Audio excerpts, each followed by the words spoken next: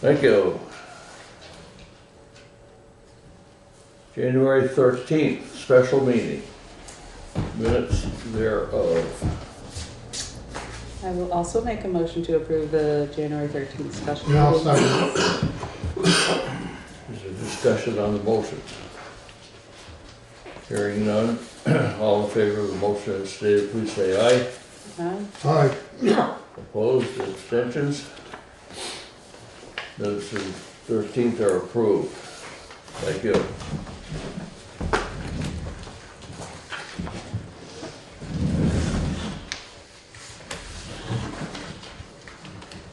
Road foreman's report. Good evening, sir. Evening.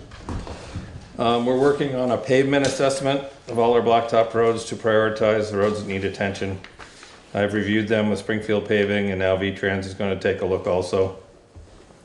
I have a meeting with Nikon, which is a company that does crack sealing, tomorrow to look at the crack sealing the roads that are not scheduled to be paved in the next couple of years to try to extend the life of them a little bit.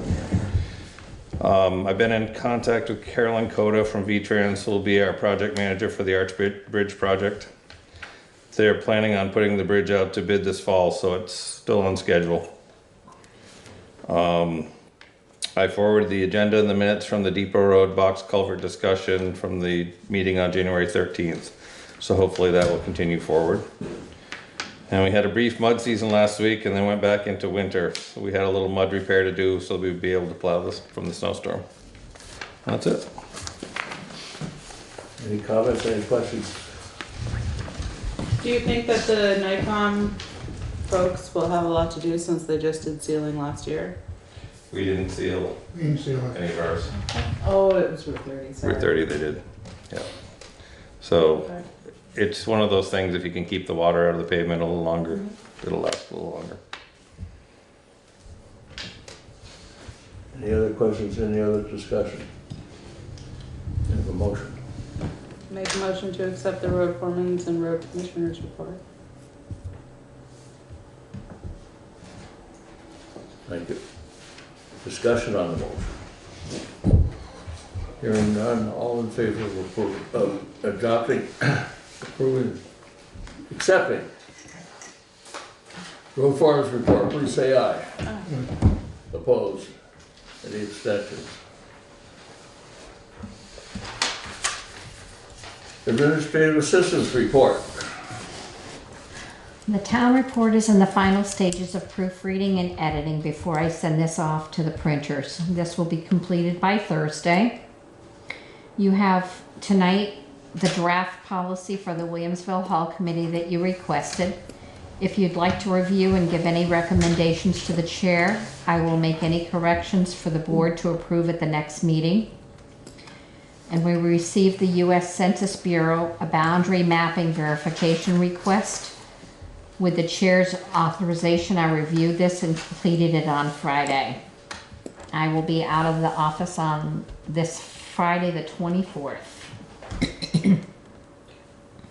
Any questions for the administrative assistant on her report or on any other business? And make a motion to accept her report. I'll second it. Thank you. All in favor of the motion as stated, please say aye. Aye. Aye. Opposed? Abstentions? Thank you. I think I need a wastebasket back here. I can have you one for the next meeting. A pending basket. I gotta look at them again. Okay, scheduled members of the public are treasurer, Melissa, what have you for us? Alright, so I changed up the 3 articles for the town report book, which I think you guys should all have a copy of it. The first one is for town and highway and operating expenses. Those amounts are gonna change now because I think we have some adjustments going through tonight. Okay, And then I changed the capital fund expenditures. And then the last one is for raising the amount for the capital reserve. Hopefully it'll make it a little more clear with all the capital articles, deleting a couple and just using these two. Yeah, since they seemed repetitive. Yep, and Yeah. I ran these by the auditor and he liked them a lot better, Okay, good. so. So basically, these changes will change the budget by, overall budget by roughly, These last numbers that you gave me, yeah, well, $3,433 for the increase in the county tax. yeah, we'll do that. Oh, We'll which get to ones? the budget. Okay.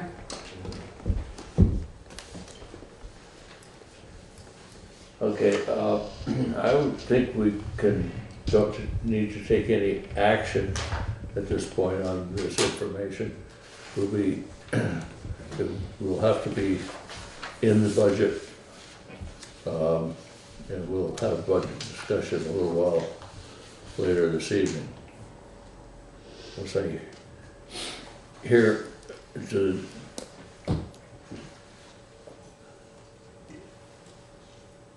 anything else at this point? No. Get you later. Unscheduled members of the public. Well, Happy to be here.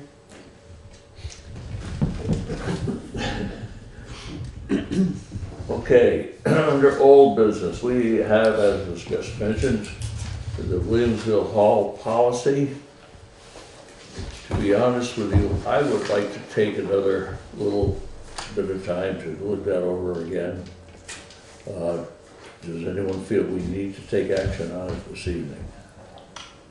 Or can we do it in 2 weeks, or whenever it is that we get together again? I personally think it looks great. Okay. In that case, if you would like to move approval, I'll accept the motion. I would like to make a motion that we accept the Williamsville Hall Committee policy. I'll second it. Very good. Well, this is going to be helpful, I think, guidance in the future. And any further discussion on the motion before us? If not, all in favor of the approving Williamsville Hall policy, please say aye. Aye. Aye. Opposed? Any abstentions? Thank you.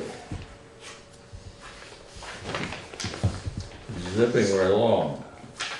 Highway mileage report under new business. That's in your correspondence folder. That's the one that you were looking to get authorization for. It's in the next one down. We already verified the mileage, you just need to sign it and then give it to the town clerk.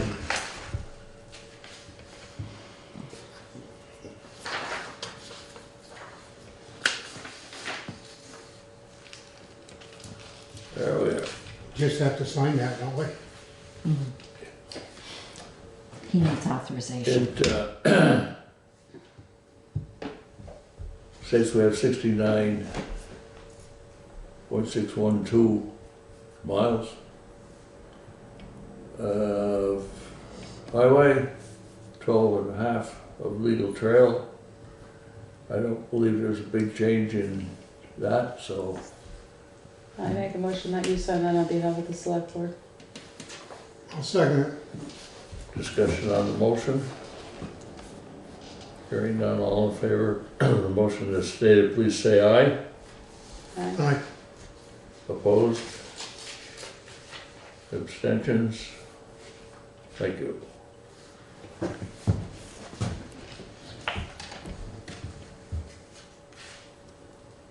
May I ask if, is the zoning administrator coming this evening? No, I don't believe so. Okay. I think that what would like to do is bring the question of his coming to a meeting up and see if we can set a date that we can send in a letter to invite him. Okay. That sounds fantastic.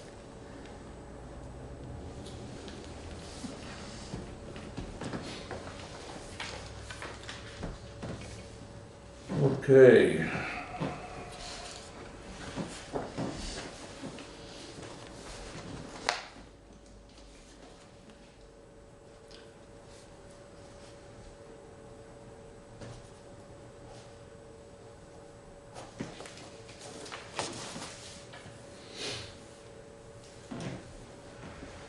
The next item on our agenda is to approve the budget for the coming year.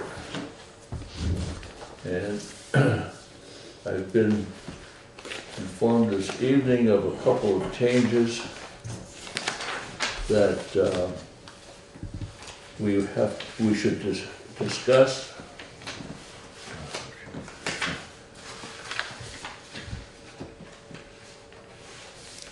The major, the one at this particular point is the Windham County tax that we don't have any choice about. We have it in on the draft at $20,000. The request from the county is for $22,933, an increase of $2,933. So if you have that in mind when we approve the budget well, let me put it this way, is there any opposition to adding that? No. I don't think we have much choice on that. We also have a request from the Newfane Hill Cemetery Association. This was added to, or came in on January 2nd, so in all honesty, it's late. However, I do want to give it consideration.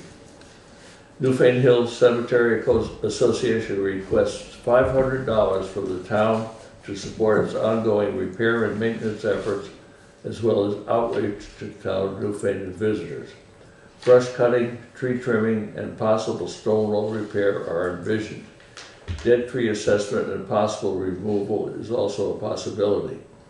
Informational guide and information box would be desirable to coordinate historic trail with Newfane Common and our first cemetery.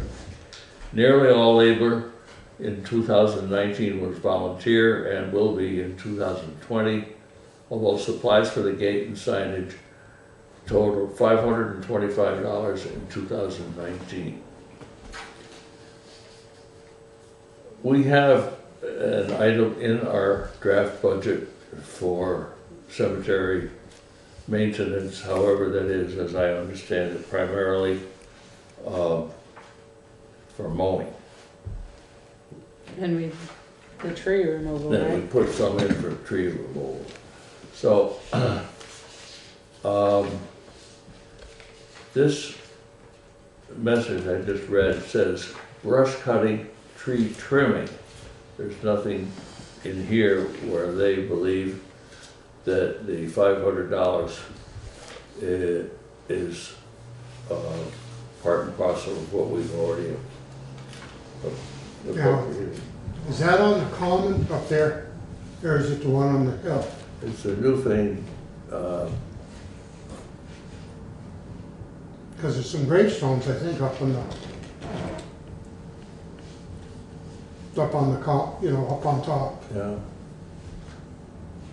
I assumed it was the Newfane Hill, which was the one by Mr. Drukes. Newfane Hill Cemetery Association. Who's the head of it? Well, this came from Canasty. Yeah, he's, I that's, think that's, that might be the original Fane on the no, hill. no, it's the one by Andrews. It is? It is a town cemetery. Right, right. So should But I- fall within what the budget is already, or? Well, it needs a lot of work around there. And a lot of volunteers do that. Sounds as if there's. You know, Pretty good. that's a cemetery that is kept up better than the ones, most of them the town has to do once, well, town usually does them twice a year. Personally, I don't have a problem with this. In other words,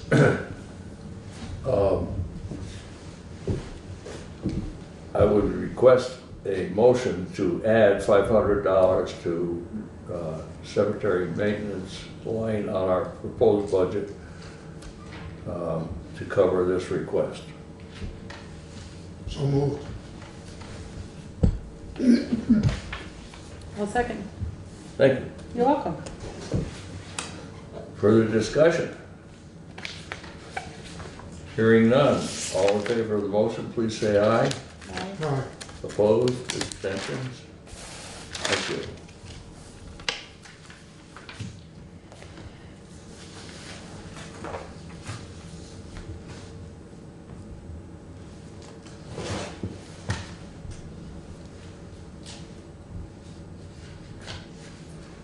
If we were at this point in time to approve our budget for the coming year, without knowing exactly what the totals are, but knowing what we've been working on, what we've had as totals to date, adding 500 for cemetery and 2933 for the county, I would be comfortable with a motion to approve the budget with those additions at this point. so moved. Second. Is there discussion?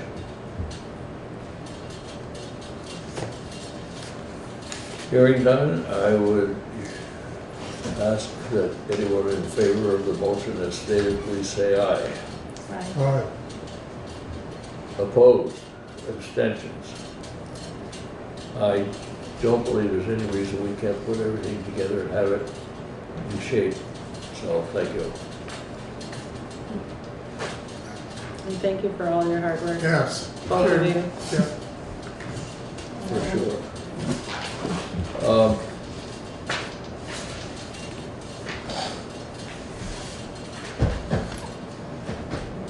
In keeping with budget and related material, I think you've all had a chance to look at the draft select board town report. And I would entertain a motion to approve that report for publication in the town report. So moved. Second. Is there a discussion on the motion before us? Hearing none, all in favor, please say aye. Aye, Opposed? Any abstentions? did a good job reading that up. Mm-hmm. Thank you. Good luck.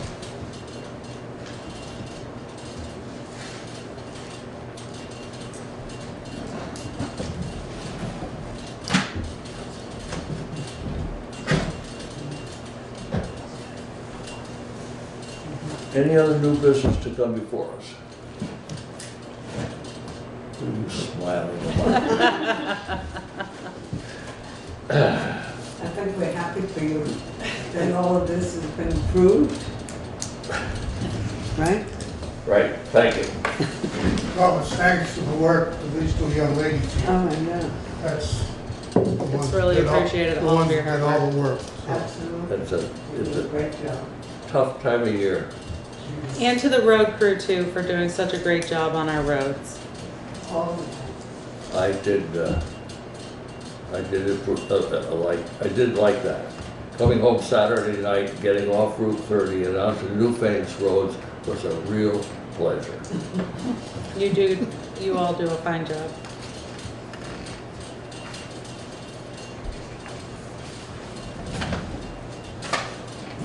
You have your same complainers that complain all the time. And they go in one ear and out the other. It's not a perfect world. We do the best that we can do.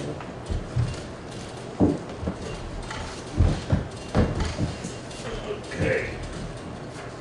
He really does need a basket back here. Maybe I could just get one for the chair. The door's closed, they can't get out. I'll just get one for his chair. It's a side pocket. Yeah, knowing you, it would come down through and come back up the other side.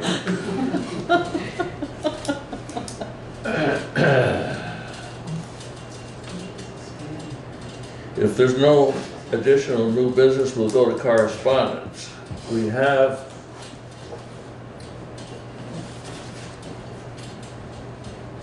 a memorandum from Carol Hasselbeck. I will read it. Town clerk must, by state statute, appoint one or more assistant town clerks. A number of reasons to have an assistant. Chief ones are that if I'm out, a trained assistant can keep the recording of land records current, provide dog licenses, provide other services to residents. There's no requirement in the law the assistant town clerk be a legally qualified voter of the town. Newfane's been very lucky for a number of years to have an assistant town clerk paid for by Vermont Associates. Since I took office in March 2017, this has been Peter Putnam. Peter's allowable time with Vermont Associates is expiring. With the approaching election period and town meeting day, it's important for me to have a trained assistant. Vermont Associates may eventually find applicants that they believe will be a good fit for training here, but that may not occur for some time. In addition, interviewing and training a new assistant would take time that I really would not have for the next few months at least. Therefore, I would like to appoint Peter Putnam as assistant town clerk with his salary paid for from the line item that was budgeted for that position.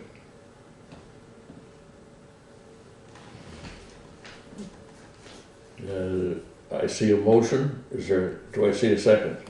I make a motion that Peter Putnam be appointed That- as the that- assistant town clerk. I'll second it. I believe that the town clerk appoints with our approval. I'm not sure exactly how that Yes, works. I but think so. Whatever the, How no, does- we appoint, hire, Carol does it. Yeah, sorry? But she's asking for our recommendation. Yeah, She's just kind of informing you guys. okay. I say I make a motion, she go ahead and appoint him. well, she does it, so we don't have to. Well, the point being that it will, the position will be paid for out of the budget Yeah, that we just approved. yeah, Yes. So, we are in agreement with the town clerk on her request for appointment of an assistant town clerk. Yes. I can't think of another way to state it, but if I do that.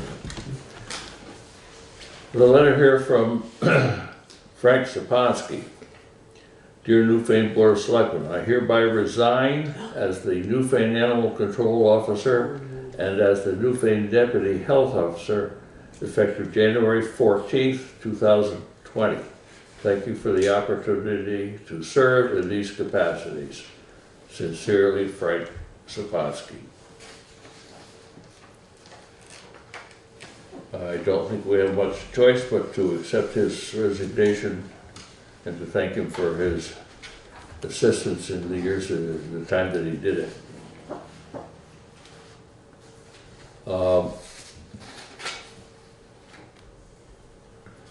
The vacancy will show in the town report, and if we don't have anyone come forward, I would recommend to the board after town meeting that there be an effort to find someone to do it and to fill the other vacancies that we have or will have, and perhaps suggest that other adjoining towns be contacted and maybe there be a joint appointment with some other towns. I think this could be a useful approach for towns that, we're not the only ones that are having trouble of this sort, so.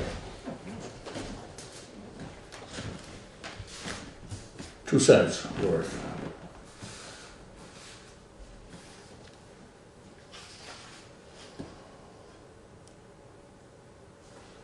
We have an email from Ann Landenberger. Fits under correspondence.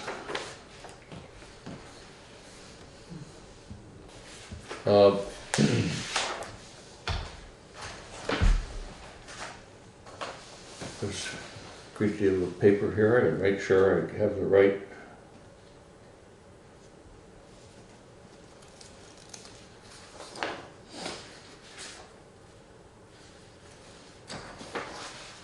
She's, in essence, well, I will read it. I hope your holidays were bright, peaceful, New Year brings you goodness. We'll be away until January 20th. So before we leave, I want to check in on the select board response to the memo submitted for your November 18th meeting. I'm pasting the text below as a reminder. What's the next best step to take from here? I will check email while away, connectivity allowing to hear your thoughts. Gratefully, Annie Landenberger. And I don't think I'm going to go into the suggestions that the liaison group forwarded back in November, some of which we have talked about. I'll have to admit that as far as I'm concerned, we have not responded to the liaison group saying, yes, we've talked about it, we think that this is a good idea, and we don't really feel too good about another.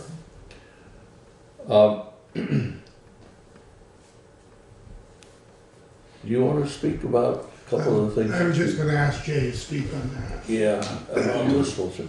I spoke with Mark Pickering today for quite some time on this, and he still hasn't heard back as far as the traffic bumps, tables, whatever you want to call them, as being acceptable with federal highway. So his suggestion was that we should try to follow the road safety audit, as much of their recommendations as we could, and then back it up with enforcement, and then see how things go for a year or whatever. And because he said that's pretty solid suggestions with data to back them up as to why they suggested stuff, and then see how things go, and then maybe do another speed study after a while and see how things have changed. Thank you.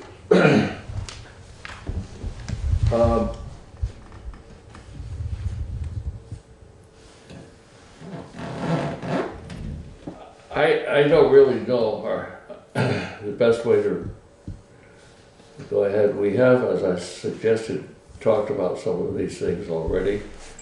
And I think we've given Jay the okay to go ahead and explore and to do some of the things, some of which have been done.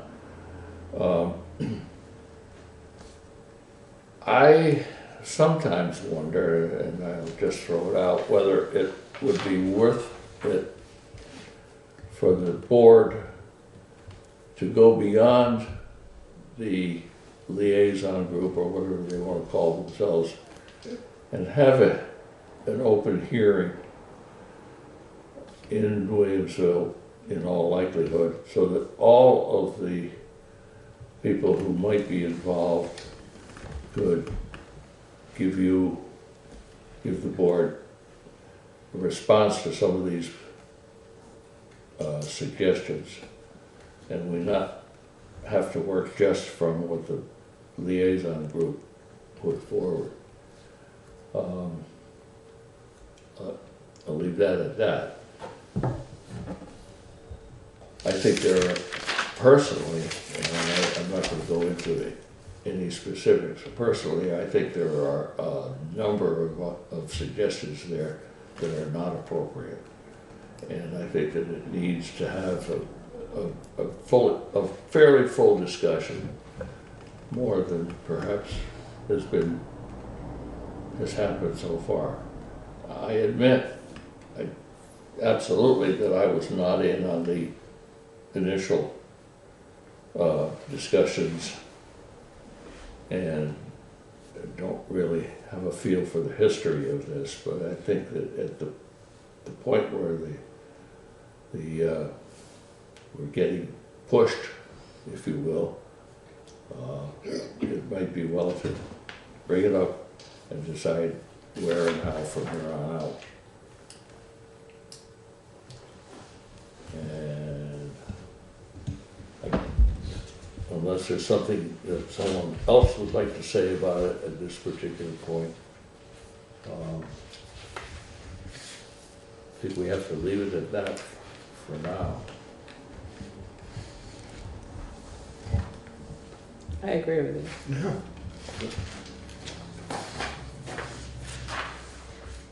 The only question I have though is, did you talk to Mark about any part of the signage that could happen? Cause there's a half a page about signage and speed limits and digital signs and stop signs and, The additional stop signs, he said, were now, the stop sign at the arch bridge is part of the new arch bridge, and that should stay. and painting speed limits. Yeah, on that we're roads. already got in the works, so Okay. that'll have to wait till spring because it just got too cold. And we've changed the size and the reflectivity of the speed limit signs, so they're the new standards. Okay, So it's coming along. Good. So, thank you.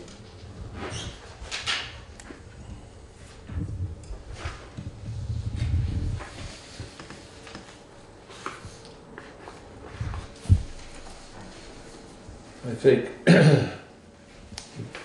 probably have it, there's a newsletter from the Vermont Emergency Management Spring Flood Sessions scheduled. They will be holding some information sessions in Rutland, Johnson, Brattleboro, Coventry, and Swanton. Brattleboro on February 5th from 9 to 12. It's an open house format. Attendees may come and go as they wish. So that, again, is in Brattleboro at the fire department on Wednesday, February 5th from 9 to 12. See? How to stop a flood. Don't have it rain. You can't control water. There's actually, this Thursday, the planning commission is meeting here at 6 regarding the floodplains. I saw part of their agenda.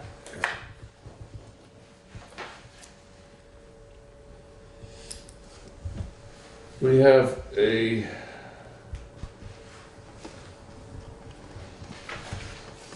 letter from the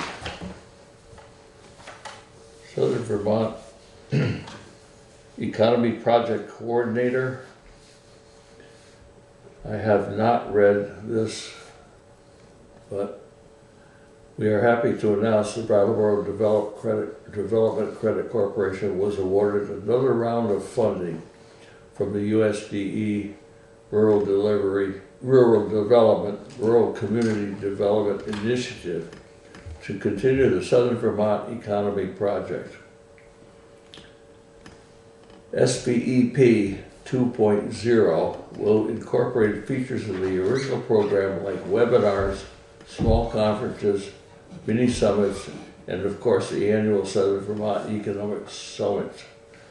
On BDCC's website, you can find a recap of SVEP programs so far, along with an archive of webinars and presentation documentation, which provide valuable information to communities. In this envelope, you'll find a project survey asking you to help us identify key projects happening in your community. We will be hosting general trainings around project stewardship, financial management, project management, and grant writing, as well as covering mini summits around specific technical assistance needed for certain topics. By sharing with us these important projects in your town, you can help shape the training that BDCC will provide through 2020. In the past, for instance, we have focused on connectivity, housing, and working lands. There's a survey for that they're asking that it be sent back by February 15th. Let me read some of the titles of the that they're asking about, or what they're, the blanks that they have. There are 6 opportunities to name a project title, type, public or nonprofit, work development, private sector, infrastructure and transportation, or other. And then they give space for contact name, email, town, location, and a short description of the project. At this point,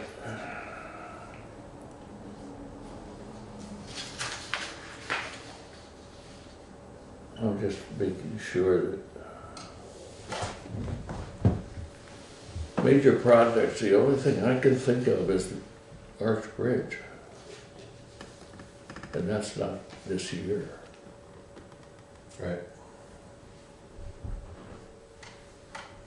We So it's gonna start in this coming year. yeah. Can anybody think of anything else that we should reply with? I will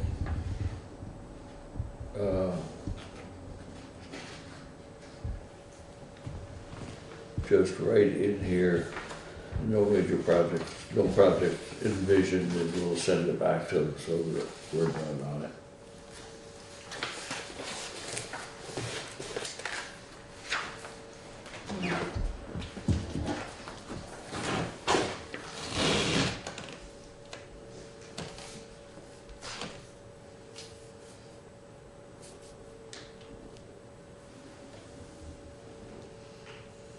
I just thought of something that I probably should have brought up earlier under new business, and that is under the broad title of broadband. Juanetta and I both attended a meeting last week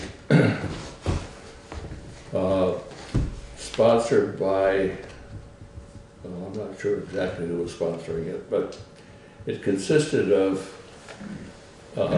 representatives from several companies and the state of Vermont, in which they outlined a proposal. This includes Wyndham Regional, a proposal for the study of broadband need throughout the region being that area that Wyndham Regional Commission serves, so that a business plan can be put together to try to bring broadband to the region.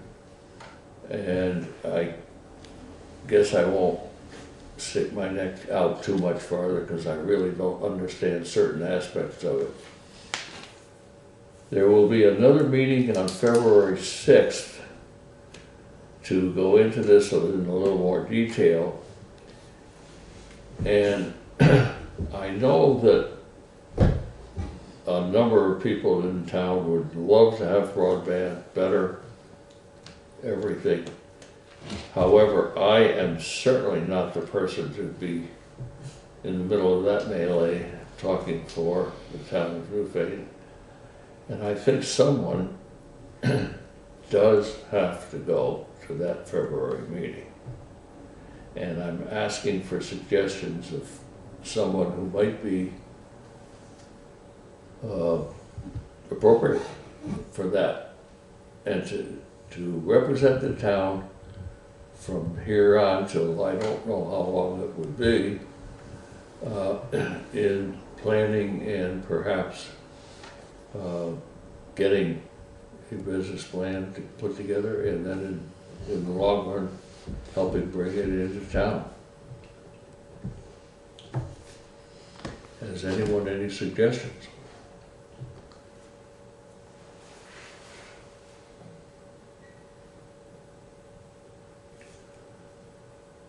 The only one I could think of, and I hate to bring his name up because he probably wouldn't do it, would be Bauman, who does our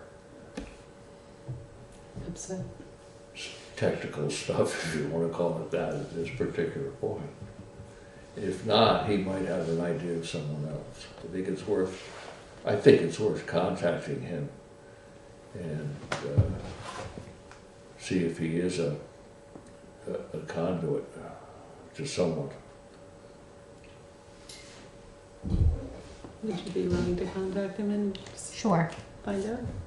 If you would do that, I'd appreciate it. You have as much background and knowledge as I have on it. So. Thank you. You're welcome.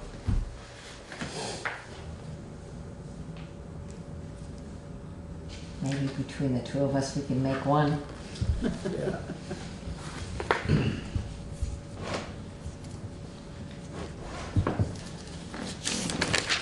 Did I miss anything under correspondence?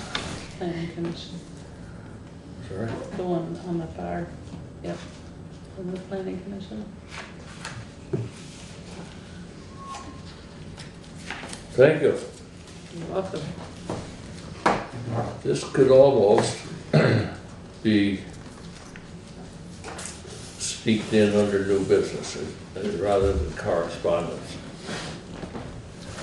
This, again, is from Ken Esty as the chair of the Newfane Planning Commission. Dear Select Board, please find attached the proposed bylaw change to the Town of Newfane zoning bylaw to add natural burial grounds as a conditional use in the Town of Newfane's resource district. I sent to you the same document sent to you on November 25th as part of our obligation to alert you and surrounding towns et al. Of the upcoming public hearing. As per our obligation, 24 VSA 4441D and 4444, we conducted our public hearing. Hearing occurred on Thursday, December 12th, 2019, with about 15 persons in attendance. Juanetta Powling should have the attendance sheet. The three-member planning commission voted 3-0 to send the proposed bylaw unchanged from the November 25th submittal to you for the select board for your deliberation. I also attached written comments submitted to the planning commission with respect to the proposed bylaw change. We read these comments to those in attendance. The other comment arrived that evening, but as I lacked a scanner, I will send it to you under separate. As I lack a scanner, I will send it to you under separate cover. We now have the proposal from the Planning Commission, and it's up to us to schedule a hearing. It's up to the Select Board to schedule a hearing. And I think it would be well to do it on an evening other than a regular meeting. I think there'll be a number of people in attendance, and it will take a little time and eat into any regular meeting agenda. So I would ask for recommendations as to a date, and perhaps time for a hearing on that proposal for an amendment to the zoning bylaw. I thought we went over this once and settled it. I thought we had too. Yes. Before we schedule a public hearing, do you think we could discuss this after we read the attachments that he sent? And then schedule a public hearing after Sure. our next regular meeting? Can we continue this to the next? Well, the hearing has to be not less than 15 days, and not, today's day 0, so we're fine. And we've got plenty of time. If you want to Discuss it on our get a next chance of meeting, this and do it on our next regular meeting, we can do it. February 3rd. So your response time is 15 days from today? Not before 15 days, and not more than $760. Okay. It has to be warranted, but that's quick and easy too.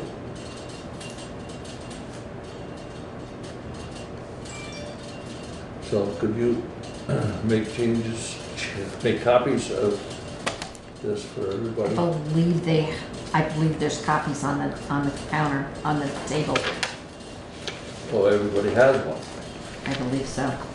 of all the stuff. Thank you.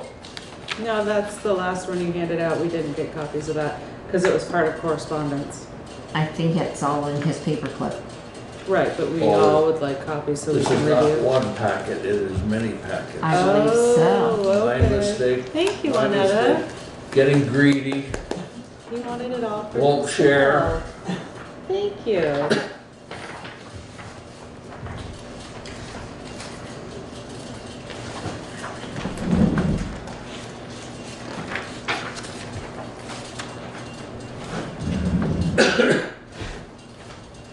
Okay, let's let this go, table it until our next regular meeting. That was your motion. Yes, please.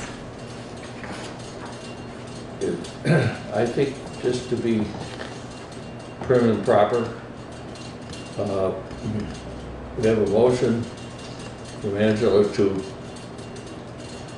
postpone discussion on the green burial until our next regular meeting. Is there a second? Thank you. Is there discussion? All those in favor, please say aye. Aye. Opposed, abstentions? Thank you.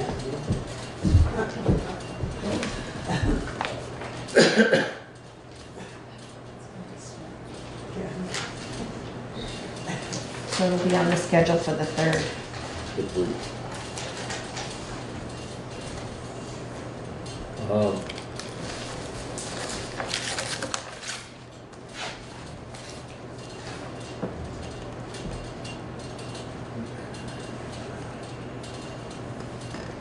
Is there any other business other than pay orders to come before us this evening? Hearing none, we will move to pay orders, and those that don't want to sit around through pay orders, thank you all Great very to see much. you. God bless everyone.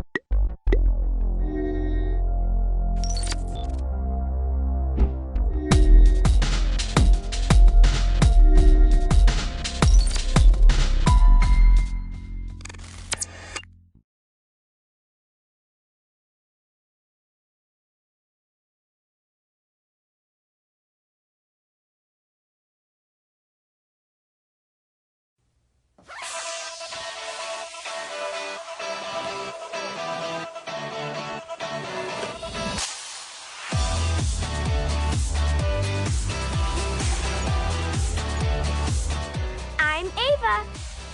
I'm Ben. I'm Madison. I'm Drew. We're the Disaster Dodgers. And we're here to help you. Be prepared.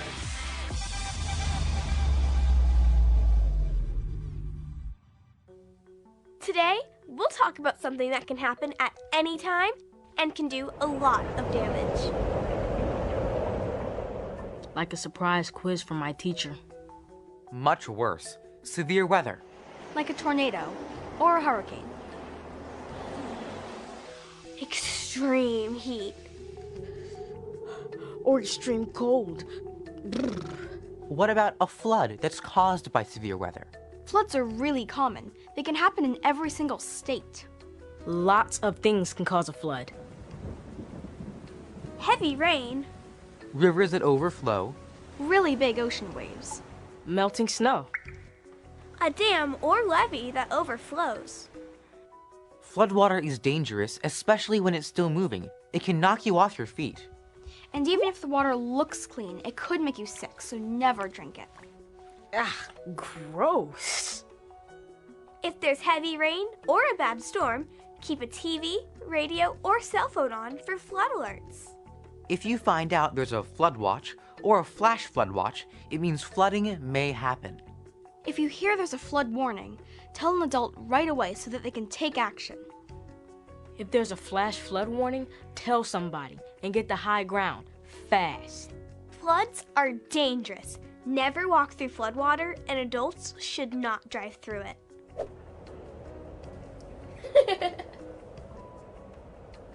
Hurricanes can cause floods, but they can also bring other kinds of danger. Hurricanes are strong tropical storms that form in the ocean and can come onto land. Hurricanes have strong winds of at least 74 miles per hour. They can even reach 155 miles per hour or more. Whoa! When a hurricane comes, heavy rain, strong winds, and large waves called storm surges can damage buildings, trees, and cars. So it's important for you and your family to be prepared. If you're at home during a hurricane, use a TV, radio, or cell phone to listen for alerts. Keep away from windows and glass doors. Lie on the floor under something sturdy like a table, because things could fall on you and hurt you.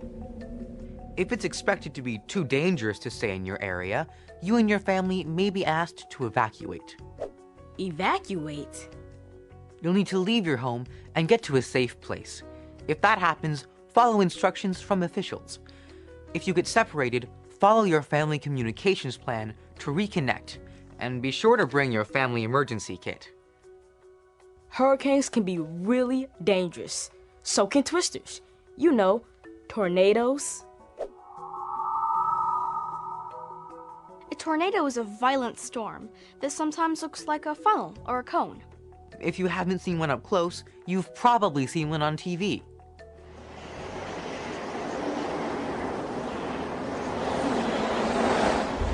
Winds can reach up to 300 miles per hour. Now that's fast. Tornadoes can happen in any state, but most occur in the middle of the US, in what they call Tornado Alley. Keep a TV, radio, or cell phone on for tornado alerts. A tornado watch means a tornado may be possible in your area. If there's a tornado warning, it means someone has seen a tornado nearby. You and your family need to get to a safe place immediately. If you're indoors when a tornado comes, go to the basement or lowest level of the home or building. Stay away from windows, doors, and outside walls. Get under something sturdy and use your arms to protect your head and neck. Don't open any windows.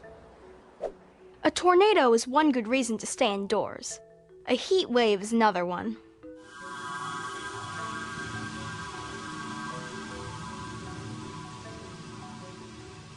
Hey, can't you turn on the heat a little? Yikes! A heat wave is an extended period of extreme heat, and to make things even worse, it often comes with high humidity. This kind of heat can be dangerous and can threaten the lives of older people, young children, and people who are sick. When it's super hot, stay indoors as much as you can. Heat rises, so stay on the lowest floor away from the sun, especially if you don't have air conditioning. Drink lots of water, even if you aren't thirsty. Eat light meals. If you have to go out, wear light-colored clothes that cover as much skin as possible. Wear a wide-brimmed hat. Check on your pets to make sure they're okay. It's important to keep them hydrated too. If your home loses power, your family can go to a public shelter to stay cool. Speaking of staying cool, it's getting pretty frosty in here. Building a snowman may be fun, but freezing in the cold is not. In a winter storm, it can be really cold outside. Plus, there can be strong winds, ice, sleet, and freezing rain. A bad storm could knock out heat, power, and phone service for days. When it's really cold, stay indoors as much as you can. If your home doesn't have heat, your family should find a warmer place to stay. Walk carefully on icy sidewalks. If you're outside for a long time and your fingers, nose, or toes can't feel anything, go inside before you get frostbite. If you go outside, wear several layers of light clothes instead of one heavy layer. Wear mittens. They're warmer than gloves, a hat, and cover your mouth with a scarf to protect your lungs. You might not have to worry about extreme cold in your area, but there's a good chance you need to get ready for some of the other kinds of severe weather we've talked about today. To start, you and your family should sign up for local weather alerts. So tonight, talk to your family about making a plan and taking time to practice it. Always remember, when it comes to disasters, Be informed. Make a plan. get prepared. And go to ready.gov to find out more.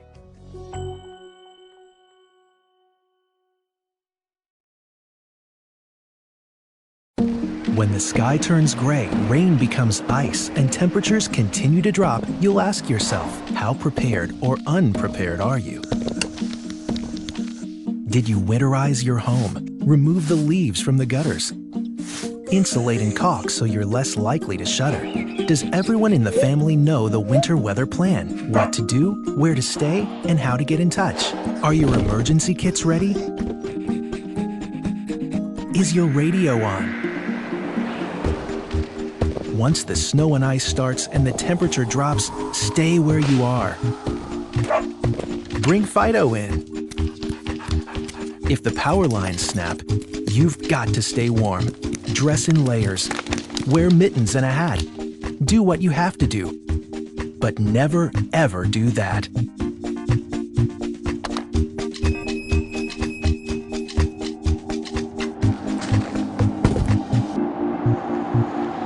If for some reason you get stuck on the road, make sure you're prepared.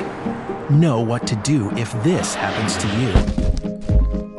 After the storm has passed and the roads are safe, restock your emergency kits. Another storm could be on its way, so before the sky turns gray, rain becomes ice, and temperatures continue to drop, get prepared, make a plan, and figure out how you're going to stay safe and warm. America's Preparathon. Be smart. Take part.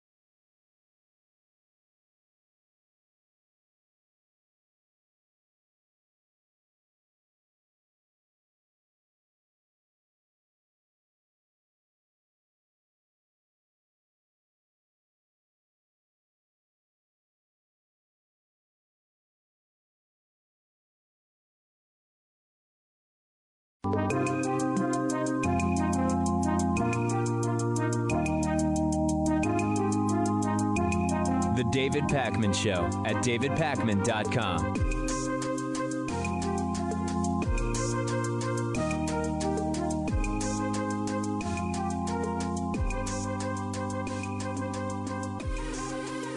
Donald Trump's Senate impeachment trial is underway, sort of, but not really. We actually streamed hours and hours of yesterday's proceedings, which went into the night. And it was, in a sense, the start of Donald Trump's impeachment trial.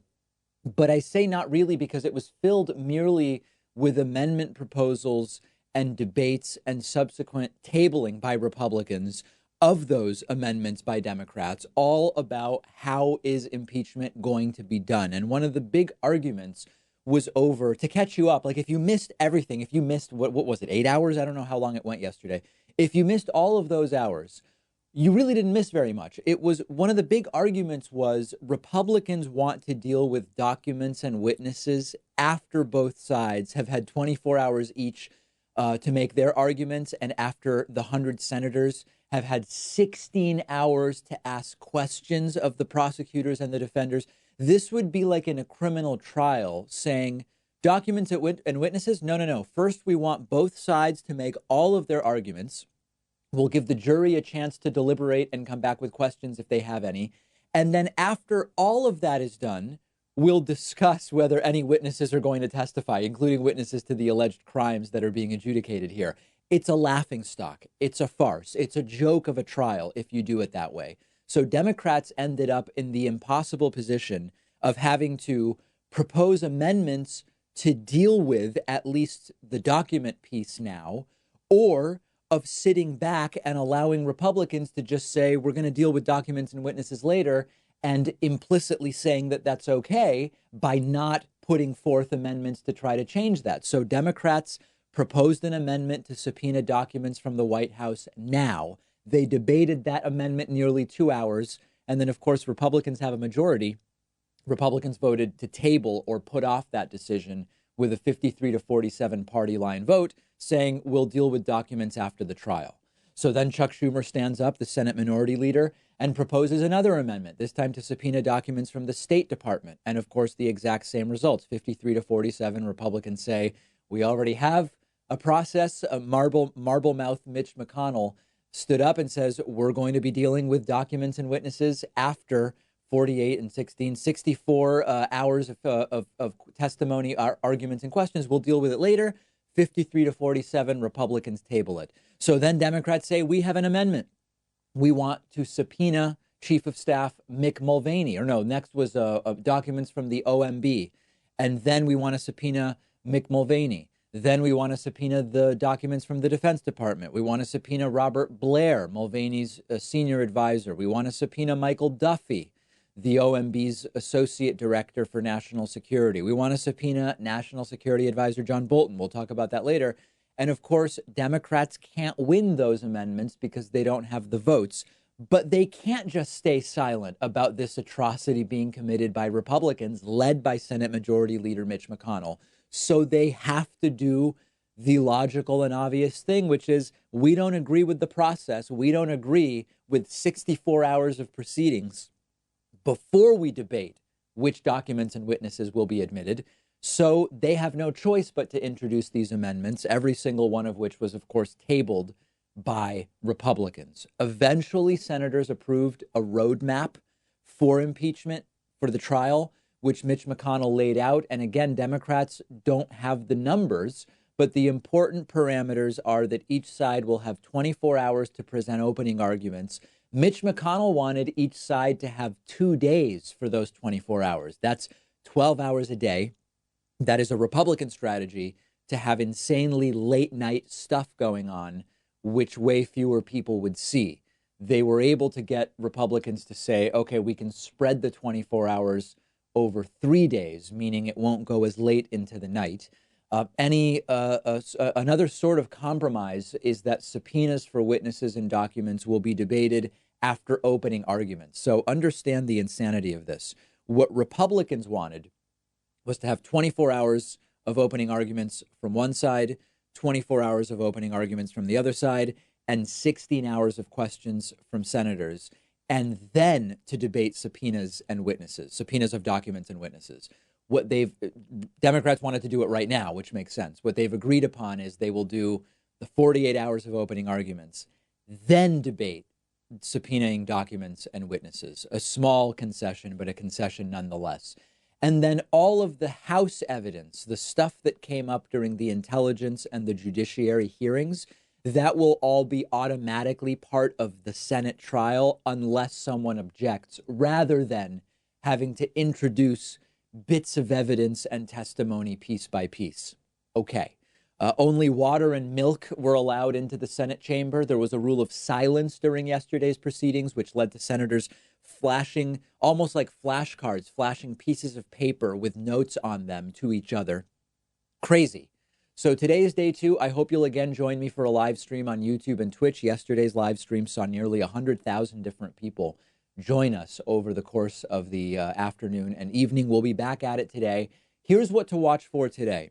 Do Donald Trump's lawyers respond with any substance. Yesterday, Adam Schiff and the other Democratic impeachment managers were talking about substance. And meanwhile, Trump's lawyers, Pat Cipollone and Jay Sekulow, talked about circumstances. They talked about we weren't invited to things that they actually were invited to.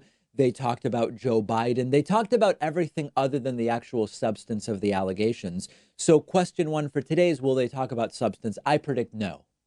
Number two, today there's going to be a whole new round of motions, including more than likely motions by Republicans to dismiss the entire case against Donald Trump. Trump wildly suggested that the entire impeachment trial should simply be canceled on Twitter a couple of weeks ago. And we know that when Donald Trump says jump, Republicans say how high. And that is likely something they will do today, argue the entire case should just be canceled. By the time you hear this segment or watch today's show, we will likely know whether they've submitted such motions because they're due in writing before they actually start. If you were wondering, this seems like a lot of sidebar. When will the actual substantive arguments begin? We don't know. It could happen later this week, Friday. It could be Saturday. They do plan to go 6 days a week. The substance may not even start until early next week. It's going to be very long. Donald Trump will be acquitted at the end unless something completely beyond our ability to predict happens. And the most important message is this one.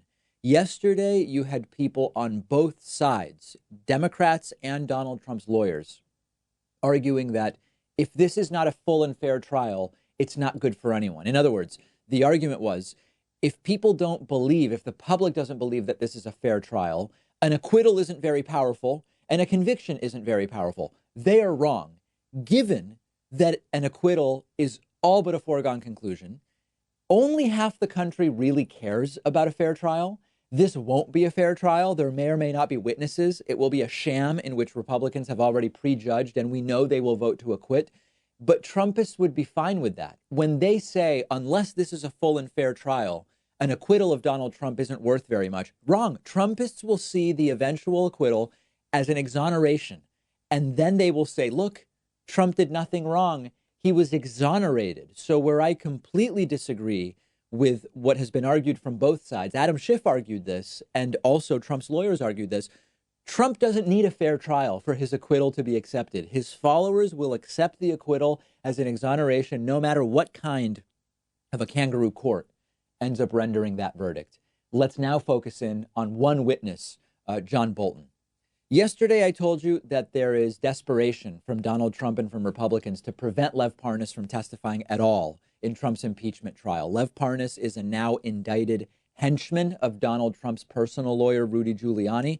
Rudy Giuliani was involved, of course, among other things, in coordinating the physical surveillance of Ambassador Marie Yovanovitch through Lev Parnas. Remember, Rudy admitted he wanted to get Marie Yovanovitch, quote, out of the way of Trump doing his bribery corruption in Ukraine.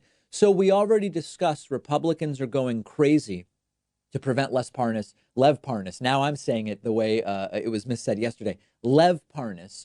Republicans want to prevent Lev's testimony. And in fact, hours of debate yesterday during the impeachment trial was about whether or not witnesses would be discussed before or after the majority of the impeachment trial takes case. Yesterday, I alluded to another panicked concern from the White House, which is John Bolton, one of Donald Trump's now numerous former national security advisors. Bolton, unlike Michael Flynn, not an indicted former national security advisor, just one that was forced out. It will be very difficult to completely prevent John Bolton's testimony.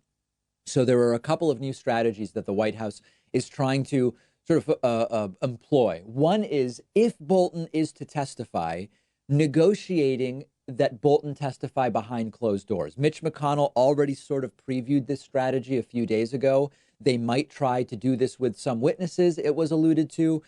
Bolton is a firsthand witness to what Donald Trump did. He supervised the National Security Council. He was talking directly to Trump. Bolton is known for taking extensive notes of all conversations with people like President of the United States. They don't want him to testify in public. So one idea that Trump's legal team had is to work with Republican senators about when the discussion finally happens about witnesses, which will apparently now happen after each side has had 24 hours to present their case.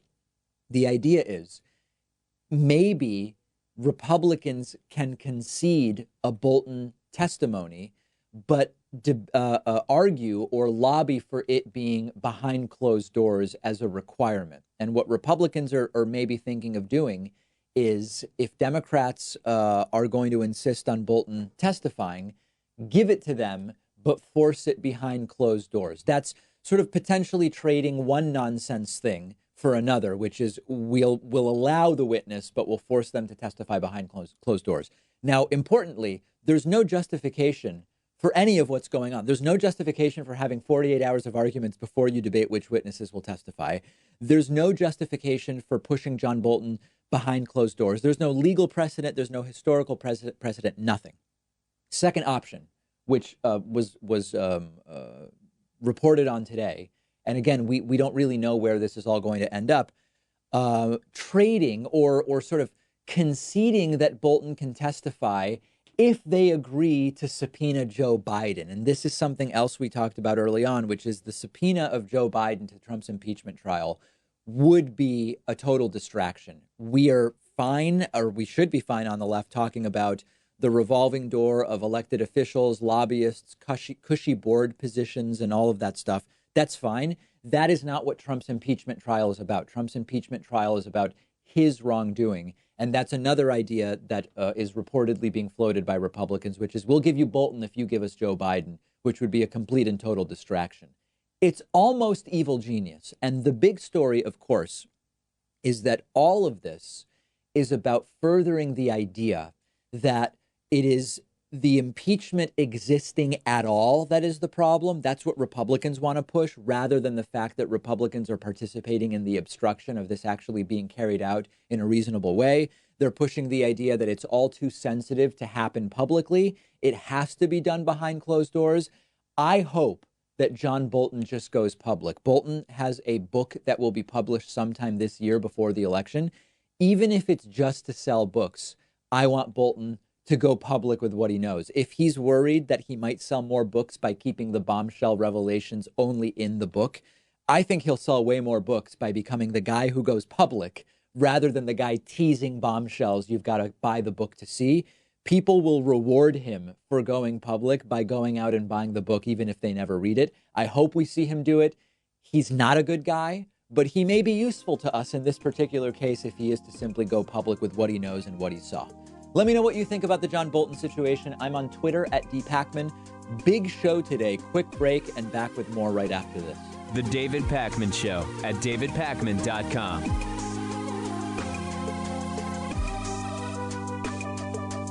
The David Pakman Show isn't some corporate media show with huge advertisers and a media conglomerate supporting us. We actually depend on support from our viewers and listeners.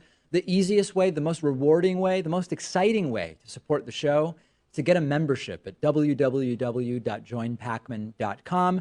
You'll receive the world-famous daily bonus show for supporters only, the commercial-free audio and video streams of the show every day, and you'll be part of the solution. Because of membership, we are independent and we're able to cover whatever stories we want, whatever stories our audience is interested in, without executives looking over our shoulder. And it's why we've grown from a weekly show to a daily show. Much to the dismay of the Hatriots, we can't be pulled off the air unless all of you cancel your memberships. Please don't do that, but please do sign up today at www.joinpakman.com. Support independent progressive media.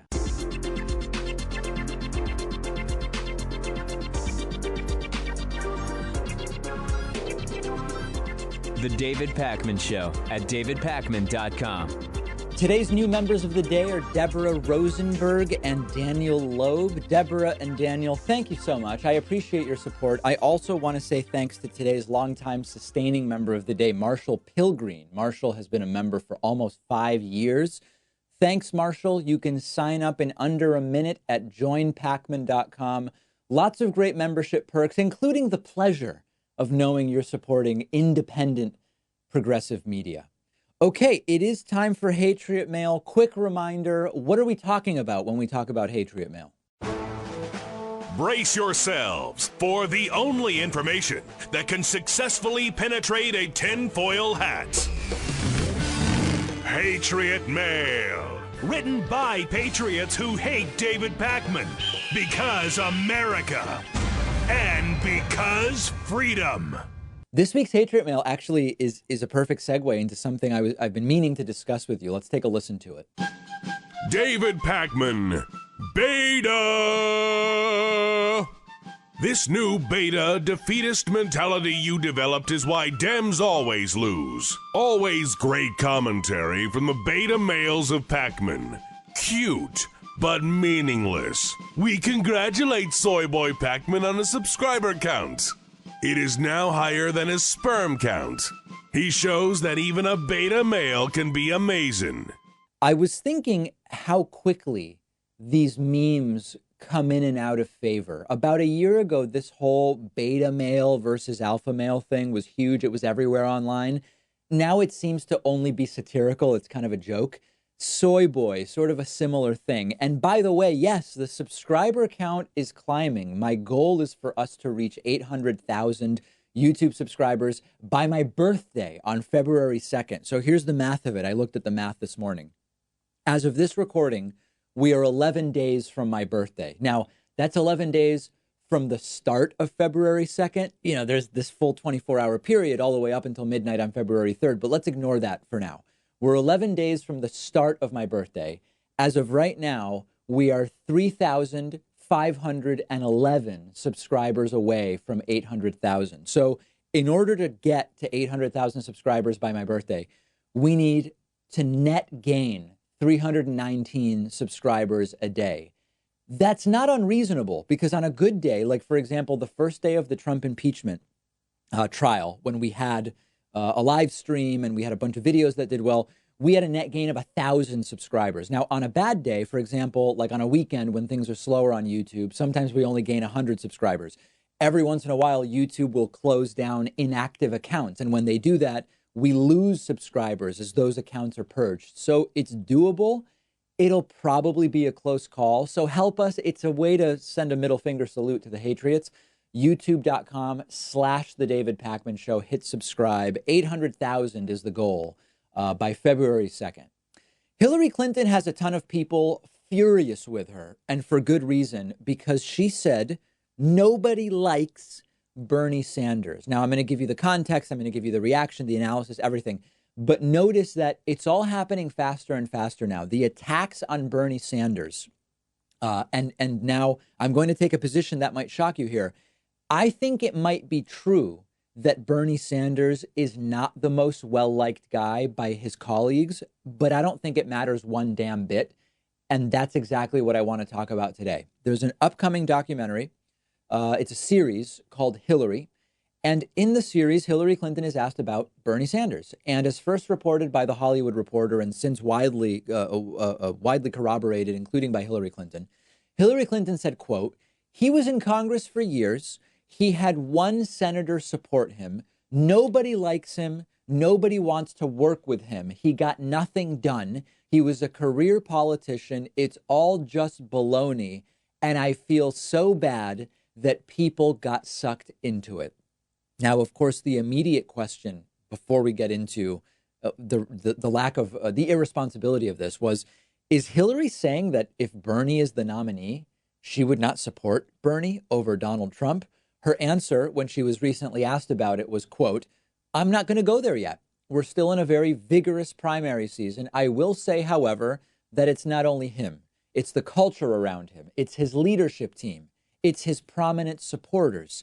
It's his online Bernie bros and their relentless attacks on lots of his competitors, particularly the women."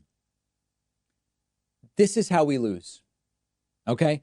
There's a whole bunch of analyses that we could do. This is how we lose once again. This is the top level analysis. This is the type of division that I'm talking about. This applies to Hillary doing it to Bernie.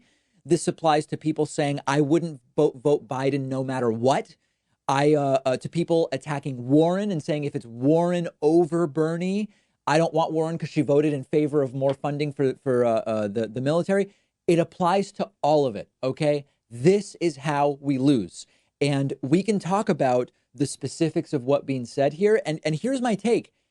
I think it's probably true that Bernie is not the most well-liked guy within the House and Senate. I've spoken to people who have traveled with Bernie quite a bit in a formal role, and they've said he's difficult when it comes to his relationships with the House and Senate. He's not that well-liked.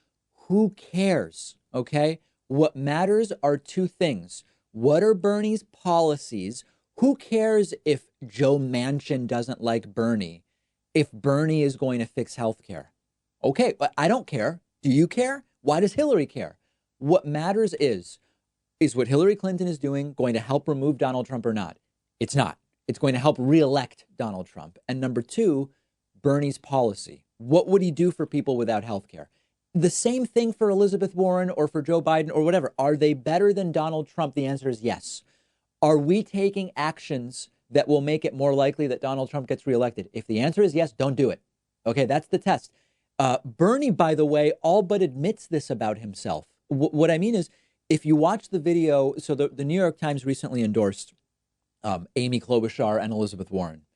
And they filmed a bunch of interviews where they met with the candidates. And when they put out a video from their conversation with Bernie Sanders, they asked Bernie about his weaknesses. And Bernie says, I'm not the guy, this is my paraphrasing, I'm not the guy who hobnobs. I'm not the guy who, I think Bernie said, who's going to call you on your birthday. He's not socially a pleasure to be around, is what Bernie Sanders is saying.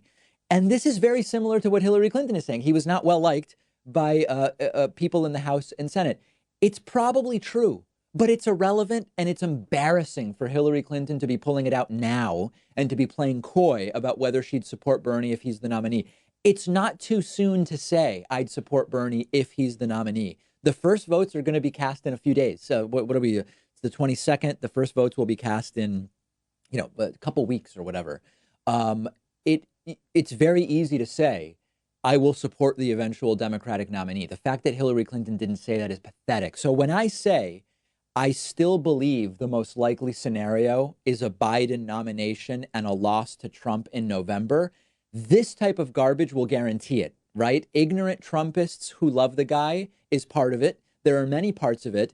But this is what I committed not to participate in when we first covered the primary and we first covered the candidates that were running. And also, the headlines about what Hillary said are totally misleading and out of context. The headlines say, Hillary says nobody likes Bernie. It suggests she's talking about people, like just random people.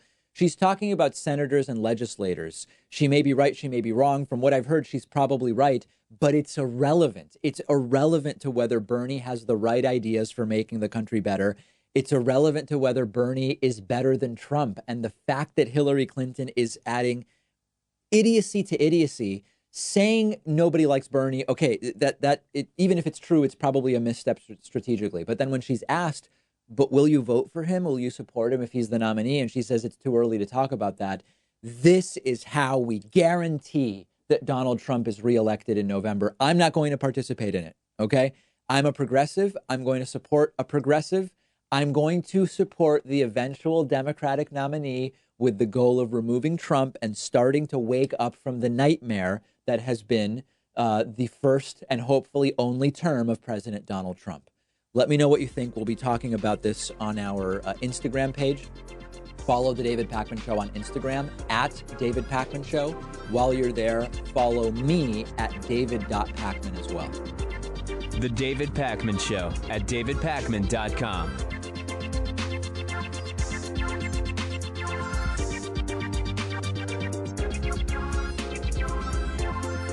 The David Pakman Show depends on the support of our viewers and listeners, and one way to keep us going is through Patreon, where you can pledge as little as $1 per month or as much as you want at patreon.com/David Pakman Show. Great perks and benefits as well. Read about them.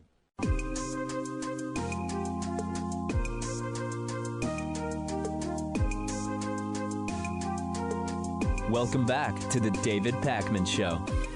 We had the occasional guest-related fiasco last minute today, and that seems to happen to us about every 3 to 4 months. So we are going to go to the phones and take a few phone calls right after the first day of Donald Trump's Senate impeachment trial. The number, of course, is 617-830-4750. Want to see what is on people's minds. Let's start today with our caller from the 346 area code. Caller from 346, what's your name and where are you calling from? Hi, David. Good morning. My name's Jacob. I'm calling from Denver. Hey, Jacob, what's up? I'm a third-year law student and about to graduate. Got a very simple question for you. What do you make of the Trump campaign, or not the Trump campaign, the Trump White House recruiting Alan Dershowitz for his defense? Yeah, we talked about this a little bit. I mean, listen, Trump chooses lawyers and chooses staff very much by media presence. And Alan Dershowitz has become a big media defender of Donald Trump's. I don't know why Dershowitz is doing it. I don't think it's for the money. Well, Dershowitz is, 80 years old and more than wealthy enough that he doesn't need to make another dollar for the rest of his life. It may be that he likes the idea of being publicly associated with and in cahoots with and hanging out with a sitting president. I don't really know what's up with Alan Dershowitz, but the reason Trump chose him is because Dershowitz very publicly defends him. And Trump just loves having people around him that are in media saying things that Trump wants to hear, quite plainly. I think it's absolutely incredible that Dershowitz is still working the media. I mean, made a humongous name for himself with the OJ trial, and it's just interesting from a law student perspective to view what's going on. Well, it's also interesting because during the Clinton impeachment, Dershowitz and Kenneth Starr were on opposite sides, and Dershowitz actually said Kenneth Starr is dangerous in what he was doing to Bill Clinton. Now Trump has hired both Dershowitz and Kenneth Starr. Now they're working together. Right. How do you think this impeachment Senate trial is going to be different than the Clinton trial? Well, it's 20 years later, right? So the media environment is so drastically different that Fox News exists. There is an entire cottage industry of people writing books and having media presences either on their own programs or going on other people's programs solely based on defending Donald Trump no matter what he does. That's going to make this so different from what happened with Bill Clinton. And the media is a huge part of what makes that different. Social media as well. With the 24-hour news cycle, I mean, how is that going to affect this Senate trial? I mean, this story has, I think, defeated that kind of 24-hour news cycle. I mean, it's on all the time. Everyone's talking about it. What's going to change? How is this rapid news cycle going to be different? Well, again, because you have a constant streaming of everything online, the ability to at any time of day go and find opinion about how Trump is either obviously guilty or obviously innocent. It's just going to further reinforce the echo chambers where when you had, 30-minute nightly news summing up what took place that day, it did not allow for these unbreakable echo chambers that we now see. Jacob, I'm going to let you go. Appreciate the phone call. I've got a bunch of people waiting to get on. Let's go next to our caller from the 716 area code. Who's calling today from 716? Hi, David. This is Sean from Buffalo. Hey, Sean, what's up? I wanted to know what your stance on infant male circumcision is. Oh, I'm for parents basically deciding what they want to do as per the guidelines of the American Pediatric Association. And we've talked about it probably 20 or 30 times on the show, and I don't have anything new to say about it. What do you make of the fact that it's so much lower in many other countries? I don't make much of it, quite frankly. Are these countries just negligent and uninformed about the benefits? No, I would not make any assertion about how informed, I don't live in other countries, so I wouldn't be able to tell you their level of informed or uninformed. And the AEP no longer recommends the procedure, so why would we continue doing it? Sorry, the AEP? The AAP. AAP. Oh, feel free to send me whatever report you're referring to, and I'll take a look at it, okay? All right. Okay, thanks very much. Let's go next to our caller from the 609 area code. Who's calling today from 609? Hey, David. This is Boaz from New Jersey. Hey, Boaz, what's up? So I just wanted to ask you a question. How long do you think it's going to take, and or what is it going to take to completely flip the Democratic Party to be a better representative for middle working class people? We elected AOC, Representative Ilhan Omar, and let's say we elect Bernie Sanders, and let's say he stays in for 2 terms, which would be great. What is it going to take to create a progressive party and make that the Democratic Party? What do you think? Well, what you have to understand is that if it were just a matter of the country being more progressive, we would have had a far more progressive Democratic Party years ago. And that's where you have to integrate into the analysis the effect of money in politics and the disproportionate outsized influence of big corporations and money in politics, because the population has been well to the left of the Democratic Party for a long time. When you poll people about healthcare, when you poll people about abortion, gay marriage, the war on drugs, drug legalization, even on money in politics itself, the American public is well to the left of where our elected officials are. And so what you have to then understand is that even though the Democratic Party is certainly to the left of the Republican Party, because the same corporate influences are affecting both parties to similar degrees, that is really what is holding back the Democratic Party simply moving to the left. So there's a whole bunch of different reforms.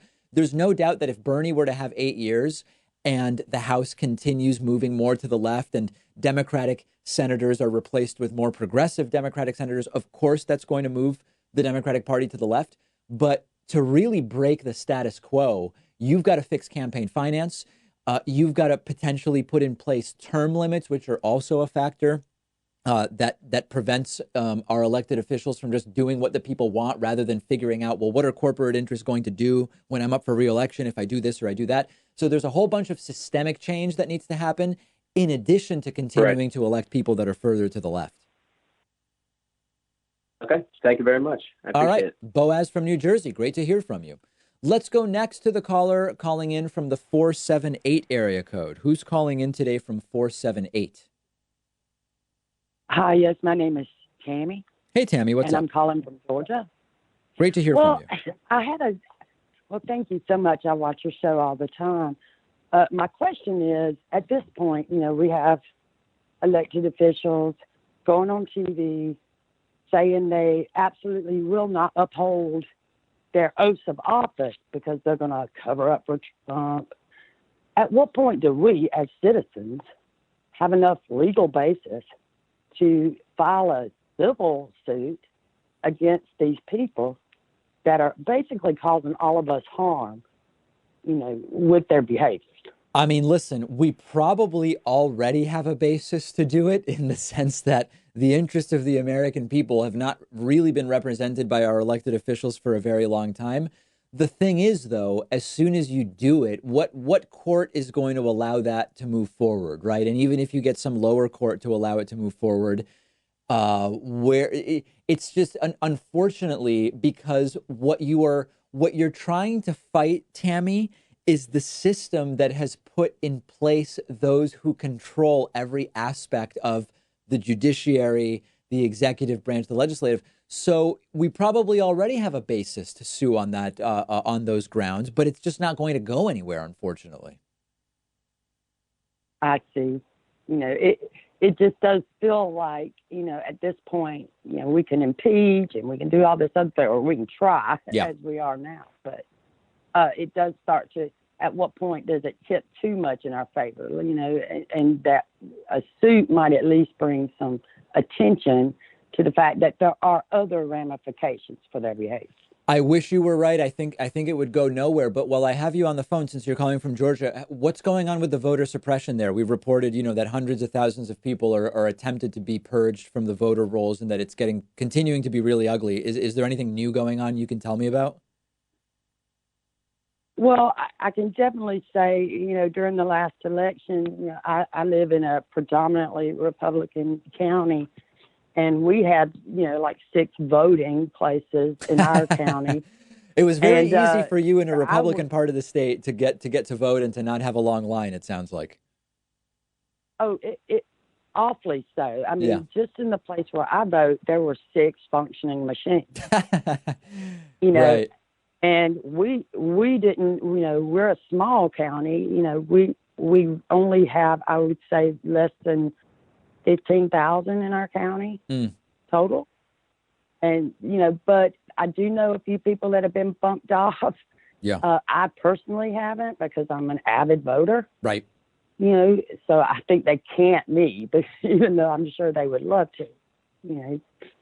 Well, but the most good news people then around is here that you if you talk live to in a are red ignorant. part of Georgia, you are going to have no problem voting in November. That's the good news, I guess. Yes, I guess that's about the best we can get from it. Yes. All right, Tammy, But really yeah, appreciate it's hearing pretty from you. bad. Yeah, it sounds like it. We're going to keep covering All it. right, thank you. All right, thank you so much. All right, Tammy from Georgia. Great to hear from her. Let's go next to our caller from the 571 area code. Who's calling today from 571? Hey, David, this is Mark calling from Virginia. Hey, Mark, what's up? I had a question about the recent Hillary smears against Bernie Sanders. Yes. So I was wondering if there would be like a backlash response from Bernie supporters. In what sense? What would they do as far as a backlash? I mean, Hillary's not on the ballot. Well, in the sense that it would energize and galvanize the Bernie base. So we saw a similar thing with Trump, right? Where the media smears actually worked in his favor. Do you think a similar thing would happen with progressives? It's conceivable. Where we know, for It's example, conceivable. But here's the thing. At this point, all of these things that just muddle up the progressive side of the primary, they just help Biden. Like, okay, so there's a backlash and the Bernie supporters are reinvigorated. Unless Bernie can take the lead and start winning primaries soon, because we're only 2 weeks away from the first primaries, all of this stuff just keeps Biden quietly in the lead. He'll start to win primaries and accumulate delegates. So, yes, there could be a backlash, but it's got to happen now. Well, do you think that the recent... Mark, you've gone completely underwater, so I'm going to let you go. Something about your connection is abhorrent, and I don't know if it's device-based or signal-based or whatever the case may be. Let's see if we can talk to our caller from the 912 area code. Caller from 912, who's this and what's your question today? Hi, Jonathan, also from Georgia. Glad to hear there are other Georgia callers. Yes. Yeah. I'm a big Andrew Yang fan, and I know you've covered Yang throughout this whole Yang media blackout that's been going on recently. My question is your stance or opinion on his idea of taxing automation to fund the freedom dividend. Do you think that that's going to hold back or in any way interfere with the automation wave that he thinks is going to happen? Well, so a couple things. Number one, is there a Yang media blackout? I know he wasn't at the debate, but I'm seeing him everywhere. It's like he's on he's on network television, he's on cable television, he's on The View. His wife is doing all sorts of interviews. I don't know that there is a Yang media blackout. I think he just didn't make the last debate. I think before the debate, I think the big thing, the debate not being there really gave him a lot of push with the media. I feel like that's gotten him a few more calls because it was a big deal of him when the polling and not being able to make the stage, even though other people who I believe poll less, but somehow still got up there. But I feel like it's gotten him a lot more media attention now, but for a while, there was a good bit of media blackout. I guess it is raising a little bit. I am seeing a little bit, few more interviews he's doing and more appearances on media, but yeah, I feel like for a while there was a blackout, but I guess you could say, yes, that's slowly lifting as his wife is now going on places and so is he on, bigger name networks. But so here's my answer to the question about taxing automation. Here's the thing. So if we think back to when cars came into development and people started saying, hey, we've got to slow down this car stuff because the horse buggy drivers and the farriers and everybody who works around horses are going to lose their jobs. It seems crazy to think that just taxing cars back then would have prevented cars from being developed. And it also seems crazy to think we would have wanted that because, of course, cars have completely revolutionized how humans operate. So I don't think that you are going to be able to use a tax to prevent automation from appearing more and more in places where it's going to appear. I think eventually it's going to happen in places that are going to benefit companies and industries that will benefit from automation. And remember, automation will also benefit safety in many cases. It'll benefit human health. There's lots of ways in which automation will be good. I don't think you're going to hold it back with a tax. However, I am not against, in the short to medium term, using that tax to fund retraining and development of new industries in areas where machines can't do the work. Okay, so you don't think a freedom dividend is the best answer? You think training is? Because I know he's talked a lot about that. And The freedom dividend is its own speeches about question. how, I'm fine talking. Universal basic income is a great idea, and I'm fine talking about it. I just don't know that I have a super strong position on. I would use an automation tax to fund the freedom dividend. You can fund the freedom dividend a whole bunch of different ways. I'm not super married to one way or the other, but I am interested in the idea of taxing to prevent automation from taking hold. I don't think long term that's going to work. All right, thank you. All right, appreciate the phone call so much. Sorry I don't have time for more people, but we will take calls on the Friday show. We will take a quick break and be back with plenty more right after this. The David Pakman Show at davidpakman.com.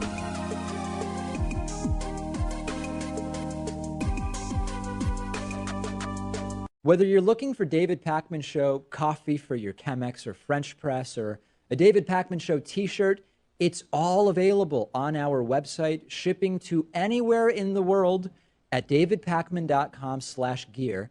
Don't miss the bumper stickers too. davidpakman.com/gear. The David Pakman Show at davidpakman.com.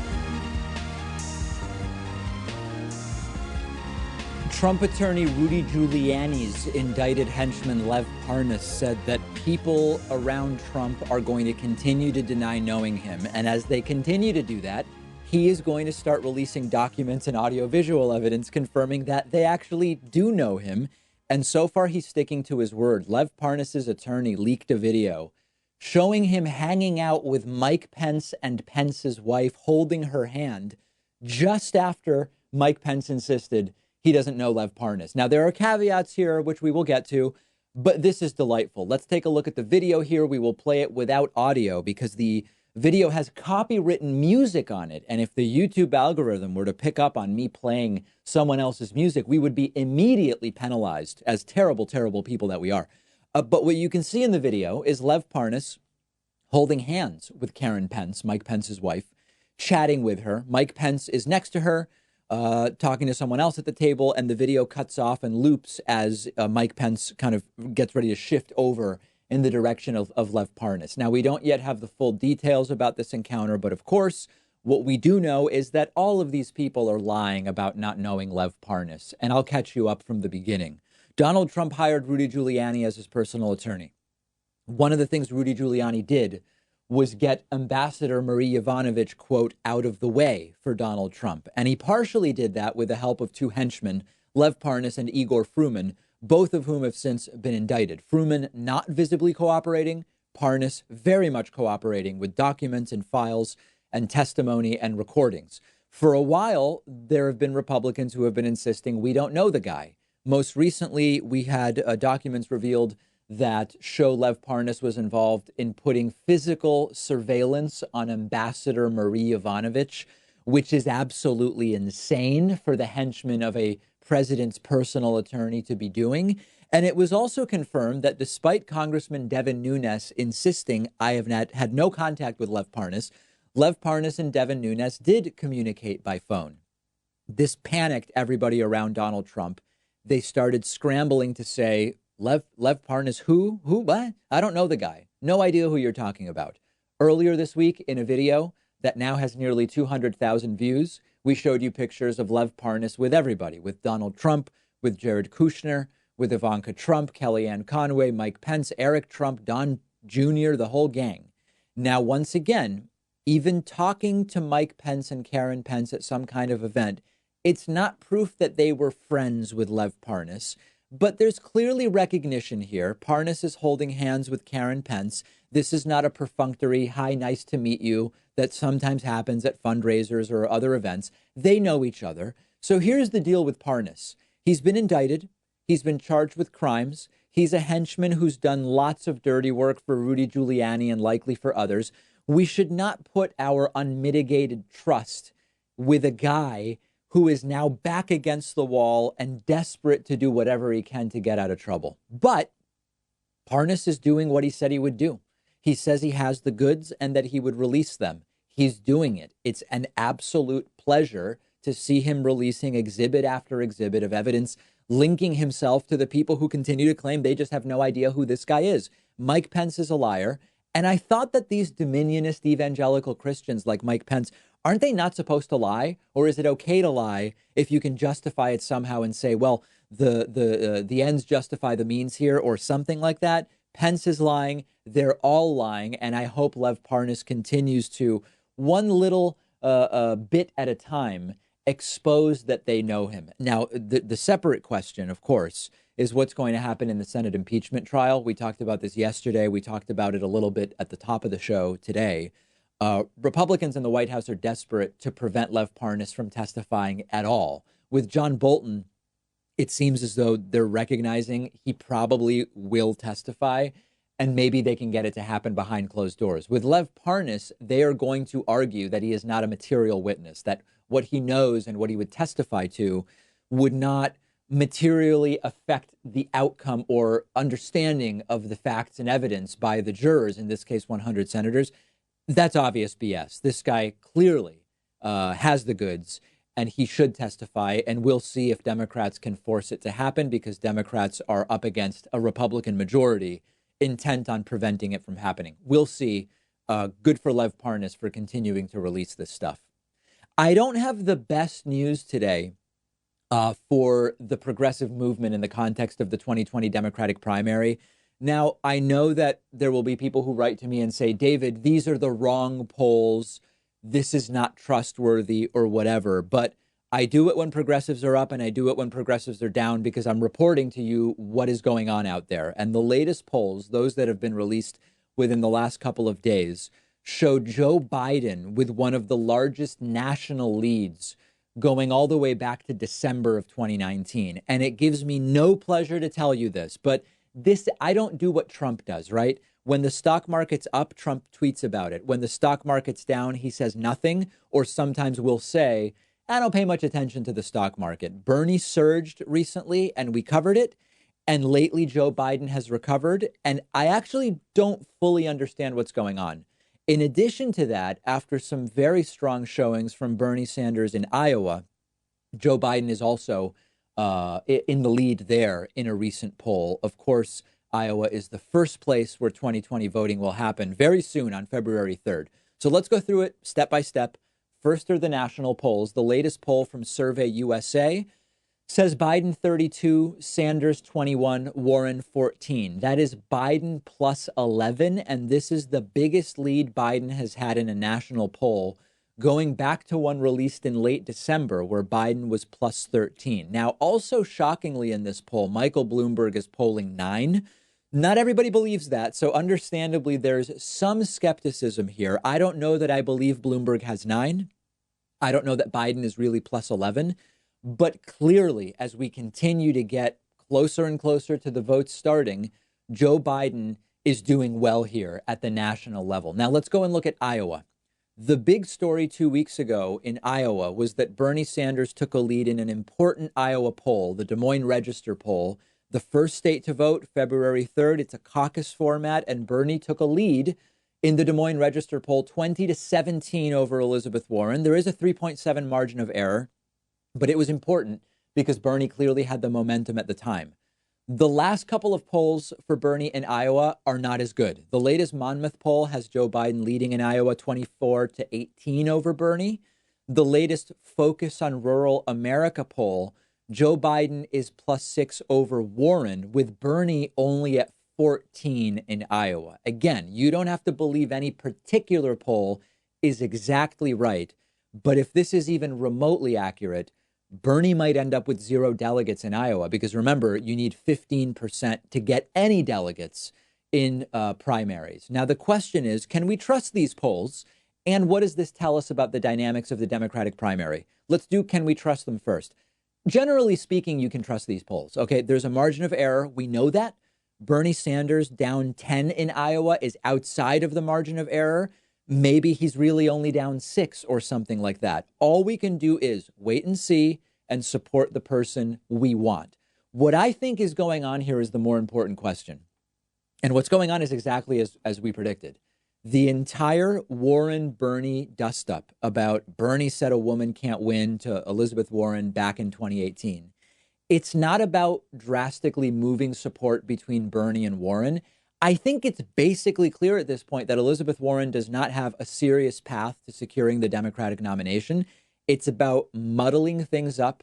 It's about making both Bernie and Warren seem just kind of troublesome and buy time for Joe Biden in first place to get to those first votes, to let Joe Biden start accumulating delegates and build establishment momentum in that way. I told you this before when the entire thing started. The Bernie Warren scandal or pseudo scandal, it's not going to get Elizabeth Warren into the lead.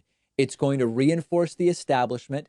It gives Biden more time in first place to be seen in first place, to reinforce being in first place. That is the way it works. That's what we're seeing right now. Now, if you disagree with my read of what's going on, let me know. But unfortunately, this was predictable. This is exactly what we anticipated.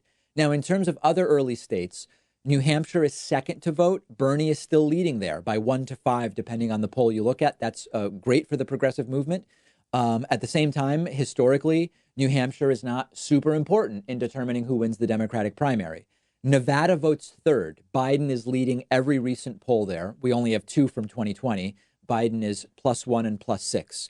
That could also shift. And then fourth to vote is South Carolina. South Carolina has always been very easily in Joe Biden's camp. Joe Biden leading by more than 20 points in the latest Fox News poll. Then you get to California. And Bernie is ahead in a number of recent polls in California. Not every poll. Biden is actually ahead by 10 points in one recent California poll. I really have no idea what's going on in California. I'm guessing that multiple candidates will scoop up delegates there. What's important to understand about the math is, unless a really long shot candidate gets a bunch of delegates in California, if the leaders, Biden, Bernie, and Warren, each pick up a similar number of delegates in California, it doesn't really change the dynamics very much because they're just kind of splitting delegates, and then it comes down to the states where it's not close. But we'll have a more detailed assessment of possible delegate counts as the voting starts.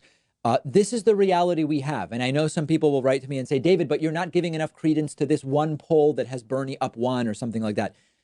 These are the trends, okay? These are the trends. I understand that not every poll is going to confirm what we might believe is going on. But if we zoom out and look at the trends, Biden is continuing to just remain there in that front runner position in a lot of key states and now nationally. Something is going to have to happen, and relatively quickly, for a progressive to have a shot.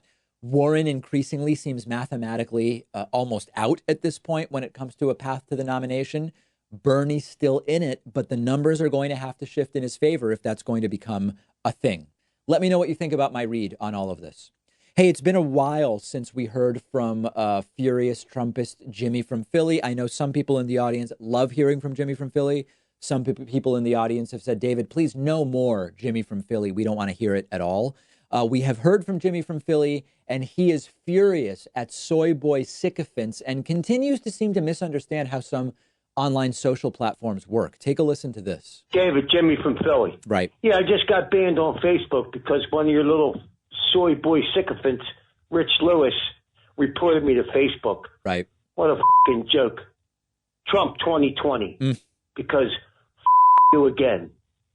Listen, we don't even have moderators on Facebook. We don't touch Facebook at all. So as usual, if Jimmy is getting banned from these platforms, it's because Facebook is determining that he's violating some kind of community standards. And when you hear the mouth on this guy, Does it shock anybody to think that what he's posting to social media might realistically get people banned or blocked from these platforms?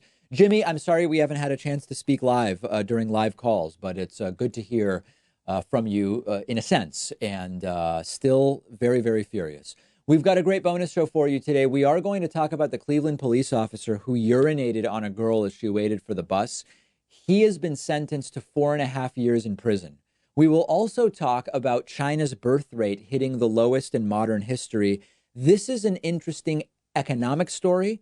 It's an interesting political story. The China birth rate story actually relates to a lot of different issues that are important if you're just an observer of what's going on in the world. Also, Tulsi Gabbard has endorsed legalizing drugs. We will discuss all of those stories and more on the bonus show.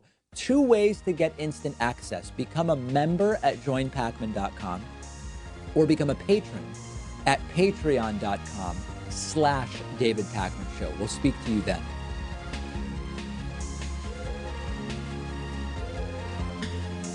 The David Pakman Show at davidpakman.com.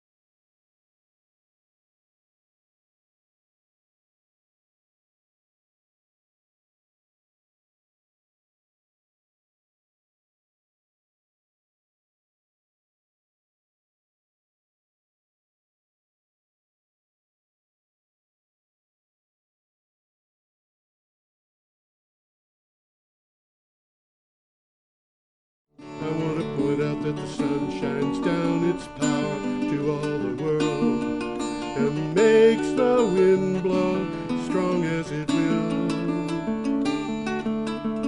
I want to hope gentle rains can fall upon the land so lovely earth can stay lovely still.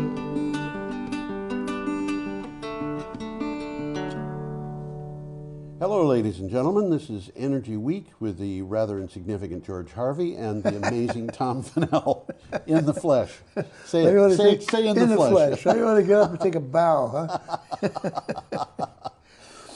Tom knows more about some of these things that we're talking about than I do by far, because he reads everything rather more carefully than I do. I hit a lot of information. Tom actually gets into the stuff that I choose for the show. Well, I got to talk about something too, you know. Oh, you do a good job.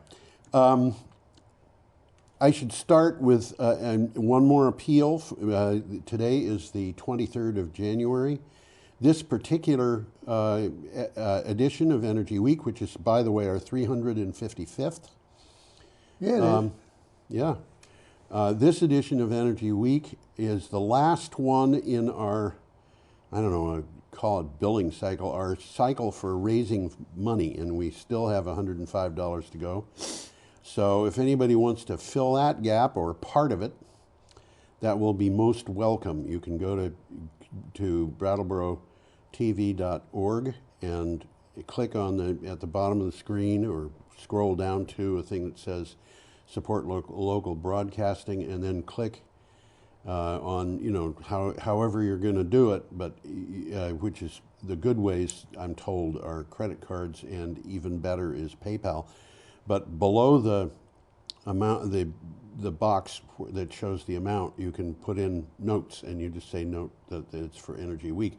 And Brattleboro TV, BCTV, puts probably 10 times or more the amount of money into this show than they ask us to raise. And so any donations that are over and above are not really over and above. They're just donations that do good. Well, if you consider that BCTV and others like it, yes, do a community service. Yeah, which they do. They do. So, that's right. Should be supported if you can. I'm getting all kinds of notes now from people one of whom, by the way, was a Trump supporter, who is also a postal employee. Uh-huh. And she discovered that the Trump administration wants to privatize the post office. Oh, yeah. I hate to see what's going to happen if that happens. Benjamin Franklin will roll in his grave. Well, we have an administration that is not doing, first of all, it's not Republican. Second of all, it's not conservative. And third of all, it's not even interested in the Constitution of the United States. And Donald Trump looked at the Constitution and decided that one of the clauses of the Constitution said that he was allowed to do anything he wanted, which is not exactly what it said. He can shoot somebody on Fifth Avenue. Well, that's what he said. Get away with it. Yeah. He said something like that. But nevertheless, we should be talking about the show. And well, let's move along. We got a picture coming up. We do, but I have to tell people about the blog. Okay. We're going to talk about stuff that is at the blog, geoharvey.com, geoharvey.com.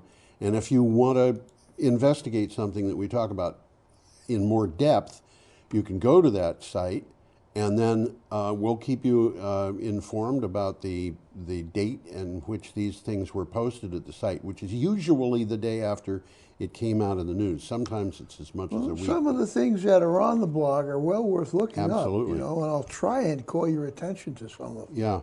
Some of them are almost mandatory. We are starting with Thursday, January 16th. Did I tell you, by the way, that I got an email from a guy who is a professor at San Jose State University. He's a I don't think so. professor of environmental science, and he sent a donation for my blog, not for Energy Week, but my blog gets a little bit of money every year, and usually it's close to the amount that it costs to keep it going. And he may have sent the only donation last year, but I thanked him, and he in the exchange of emails after that explained that my blog, geoharvey.com, is actually considered to be a critical or necessary part of the curriculum. I think I did. I think in the environment. yeah. I mean, a note to And that so the effect, kids are yeah. required to look at it. Anyway, there I've bragged as much as I should. In fact, more than I should.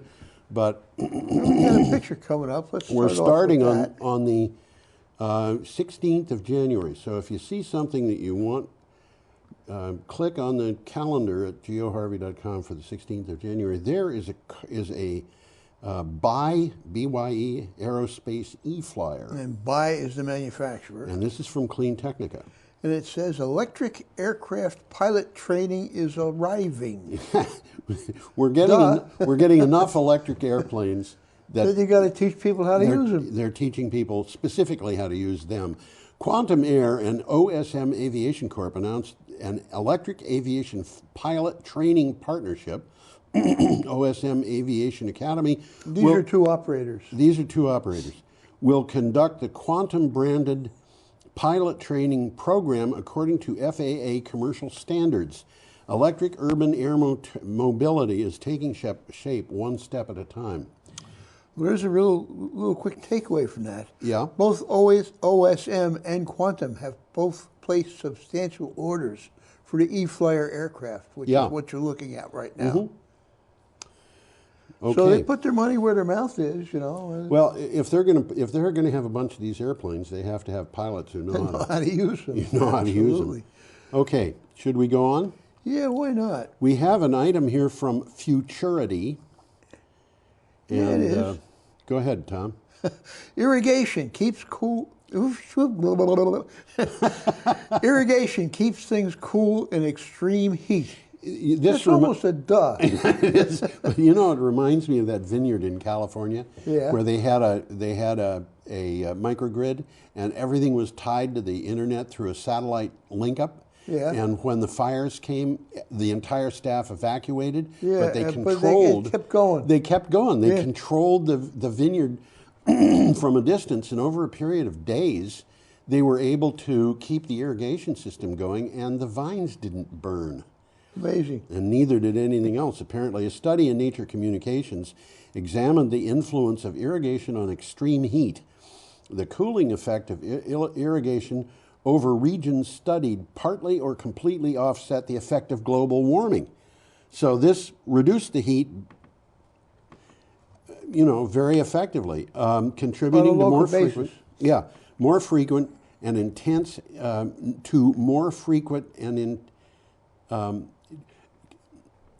offset the effect of global warming, contributing to more frequent and intense heat extremes by up to a factor of 8. That's a lot. That's significant. That really is. And I read that and I thought, we could put up thermal ducting systems, anything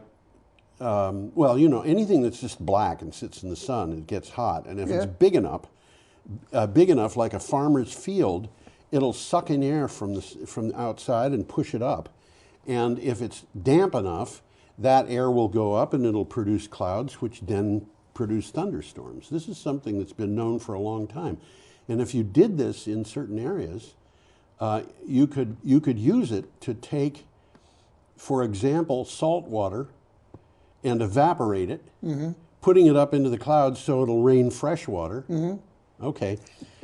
Just, blue skying here. Here's a quick takeaway from the article. Yes, go ahead. Global warming increases the likelihood of hot extremes. We've talked about that. Oh, I guess we have. Irrigation expansion cancels or even reverses this effect. Yeah. Yeah, okay. So what they're saying is more irrigation is good. More irrigation is good. Okay, now we have another picture which I chose to label probably time to do something. That's what it says here. If my house was one of those, I think I know what I would do. I wouldn't be taking a picture of that. I'd be jumping into a car and driving away. That's what it looks like these people are doing. That's right. They're boarded up. This house on the left is boarded up already. Yeah. I don't know what good that's going to do. No. Okay. This is from BBC. It's a good article. This is a very good article. Sir David Attenborough warns of a climate crisis moment. Excuse me. The moment of crisis has come. In effects to tackle climate change, Sir David Attenborough has warned, according to the renowned naturalist and broadcaster, quote, "We have been putting things off for year after year," end quote. Sir David's comments came in a BBC News interview. Well, there's a couple of things in the video. I mean, in the article. Yeah. There's a video of Attenborough speaking. Yes. He basically says the same stuff. Yeah. And then there's another video in there. I guess you'd call it a video. It's animated Arctic sea ice. Yes. Over the years, and that's kind of scary. It is. I've seen that kind of thing in many forms. Well, I got a couple of takeaways from the article here. Attenborough says it's, quote, palpable nonsense for politicians who suggest that the Australian fires had nothing to do with the world becoming warmer. Palpable nonsense. We know perfectly well, this is a quote, that human activity is behind the heating of the planet. The growth of cities, clearing of forests for farming, and soaring demand for fish has significantly altered nearly 3/4 of the land and more than 2/3 of the oceans. Yeah. So this has a very large effect. Yeah, it does. Okay, we are up to Friday, January 17th, and we have an item from Renew Economy here. And it says, Microsoft pledges to go negative, to go climate negative, and remove 45 years of company emissions. This is the first time I've seen this kind of action. American tech giant Microsoft made an ambitious pledge to effectively reverse the company's historic contributions to climate change and says it will remove the entirety of its carbon footprint made since the company's founding 45 years ago. This is from Renew Economy. Well, the article didn't go into detail how they were going to do it. Yeah. But it did say that Microsoft has pledged to become carbon neutral by 2030 and carbon negative by 2050. Well, and they're on track. Yeah. Getting from carbon neutral to carbon negative could be a one-day process. You know, you just take down a little carbon and you're there. But I think profoundly what they're talking about is getting all of the carbon they have put into the air, they're going to draw back out again. That's what they're saying they're doing. That's impressive. They don't explain how they're going to do it, but that's what they say they're going to do. Well, they've probably got a bunch of different ways. Now, we have an item from the BBC. Yeah, we got a picture coming We up do here. indeed. This is an impressive picture. You know, well, look at the size of the guys. Yeah. For comparison, they're 6 feet. That turbine must be 10 feet. The turbine, the cowling that it goes in is That's like 12. It's incredible how big the thing is. Yeah. This thing is big. This is a turbine for a jet engine. They call it an ultrafan. Ultrafan. It's the coming thing in jet engines. Yep. That's what the article said. Got a title? Giant jet engines aim to make our flying greener. Well, that certainly is a giant jet engine. The aerospace industry is under pressure to reduce its environmental impact. Aircraft are getting more efficient, but airline traffic is growing even faster. Rolls-Royce has a solution which involves building a much bigger, much more efficient jet engine, and it will be largely made of carbon fiber. Well, that's the last part of it is news too. Yeah, it is indeed. The stuff you can make out of carbon fiber is amazing, and it's so strong. Well, obviously, it's pretty strong if they're making jet engines. You know, carbon is such an amazing element. There are things about carbon that are. You know, the most conductive materials we've got are made of carbon. I would have figured they're metals. I would have figured too.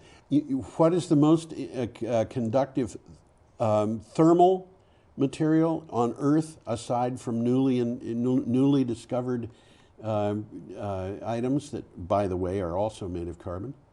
What? Most thermally conductive items. Conductive. There's a reason diamonds are called ice. Is that so? Diamonds, huh? It's because if you've got a big diamond, it can feel cold because it conducts the heat right away from you. That makes sense, yeah. And because diamond is extremely conductive. I would have thought that it would be a resistor, but you know, there you go. Well, I got a quick takeaway here. Yeah. Rolls-Royce says the Ultrafan will be bigger, quieter, and more fuel efficient than anything it has made before. And Rolls-Royce makes these things, besides luxury automobiles. Well, you know, I'm thinking, we had a thing about a blimp a week or two ago. Yeah. That would be carbon neutral if it's going east because of the trade winds and so forth. Well, they could use one of these things to make it go back west again. Well, for long haul aircraft at the moment, jet engines are the only option. Yeah. Okay, so the UK firm Reaction Engines is developing a rocket engine to be used on high-speed aircraft and spacecraft, aiming for Mach 5. Mach 5 times the 5, speed I of know, sound. which is really separate from this particular fan that we're seeing here. These engines might even be powered by hydrogen, which is a Yes. very low-emission fuel. It emits water, but Yeah, nothing but else. not carbon, right. Not carbon. Okay, should we go on? Yeah, we got another one coming up. This is from the Argus Press. Colorado uranium producer lays off a third of Utah workforce. Not good for the local people, I'll tell you. No, it's not. A Colorado energy company laid off a third of its workforce in southeast Utah, primarily at the last conventional uranium mill operating in the United States. That's the reason I decided to put this in. There was only one conventional uranium mill in the United States, and they're laying off a third of the workforce. Energy Fuels Incorporated laid off 24 of its 79 employees, most of them at the White Mesa Mill, and this is as reported by the Salt Lake Tribune. Well, there's a little takeaway here. Yeah. Global uranium prices have remained below the cost of production. Okay. So what do? You About shut 20% down. of U.S. electricity is generated by nuclear power. Yes. But more than 92% of uranium fuel used has been imported. Well, this is something that Donald Trump has wanted to stop. He wants to get all the uranium from the United States, or as much as possible. Yeah. And this will show I you. can't really disagree with that. But This will show you that he's not been very successful with that any more than he's been successful with coal mines. Now what he wants to do is make the Postal Service privatized. well, that makes sense, doesn't it? Unless you happen to be a postal worker or possibly a person who uses the mail. Or something like that. Something like that, yeah. Let's. Well, we got a picture coming up We here. do, And we the do. picture is of Twin Buttes, Colorado. And I'm going to Twin Buttes. try and put it up here. Okay, you're allowed. There it is. By Jolly. By Jolly? I keep double clicking it and nothing Oh happens. yes, of course. Why don't you double click it, and then you can have me double click me, and then I can be talking and stuffing with all these wind turbines behind me. Yeah, here's a double click. We got them both. Oy vey. Oh, oy vey is right. As they say in Brooklyn. As they say in Brooklyn. Do you know what vey is in oy vey? Oy vey. Whoa. Pain. Well, yeah, po, way. Yeah, it's a German word. Yeah. Vey in German is pain, and in Yiddish it's basically the same. Yeah. Oh, woe is me. Oy Oh, vey. woe is me is exactly right. That's what it is. Okay. Tri-state generation and transmission to boost renewable energy goal to 50% by 2024. That's coming up pretty quick. But this is tri-state. Well, tri-state is a misnomer. It operates in 4 states. Yes, I know, but tri-state is a co-op of Yes, electric co-op of co-ops and co-ops. utilities. Yep. And it has been extremely resistant to the idea of moving away from fossil fuels. And these utilities that are members are... Some of them are going to say, we're going to quit. We're going to quit. And then they get into this long process of figuring out how much that little bitty utility is going to pay Tri-State to get out of its contract, which in one case I think was over $70 million, so they could use renewable energy. Now here's Tri-State saying it's going to have a goal of 50% by 2024. And the thing that they were arguing against was 5%. Oh, yeah? Yeah. Tri-State Generation Transmission Services serves the needs of 43 electric co-ops in 4 states. Yeah, it's a misnomer. They have pushed it to. The co-ops have pushed it to go to renewables. According to the Denver Post, Tri-State intends to increase the amount of electricity it generates from renewable sources to 50% by 2024. Well, this is some of the things they're doing, and it Yeah. starts off, this is from the article. The dramatic decline in the cost of renewables is upending traditional thinking in the utility industry, which it definitely is doing. Yeah. Part of the plan is to build 8 new wind and solar installations. Okay? Several coal generating stations will be closed early. That's also key. They are being closed early. Early, This means exactly. this is stranded It's assets. economics. It is, but it's stranded assets. Those Yeah. coal burning plants are becoming too costly to run, so they're being shut down. Exactly. Right. We are up to Saturday, January 18th, and we've got an item from Inside Climate News. Yeah, we've talked about this several times Many in the times past. in the past. Kids' climate lawsuit thrown out by appeals court.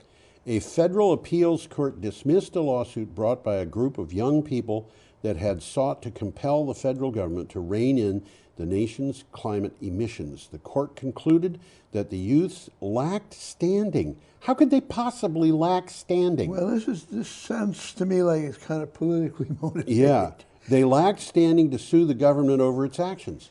Well, this is from the article, and it's interesting. It's a technicality. It is. Okay, but they were ordered to do that, I think.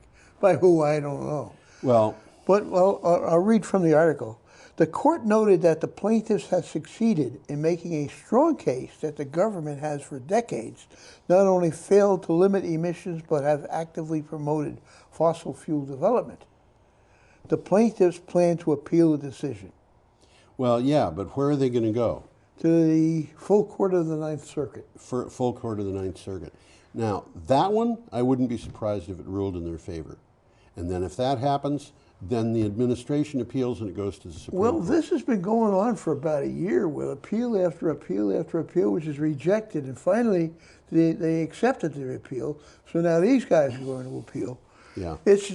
It's a very interesting development. I mean, the kids are making a good argument. It is. It is. It's kind of depressing, but, you know. The fact of the matter is, if they had won, yeah, then the federal government would have appealed. So Yeah. it was going to go to an appeal No court, matter what. No matter what. No matter what. Okay. Well, eventually they'll get to the bottom of it, but it could be a long time. Yeah, it could be a long time. Maybe, I hope we're still alive when that happens. Okay, Well, we our got a next picture item coming up here. is from the BBC. Let's start off with the picture. Let's do this picture. That is a picture Sydney, of people Australia. walking in Sydney, which, by the way, just to remind everybody, city of 5 million people, was almost completely surrounded by wildfires. Sydney was in danger. Yeah. Yeah, it was within an hour's, the fire was within an hour's drive. Now, I want to point out, when you've got these kinds of wildfires and they're crossing areas that are grassy and open. Mm-hmm. Now, a lot of that area around there is forest, but grassy open areas, those fires can travel as fast as a car can drive. They can really go. They certainly can travel faster than a man running. Another thing we had last week, when a eucalyptus tree burns, Yeah. burning bark can come Yep, down the 18 burning bark miles was away to happening. start the fire over again. Okay, so what do you got for Heavy rains hit some blaze-hit regions. Yeah, and I want to point out before I read this that this is a few regions in southeastern Australia which were hit the hardest. Well, the whole country's getting it. But the whole country has been burning. The southeast is getting it real bad, but That's the whole right. country's getting it. Heavy rains and thunderstorms have hit parts of Australia's east coast, dousing some of the fires, but bringing a new threat of flooding. Major roads were closed in Queensland. Power cuts were reported in parts of New South Wales, and as a result of the weather, but the rain is helping the fires. So we've talked, this is what climate change is. It goes to more extreme weather. So it was extreme drought, and now it's extreme rain, which is exactly what happened a couple of years ago in California. Yeah, it's exactly, that's exactly right, yeah. Well, it's an interesting article to look up. There's 3 short videos on it. Yep. One of them's kind of cute. It's a thirsty koala. And I've got a quick takeaway here. There have been downpours in the states of Victoria, New South Wales, and Queensland, which have all been badly hit by the bushfire crisis. Right. Firefighters were making the most of the rain and cooler temperatures to try and tackle the remaining bushfires. But major fires continue to rage in regions in the south and southeast of the country, as you just said. Yeah, well, actually all over the all country. over, but hardest hit is the south and southeast. Yeah. which is New South Wales, So it's Victoria. there are still fires in the area. Yeah. But some of them have been dampened or possibly Dampened put out. a little bit, or the rain helped the firefighters get on top of that some was of the area of that mega fire that we Yeah, talked about where they last got week. together. Yeah, A couple I, of them got I together. didn't Wow. read anything in this or anything else about the combination of the rain and the mega fire, or at least not that I remember. But I would imagine that mega fire would probably have been slowed down by this. Okay, we are up to Sunday, January 19th. Well, this is an interesting one. SUNY Albany sets out to reduce carbon footprint. The University of Albany is gearing up to chase net zero carbon neutral status. Last month, UAlbany received a $2 million grant from the state, New York State Energy Research and Development Authority, which is what they call NYSERDA, to plan how to go to net zero. It will not be quick or easy, but it can be done. An interesting article about what these schools are doing. Yeah. And they also mention other area colleges which are not part of SUNY. And they're all ratcheting up green incentives. Yes. Okay. The state of New York's goal by the year 2050 is to switch to a carbon neutral economy. This is the whole state. This is just the state Yes. government. Yes. Eliminate almost all carbon dioxide emissions and offset the remainder. That's a big task. It's a big task.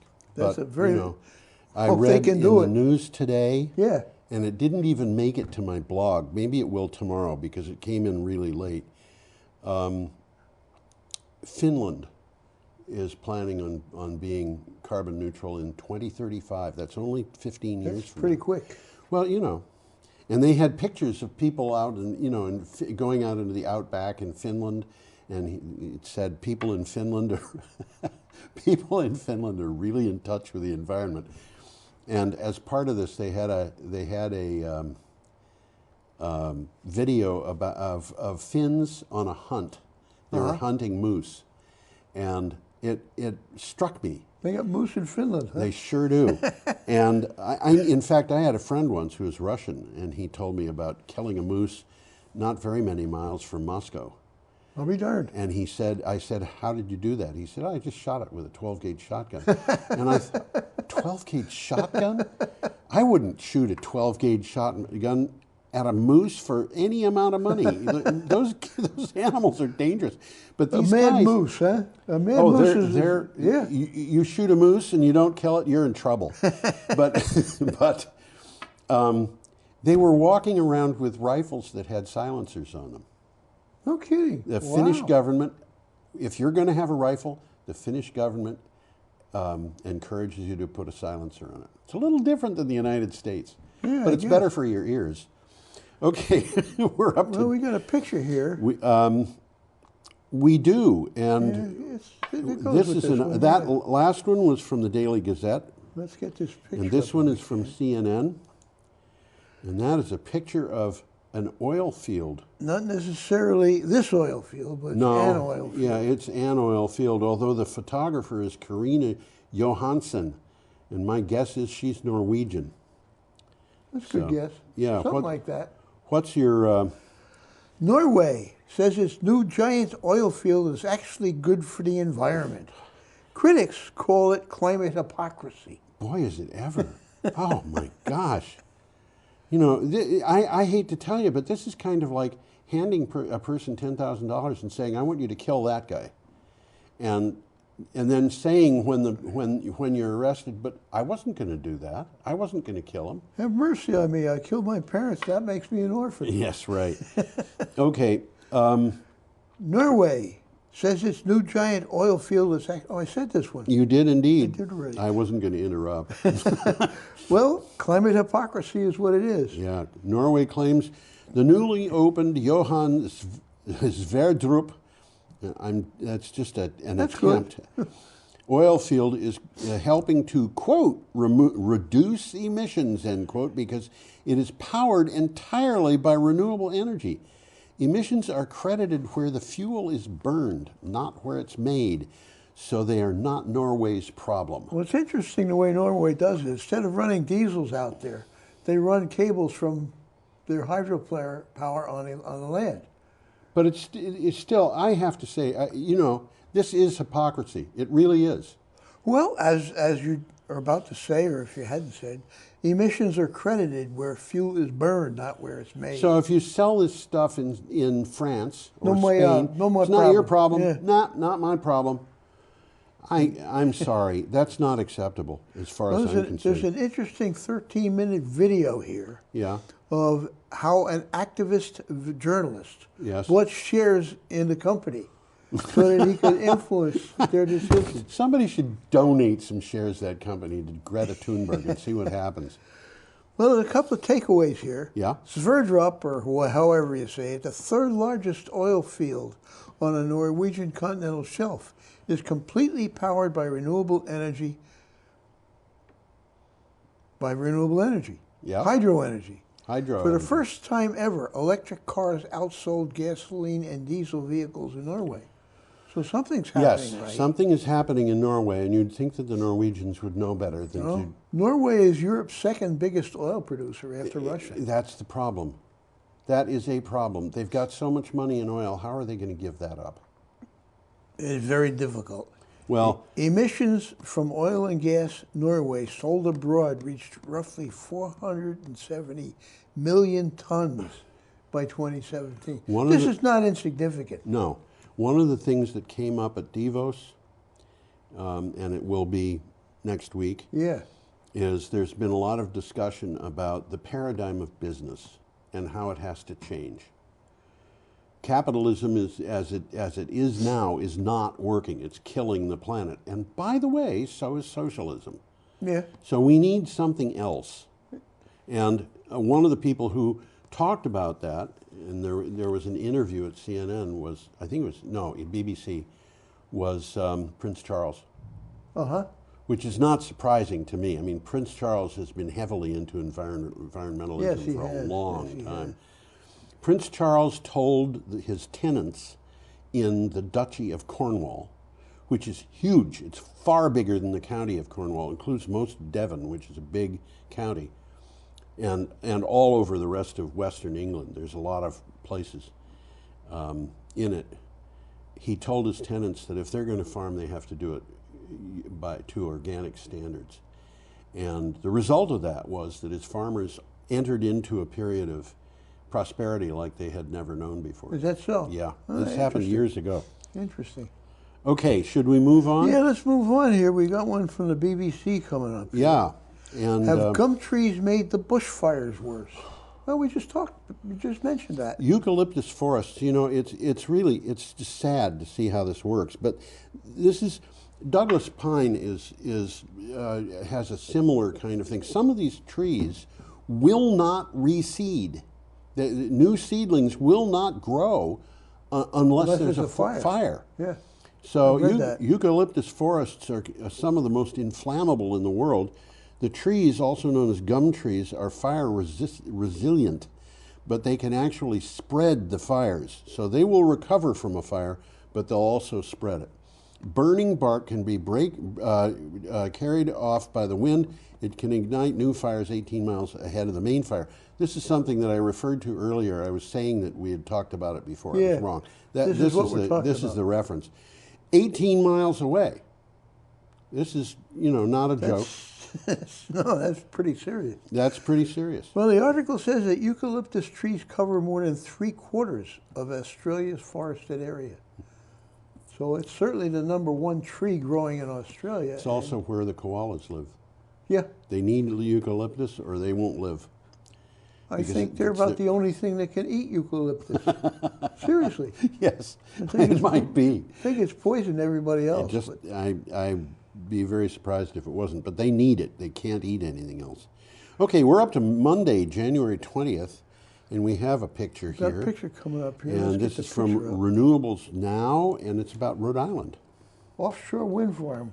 That is not in Rhode Island, though. Maybe I don't think one day. so. I don't know. It's a small wind farm. It's part of a bigger one, I suspect, but it's not the Block Island wind farm. Well, Rhode Island orders 100% renewables electricity by 2030. The governor of Rhode Island, Gina M. Raimondo, has signed. Do you suppose that's Portuguese? There's a lot of Portuguese people. There are, in that could be. I think it's probably Italian, but it could be Portuguese. Could be. I was just, Yeah, definitely a lot of Portuguese. Yeah, in Rhode she Island. signed an when I lived in the South Shore of Massachusetts. I lived in Rhode Island. Oh, did you? Yeah. And one of the things that I thought was really kind of fun was that you go into a pizza place, yeah, and you'll find that they don't have pepperoni, but they do have Portuguese sausage. Anyway, let's do this. She signed an executive order that directs the state to source 100% of its electric power from renewable energy sources by 2030. While Rhode Island is not the first state to do so, it is the first state to set the switch to renewables on such a tight schedule. Well, one thing they do mention, the 400 megawatt Revolution wind farm, yes, is expected to come online in 2024. Yeah. It's a building, folks. Yes. It will mean a full third of Rhode Island's electricity will be supplied by renewables. Just this one wind farm. Just the one wind farm. Mhm. And there's other wind farms coming up. So that's what we've got. Okay, now we're still on January 20th, and we have an item from the Denver Post. Fires set stage for irreversible forest losses in Australia. We've just mentioned some of that. Yeah. Before the wildfires, ecologists divided up Australia's native vegetation into two categories. Fire-adapted landscapes that burn periodically. You know, that's the eucalyptus forests. Well, that's been happening for a long time. Yeah, and those that don't burn. Yep. And that includes rainforests and peat swamps and stuff like that. Now the distinction has lost its meaning because even rainforests and peat swamps catch fire, likely changing them forever. A rainforest is not going to recover from a forest fire very easily. Not easily, no. And the same thing is true of a peat swamp, although I would think that a peat swamp would be easier. Peat, by the way, on an acre per acre basis, I have read sequesters far more carbon dioxide than regular forests. It does, huh? Yeah. And peat is basically a swamp, isn't it? Yeah, and peat actually is sphagnum. Sphagnum, yeah, really it's a moss. Amazing plant. It's very beautiful under a microscope. Never looked at one. It's amazing. Well, I got a takeaway here. Fires have consumed some 40,000 square miles, which is as big as Ohio, in Australia. This fire season alone.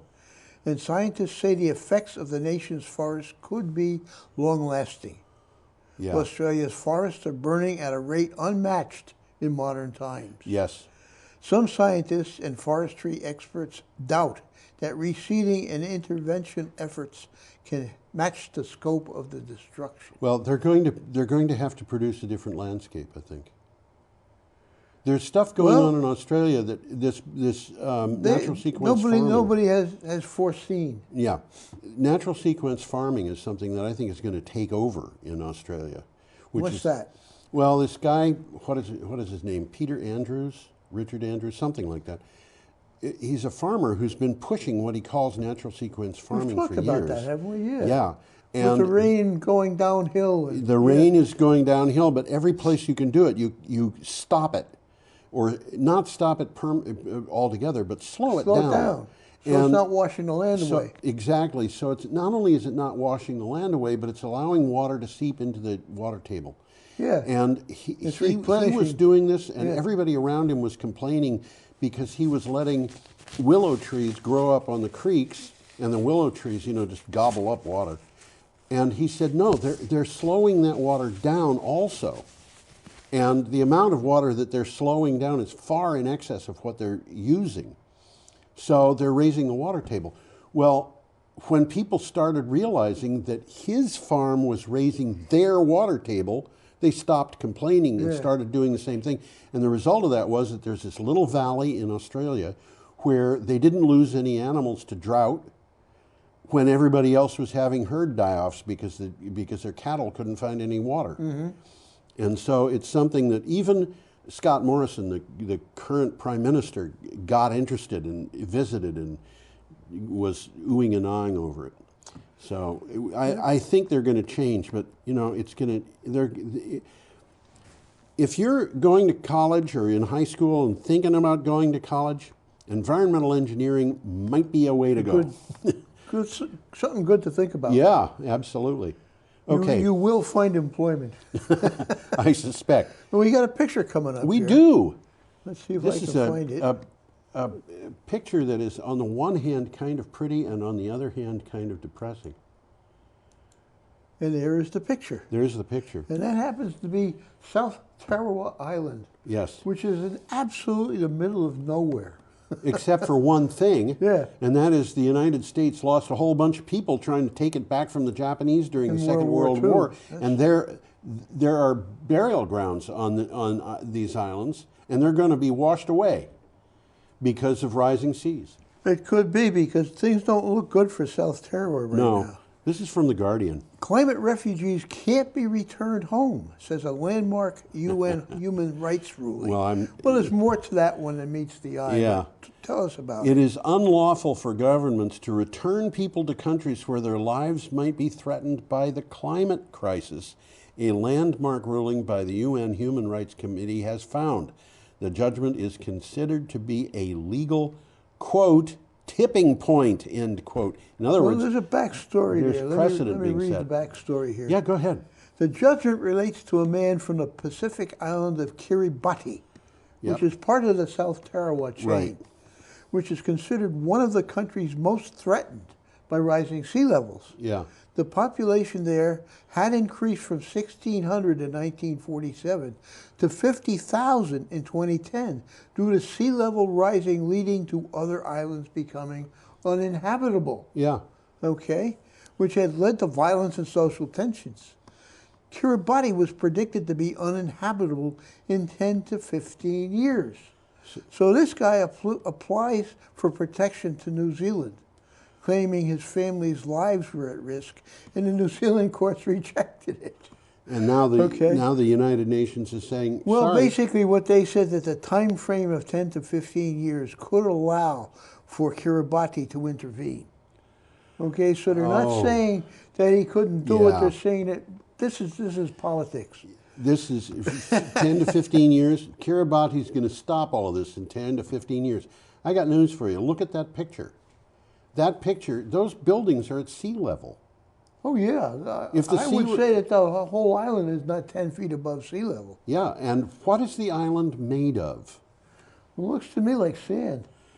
Probably coral sand. Yeah, it probably is coral. And how easy is it to build a seawall on coral sand? Well, it seems to me to be a duck soup. The water's just going to go right under the seawall. It's going to go through. They'll go through the porous coral sand. That's right. Well, the message is clear. Yeah. Okay, Pacific states don't need to be underwater before triggering those human rights violations. There would be a trigger of international responsibility for governments not to return people to places where their life is at risk because of climate-induced changes. Yeah.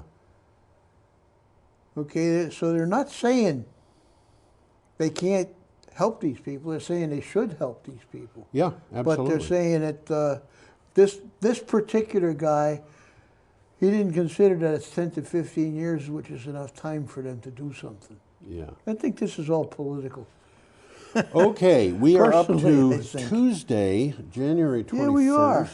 And we've got, okay. Well, let's get us both up here a second. Okay, let's do that.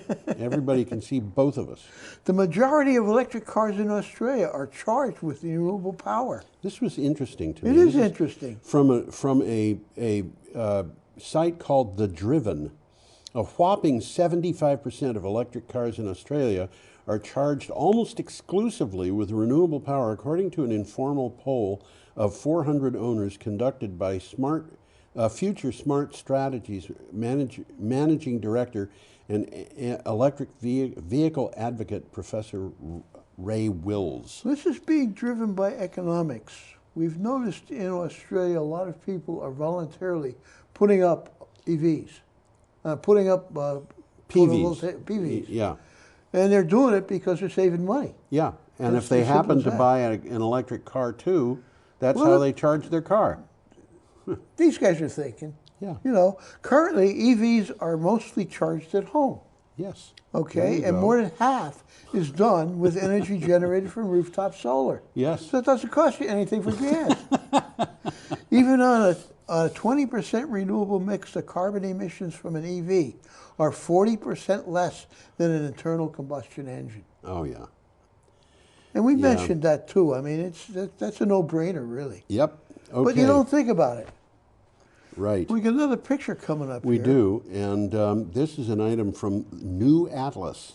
And that is a picture of, supposedly, the Haliade X turbines. And As they will be. Because as far as I know, there's only one of them in service right now. I think you're correct on that. It's in Rotterdam. And, Yeah, and there's something about this picture that makes it just looks like it was manufactured by some artist. Well, there are not enough Haliade X's in Well, yes, existence that's to true. do this picture. Oh, well, you but can- it's a very large turbine.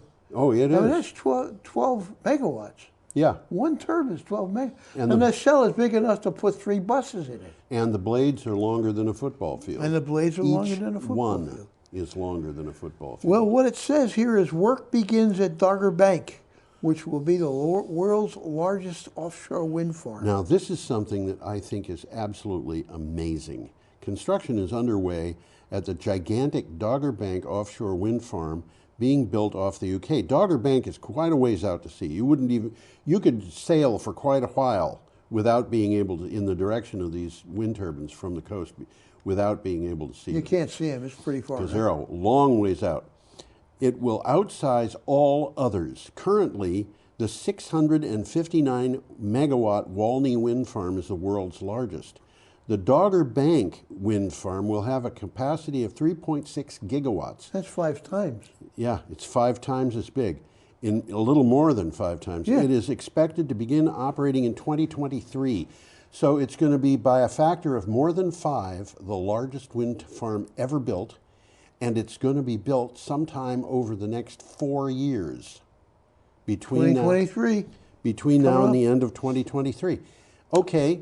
Well, more and bigger turbines. Yes. Okay, the GE Haliade X has already been chosen. Yes. 3 wind farm sites at 12 gigawatts each, and 20 miles worth of cabling. Yes. 20 miles.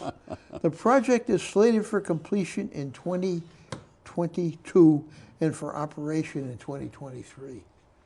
Coming up soon, this is folks. amazing. Yeah, it is absolutely amazing. It'll be interesting to see the pictures of the ships putting those things up, because they're going to have to be significantly bigger than most of the jack-up ships that we've seen. Everything about this is big. Everything about And this it's is happening big. off the coast of the UK. You'd think it would be happening in Texas. Well, it's the North Sea. North Sea is fairly large. I should mention to those watching that Tom and I both grew up in a time when Texas was known primarily for one thing, and that was stuff that was big. Yeah, that's true.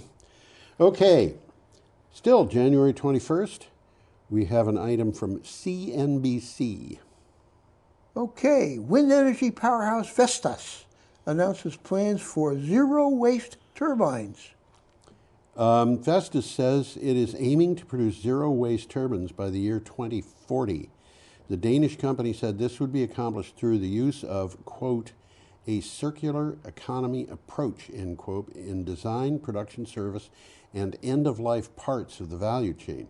So they're going to be recirculating everything through this. Well, that's I'll touch on. Go that. ahead. Vestas currently is the world's largest supplier of wind energy. Yeah, Okay. it's actually bigger than Lego. I think so. Yeah. Yeah. And they're both Danish. Yeah, but you know, when people are talking about big wind, Yeah. it just boggles the mind that they would talk about big wind when the entire wind industry is only about a third of the size of some of the Well, that's true, single too. big oil companies. Just Well, what they're one big talking oil. about here is turbines produce renewable energy. Yep. But their construction has an environmental impact. Yes. So these circular systems that they're talking about, they employ reuse sharing, repair, refurbishment, remanufacturing, and recycling to create a closed-loop system. Which the Europeans have been doing this for quite a while.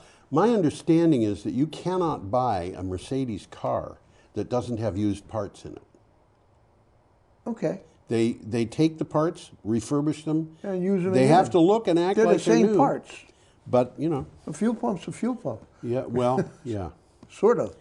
Yep. Okay, we're up to January 22nd, Well, we which is got a a picture Wednesday, coming and up we here, have a too. picture of the Navajo coal-burning power station. Which is closed. Which is closed, and an item from Utility Dive.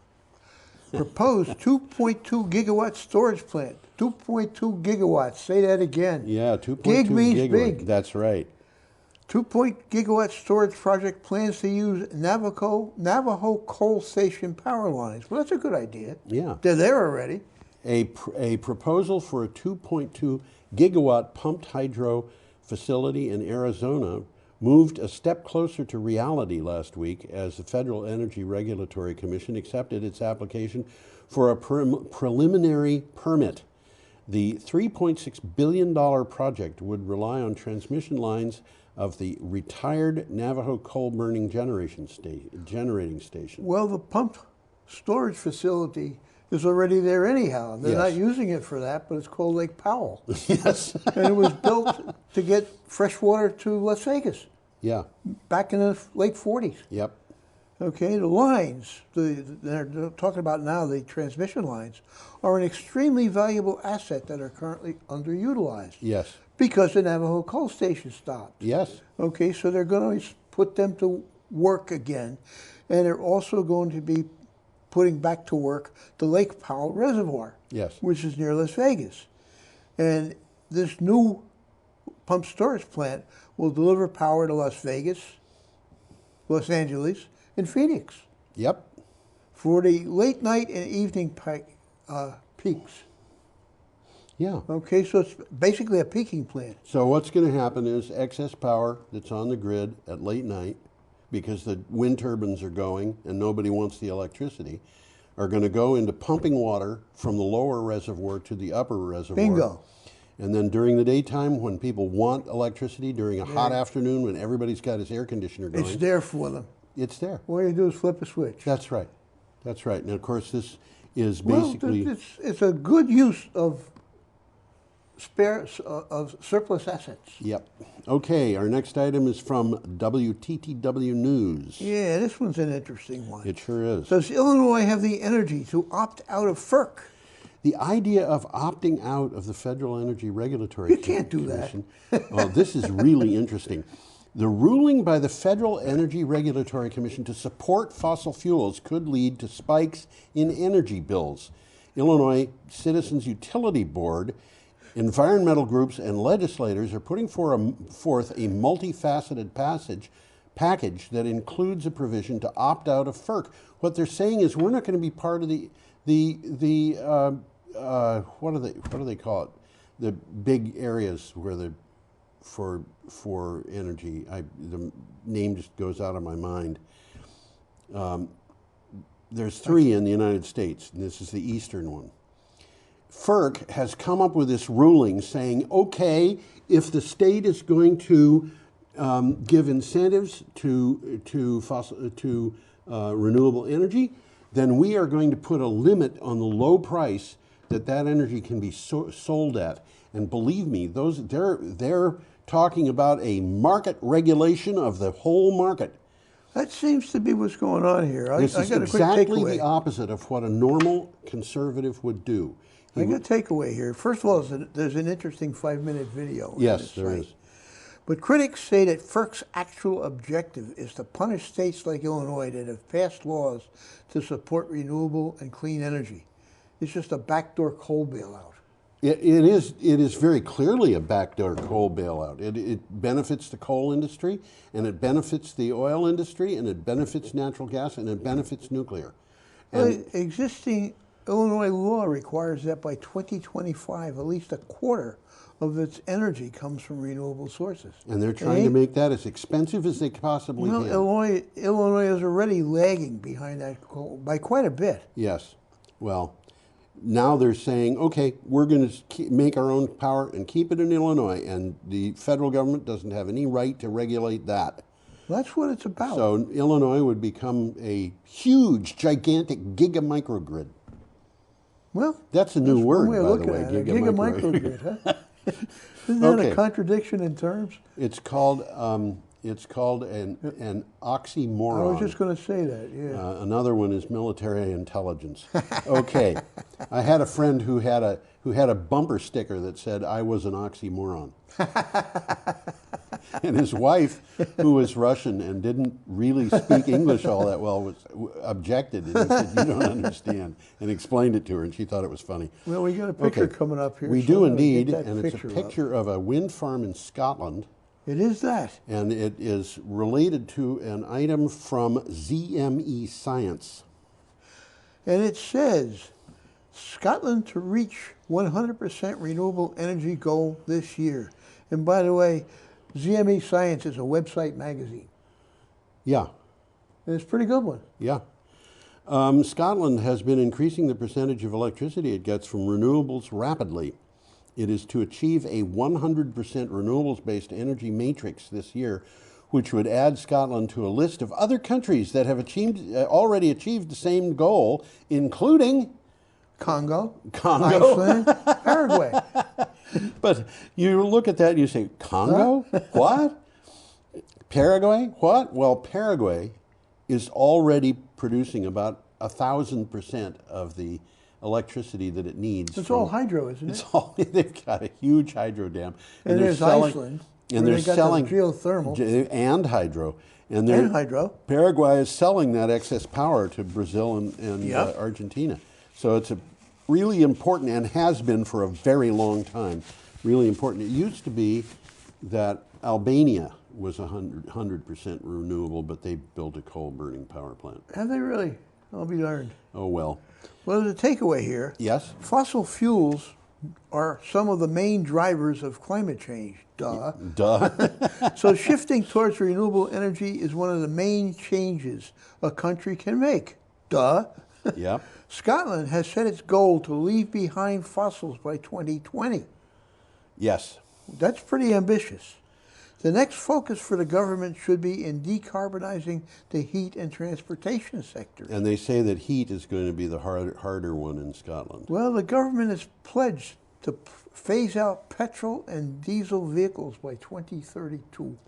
So it would probably be not a good idea to buy an expensive new car in Scotland if it runs on... If it's not electric. If it's not electric. I would think. Yeah, okay. Well, we're at the end of this stuff are at here. the end of the whole thing. And I have to do something here so I can get to the end Well, screen. we've only got 43 seconds. I was looking at the other side. Oh, okay. Not too bad. And my message here is have a radically superior week. Oh, that's a new message. I decided well, you know, with my blog, I put this thing up every day that says, you know, have a wonderful day, but it's always a different message. And so what I decided to do with the blog is go through the last week and just find the one that I like the best. Okay. And put it up for... Put it up for this week. This had been a day that said have a radically superior day, and I made this have a radically superior week. You're allowed to do that. Huh? You're allowed to do that. I'm allowed to do that. I can do it. Okay. So I guess we are about finished, aren't we? We're about done. Wave goodbye. Bye.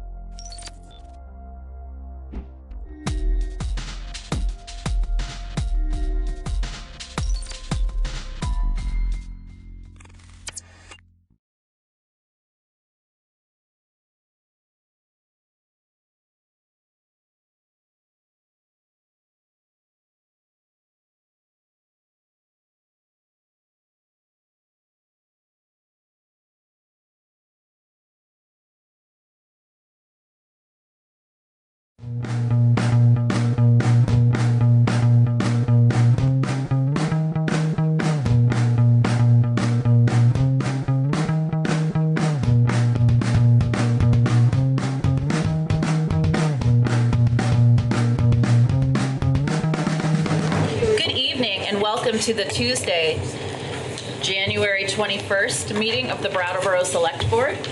We know the meeting has been properly warned because we came and entered into executive session at 5:30. You will also notice that we are 4 this evening. David is not with us.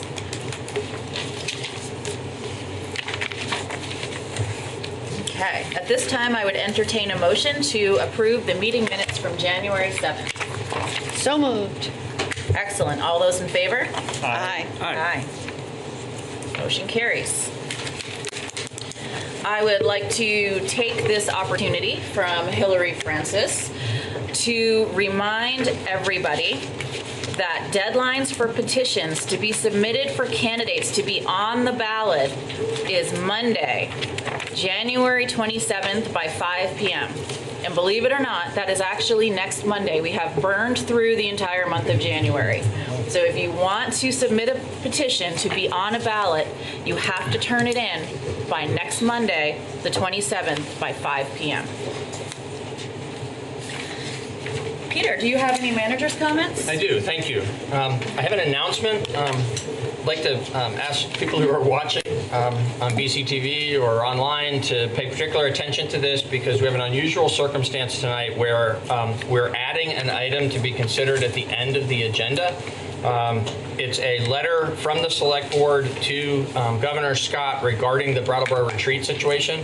And there are just some things that evolved in a way that it wasn't we didn't know last Friday when we warned the meeting that we would need to have this on this evening as part of this agenda.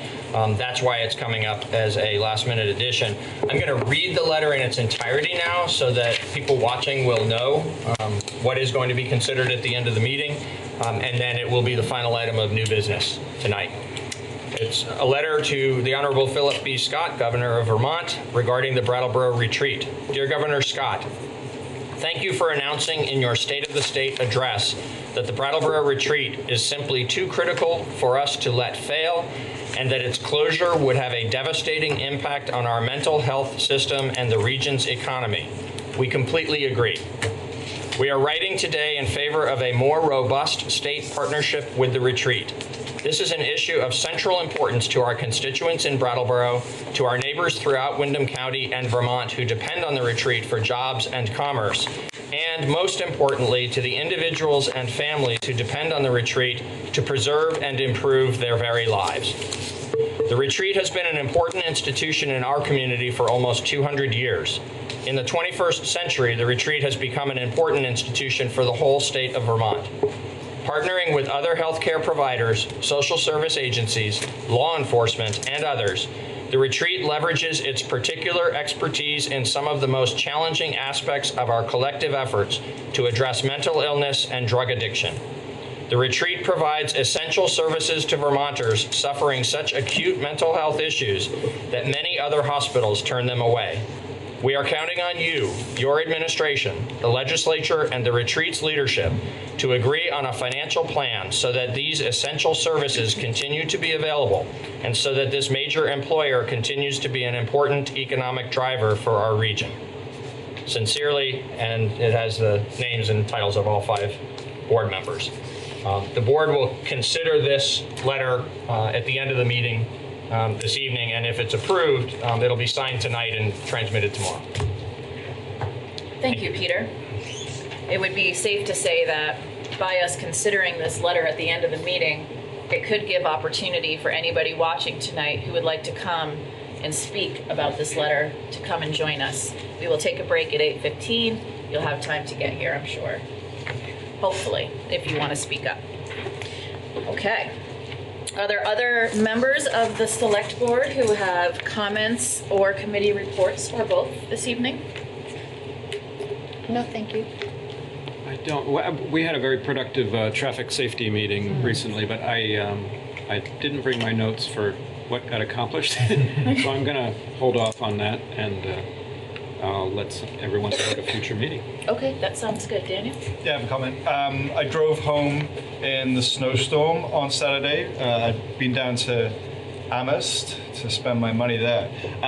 That's not the story. The story is that, when I came back into town, I drove past the Public Works Department where everybody was mustering, and then throughout the afternoon and evening, I thought the snow removal for this particular snowstorm was really well managed, and by the next day, by mid-morning the next day, things were clear, and I just wanted to kind of like appreciate all the work that goes into that, because my wife, told me that she woke up a couple of times in the night and heard the plow go by, and maybe that's work that people don't see so much, and I just wanted to appreciate the staff for doing that.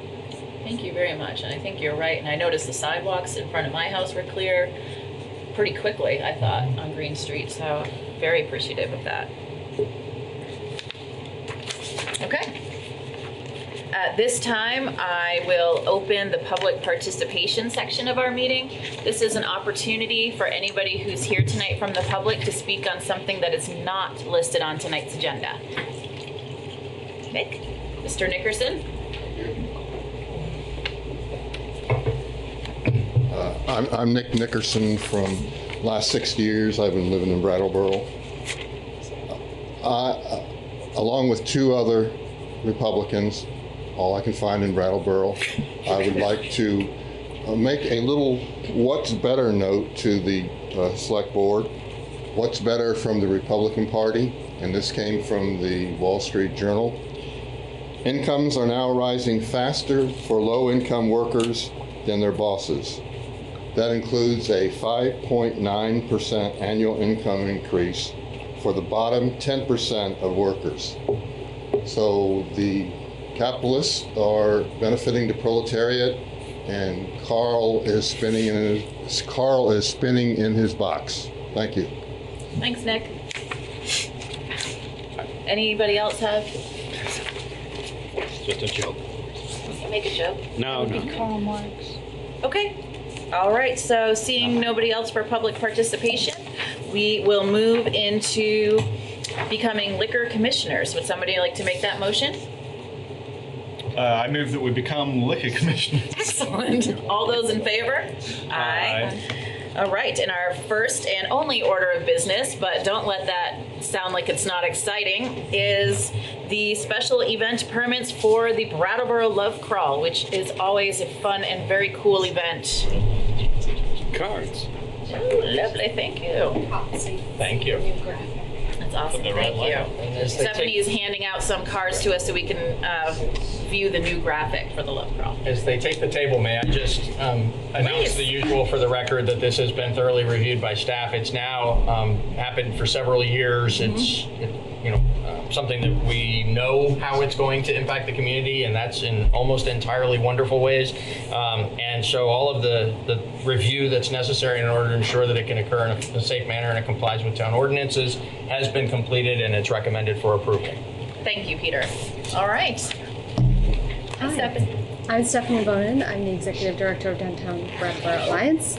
This is Elijah Cooper, who is working with me for 6 weeks, has 3 weeks under his belt, and is really a huge part of making this particular event happen, and then is also concentrating on making our Plan a Go-Go, our community calendar, really shine even more.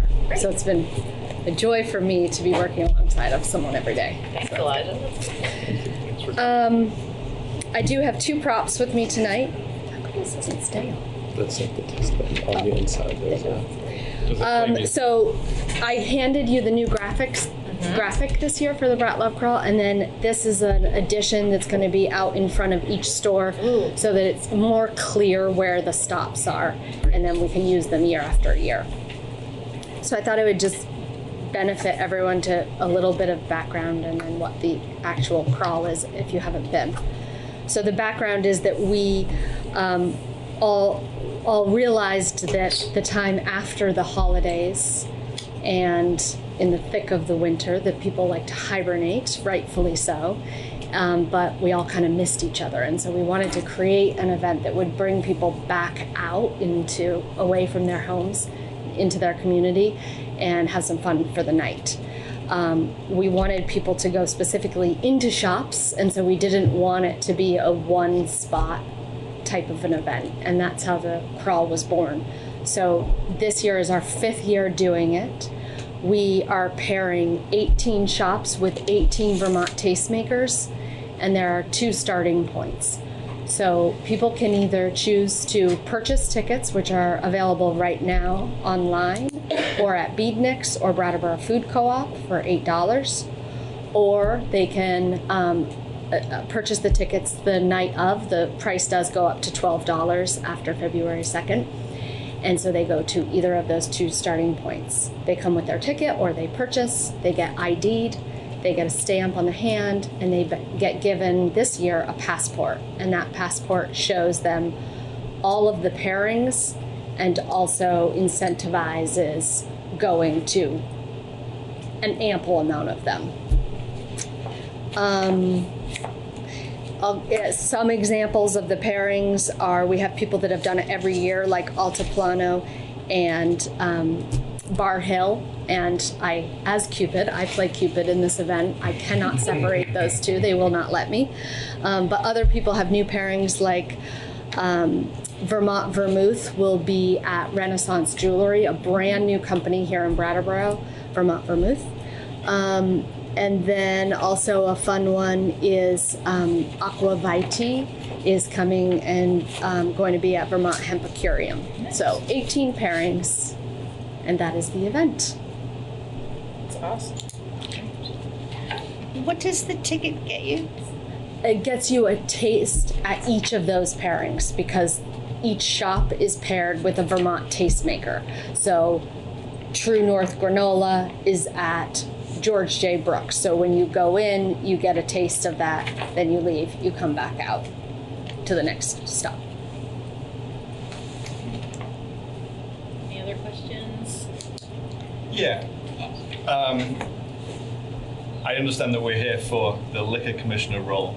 I guess thinking about this in a kind of inclusive way, I forget why this happened, but I think it was maybe the BAPC put on an event with mocktail pairings, and it was, pretty well liked, I think. And I was wondering whether there could be in future years, non-alcoholic options beyond just like seltzer or what have you. Yeah, this has come up before, and that event was great and was geared to mocktails, and they didn't have cocktails. And this event is geared towards distilleries and breweries and Vermont tastemakers.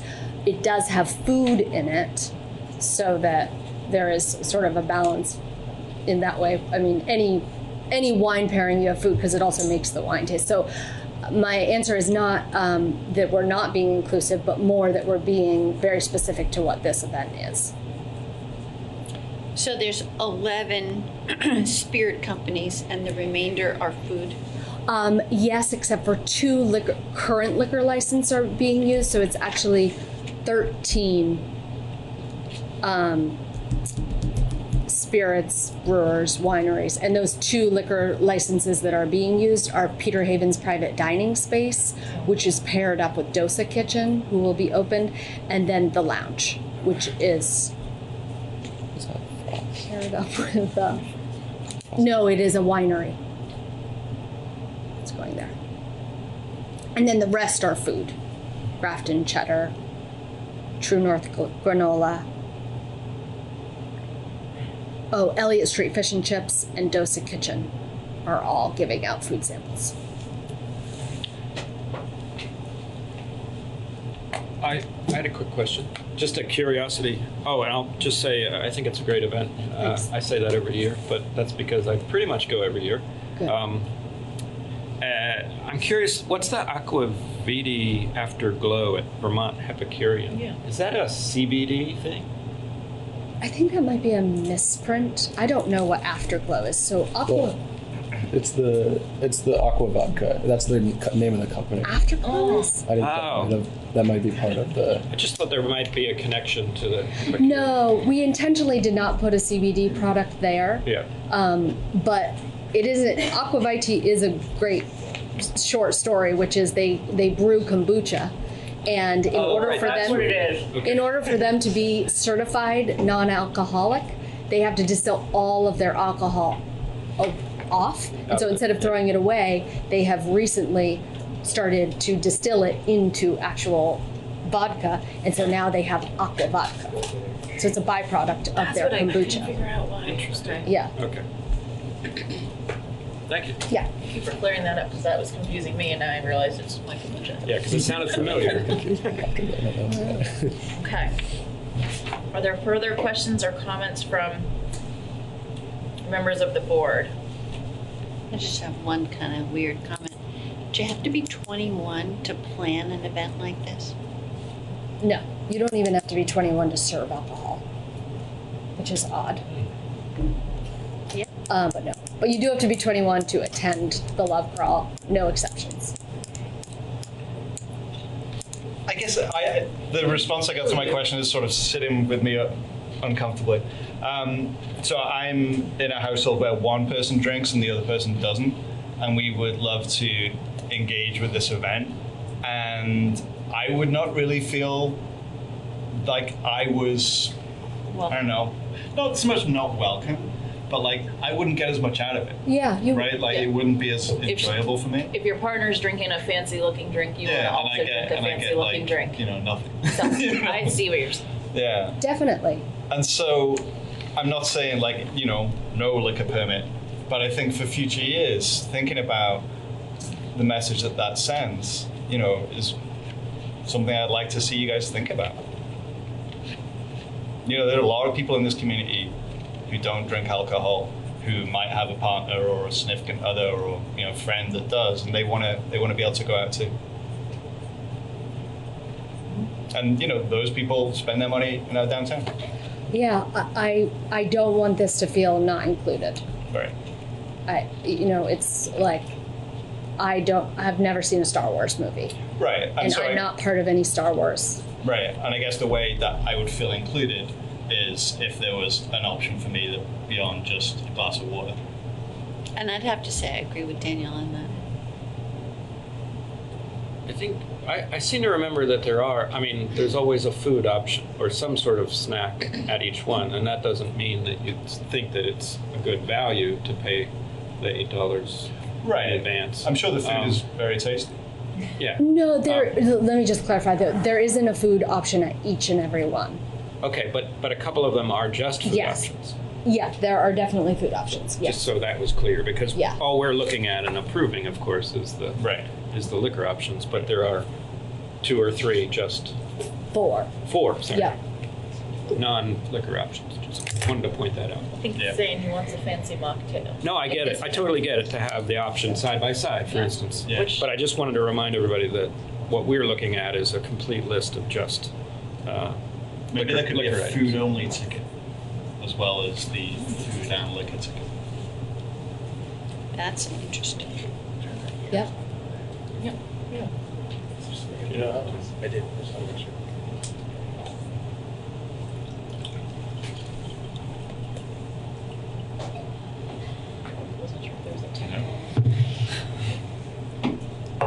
Okay.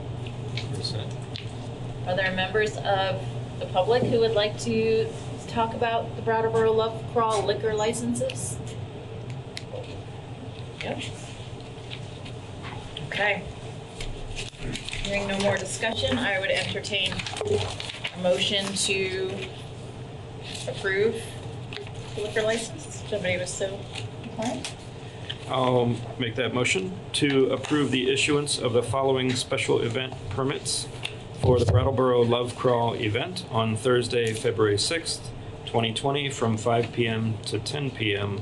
Just realized I'm in for a long haul here. That's okay. Caledonia Spirits at Altiplano, 42 Elliott Street.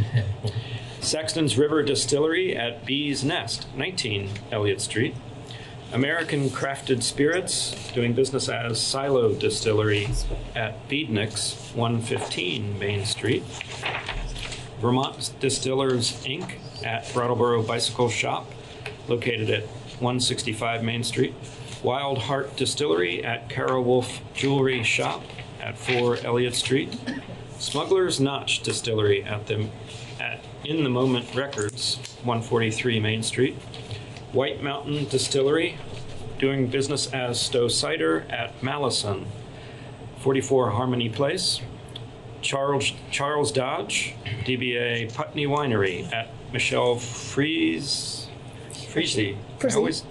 Frizzy. Frizzy. Frizzy. Okay, thank you. Michelle, I actually know Michelle, so I'm going to hear about that. Photography, 26 High Street. Vermont Vermouth at Renaissance Jewelry, 151 Main Street. St. Johnsbury Distillery at Taylor for Flowers, 15 Elliott Street. And Aqua Vitae Afterglow at Vermont Epicurean, 8 Flat Street. All right, Tim. I fell asleep halfway through that. No, I'm just kidding. You did a very good job with that motion. All those in favor? Aye. Aye. Motion carries. Thank you very much. Thank you, guys. Oh gosh, I need to pull this thing out. I'll just do this to myself. All right. At this time, I would entertain a motion to adjourn as liquor commissioners. So moved. All those in favor? Aye. Motion carries. We now move into unfinished business. And surprise, surprise, our first item is the FY21 budget, which has been our unfinished business for approximately 15 years. Just kidding, 8 weeks.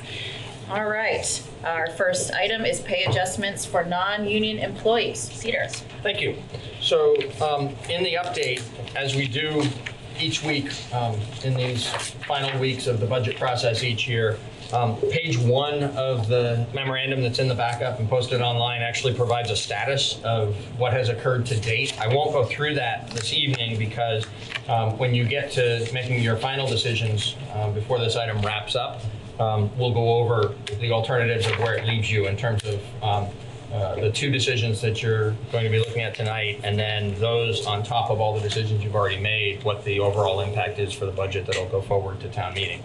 So I'm going to pass over the current status item and focus on the 2 decisions that you have in front of you for this evening. Okay. The first, as you pointed out, is pay equity for non-union employees. And for this, I'd like to set just a little bit of the context before I present the actual recommendation. This is a cycle with the collective bargaining units, the 4 employee unions, when we've invested a lot of attention and action on pay equity internal to those units, and as it relates, as the positions in those units relate to other employee positions in the town. And so with regard not just to the lower end of the pay scale, where $15 an hour is a measure that has emerged as being of great importance, and the board had indicated a desire to make sure that we didn't have any town employees paid less than $15 an hour for their service to the community. We looked at those things going through the collective bargaining process, but we also looked at the middle area and the upper portions of the pay scales to make sure, again, that there is fairness across the different departments and different functions of the town. We had earlier in this select board year, you have approved 3 of the 4 collective bargaining agreements, mostly last summer. That happened, and the 4th one is on this agenda for action later this evening. In the actions that were taken there, as we were proceeding, particularly through the earlier 3, it became apparent that we needed to give a similar level of attention to non-union positions in the town, because that wasn't going to happen as a natural course of just sitting down to bargain for a new 3-year agreement, as it was happening with the collective bargaining units. And so around the May or June timeframe, we began looking at that question. It emerged over the course of the summer that a couple of different groups of employees came to me and expressed concern about their compensation. They are 2 different groups of non-union employees, and they wanted to make sure that they understood how we were looking into this matter and what our intentions were about how to finalize the review and bring it forward. And so there's been a lot of communication on that. There was one evening back in August when one of those 2 groups of employees actually came and addressed the select board and wrote a letter to the editor. So there's been a little bit of public consideration of this, but mostly it's been work that has gone on intensely behind the scenes as we obtained some consultant assistance to make sure that we were assessing this in a proper, objective manner. And then worked first with the senior staff and then with the broader group of affected employees to make sure that we had calibrated the recommendation appropriately to achieve the greater level of equity that we were seeking. The impact of that is attached to the backup materials this evening. So behind the memorandum regarding the budget is a 2-page attachment. On the top of page 1, it says proposed annual salaries and salary ranges for full-time non-union town employees. It then lists each position of salaried non-union employees. And you'll note that there's 4 numbers next to each one. That's because what we're creating is a pay system where instead of just a pinpoint, a single point that is the salary currently paid for that position that doesn't exist within a broader salary structure for town government, that instead, similar to the 3 of the 4 collective bargaining agreements, we're establishing pay ranges for positions. So the bottom number in each case is the entry-level salary for that position, and the top number is the top-out salary, or the top of the range for that position. And one of the reasons why salary structures typically include pay ranges rather than just a single point salary is so that you can create equity in situations where you might have a more senior employee in a position that is roughly equivalent to a position where there's a more junior employee or someone being appointed into a position as a new employee in that rank, so that they aren't on day 1 of the new employee's service, and years into the other person's service, they're not being paid the exact same amount.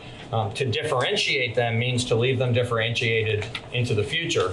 To pay them the same isn't equitable on day 1, and so we use pay ranges so that we can provide a relationship between one position and another that allows for those changes over time, so that 2 new people will be proportional to the size and responsibility of their position, and 2 senior people will be also in that same proportion, but it allows for those fluctuations as employee tenure changes. So that's why you see pay ranges proposed for every employee. Up until now, only the DPW supervisors and the park supervisor within this group of employees affected by this actually had pay ranges. They were already in ranges that had 4 steps to them, and now every non-union employee, whether a salaried employee or a hourly employee, will be in a pay range.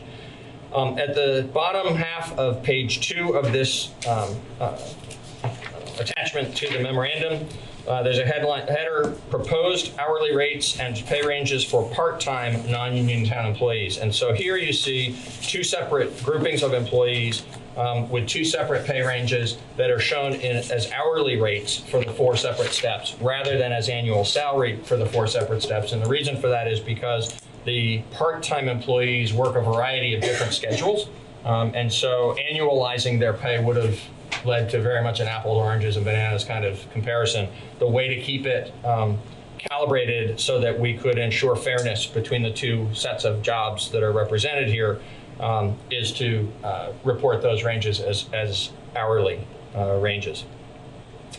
The overall cost impact to approve town-wide what is recommended in these 2 pages for the remainder, my recommendation is that you approve this evening and that it be implemented with the first payroll in February, and that for the remaining 5 months of this fiscal year, the cost impact of the salaries and the FICA and VEMRS being the retirement system, the Vermont Municipal Employee Retirement System.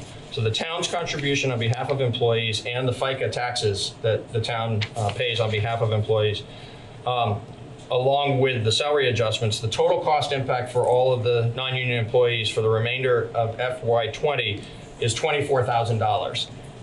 The total impact for FY21 is $82,000. The 82, in order to determine the impact upon the budget that we're working on, the 82 needs to be adjusted 2 different ways. The first is that some of these employees' positions are funded through the utility budget rather than through the general fund operating budget. So $15,000 of the FY21 costs. I should say first, just noting for the record, that the FY20 costs, because we're more than halfway through FY20, those would be unbudgeted expenses of approximately $24,000. Something just less than 20 of that would be in the general fund. As we've talked often, an expense of that magnitude, so long as we're managing the overall scope of the revenues and the expenditures in the general fund budget over the course of the year, as long as we're doing that overall job well, an expense of this magnitude can be, we can absorb an expense of this magnitude because there are always going to be some line items that are over and some line items that are under. So we'll manage for this expense as we complete this budget year. And then it's important that since we're 6 months away from the beginning of the next budget year and still finalizing FY21, it's important that we reflect that impact in the budget that you'll be recommending to representative town meeting. So on that one, back to the math, $15,000 that'll be in the utility fund budget comes off of the 82. And those are rounded figures. The exact figure of what we need in the general fund to fund these changes is $66,875. You'll recall that earlier in this budget process, actually at the beginning of this budget process, when I proposed staff's FY21 budget for your review, we had a $30,000 placeholder. At that time, we were still pretty early in the detailed work around this. We had done a lot of conceptual work around it. We had kind of set the framework within which we would conduct this review, but we weren't very far along in actually calculating what the changes might be. And so I missed it. I underestimated significantly, so I apologize for that. But the placeholder that we put into the budget that we brought you was $30,000. We need $66,875, and that's why the impact of the decision that we're recommending this evening would add $36,875 to the proposed FY21 budget. Excellent. That was very thorough, and I have to say thank you so much for the very smart way that you have created these ranges within each position. I'm not even going to guess how much work was put into that. So thank you very much. Are members of the board have questions or comments about our pay equity for non-union employees? Yeah, I would just say, in addition to paying people fairly, I really do appreciate the clarity of laying it out and kind of having a structure that's a little more formalized, and I think that's super valuable just for our employees and all of our taxpayers to just have it laid out very transparent. We're going to benefit from that for a long time to come, just having it done. Yeah. I also appreciate this work, and I note that the whole year's work has been with 3 unions and then this non-union group.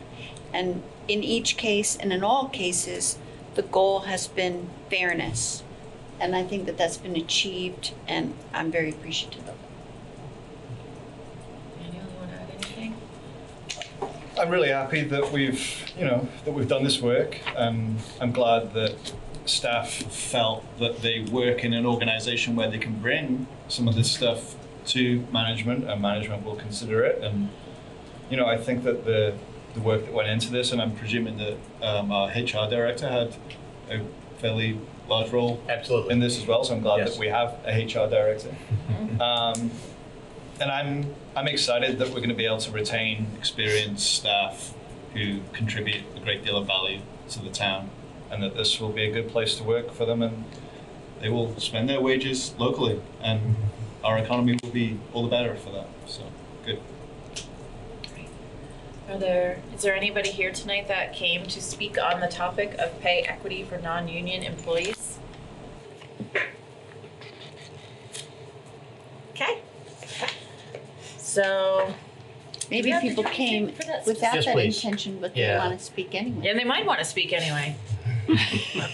Throwing out the curveballs. Look, we got somebody. Yeah, start the debate. I did.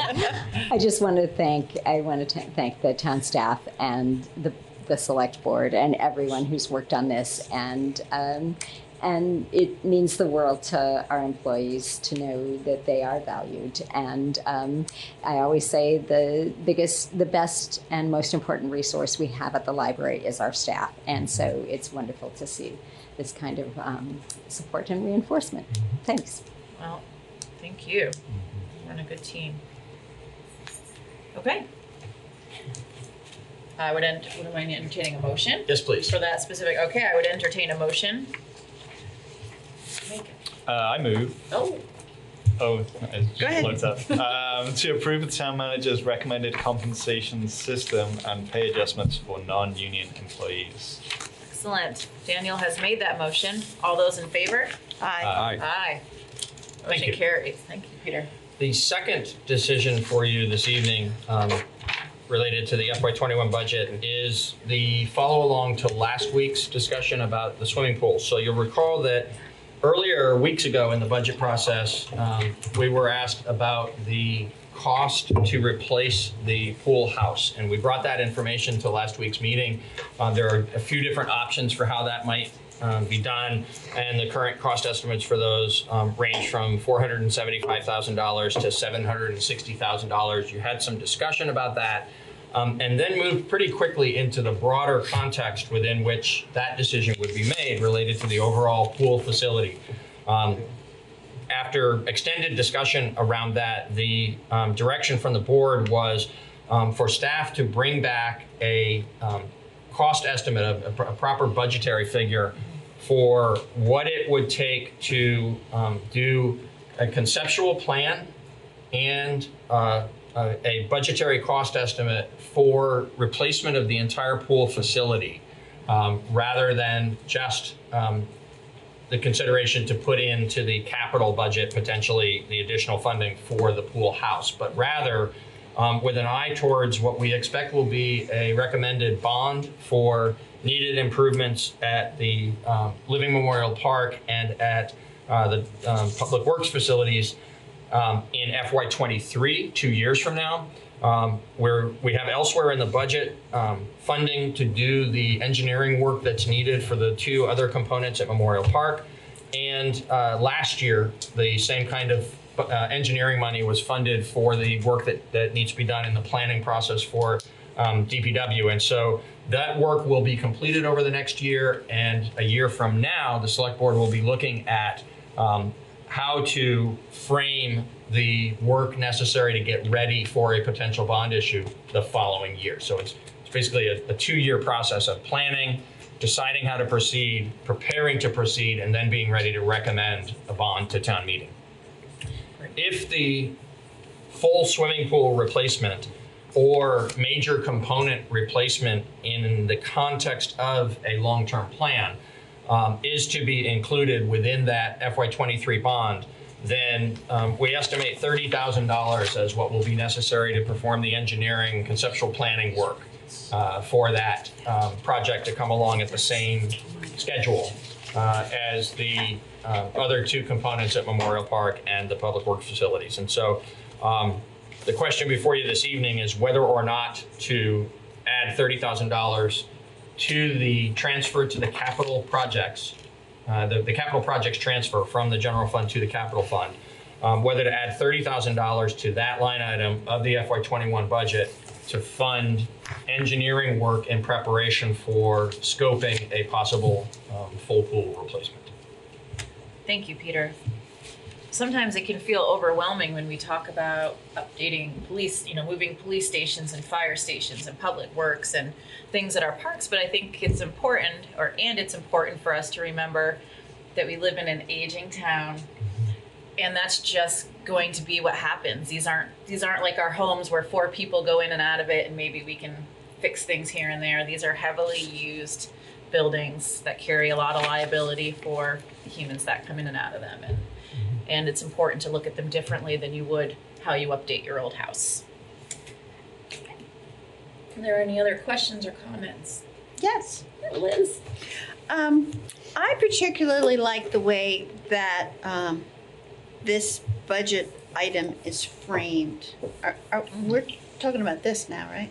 Sure. So would you like me to explain that to the public? Yes, I would, because I think it influences our decision. Sure. So what Liz is describing, for the benefit of those who may not have looked at this online or have it in front of them at home, is at the bottom of the second page of a 2-page memo. So the first page was that summary that I alluded to earlier. The top of the second page is the specific information about the 2 questions for tonight's decision making. And then the board has an important final decision to make regarding the overall FY21 budget that you will recommend for town meeting consideration. And so because staff couldn't predict where you would necessarily land this evening on the two pending questions, we presented 4 alternatives kind of as a menu. The first one we know is no longer relevant. That was the net impact of all prior changes only, with nothing else added tonight. You've made the decision to add the non-union pay increases. Thank you for that. And so number 1 and actually number 3 also are no longer relevant to your decision making. Number 3 being the net impact of all prior changes and the swimming pool engineering, but without the pay raises.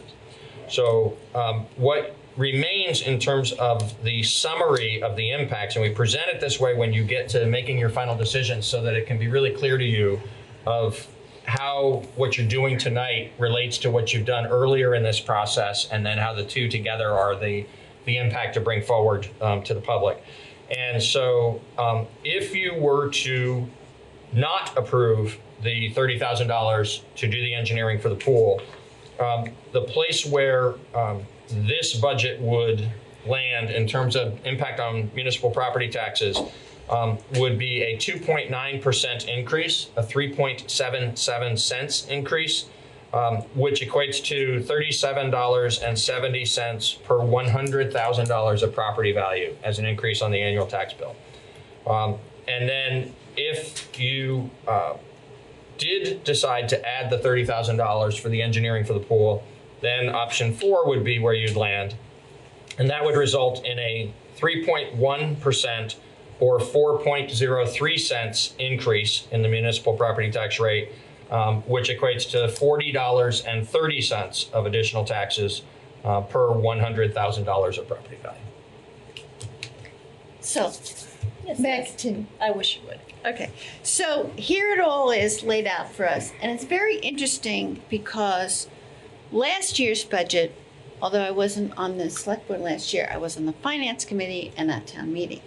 And the goal of the select board, and which ultimately became the goal of town meeting, was to advance the 1% in order to keep the tax rate low for the middle class, for this vitality of the town, to keep that priority uppermost in our minds.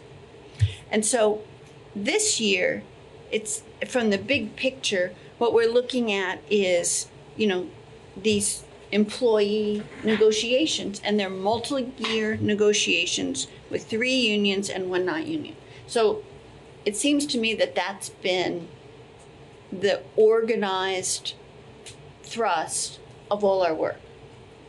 And then it boils down to, it's funny that it boils down to either item 2 or item 4. And when you look at item 2 and item 4, to keeping it in context of the fact that last year we did not have a tax increase because of the 1%. So now we're, with these 2 things, we're looking at a pretty large tax increase with the pool. And it's interesting to me that just this one thing is kind of tipping us over the scale of reasonableness. And so I'm voting to support the pool design next year so that we can maintain our goal of having a reasonable tax rate, and understand that the organization of this year's budget was for employee salaries, and next year we can be moving on to more capital planning for our recreation and infrastructure. Do you think that would work, doing the engineering next year and then still trying to fit it in for, I just lost the year, FY23. Thank you. It would not be in the same time frame as the bond projects. I would say, and choose my words carefully because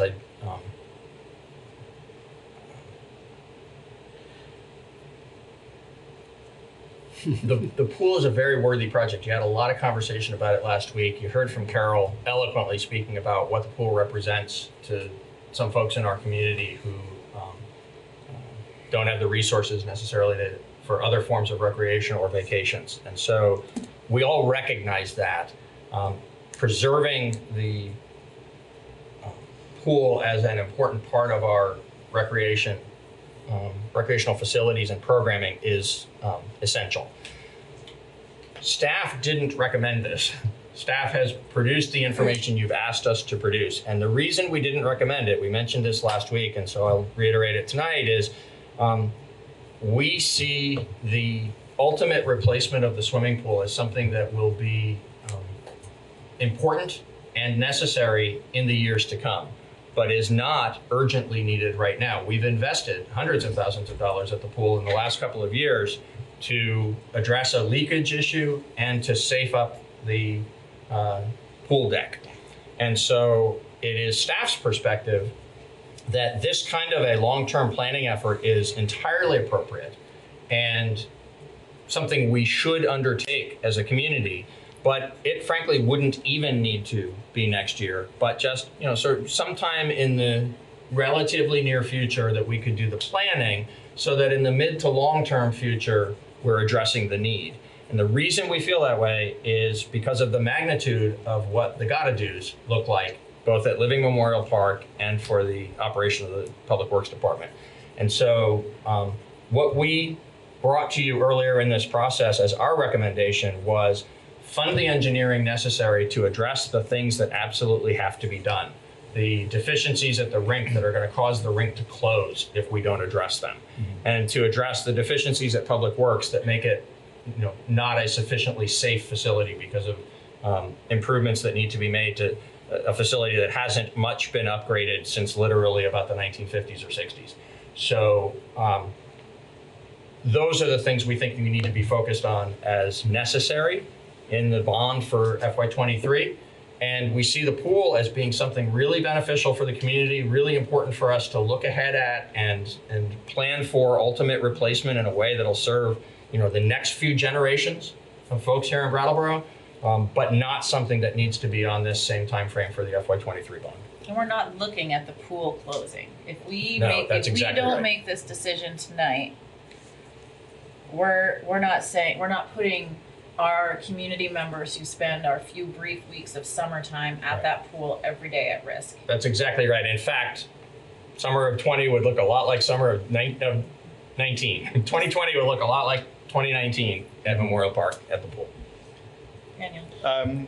So just to kind of make sure I understand this right. So the potential bond issue, what was it? In 2023 is substantial and is addressing things that need to be addressed, right? Because they're like mission critical things.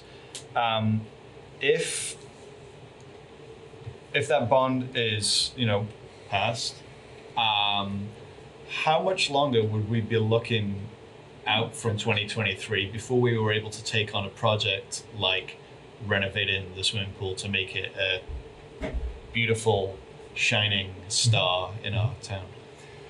So the timing of the 2023, the reason we're targeting 2023 as the timing for that bond is it coincides with when some prior debt is falling off the budget. It's a particularly advantageous time to add new debt because the full impact of that new debt will not be felt by the taxpayers. It'll be a while before that happens again. But the swimming pool is also a candidate, we think, for, with enough advance notice for some grant funds, for some community fundraising. There's ways in which we could go about that project over a period of years to be ready then to construct it, when it needs to be constructed. And so it's a bit of a wishy-washy answer because frankly, I think the fair answer in terms of creating reasonable expectations is we're not talking about just a year or two after FY23, right, which means we're talking sort of a decade out from now, but where the planning could be going on over the next few years in a way that positions us to then have several years of getting ready to do it. And then we'd be in a position to do it somewhere in the time frame that's kind of a decade or so out from now. that's kind of an exciting idea for me, that we could potentially, a decade from now, have a facility that is for everybody and maybe could include year-round use. We're not very well served for indoor pools for people without a whole bunch of money. I know community members that go all the way to the Y in Keene, and instead of that money leaving our town, we could keep it here. But I don't think that now is the right time to be planning for something of that scale. If I might, Carol's here, and I want to make sure, as I answer boldly and specifically, that Thank you. I know that we're generally on the same page. If there's something specific that you think needs to be added, please speak up. So for the most part, I think we're right on target. There are a couple little items that we may have to invest in along the way, per se. There's no safety issues that we have to say, hey, we need. There's no. We're not going to open in 2022, 2023. Though that's not the situation. But I think you might have to invest in some more patching at the pool. It's still a 1957 pool. We slowed down the leak and then stopped the leak. I mean, I would be totally dismissive if I wasn't being totally upfront with you that, the stopper is not holding it all back. There is still some leakage. So we may have to invest in some, continue the Band-Aid. You know if you hear what I'm saying. Certainly we're going to need to do maybe some spruce up in the locker room, tiling, rubber flooring, to buy us those 10 years. If we're talking a decade out here, we may have to do some of those things. Not this summer, but something we do need to be totally upfront about, just those type of little things that can buy us the amount of time that we do need. Just being totally upfront. Thank you. Does that fit in? Oh, go ahead, Tim. Well, I actually have to jump in. I don't think 10 years should be a goal. I think sooner than 10 years should be a goal. And I know I might be unrealistic, but I think it's an important resource for our community. It's already an incredibly important resource to so many community members. And it doesn't feel that necessary to really go on about it, but I did start to become concerned about the absolutely needed bond items becoming sort of an everything bond, and getting out of control. And the $30K expenditure sounds easy and makes sense until I started to think about it a little more, and I started to realize that I still, as I mentioned last meeting, I don't have a really good read on what our community wants, and I don't think we should even spend $30,000 on, conceptual plans before we know that we all want this and we're willing to take that leap, and with the added plan of maybe bringing in some partners and some donations and making it more of a community push outside of the taxpayer expenditure. So, but I just wanted to stick that in there, that I'm not sure it should be like, we're definitely going to do this in 10 years, because that feels too far away from me. But what I do want to commit to is this board, or whatever future board makeup we have when it gets warmer. Someday it will get warmer, right, Carol? It will. I know. It always does. It's hard to remember sometimes in January, to go out for a site visit and to really start that conversation about, hey, why are they out here? Well, it's because we want to start a community conversation about how to go about this in a sensible way. So. Brandy, one more thing. Yeah, I wouldn't want to gloss over a little item that Peter said, which is fundraising, and I happen to know that Carol's very good at that. So to be planning that at the same time would be great. When you hear Carol say things like, we're going to need patches and this and that along the way, does that feel like something that you're confident bringing to future boards, whatever makeup those are, and standing behind those? Absolutely. And I'm still laser focused on the skateboard park, so I think we all. Oh yeah, that topic's been opened back up. Sure. Uh-huh. Good. Let's keep it open and keep hammering away. I'm hoping that we'll be going out very soon out to bid. I've got a pretty good sized meeting later this week that will be tidying some things up to get that RFP out. I know you've been. A lot of people have been working hard on it, so thank you very much. All right. Thanks, Carol. Everybody feel like they know what they need to know at this moment? Yeah. Yep. Okay. Is there anybody in the room that is not sitting at this table that would like to make any comments before we formalize our motion for the Live in Memorial Park swim pool renovation or replacement item? Okay. May I? Yeah. In the absence of direction to add this item, Yeah.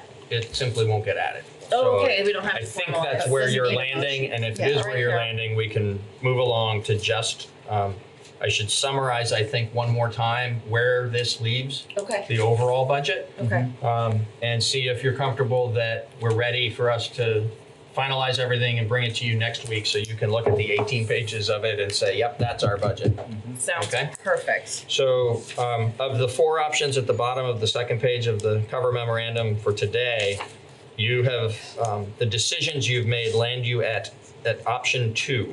That's the net impact of all prior changes and the non-union pay increases, which is an increase of $59,014 in property taxes above and beyond the budget that has been out on the internet now for almost 3 months, the staff's proposed budget from the first week of November. So for the benefit of the public who may want to look at this before next Friday when we put out the updated proposed budget, it is that budget which is out on the internet right now, plus $59,014. And the component pieces of that, those increases, there's 4 things that are causing the increases. One is the response, the board's positive response to the Human Services Review Committee of Representative Town Meeting, which requested that the allocation of funding for human services be increased by $4,510. The second is your positive response to the Chamber of Commerce and the Downtown Brattleboro Alliance for the request that the Community Marketing Initiative funding always represent 10% of the prior year's receipts on the rooms and meals tax. We had, as staff, in our proposed budget to you, shown it as a flat number based on last year's $42,119 allocated to this funding. The request was to let that be a number that floats with the actual receipts. You approved that at least for this year and as general guidance to the staff going forward. And so this year's impact is $1,629 additional dollars. And you also approved last week funding for Project Care of $16,000 to fund transportation services and the recovery coach services. This evening, you've approved $36,875 additional dollars of funding for the non-union employee pay adjustments. And the total of those 4 items is $59,014. That total impact of the recommended adjustment then to the recommended FY21 budget as compared to the FY20 budget that was adopted at Representative Town Meeting last year, this would be a 2.9% increase in the municipal property tax rate, a 3.77 cents increase in the municipal property tax rate, which equates to $37.70 increase in the annual tax bill per $100,000 of property value. And you don't need to take a motion on that tonight, but if that summary lands you in the place that you thought you were landing, I just need to know that you're ready without any further ado for us to bring you the budget for you to approve as your proposed budget for town meeting. Thank you, Peter. People sitting at this table? So, Yeah? I'm in. feel good. Timothy? I want to just point out something. That in the past, this board has dipped into fund balance to ameliorate some of the effects on our taxpayers. I'd like to say that I'm not in favor of doing that, partly because of, Franz, you brought up some interesting data the other day. Sorry I had to call you out. It was supposed to be a compliment. But concern about towns maintaining fund balance is a good one. And it seems under the recommended level of reserve funds that a town should have to be wise in today's world. So I'm not advocating for doing that this year, as we have in the past. But I am hoping that everyone does realize that there is some good news. Someone mentioned the 1% local option tax. So what looks to be very good news is coming down the pike, hopefully. And I'm to the tune of, so people don't have numbers in front of them like we do, but we have budgeted as income $630,000 for a 1% local option tax. Our first quarter report is something in the neighborhood of $211,000. So, and there is some reason to believe that that's average or possibly even low for a quarter, because it doesn't reflect the strongest quarter traditionally as far as sales tax. So we're looking at possibly in the neighborhood of $200,000 more in revenue to offset taxpayer burden.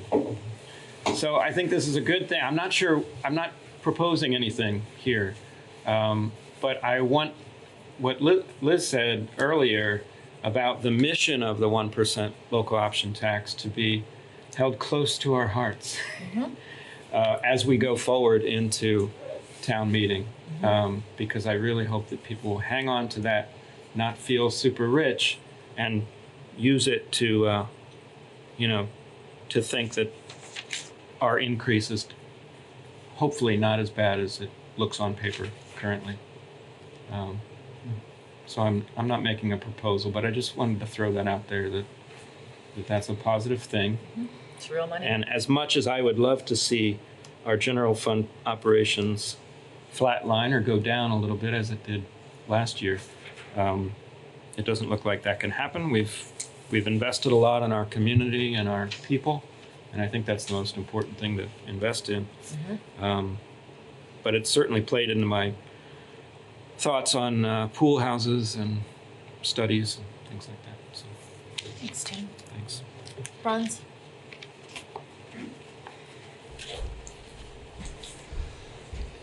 Franz Reichsman, Finance Committee. Based on Selectwoman McLaughlin's remarks last week, in which she seemed to think at times perhaps I get a little bit verbose, I'm going to refrain from relating the story that I can't imagine that I would say otherwise have told. However, I will bring up a substantive point, and I just want to make sure that the additional separate articles that'll be warned have budgetary implications. And it seems like most of them, but I want to know if all of them are included in the budget estimates that you just gave. Yes, Thank you. They are, with one exception, which is the SEVEDS funding that doesn't appear in the general fund budget. That would be, if it's approved, if that article is approved, that funding would come from program income. But each of the others is a general fund expense and is reflected already in the general fund budget. Thank you. Thank you. Good question, Franz. All right, Peter, what do you need from us? Something formal or general nods? No, this is, again, a moment where if you don't direct any further changes, what we're going to bring to you for next Tuesday night is the budget with the changes that I itemized earlier that you've previously directed. It'll all be in there so that you can look at it and, as I said, sort of say, yes, this is our budget. We're ready to send it to representative town meeting. We'll have that, and then in the follow-up to the discussion you're going to have later this evening about the warnings, the same thing will be true of next week's meeting. We'll have the warnings in front of you in a form where we expect that it'll be just looking at it and saying, yes, that's our warning. We're ready to issue it. Well, great. So it looks like for the budget item, we are doing that. Thank you. Thank you. Okay, so we are now moving into new business. Yes. And our first item of new business is the monthly financial report for December. Peter? I'm happy to report that things are in solid shape. We are halfway through the fiscal year. This is the report through December 31st. So the first 6 months of the fiscal year. And the prorated total expenditures, and when I say prorated is because there's those couple of very large expenses that are incurred early in the year, and then those get prorated out over the 12 months so that we can see actually what our spending rate looks like. The prorated general fund expenditures are at 48.6%, and then the same with the utilities fund. The prorated utilities fund expenditures are at 49.3%. Through the first 6 months of the year. Revenues also are in good shape in both areas, and the parking fund expenditures are at 48.4%. So solid all the way around. We have the information as usual about the solid waste disposal fund. Those revenues and expenditures lag, so we're always a little behind. But we're in good shape where the revenues are exceeding the expenditures at 45.4 and 44.2. And the loan report shows that we have $4,193,297 of outstanding loans. All of them are current except for one loan that is in default and fully reserved. And then there's the continuing note about the cultural intrigue balance that will not be recovered, that we've been just carrying as a book entry. The program income report shows that we have $499,025 available funds for additional grants and loans as of December 31st. You have recently approved one additional loan and the recommendation that you're making to representative town meeting for the SEVEDS funding. So in the next few months, this number will come down, but 499 is a above average figure. We often run in the $200,000 to $300,000 range. We like it when there's a bit more in there because it gives us some flexibility for additional grants and loans. So, drawing down off of this from 499 down to something closer to $400,000 is still solid position for that fund. We have 41 active grants that we're administering and 4 grants where we are in the application cycle to potentially receive some more of other people's money. Thank you, Peter, and thanks to John Connor for putting this together. You're going to ask if we have any questions? I was just getting to that. Oh, okay. I thought you were going right. This was me. Quit, and then I thought Daniel might not have an option to ask a question. I just turned the page. Does anybody have any questions? Do you have a question? I do. It's probably easy, but it's top of mind. Yeah. I noticed that Public Works traffic light is a little high in the expenditures for contractual repairs and parts. Okay, yeah. Would you like to take this opportunity to say anything about our traffic? About that light? So yes, the lights on Flash at High Street and Main Street are the result of someone hitting the pole there and knocking out the controller. Unfortunately, it happens from time to time, and usually we're able to repair it quicker than has been true this time. We're waiting on a part that we thought we would have already had, and we'd be back on cycle. So I don't have an up-to-the-minute update of how many more days we think we're going to be on Flash, but I know that we had expected to actually get it restored before the weekend. We're still waiting on the part. As soon as the part comes in, it'll be a high priority to get that repaired. Forgive me for being semi-flippant here, but is there any way to buy 2 of everything that thing has? Let me check on that. Yeah, but Tim wouldn't like it when the budget comes. I know, but that's actually. But really, it's. I hear a lot that it really impacts people's. I crossed the street there last night, and it was. I ran the gauntlet. It's a good question. It's a good exercise in cooperation and community spirit. It certainly is. But not everyone is on the same page with that. Right. No, it creates a difficult situation, particularly for pedestrians, but also for people entering into Main Street from the side streets. And It's awful. It's a really good question as to, what would it take for us to actually store some spare parts? I think it's a more complicated question than just, hey, I'm sure. Can we get 2 of that thing next time? Because it's not always the same thing that gets damaged. But it's a question that we'll pursue to see whether or not we can be a little more resilient about these situations. That's why I said semi. Thank you. Yeah, no Running problem. across that street Thank you. after dark last night was super exciting for me. Okay, are there other questions or comments regarding the financial report prepared by John O'Connor and delivered by Peter Elwell this evening? Okay. Do I need a motion for this?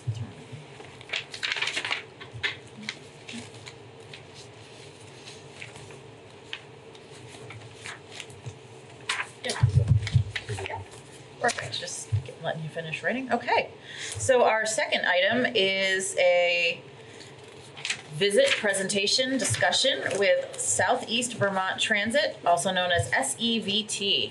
If you would like to come up and join us at our side table and give yourself and your company you represent a good introduction. Welcome back. Thank you. Thank you very much. My name is Randy Shoemaker. I'm the CEO of Southeast Vermont Transit, and Southeast Vermont Transit is made up of the mover in Wilmington and the current based in Rockingham.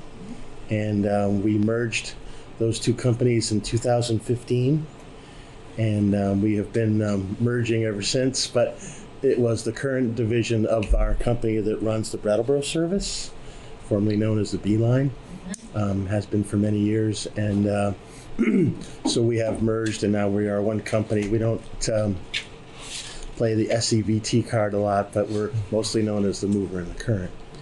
And so I've been lucky enough to come in front of the Brattleboro board most every year. I think I've skipped maybe 1 year in the past 5 or 6 to brief you on where we're at and what's going on in your town's transit system. And I prepared a handout I'm sure that Jan has circulated to you, and I don't think I need to read it to you, but I would like to highlight some of the things that are happening with the transit system in town. You might remember that we operate the red, white, and blue lines. We operate also demand response service for seniors and people with disabilities.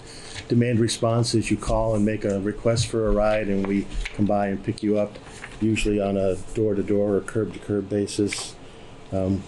Brattleboro is a municipality, so we have ADA paratransit service, and we deliver rides by a number of different sources, and you may see a car go by with a magnet on the side that says current, but we do have 15 very active volunteer drivers, and they're providing a tremendous amount of service in addition to the buses that you see rumbling around town.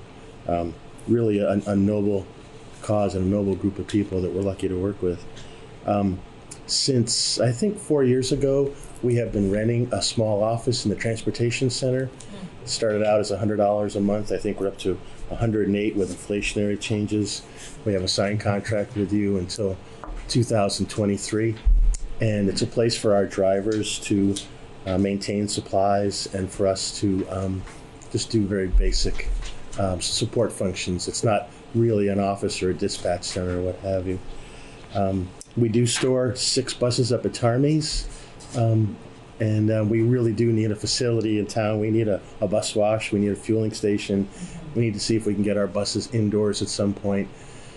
We've identified the needs to our chief funding agency, which is the Ron Agency of Transportation, and capital funds are, like every other fund, tough to get at, but we're in line, so to speak, and in the absence of earmarks, which the state enjoyed a real plethora of, we need to continue to plan and wait.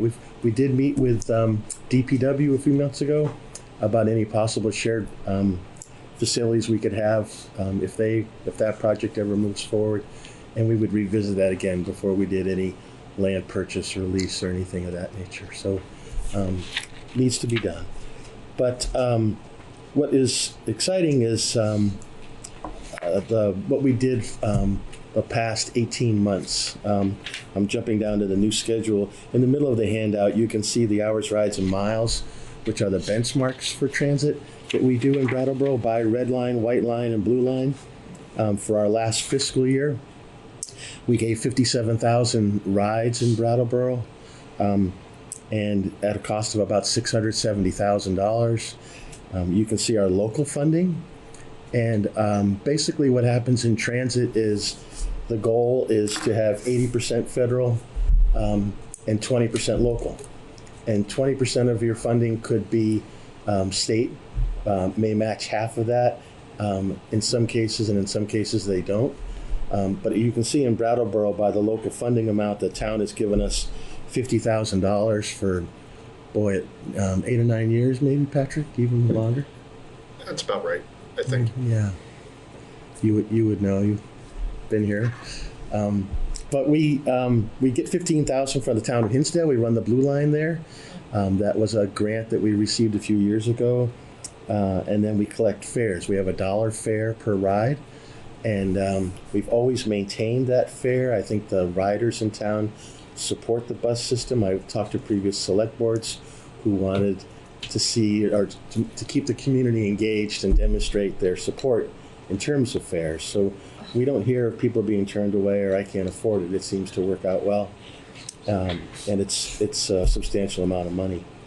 But the exciting part that I wanted to talk about briefly was we needed to change the schedule, which was done back in 2014 by a consultant from Colorado. And things got really out of whack between the three lines. Yeah. And we spent 18 months talking to people, focus groups, surveys, public input, outreach. We brought a consultant in. The state helped us with a lot of support. And we ended up taking a lot of money from, a lot of hours, I should say, from the blue line, and we put it into the white line. And then we took the red line, which basically starts in West Brattleboro, the residential part of our system, and it goes through the transportation center and then back out to Market 32. And that used to be a 2-seat ride. You used to have to get off at the transportation center and get on another bus to go out to Market 32. When we redesigned the route, that is now 1 seat. You don't have to transfer. So we made a lot of changes based on suggestions, and ridership increased 13%.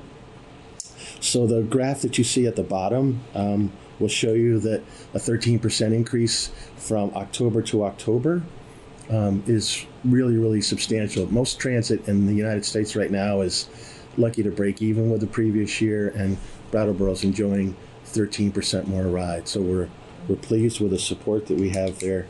And just a note of explanation on the graph, you can see two numbers for 2018 and 19. One is 60,504 rides, the other is 64,815. The higher number of 64,18 is what those rides would have been if we had counted them the same as the previous year. That two-seat ride I mentioned from West Brattleboro to Market 32. If we had counted apples to apples, we would have been at almost 65,000 rides. So far so good with that. And again, we had a lot of support from the town and a lot of input. The only other thing that we did substantially different last year was we introduced a transit app. The Mover in Wilmington had been the beta site for Vermont for testing an app on your phone to say, where's my bus? When will it be here? And we ironed out a lot of bugs in our neck of the woods over that time period. And then eventually the state went out to bid with it on an open source platform. And several different apps now use the technology. And Brattleboro was implemented late summer as a kind of a soft opening. And we're still working out some kinks here, but this software is really, really good. You can set your phone to tell you when the bus is arriving. It'll give you an alert that if you have to walk to the bus, you better start walking now. It'll help you plan your trips. It will show you physically where the bus is. So a lot of good things. And in Brattleboro, we thought in particular it would be very helpful because of the nature of the rides, the transfers, et cetera, et cetera. So we're excited to bring technology to our little bus system. Any questions about our overview? Yep. I have two things I want to talk to you about. I'm a big supporter of buses, and I think your ridership could be significantly increased if everybody talked about and promoted the sustainability aspects of taking the bus. Most people, I think, take the bus because they don't have a car.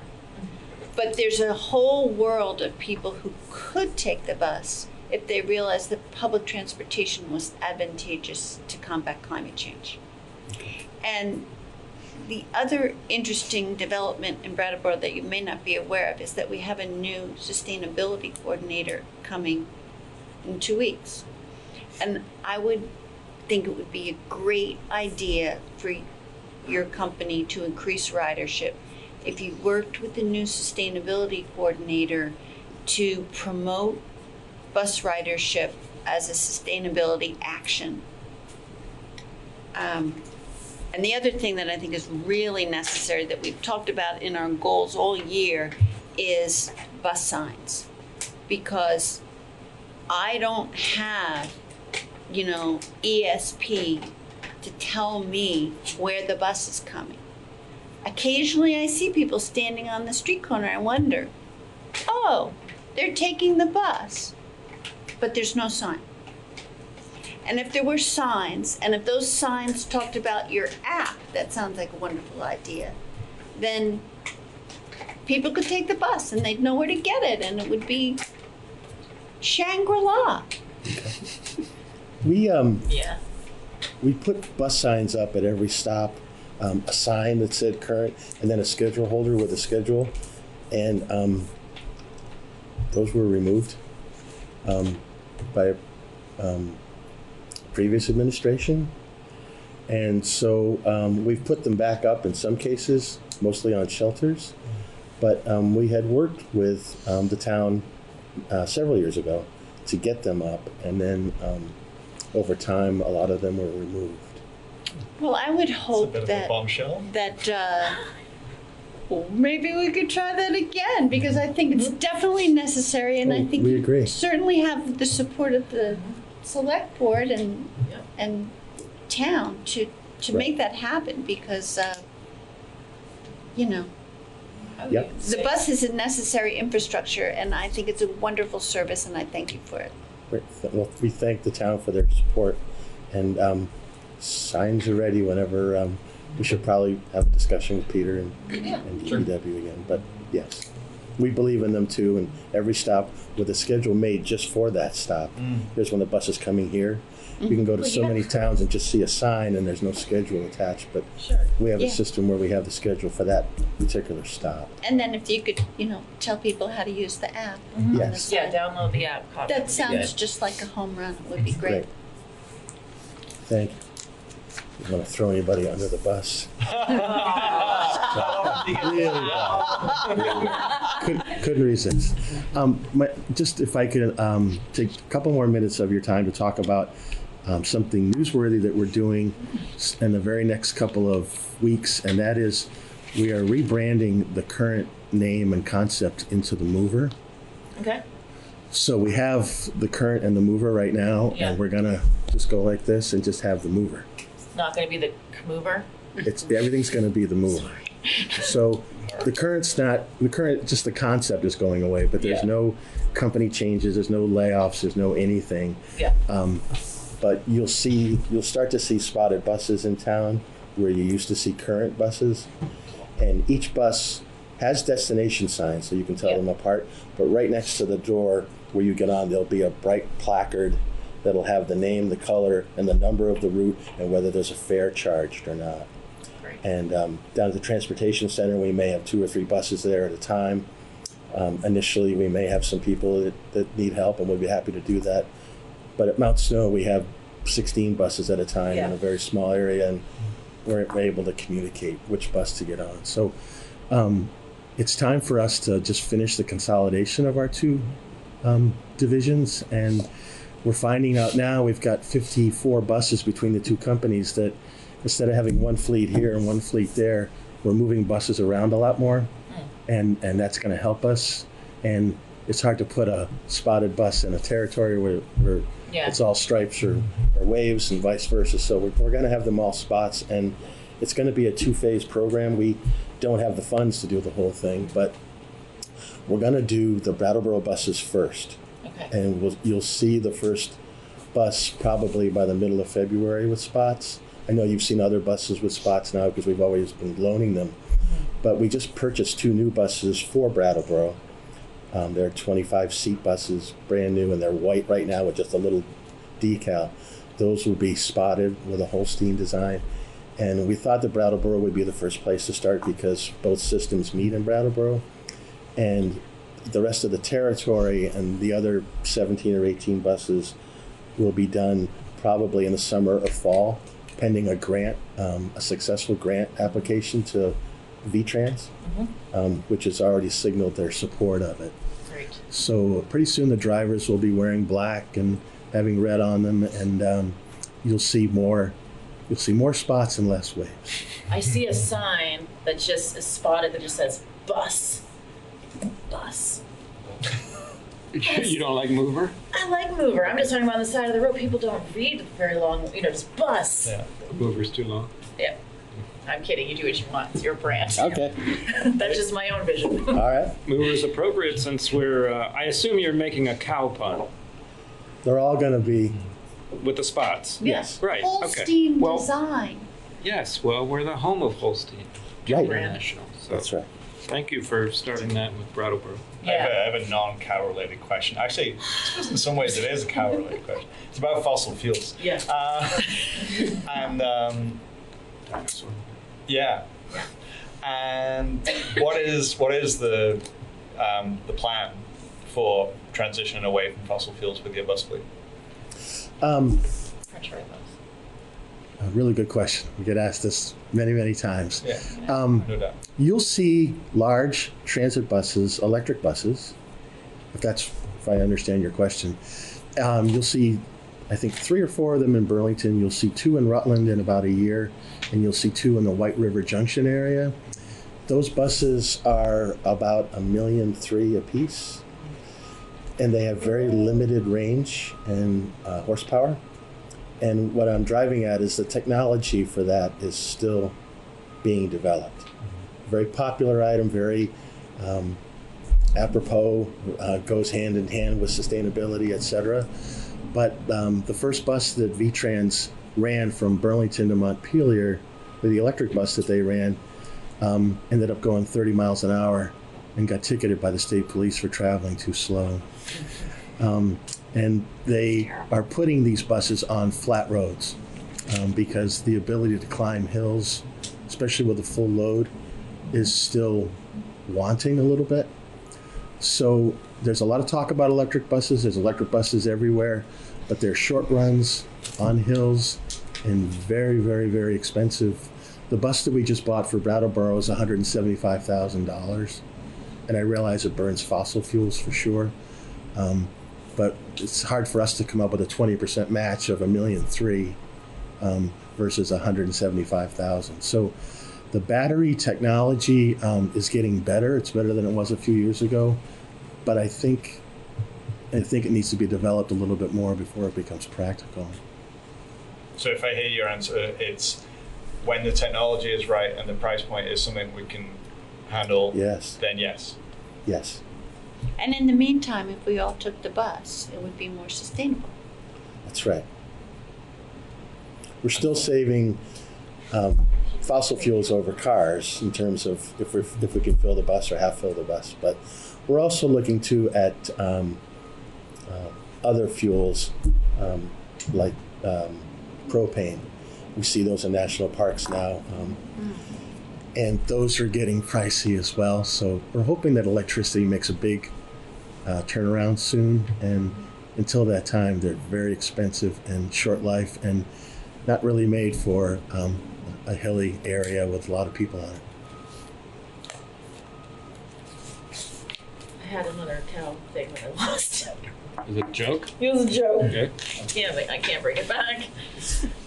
I really appreciate how much time you took to speak to riders to develop this line, and I worked recently with a lot of people that took the bus, and the bus routes are far surpass where they were. So thank you very Thank much, you. and it is noticed. Great. Brattleboro does not hold back on their opinions, and we got lots of it. God, no. Which is what made the thing work. Yeah, When they that's you said if you follow what people said, Yep. they will come. That's how you get things done. You're noisy about it. Okay, well, thank you so much Thank for you for joining your us time again. this year. We'll see you next year. Thank you. See you next year. Good luck with that branding. Thank you. What about these signs? Yeah, who didn't this? Bus. Cow bus. At some point. We'll follow up. Yeah, I want to know all about that. Okay. So our next item, still under new business, we will be taking a break at 8:15, and right now we are moving along to item C, which is our collective bargaining agreement with the New England Police Benevolent Association, also known as NEPA. Actually, NEPBA. Okay. For the period. Can't resist myself tonight. From July 1st, 2019 through June 30, 2022. Peter. Thank you.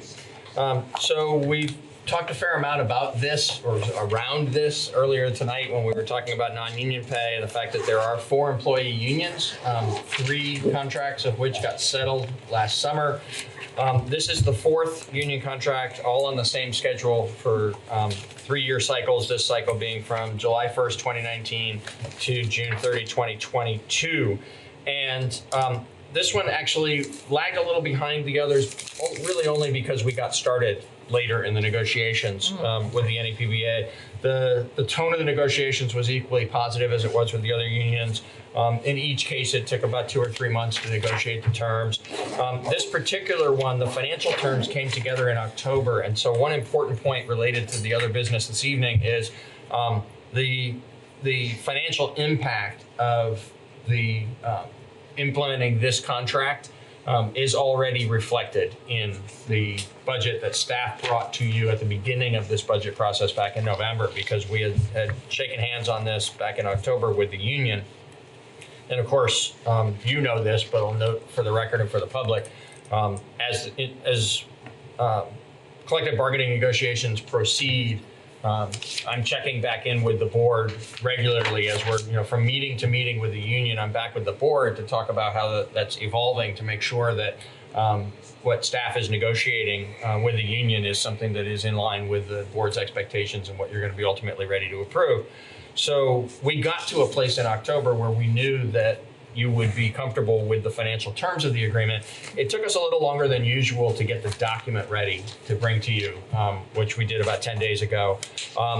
No issues arose. It was just a more complicated set of changes this time, and the holidays were in between, and it just was a matter of working drafts back and forth between the union and the town. We got to a place, as I said, about 10 days ago, where the document was ready to bring forward for your approval. We had posted it on the website. We received good feedback from Franz earlier this year that documents of this complexity and impact would be helpful if they were out a little bit further in advance, not just on the Friday prior to the meeting. And so we made a point of making sure that that happened with this document and with the document related to the non-union pay. And we'll make a practice of that going forward. So it's all ready for your approval. The union membership has already voted to approve the contract. With your approval tonight, we'll get it executed and fully implemented. Excellent. Thank you very much. We at this table have known a lot about this and talked a lot about this. Is there anything that anybody feels like they'd like to mention at this time in the process? No, I mean, I think it was constructive and teamwork on both sides, and super happy with the way it went. And again, as I said before, the goal is fairness, and I think that was achieved. Mm-hmm. And we really appreciate our police department. Mm-hmm. Not that we don't appreciate every department, because it's a town where it requires a lot of hard work on many different levels from all of our departments. So I hope that each department, as we've gone through this process, at least can feel our appreciation. Okay. Well, I'd make a motion. Well, thank you very much. Unless Franz has anything else to say. Oh, Franz. before we're about to make a motion, did you want to speak first? No, thank you. Okay. Liz? I move to approve the collective bargaining agreement between the town of Brattleboro and the New England Police Benevolent Association for the period from July 1, 2019 through June 30th, 2022.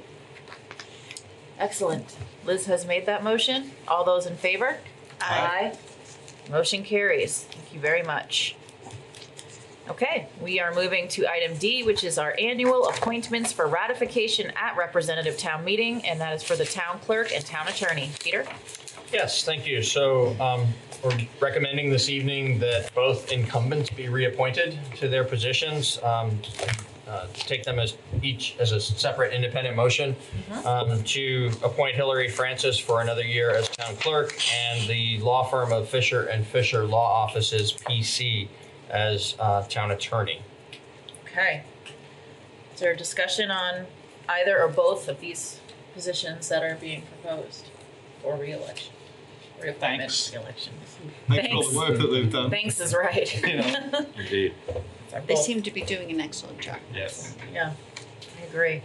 Okay, so we're going to take these as two separate motions, and our first motion would be for town clerk. Does anybody want to make that motion? I'll make a motion to appoint Hillary Francis as town clerk, subject to ratification at the representative town meeting on March 21st, 2020. Excellent. I'm quite sure that was right, and then it is. And then it is. And then it is, so it is. Tim has made that motion. All those in favor? Aye. Excellent. Motion carries. And we have our second motion. Who would like to make that motion? I'll make it. Move to appoint Fisher and Fisher Law Offices PC as town attorney, subject to ratification at the representative town meeting on March 21st, 2020. Excellent. Daniel has made that motion. All those in favor? Aye. Aye. And that motion carries. We now move to annual contract with the town attorney. Peter? Thank you.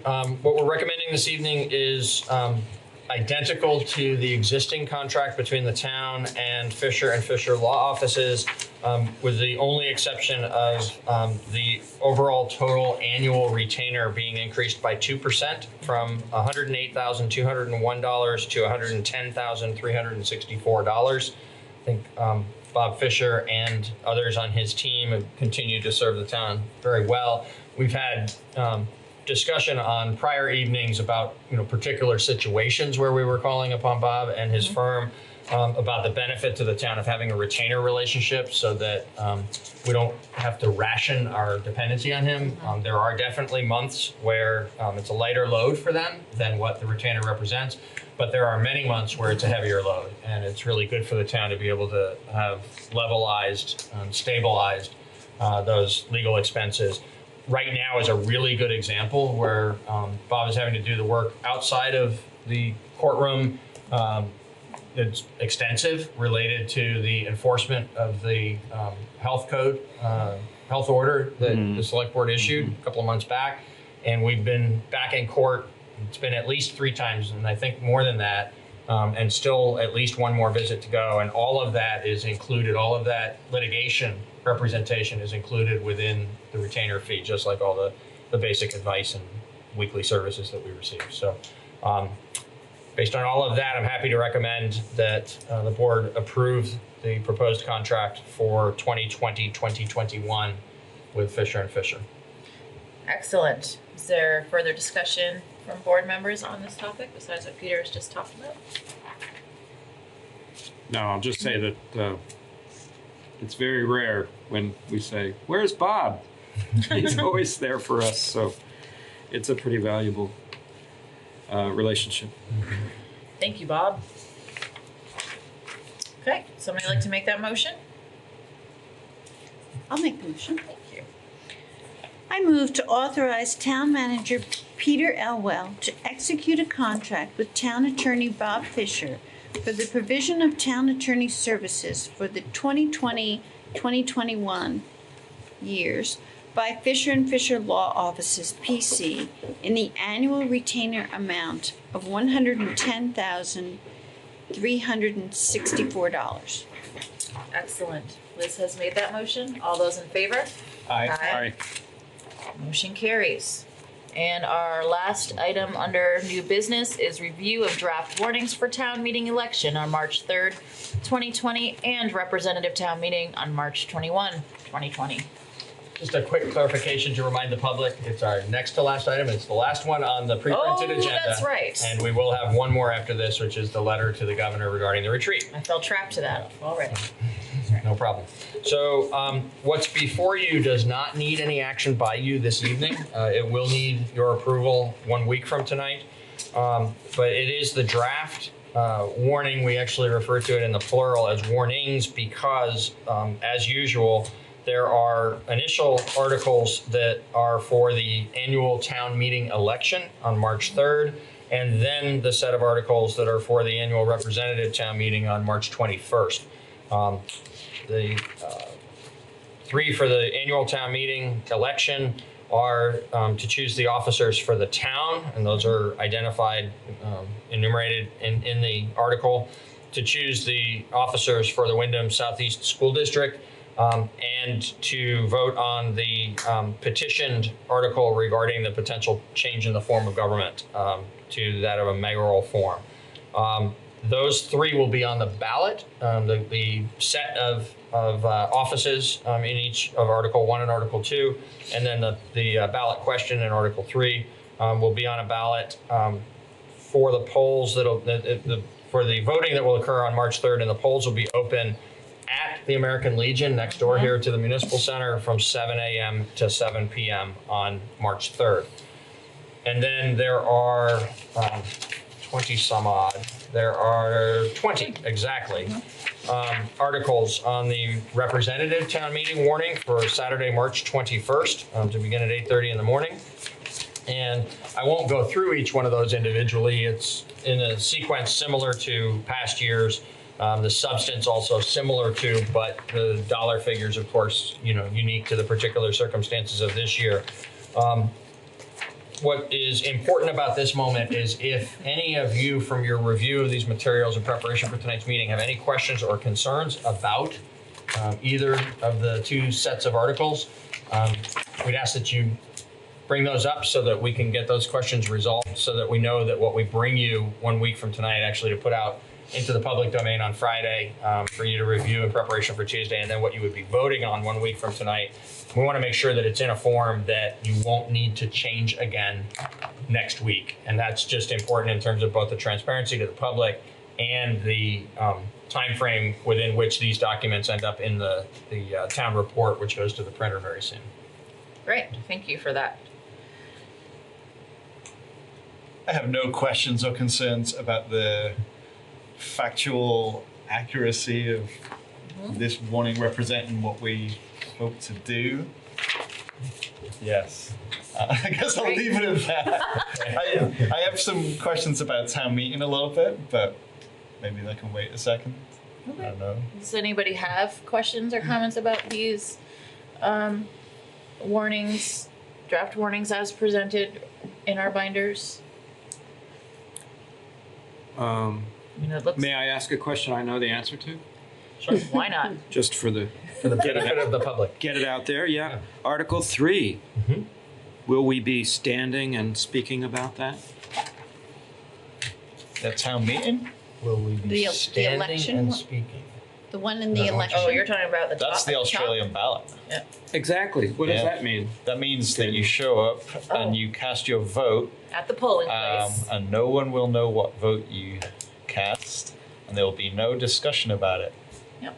That is correct. The three articles for the March 3rd ballot are just that. They will be voted on that ballot on that day.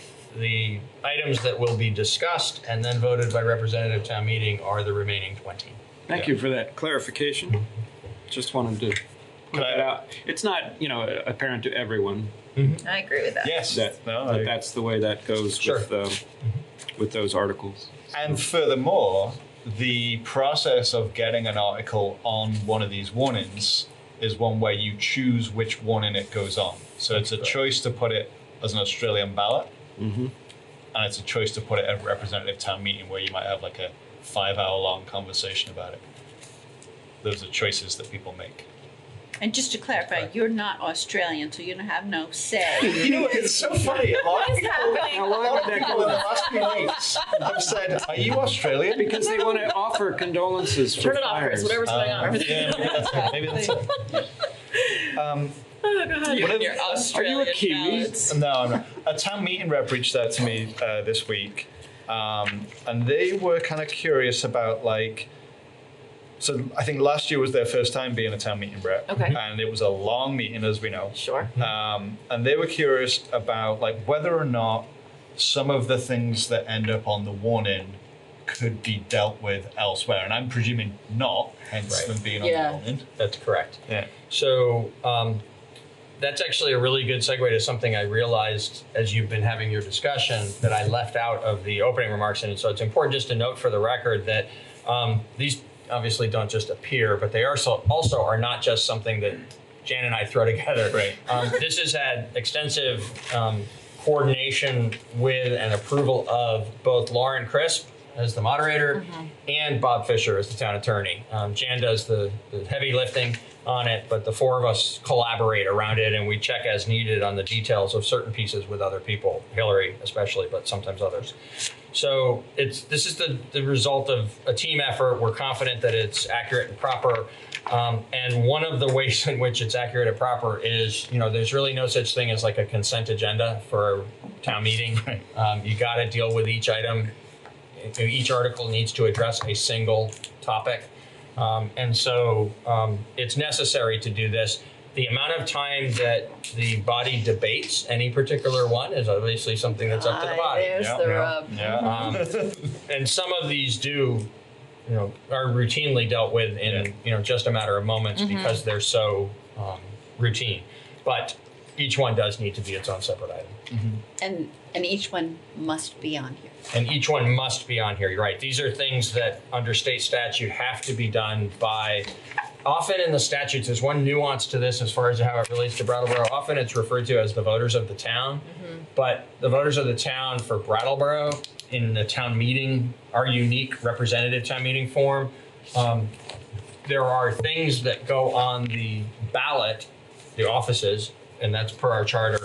And then the majority of issues that under state statute have to be approved by the voters of the town are dealt with by representative town meeting at the day-long Saturday meeting. And that was the one other thing they brought up. Does it have to be a meeting that takes place over one day? It doesn't have to be a meeting that takes place over one day. It is 2 days? not always as long as last year. So last year was a particularly long meeting going on until I believe about 9:30 in the evening. It's pretty common that it goes till late afternoon, even to 5 or 6. It's pretty uncommon that it goes to 8 or 9. I'm aware of at least one occasion. I was not a participant at that time, but I'm aware of at least one occasion when it was going so late on the Saturday that the body decided to reconvene. I believe it was the next day. I don't know if either of you know that. It was the next day, Sunday afternoon, I think, is when the group came back together to finish the business. So that's happened at least once. My understanding is there was a fair amount of disagreement about whether that alternative is better than just persevering through and getting it done on Saturday evening because of the fact that the people haven't planned to be together on Sunday afternoon, but they have planned to be there for a long day on Saturday. It's the New England way to plow through the pain. It is, isn't it? It really is. I'm not saying it's the healthiest. I'm just saying it is. Yeah. Franz, join in. We do that in Australia as well. What? Raise your hands? I plow through the pain. No, except you do it the other direction, right? Franz Reichman, District 2 Town Meeting Representative. I think it's a little worse than what you're painting there, Peter, because I think there's been a trend towards longer meetings. It's not just one outlier. At least that's how it feels to me. I don't have any data to back that up. Right. On a perhaps more hopeful note, with the school district now no longer a separate entity that requires votes at town meeting. I mean, some years as we may recall, the school budget took a total of 3.5 minutes. Sure. But that was after you guys had already beaten us to a pulp with the municipal stuff. Yeah, I've seen that, or vice versa. Anyway, so yeah, I still have concerns about this, and I think maybe some of this mayoral thing is driven by concerns about the length of town meeting. What I would hope is that town meeting representatives prepare themselves well. Perhaps by reading some reports from some town meeting committees so that things can go smoothly. At least that's my hope. Yeah. That's my hope too, Franz. I like that hope. We like that hope. It's also important to remember that we at this board don't drive anything. So if the body ever decided to recess or the meeting was going too long, that wouldn't be something that came from this table when we're there. We can join in the conversation, but we're not the bosses of the applesauces on that day. No. Unfortunately. But we sort of guide. How often do you say that phrase in the course of the day, Brittany? So something occurred to me. What I say in the course of my day is, I'm the boss applesauce. I try not to say that at this table. That's with the kids. It occurred to me to, in that spirit that Franz mentioned, should we do we have dates yet for informational meeting? We do. That's good. So we the informational meeting, just to help people be able to recall this for themselves going forward, is always on the Wednesday evening that is 10 days prior to the town meeting.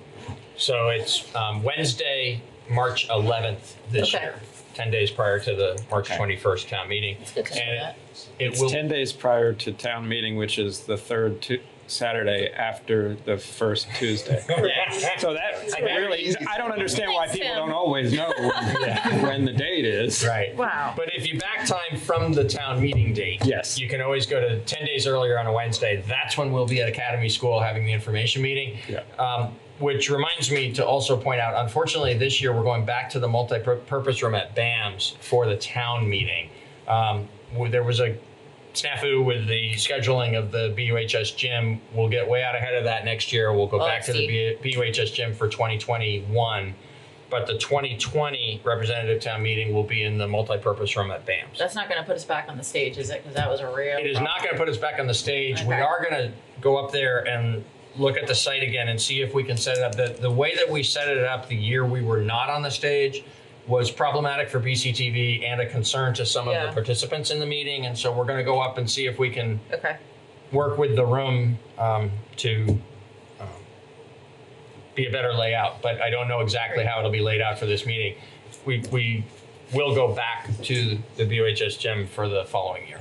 Very high chairs, perhaps, for the board. I'm quite sure. Let me just ask, so that's March 21st for town meeting and March 11th for informational? That is correct. And election day is the 3rd? That's correct. And there's only one informational meeting because there's no school? That's exactly right. March 11th will be the only information meeting this year. Okay. And so, wait a second. Well, So we got to recess at 8:15 specific. I say 12. So this Article 3 about fundamentally changing the form of governance. How are people going to make a decision about that? Is it our job to be involved in that work? How do we know? We don't know anything about it. Well, we could speak freely. Yes, of course. But I Of don't see our- it as my of our job opinions. to explain anyone's intent, which I feel is quite unclear. Agreed. And it's advisory. What does advisory mean, Peter? Advisory means that the outcome of the vote will provide guidance to the select board, but not direct the select board to take any particular action. Thanks for that clarification. Will provide guidance or not, depending on your perspective. Because in my opinion, you still don't really have guidance once you have a yes or a no. Maybe it's I guidance hear to what you're saying. research it. Yes, I hear what you're saying. The question, even if you answered it yes or no, you still don't know what it means. Yeah. Okay. Okay. Fair. So at this time, I don't want to sound dismissive. I just feel it's not wonderful wording. Yep. At this time, we are going to take a recess. I'm sorry, Brandy, can I make one comment? Yes. We think there's going to be a change on the March 3rd ballot. We think this Article number 2 is going to be removed. Article number 2, to choose all Wyndham Southeast. We got a very late email this afternoon, Okay. and I forwarded that to Lauren and to Bob Okay. to see. But the school is Okay. going to have their own separate ballot and not part of warning, and not part of our warning. I guess that makes Would it be sense on the as same things day are still? going. It'd be on the same day still. No, well, the school annual meeting is the Tuesday, March 17, before representative town meeting. The school is no longer the town school board, it's now the town school district, and they are sort of operating separately this year. Huh. Okay, thank What you do for you that, know? Jan. Yeah, thanks. And we'll have that explicitly buttoned down in time for the warning that we'll be in front of you for an actual Yes, we'll approval probably next know week. tomorrow. Okay. Thank you very much for that. That's late breaking, it's important news. So at this point, we are going to take a recess. I will see everybody back here in 10 minutes. If you have one item left, we can Are you sure? plow through. It's meaningless. That was not directed to you. You don't have to plow. Just like Australia. Jesus.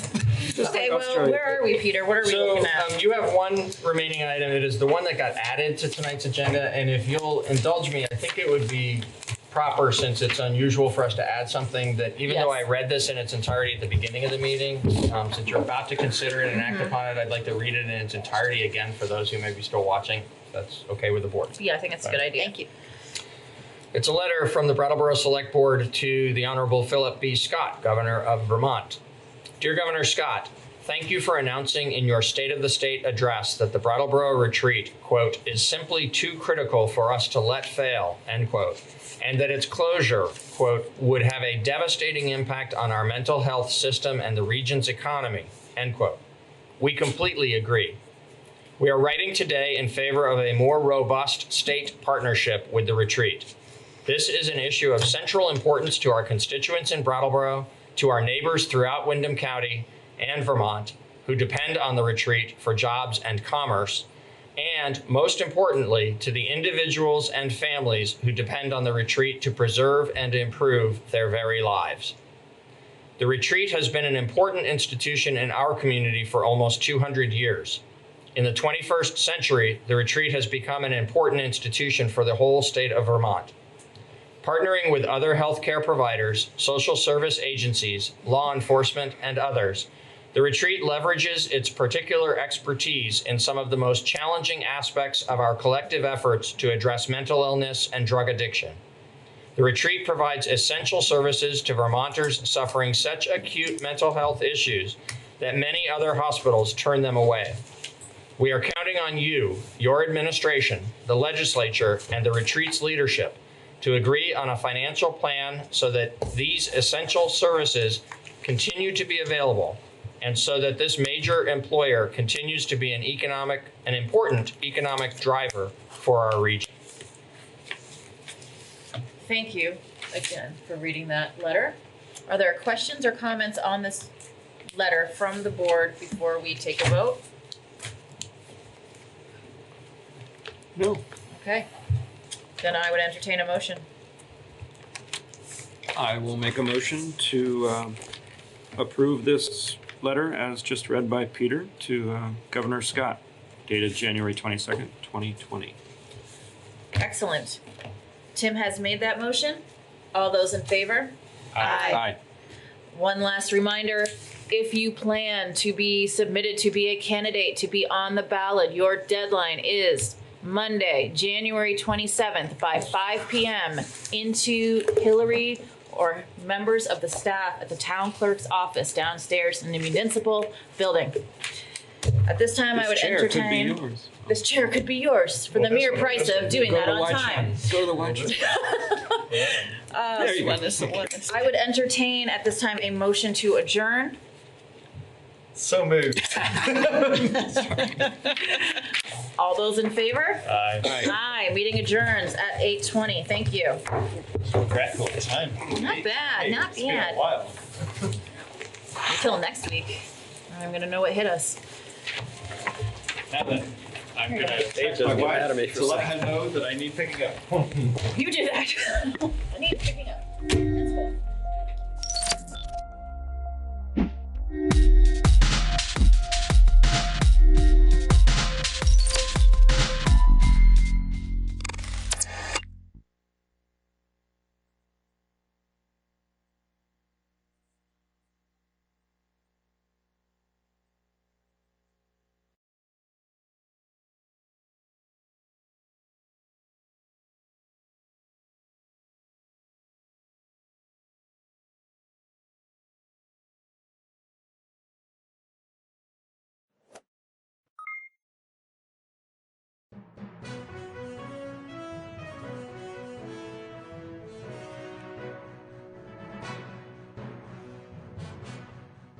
Ready to go. So thank you all for coming today. My name is Lauren Hurl, and I'm the Executive Director of Vermont Conservation Voters. I'm speaking today on behalf of a diverse group of 30 organizations representing low-income advocates, businesses, environmental groups, youth leaders, health professionals, and others who have come together to call on our elected officials to enact a 4-point climate plan. We believe implementing this platform will be a critical step forward to ensure Vermont does our part on climate change, while growing our economy and actively working to improve equity in the state, which includes how we help lower-income Vermonters transition to more clean, healthy, and affordable solutions, and ensuring climate solutions benefit communities in all parts of the state. It is time for action matching the seriousness of this crisis. Since the legislature adjourned last year, Vermonters have been calling for climate action in unprecedented numbers and with an urgency we've never seen before. The science continues to get increasingly stark, underscoring the urgency of acting swiftly to transform to a low-carbon economy. Australia is on fire. There was record warmth in New England just this past weekend. The Arctic is melting at unprecedented speeds. The science is so alarming that scientists all over the globe stood up and declared that we are in a climate emergency. We are encouraged to see that many of our elected leaders in Vermont are stepping up to the challenge. Climate action is a top priority of Speaker Mitzi Johnson and Senate President Pro Tem Tim Ash this year. The Climate Solutions Caucus has been working incredibly hard all summer and fall to hear from Vermonters across the state and craft policies that will advance climate action, economic opportunities, equity, and resilience. We know there's strong public support for climate action. VCV and VPIRG commissioned a poll in early December of over 700 Vermont voters, and it found overwhelming support across the state for climate policy platform that we're presenting today, with at least 3 out of 4 Vermonters supporting each of the policy proposals that we're talking about, and a strong majority of Vermonters who said they're very concerned about global warming and want elected officials who will take action. With scientific urgency, public support, and legislative leadership, we have a critical opportunity for climate action in 2020. But we also need leadership from Governor Scott. We need a vision and a plan coming from the administration. We're glad that he's excited about the fun new electric vehicles coming on the market, but without the policies and investments needed to help people buy more efficient vehicles and access other climate solutions, we know that we won't get where we need to go.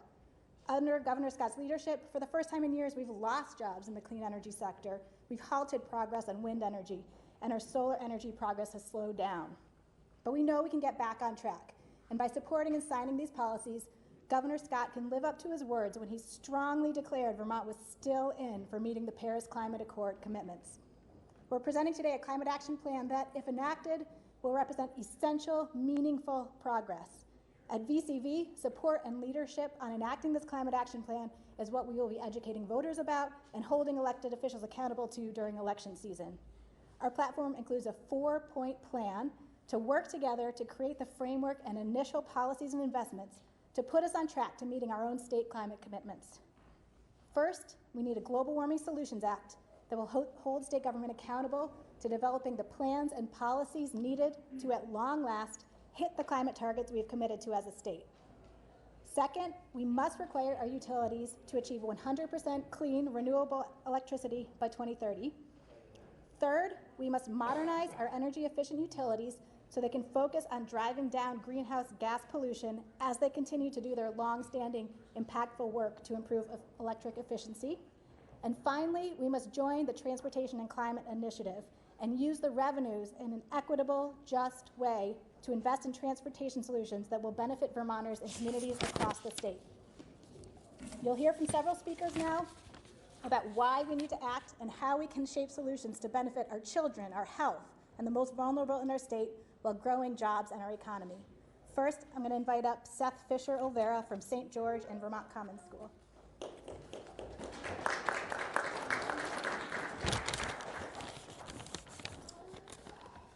My name is Seth Fisher-Olvera. I live in St. George, Vermont, and I'm a senior at Vermont Common School in South Burlington. I'm a member of the Vermont Youth Lobby, and I was a delegate at the Vermont Youth Climate Congress. I'm here as a member of the generation least responsible for the Climate Congress, and the generation that will live with the consequences of continued inaction. I'm here to say this as clearly as I can. Governor Phil Scott and the legislature are not doing enough to address the climate crisis. Climate change threatens our economy, our environment, and the way Vermonters live their lives. The decisions made this year in this building will affect young Vermonters for generations to come. For decades, elected officials have been aware of the danger that greenhouse gases pose, but they haven't taken action to protect young Vermonters. In fact, since 1990, carbon pollution has risen 13% in Vermont, while it has fallen in every other New England state, in New York and in Quebec. This is unacceptable. At the Vermont Youth Climate Congress last year, over 170 student delegates from 44 schools from across the state convened to declare a climate emergency. In addition, we recommended more than 20 concrete steps that the state can take to reduce emissions, including the 4 banner proposals being announced today. Speaking as a delegate, I think it's fair to say that the young Vermonters want bolder action, more ambition, and faster results than are proven today. But we must get started. This is an urgent and unprecedented global emergency. Vermont must play a role in this fight, and young Vermonters are demanding our government play its part. So while these bills won't be enough, let's pass them all this year and get to work reducing pollution and protecting the future. Thank you.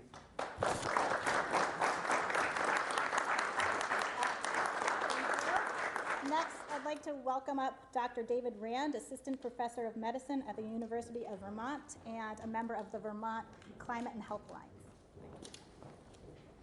Good morning. I'm Dr. David Rand. I'm pleased to be here on behalf of the Vermont Climate and Health Alliance, representing hundreds of health professionals across Vermont who are supporting the Climate Action Plan announced here this morning.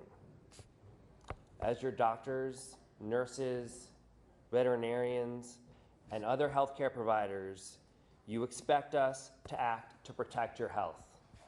You expect us to say what needs to be said. As stewards of the health of Vermont's people, we are obligated to speak out. Let's start with a global picture. In the fall of 2018, 100 leading medical and health organizations representing over 6 million healthcare professionals declared climate change is a global health emergency. The World Health Organization lists the top 10 threats to human health annually. Climate change topped the list in 2019. I expect the same this year. Nationally, the Centers for Disease Control and Prevention predict severe health risks to all Americans. The American Psychiatric Association reminds us that climate change does not just affect the physical body, but also significantly impacts our mental health. Here are just a few examples of what my colleagues and I are seeing in Vermont in our daily work, because climate change is here already. Our patients with lung disease are the first to notice hot weather, and they call us when it is very hot or humid outside because they can't breathe. It's not just our lung disease patients who are hurting. People with virtually any chronic medical illness are more prone to exacerbation other ailments on the hottest days of the year. And the Vermont Public Health Association tells us that every day the average temperature in Vermont reaches at least 87 degrees, there is an additional death among Vermonters age 65 or older.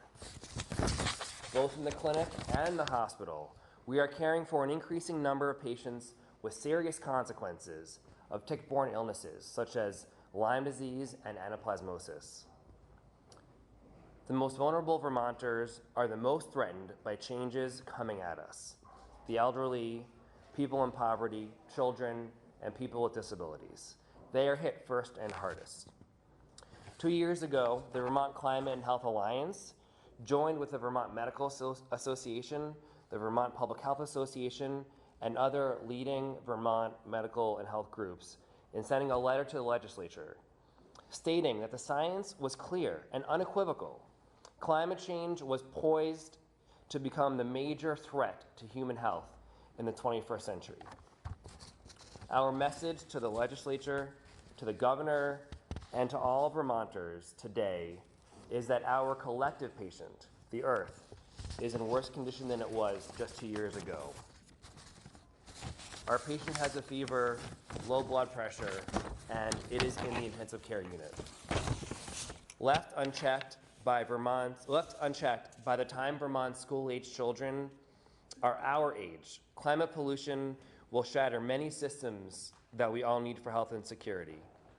We created this problem together.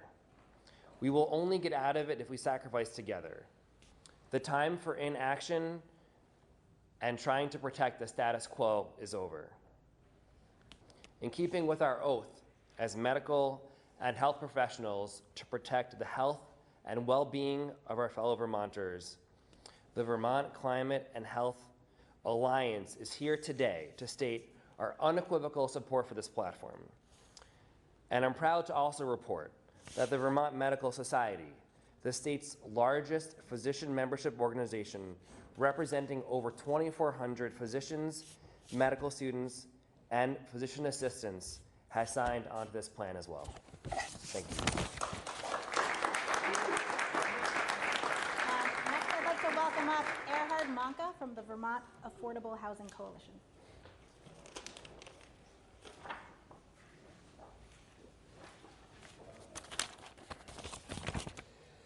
Thank you, Lauren, and thank you, Dr. Rand.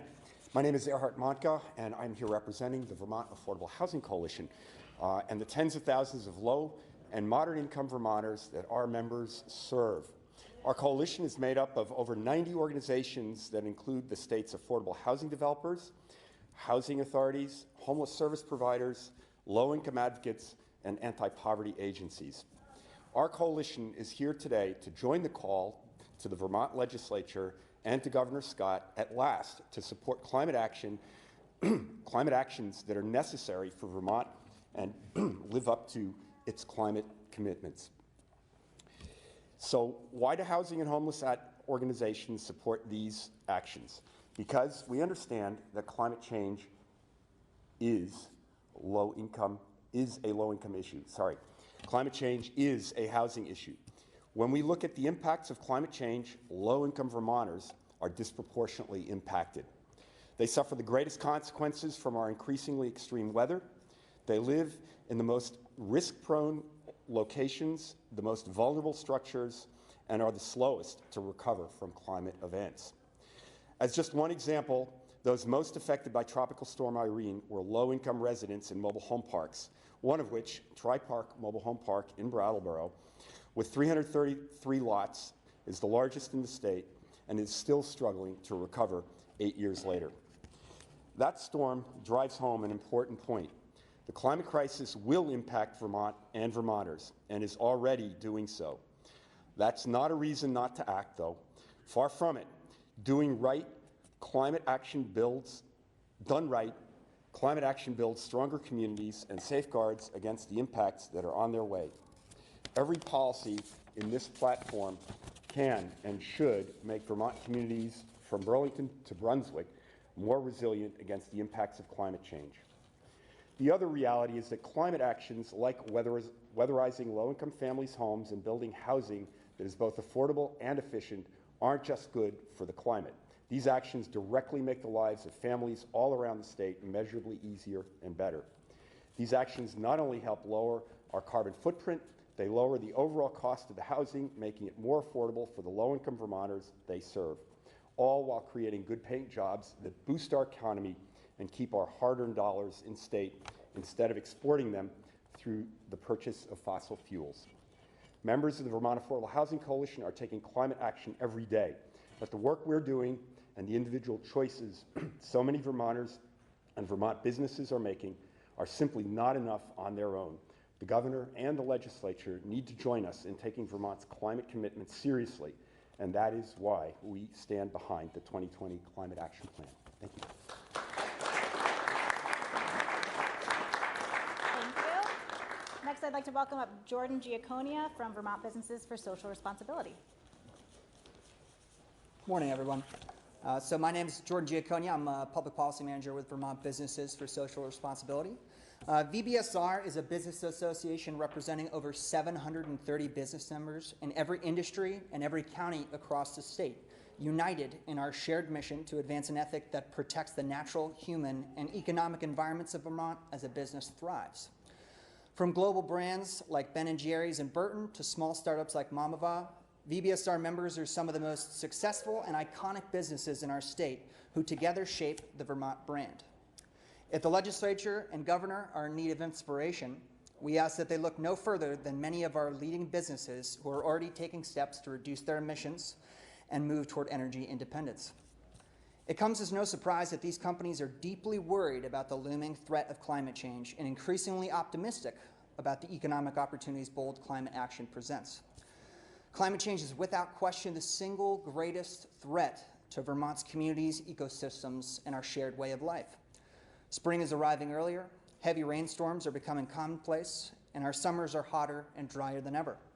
Meanwhile, more frequent and severe storms cause floods that cost us millions and damage property and infrastructure. From winter recreation to local food and drink-driven tourism industries, these changes disrupt nearly every facet of our state's economy, and we can no longer afford half measures.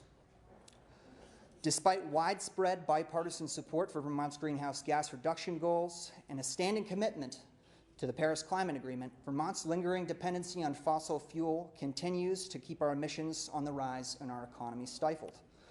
Rather than exporting billions of dollars on out-of-state fossil fuels, we urge Vermont legislature and governor to advance renewable energy and efficiency solutions that will move us off of imported fossil fuels, curb greenhouse gas emissions, and reinvest those dollars into building a new innovation workforce, ensuring a just transition into a clean energy future for all Vermonters.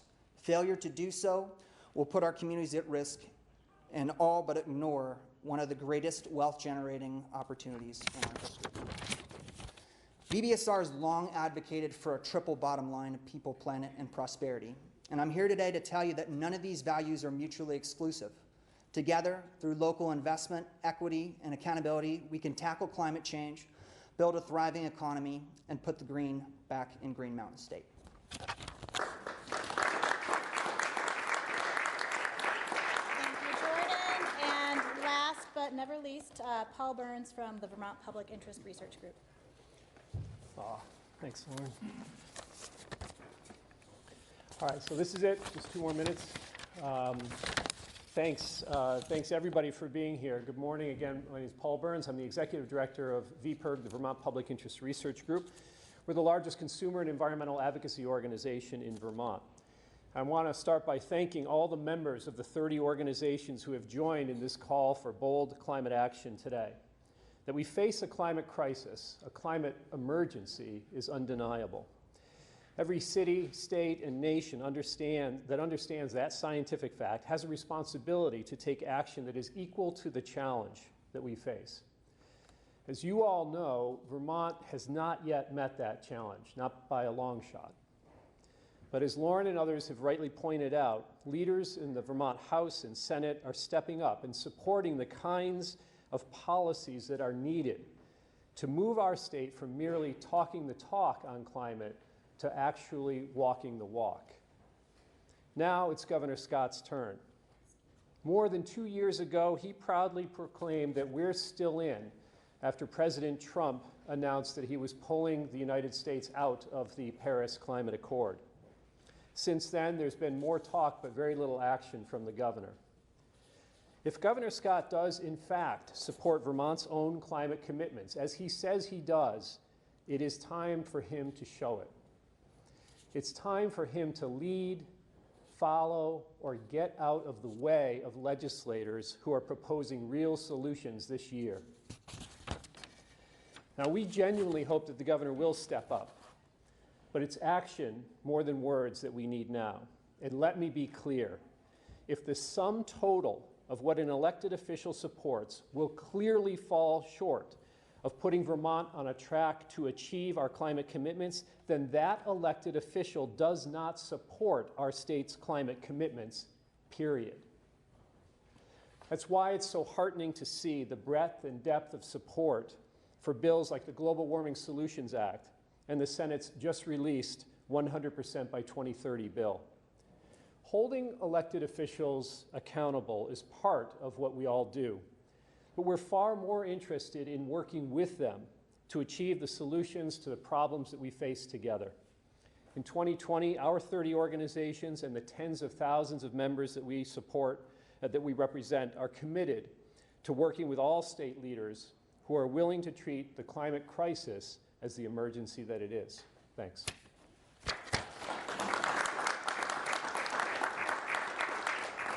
Thank you so much, and we would now be happy to answer any questions you might have.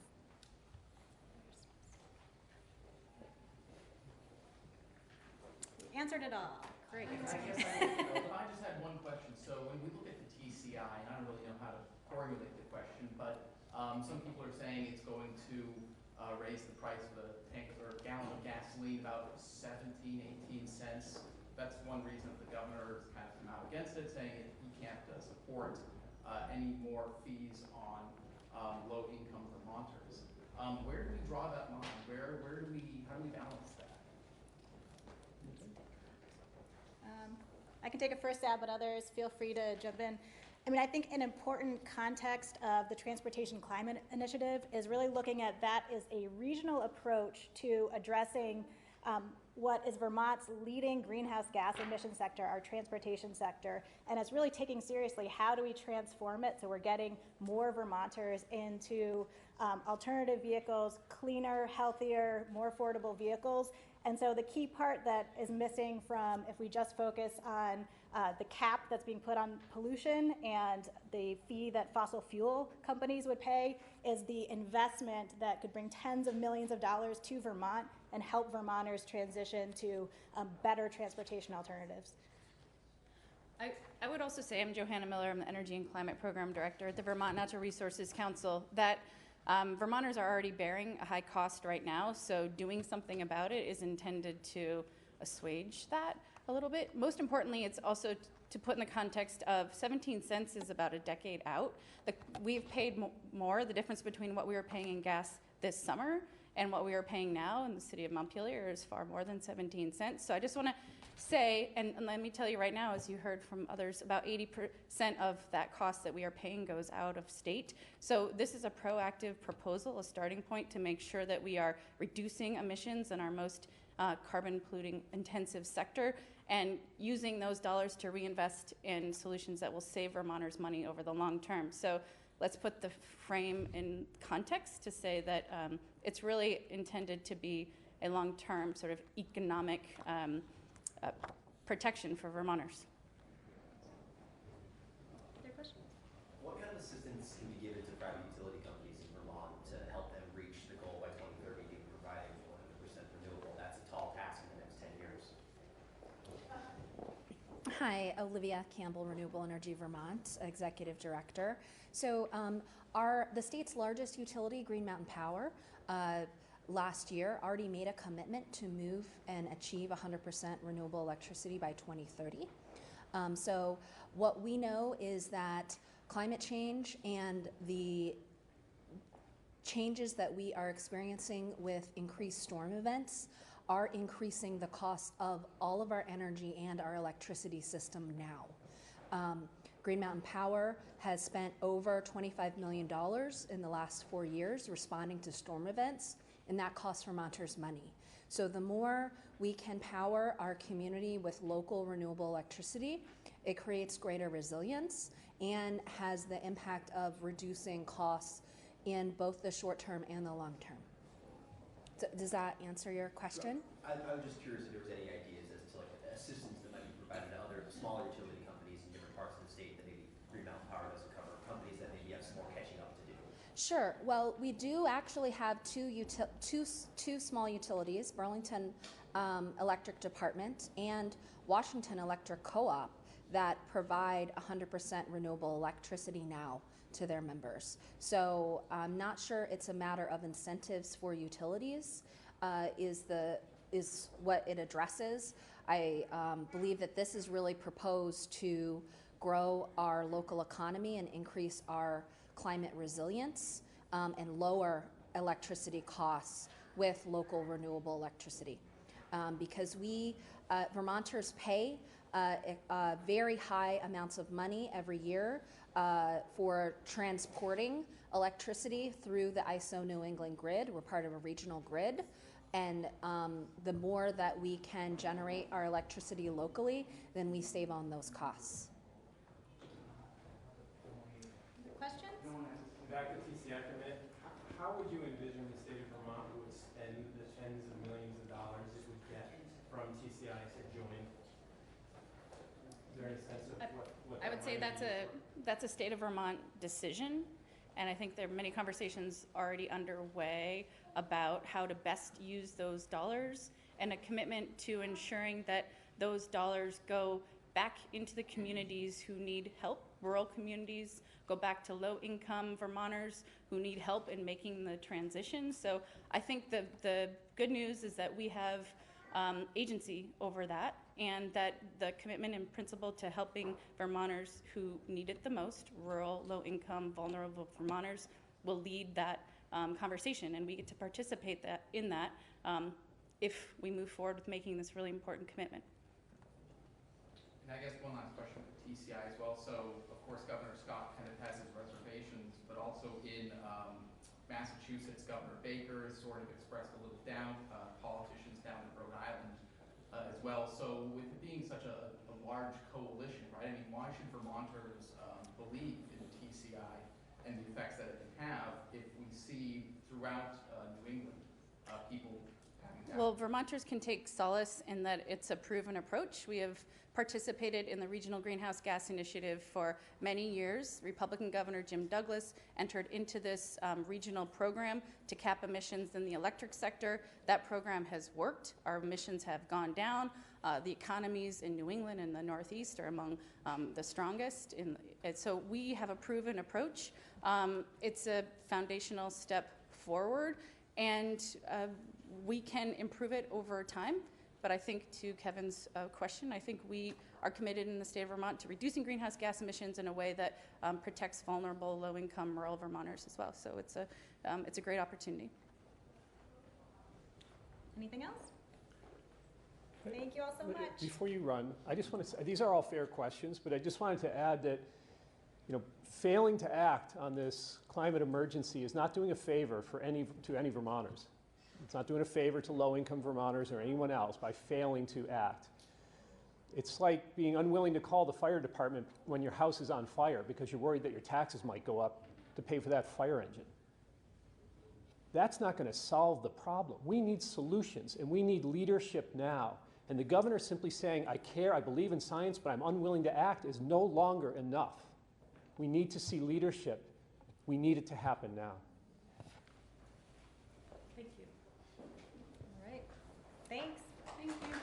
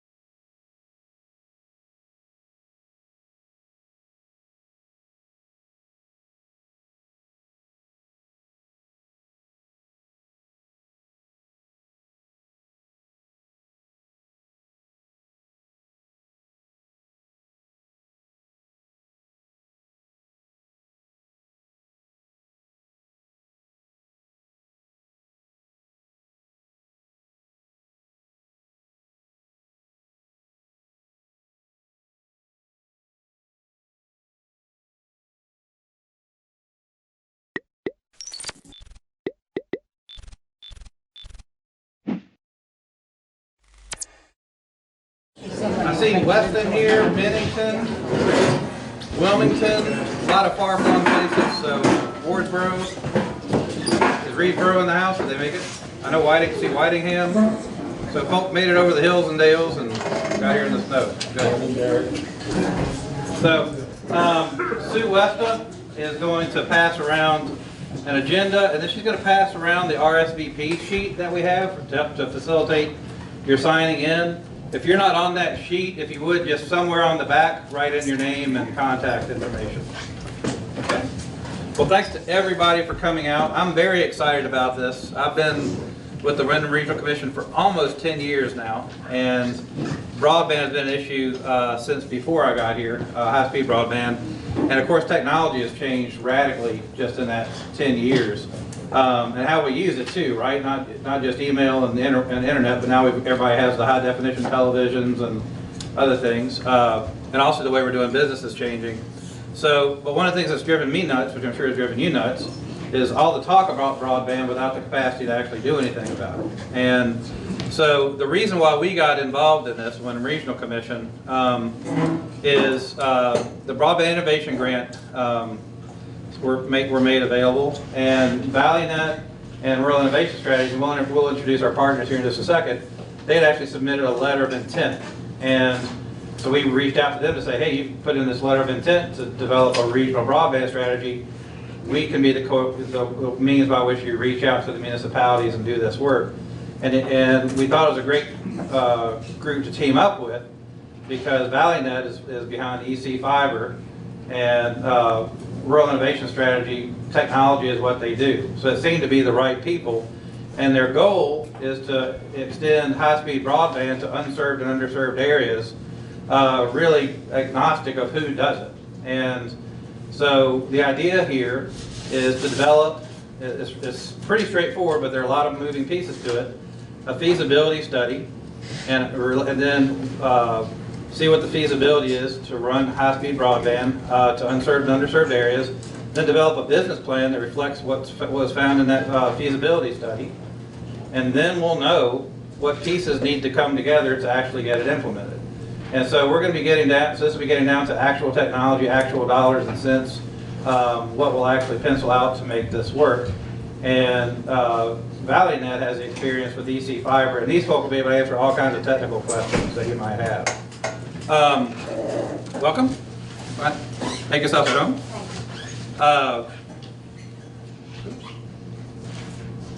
Oh, if I turn it on, see, I'm technology challenged. So the agenda is I'm going to introduce you to the project team. We're going to go over the purpose and scope of the project, talk about what communications union districts are, town participation and expectations in this process, the project timeline, and then field any questions you might have. I'm Chris Campany, Executive Director of Wyndham Regional Commission. Sue Westa is our Senior Planner, and she is our staff lead on this. Rob Fish is with the Public Service Department. Alex Kelly is with Rural Innovation Strategies. Carol Monroe is with ValleyNet. And then I also want to introduce Sarah Lang. She's with Broward Development Credit Corporation. They've partnered with us on a lot of this too. Everybody's coming in, just make yourself at home. And we've got a sign-in sheet coming around, which we'll explain a bit more about. So what is the Wyndham Regional Commission? So we were established in 1965. We serve 27 towns in southeastern Vermont. It's all the towns in Wyndham County, Reedsboro, Searsburg, and Winhall in Bennington County, and Weston and Windsor County. And our mission is to assist towns provide effective local governance and work collaboratively with them to address regional issues. And in the absence of county government in Vermont, the regional commissions are essential link between local, state, and federal government. But the commission, just so you know, it consists of town-appointed commissioners. We're actually a political subdivision of the state. And so for those of you who don't know much about us, the people that we answer to directly, the commissioners, are actually appointed by your respective select boards. So you have a voice within the commission. And now I'm going to turn it over to... Sure. Hi, everyone. Alex again. I'm with Rural Innovation Strategies, Inc. You might know us by the Center on Rural Innovation. We're kind of sister organizations. What we do is we help towns across the country diversify their economies and build digital economy ecosystems. And broadband is obviously the foundation of that. So, we're here partnered with Carol and ValleyNet to drive the business plan and feasibility study as mentioned. Excited to get into that. Could you speak up louder and slower, please? Sure. I apologize. I'm older.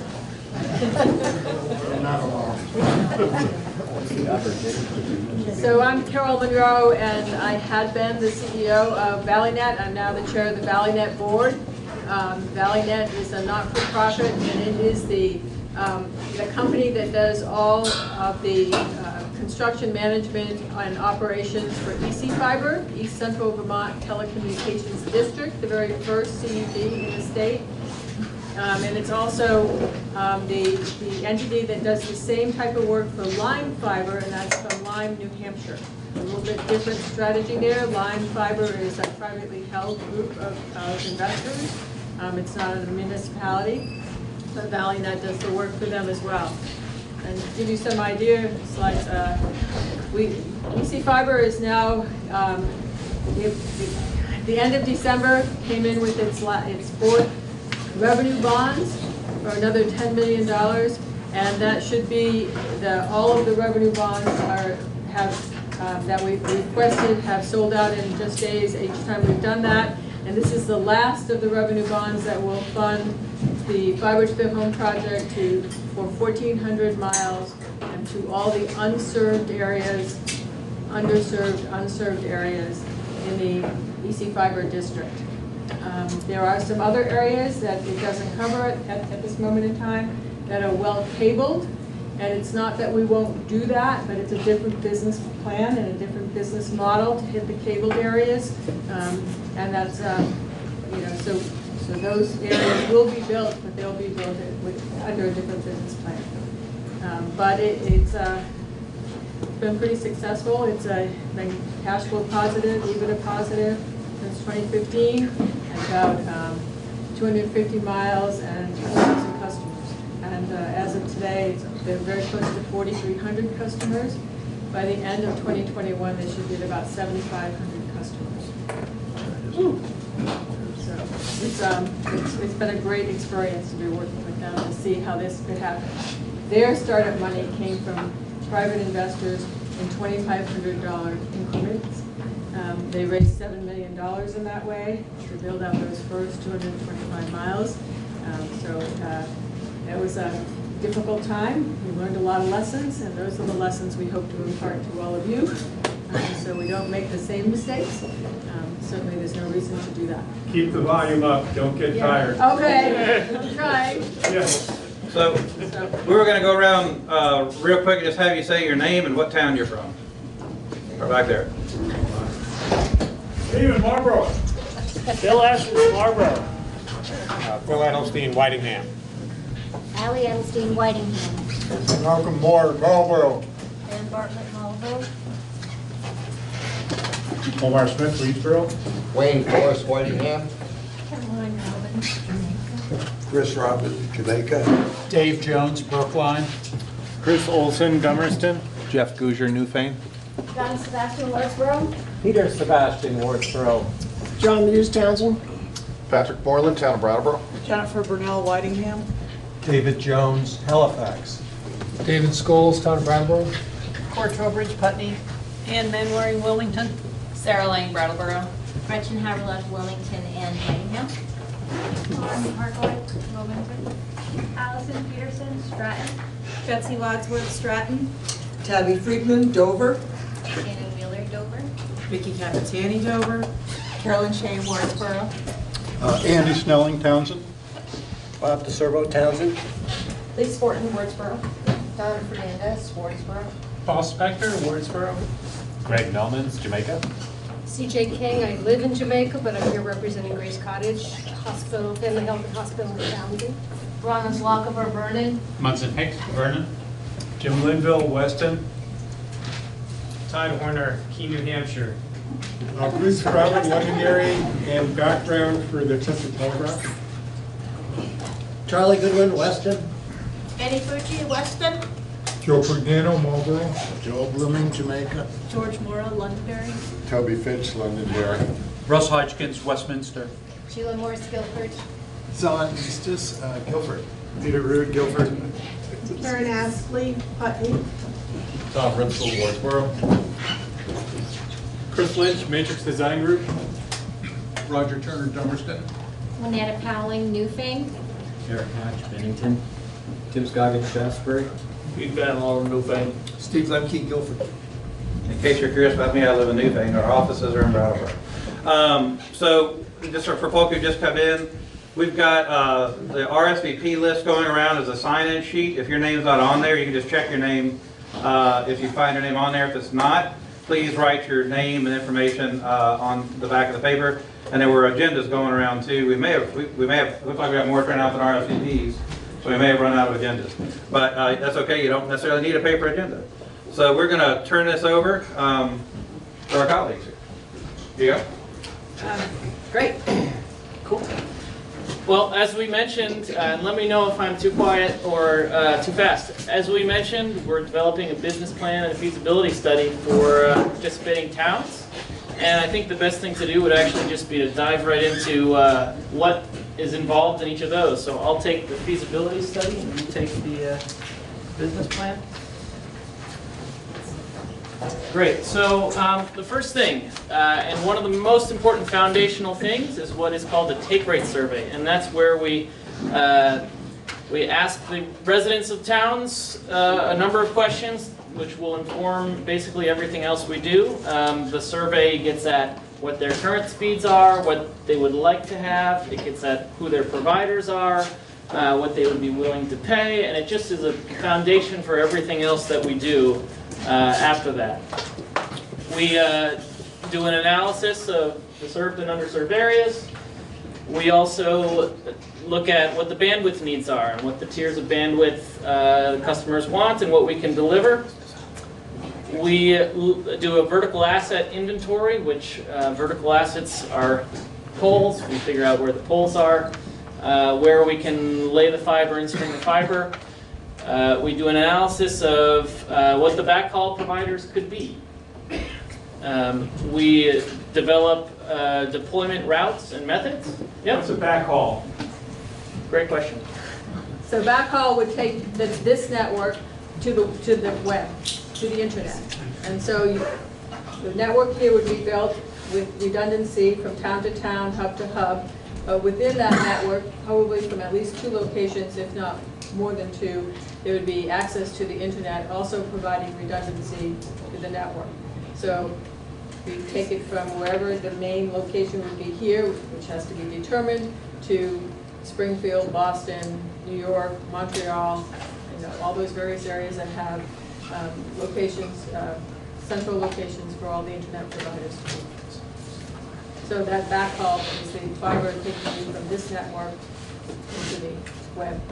Right. So it's not the provider, but it is connecting the provider and all the fiber to the main web. Right. Is that correct? So we'll be looking for providers who have fiber in this region. So we know First Light has some fiber in this region because they bought SovereignNet, and SovereignNet built some of the assets to the schools and so on.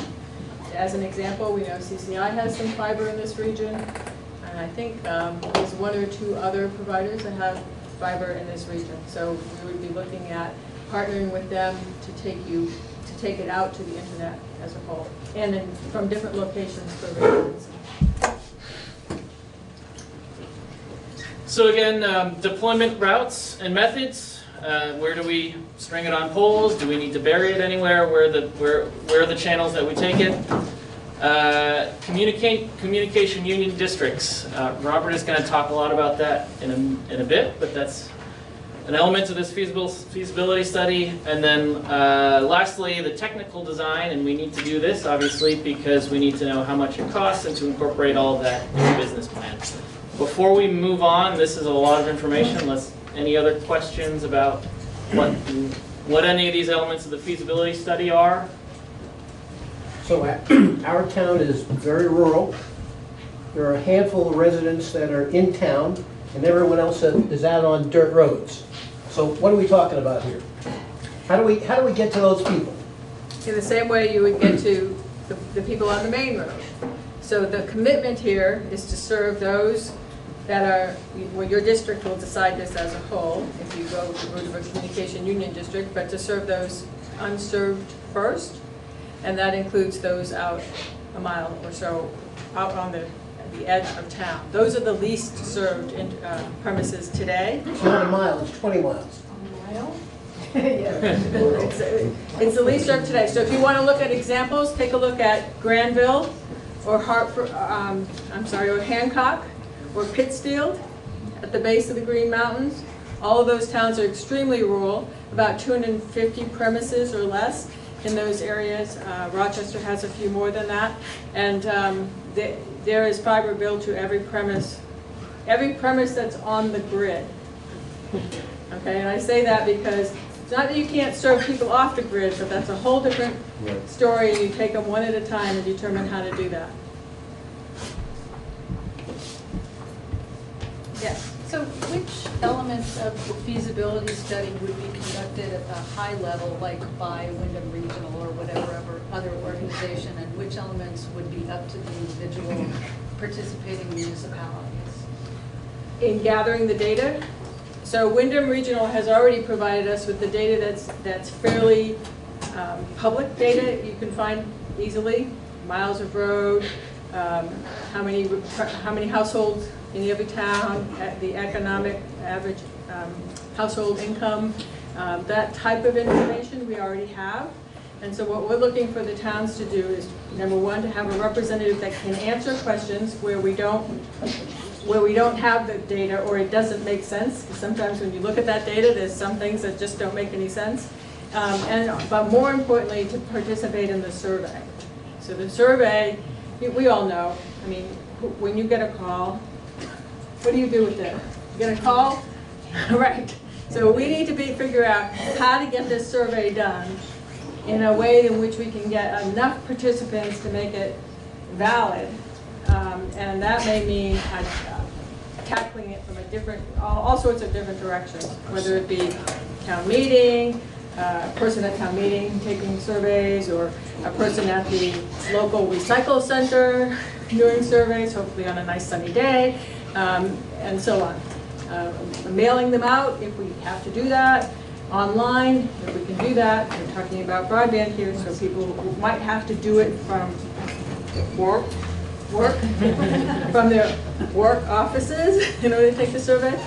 But we want to make sure that we get those results in to make it a valid survey, because that's going to also kind of tell us what we need to know. Feasibility, I look at EC Fiber. I know what percent of subscribers I can expect in any given town based on the data that we've collected.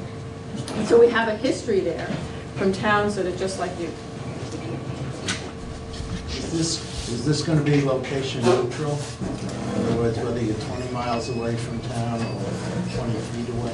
The goal is to provide universal, ubiquitous service.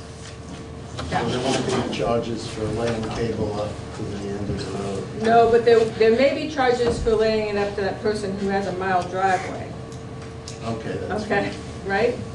Because so for access, that would be part of the project, but for access from the road or the last pole to your home up a driveway will be sort of your responsibility. They would look for a clear path, is what we call it, whether that be on poles or through conduit, but a clear path to get to your home. How does this all concur with the overall policy that both state and Wyndham Regional and towns that we try to concentrate in our existing village centers? I mean, that's part of our land use, our energy planning, is that we want to have a much greater concentration actually in the existing core villages.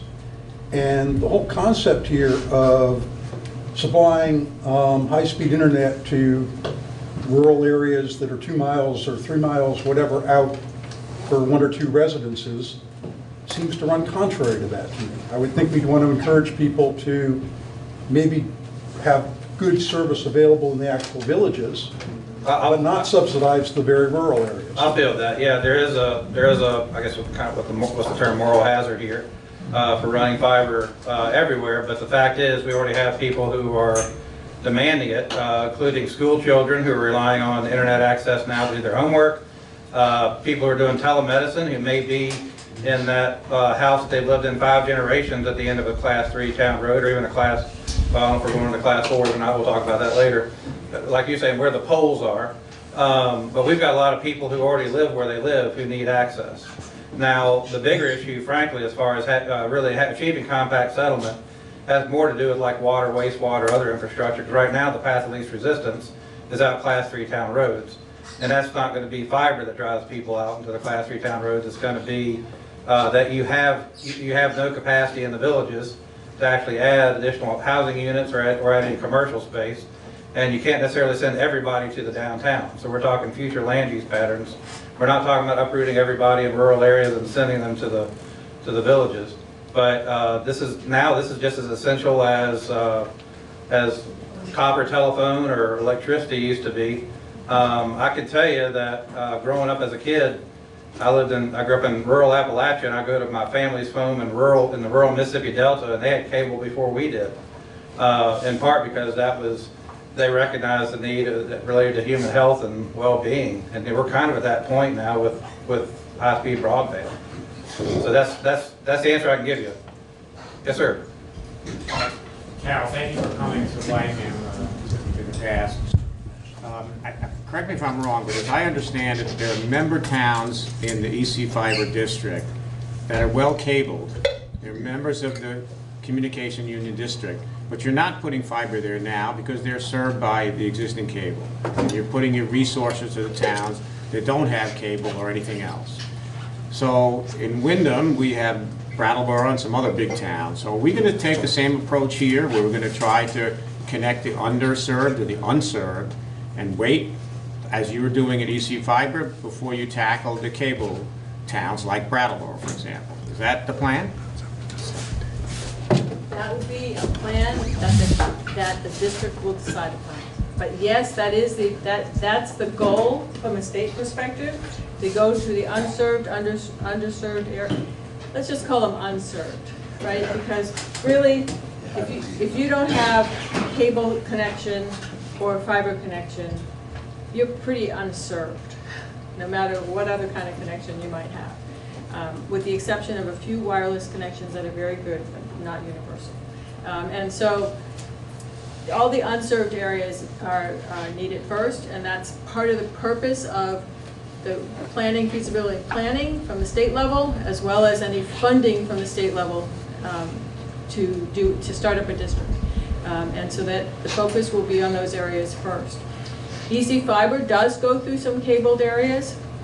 We just had to connect our network in West Windsor to our network in Barnard, and we go right through Woodstock. Woodstock's one of our towns, and you can be sure there's a lot of cable along those routes.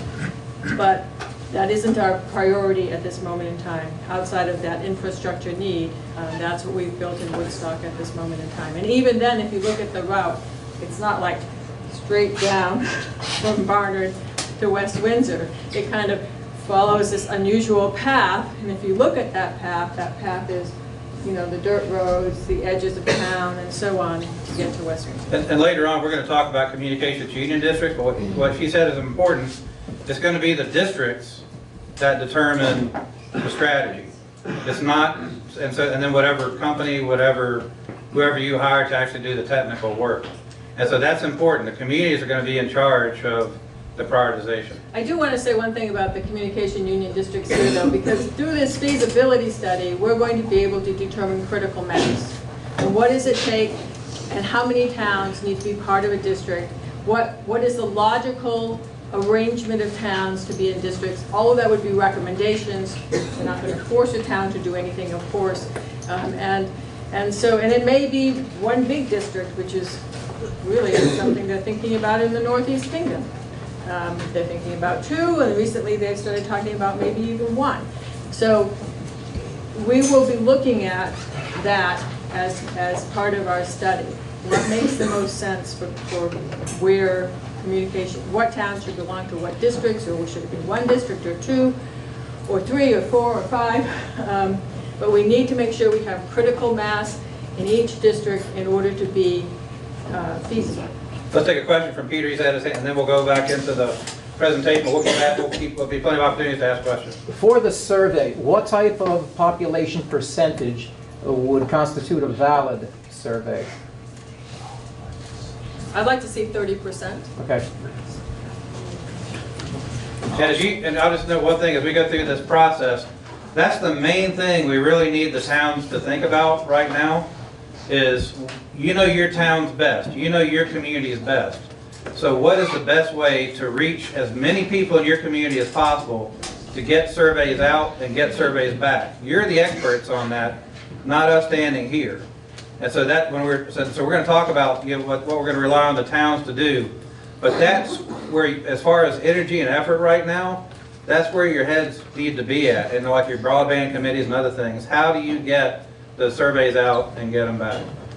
Charlie's a quick. Real quick, are there any model surveys? Oh yeah. We got lots of model surveys. So remember, February 6th, we're going to be having another meeting to go over what's in the surveys. We're going to be soliciting your input for the surveys, and we're going to want towns to share your thoughts on how you're going to reach out to your people, so you might give some ideas to other towns. So we're going to have a whole training around the surveys, but there are models out the, yes, Wazoo. Go ahead. Great, so we're going to move on. The last thing I'll say about this feasibility study is that we will also be submitting it to a reputable third party to validate it and make sure that they agree with our conclusions. So just wanted to make sure you knew that as we moved on. I'll be on to this. Okay, so the feasibility study goes back to the state. This is part of this whole grant process. So the grant is divided into two sections. One section to do the feasibility study, and the next section to do business planning.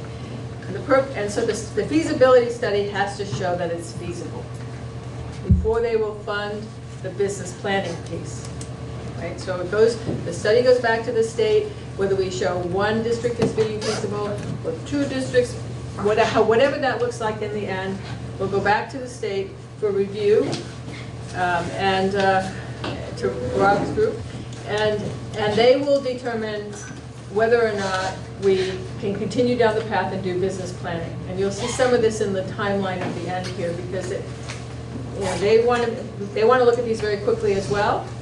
There are 3 VIG grants out there, so they'll be getting at least 3 feasibility studies back, and then we can continue and do probably a better business planning process, a more in-depth business planning process. One of the essential elements for a business plan is who is going to operate this network. And that hasn't been determined yet. And so we'll be looking at that in feasibility. We'll be looking at it in business planning. It could be a private for-profit entity. It could be a not-for-profit entity like ValleyNet is a not-for-profit. But we want to make sure that we find out what, we want some ideas about what that will look like, because that will affect the business plan. So ValleyNet is a not-for-profit. Our costs are very low to our districts, but a for-profit company might be different.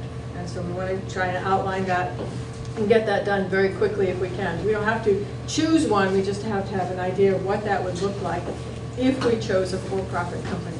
And we don't know the exact dates yet, but we'll be reporting this back to you.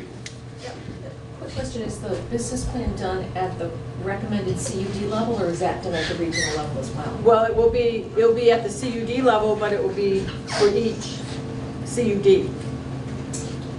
When you say for each CUD, ones that are already talking about forming, or what some possible configurations are based on the feasibility study? We'll work with those that are already going to, that have it on their ballot for the town meeting, because they'll form a core CUD. But what we'll try and determine is what, how the other towns relate to that, and determine how many, we'll make a recommendation as to how many should be in which CUD. Or in one. Keep it coming. Okay, I'm trying. Yeah. So if your recommendation is 3 CUDs, you're going to do a separate business plan for each? Yes. And that's why we stressed in the communication about this. Wherever you are in your CUD process right now, I know a lot of the town warning, you know, were printed, you know, a month ago or before. You're fine wherever you're at right now, right, Carol?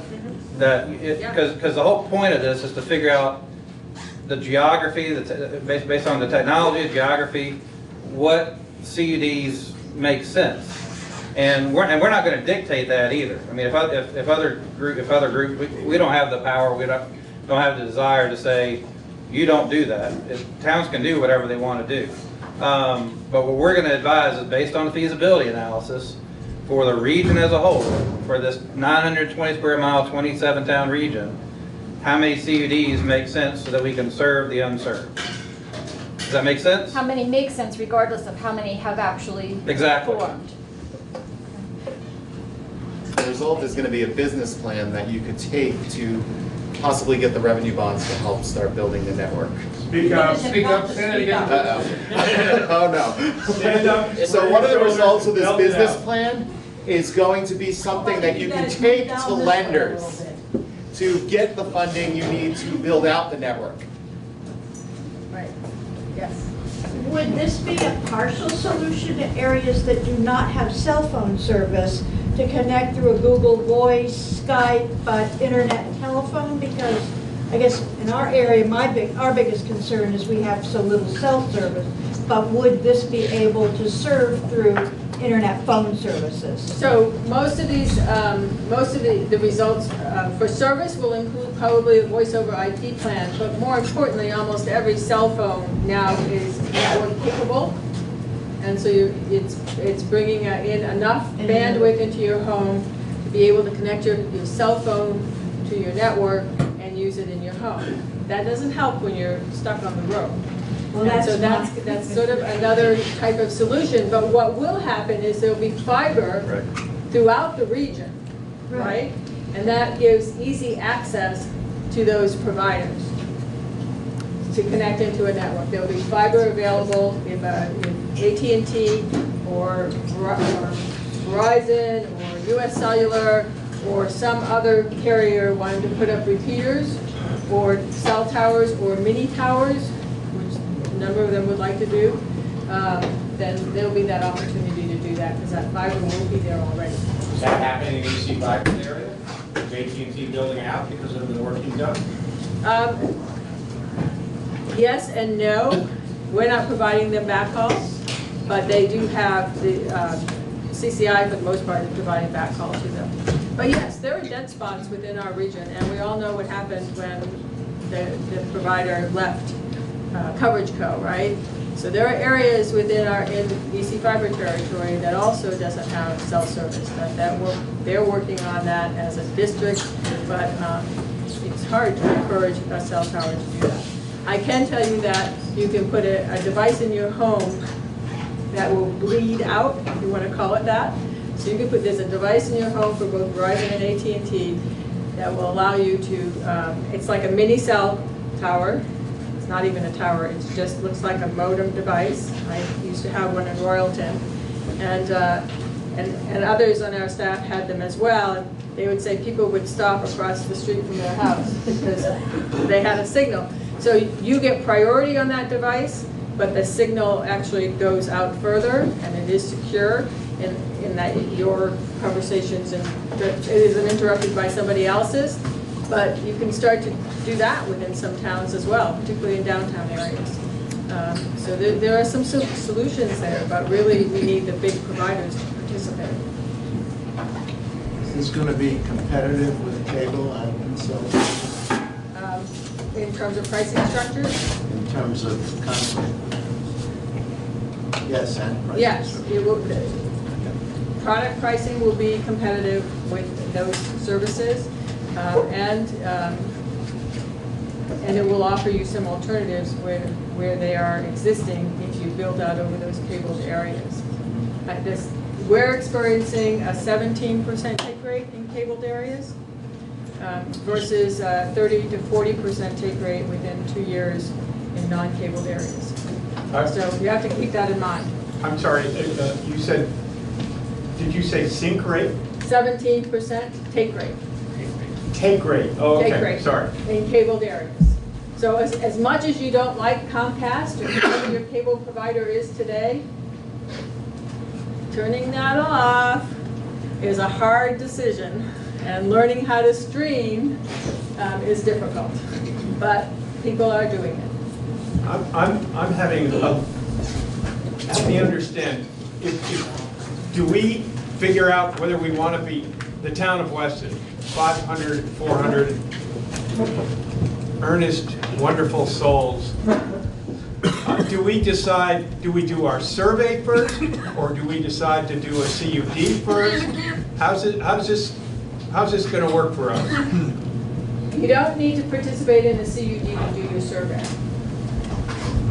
Okay, so the more survey results that we can get in from the various towns, the better our data will be, the better our recommendations will be.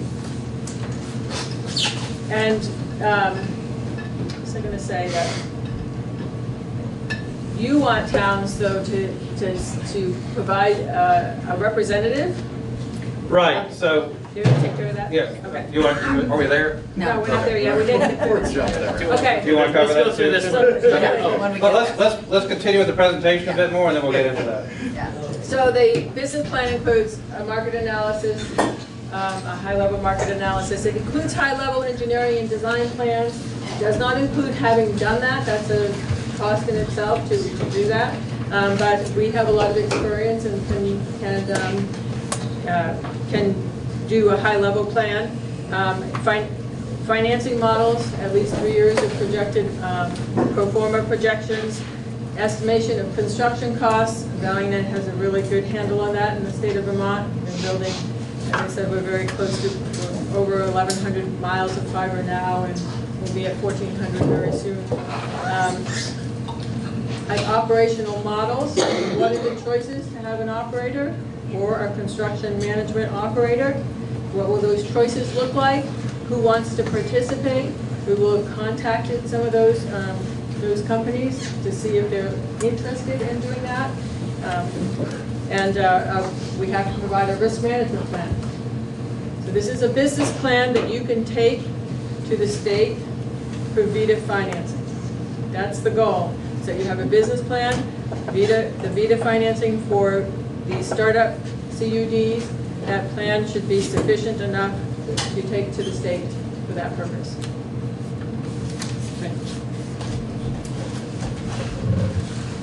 Hi, everybody. My name's Rob Fish. I work for the Public Service Department, and I've met many of you already. I am the person the state has hired to try to connect all the different groups in the state that are working on broadband. So I'm going to talk a little bit about communication union districts. A lot of it's been covered already in the questions, and I'm sure there's going to be more. So tell me to slow down if you need me to. So first off, as you probably figured out already, a communications union district is a way for 2 or more towns to work together to provide a solution to our lack of broadband. So how many towns here are part of a sewer district or a solid waste district? You get the concept. So why would you want to create a communication union district? The same reason for any of those other districts. What do you gain by working together? You're able to aggregate demand. You'll be able to get to a point where you have a better business case to make to get a better deal from a provider. It's also a way that the entire region can benefit. Otherwise, each town has a different business case. Towns that are less dense are less likely to be served. This is a way for the entire region to benefit. Another reason, funders are familiar with municipal districts. So a lot of the funding is going to be coming from VITA or from USDA. Do you think they want to get 28 different applications for a small project, or have one body that is coordinating that effort? Rob, could you tell them real quick who VITA is? VITA is the Vermont Economic Development Authority. They have a broadband expansion loan as of this year that's up to $4 million per loan. So it's not necessarily bridge funding, but it's more startup funding. Okay. So to turn that around the other way, how many of your towns want to apply to USDA for individual funding and compete against all of your neighbors? So efficiency, when you're looking at an entire region, you can build out the network in the most efficient way possible. And town boundaries are irrelevant. How many roads go from one town through 4 other towns? What are the settlement patterns? What is the topography of your area? That's more important than town boundaries. And working as a region allows you to maximize the efficiencies that gains. Risk mitigation, individual towns are not on the hook. Funding opportunities and just not reinventing the wheel. EC Fiber pioneered a model that is working. Around the state, this is working. So this is a way to benefit from that rather than taking everything on as an individual town. People, I'm going to pose a few questions that I'm sure are coming up. How many towns should be in a CUD? This varies, and thankfully there's a feasibility study that's going to look at what the best makeup is for the towns here. As Carol mentioned earlier, in the Northeast Kingdom, they were considering doing 2 communication union districts. Now they're going to do 1. That could potentially be 50 towns. So there's a lot of different factors to consider when it comes into it, but it also considers how many towns do you want to be looking at across the room. Like, there are models of executive committees and everything, but it's finding that balance. Cost to the taxpayers in the town. To say it bluntly, communication union districts, they can't tax the residents of a town. Any funding for any of these build-outs is going to come from revenue bonds or possibly from private funding. How does the town join a CUD? How many people here are representing towns that are already voting at town meeting? There's quite a few already. There's a Deerfield Valley CUD that's forming, and then in Bennington County, there's about 10 towns that are already voting. If you didn't get it on the ballot, no big deal. Once the CUD is formed, you can join the CUD by just a simple select board vote. It doesn't take a town meeting vote to join an existing CUD. So this is the language. It's a little bit past the deadline for being able to put something on town meeting, but it's all spelled out in law. And it's based on an existing model. There's existing bylaws in place. There's suggestions, and a lot of it's figured out with this model. So I know I went really quick through that, but any questions? Can we go back 1 slide? Sure. And by the way, this presentation is going to be on VCTV, but we'll also have it on the Wyndham Regional Commission website. You'll see it right there on the home page. I can also email this language to anybody. What are the outer geographic parameters for a local CUD? Could somebody in Guilford join a CUD in St. Johnsbury? Well, it's the entire town, but yes, technically St. Johnsbury could join with a CUD in Wyndham County. Right, so there's not a restriction. That's the point that I'm saying. Is logistics. that once you have a CUD formed someplace, the town could join. You can always join a CUD. You can apply to join. That's the key. The existing CUD would have to bring it to their governing board for a vote. One of the issues that EC Fiber had initially was West Windsor was part of our communication union district. Getting there meant that we had to connect them to us in an unusual way initially. Montpelier is supposed to be part of ours as well as CD Fiber. They belong to 2 CUDs. By getting to, if we were to build Montpelier, we'd have to have a link directly from Montpelier back to Royalton. So they need a link from St. Johnsbury to your town in order to make that happen. More importantly is if you have problems, how far do you want that truck to roll? So an hour, 2 hours? I think that's one of the important pieces there. So the towns don't have to be contiguous. They can also cross boundaries. You could also look to Massachusetts, New York, New Hampshire. A lot of different options, but there are logistical concerns. Fair. Is it actually true that we are past the deadline for including including an article on the town meeting ballot? My understanding is that we're close to the deadline, but not there now. Yeah, I think it's very close. I think it's a 30-day warning is the minimum. And 40 is the maximum. Yeah, so it really varies. a little bit from So town to there is town. time for any town that Yes, will be there is. considering an article to get it on their meeting agenda for this year. Yes, correct. Yeah, you still have time. But just, and not discouraging you from doing that, but for those of you who haven't, for your towns that haven't contemplated it yet, that's fine too. So that's why I brought it up because I know that there's at least one town here that is considering Yeah. whether to do so and was going to decide after this meeting. Yeah, and that's great. But I just want everybody to, you're fine wherever you're at, whatever your town wants to do, you're going to be okay. Yeah, really what the most important thing right now is the survey of getting these results back to this group to come up with a feasibility study and ideally come up with a business plan after that. I guess that's kind of the plea. I mean, if your town has limited bandwidth, no pun intended, sorry, it was not intended, I really did not mean that. But if you've got limited capacity to make decisions right now, focus on how to administer the surveys, not so much on necessarily on the CUD right now. Because and this is going to be, this is a 6-month process. It's going to roll fast because that's what the grant that we have requires. And so the only thing that's going to extend that 6 months is the amount of time that it takes the Public Service Department to review the feasibility study. And so that's why when we have that second meeting on February 6th about the survey, we're going to need towns and everybody to act fast. So again, if you have limited time to talk about this in your town, talk about the survey. And using town meeting as an opportunity to collect survey results is going to be key, whether you're voting on it or not. Yeah. So I certainly hear the interest in having participating communities get involved with the survey. I'm hearing that loud and clear. I've got a couple of assumptions, I think, about the survey, but I'd like to make sure that those assumptions are correct or find out that they're incorrect. My assumption is to facilitate demand aggregation, you are going to be wanting each community to be distributing the same survey, is that correct? Okay. And for the purpose Somebody of... say that out loud? Yes. Thank you.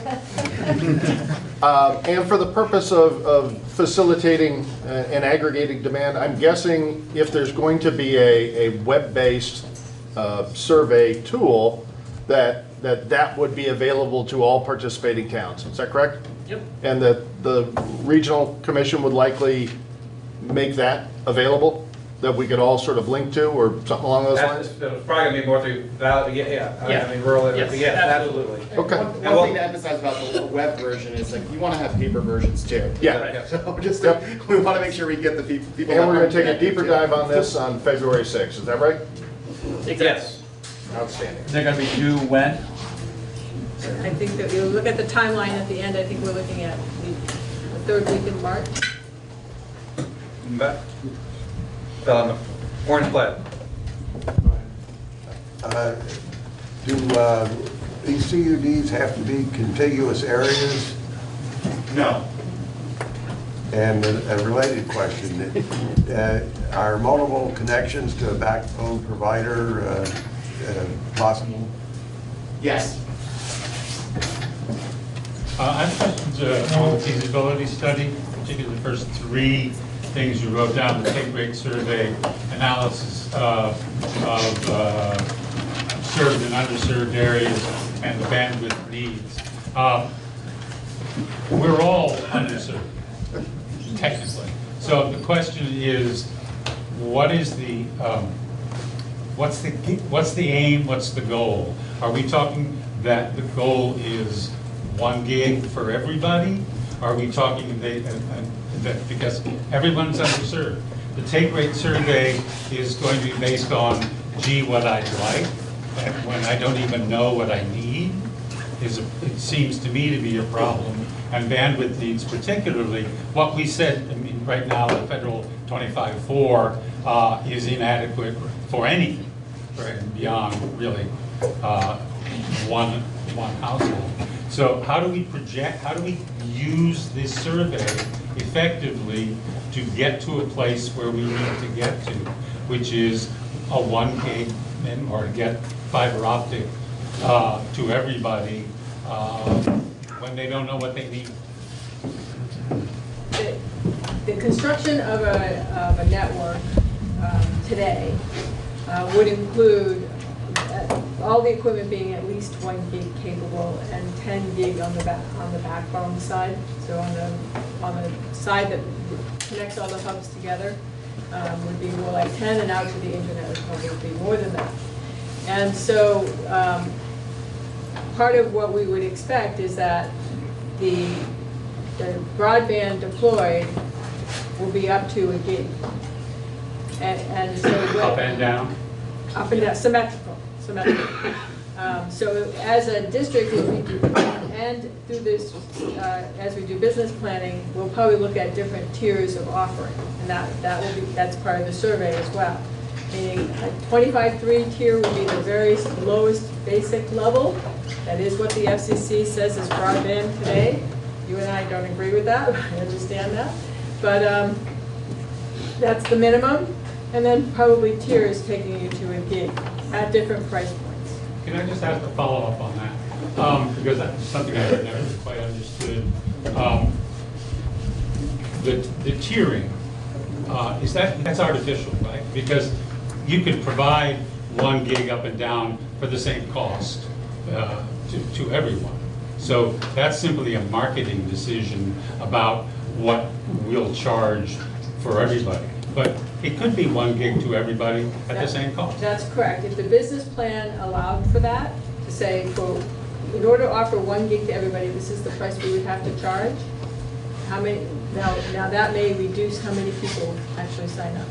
So why would it cost more? By offering different tiers, people can sign in at various levels. My question is, why would providing 1 gig up and down cost you more than providing 100? On the backhaul. What other people charge? Yes, so we have to buy service out of the area to a major carrier, right? And that will depend on how much bandwidth is being used internally. So if everybody has a gig and everybody uses 700 meg, that backhaul is going to be a whole lot more expensive than if it's tiered. If the business plan allows for that, that is what some municipal networks across the country are doing. They're offering a gig, one price, $50, $75, $100, whatever it happens to be, across the board. So it's possible. We'll take a look at that. I'm just concerned that the survey is a little too small or not comprehensive enough to really get us there. We know that, just one quick one, we know that, for example, in Chesterfield, New Hampshire, the data was inaccurate from the coverage, so the man who was in charge, who was putting it, went to everybody and found, okay, theoretically they had 100 gig, but they didn't because they had no service at all. But the map said they did. Right. So if you look the at survey, the FCC maps, you're probably all covered. The survey is going to have to be comprehensive enough to really understand the area. So remember where we're starting from. We're administering surveys that have been used in how many towns, and where this has been done, how many places now? Several places here in Vermont, but also in New Hampshire. And the third partner on another grant that we're working on deals with, it's called CTG Communications out of Maryland. And so they've provided us with some survey material as well. So it's not like we're starting from scratch, our partners know what we need to gather from the surveys. It's really to try and determine who's interested in it, who would take service, at what price points. That's the main purpose of the survey. Let me ask that we do this. So we're about at the end of the presentation, and then we're just going to open it wide open for questions. All right, so you folks are asking about the survey and what you need to do. If you saw the invitation to tonight's meeting, you saw that you saw the first things that we're asking you to do. We want each town to decide if they want to participate. Of course, it's up to you. We hope you will all participate. And we are asking your select board to pass a simple resolution stating that. We're also asking them to identify one specific person to be the broadband point of contact for your town. And let me just clarify, I can already see the hand going up. We're talking about participating in the study. Right. I need you to tell us what you mean by participating. Okay, yep. Participate, set up a CUD, yes, we're all in on No. broadband, or yes, we want to do a survey. So first, yes, we're all in on broadband. Second, No. I mean, I'm Please sorry. help me. Yes, we're all in on this effort to be involved in the project. Which is a survey. Which is the feasibility and plan. And the feasibility study and the business plan Whoa, development. whoa, whoa. But if you do a survey and you decide it's not feasible, you don't want to do it. That's true. That will be the Right, end. Exactly. Correct. Absolutely. And we hope that as many of you as possible will participate throughout the process. We'll be holding multiple meetings, as Chris mentioned. The next one being the February 6th meeting that will focus on the survey. But once we complete the survey, we'll have a meeting to share the results with you, and we'll also be sharing information about the feasibility study. And if it is decided to go ahead with the business plan, we'll do that as well. But we just want to have one contact person that we know we can reach out to. We have their email address, can send them information, they can get it on your website, whatever is needed to be done. And we are asking you just to send that information to me in an email, and my address is swest@wyndhamregional.org. So that's just the first thing. The survey meeting is the second thing, and you've heard a lot already about the help that we need from you on that survey. You want to talk about it? If you want, yeah. Oh, I don't know. Sure.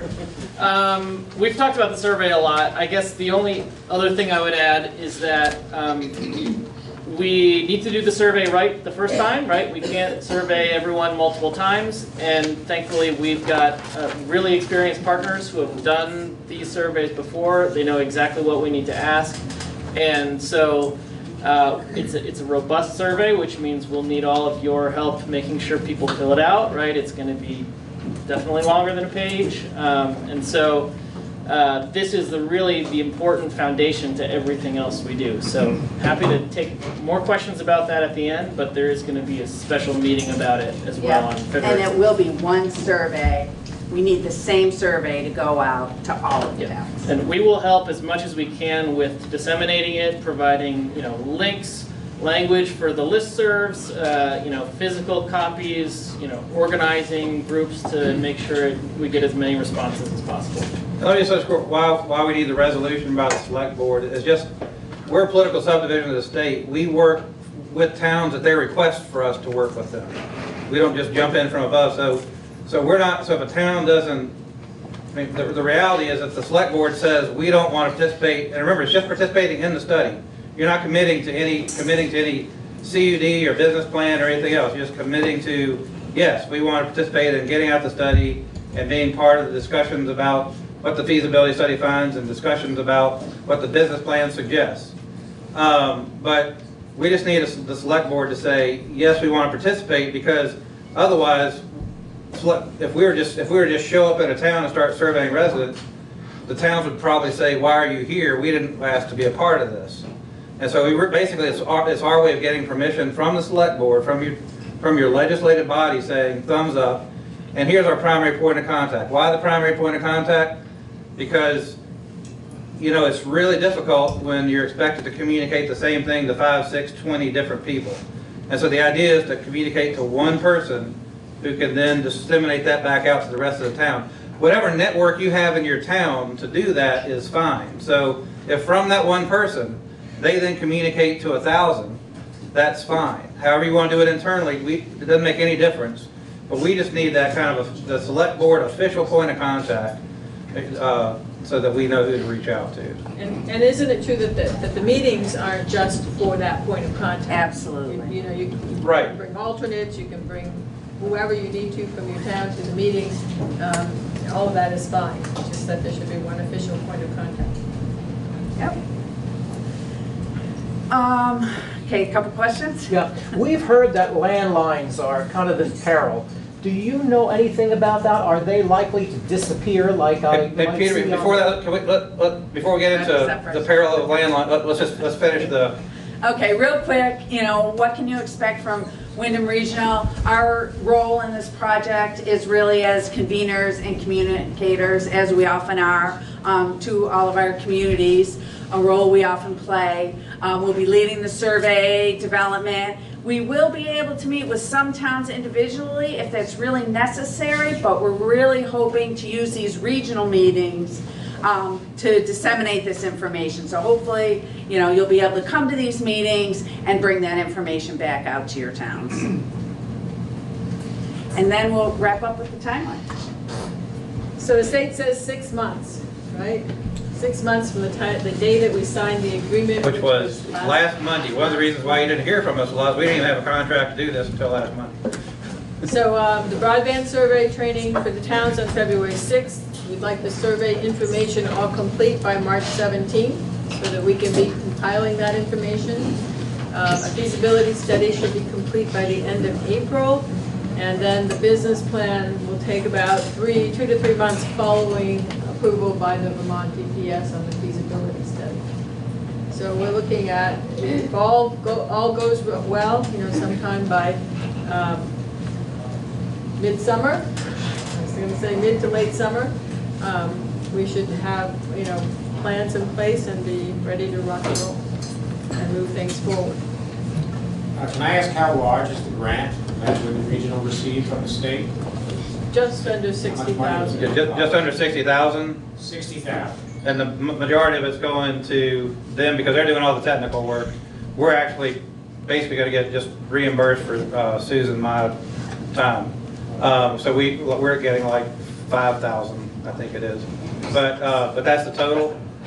And then they're actually putting a lot of, you want to say something about the USDA grant that you guys have that kind of helps set the foundation for this? So we also have a grant that, as I told you about, our partners in Maryland, that allows us to do some like pre-feasibility types of communication and planning and development of surveys and so on for both Vermont, 2 regions in Vermont and 2 regions in New Hampshire. The other 2 regions, by the way, are Pine Bluff, Arkansas, no idea, and Western Maryland. So it covers these 6 regions. But the idea is to create these models that can inform other communities in other states about how to do this. And so that's the purpose of that grant. But there's there's three of us working together to make that happen, all bringing different experience to the table. So we have this great wealth of knowledge that we have available to us. What's the timeline for putting those models together? That's a different grant, and I think it's 2 years. Yeah. And? Do you anticipate that the survey questions will let folks decide the level at which they would be willing to step into this as an uptake? And if that's the case, in the communities that have income levels that are at or below state averages, which are pretty low, I'm anticipating that we would get a lot of folks who might take the basic but unable to get too much. Will that have anything at all to do with the level of technology that is rolled out? So theoretically, that means, I heard a no there. So somebody on a given street, and all the folks on that street basically signed up to say they would take the basic, and enough of them do. But those same people could then, if they all of a sudden win the lottery, could upgrade, and the technology will be there for them to go all the way up to the top. Yes.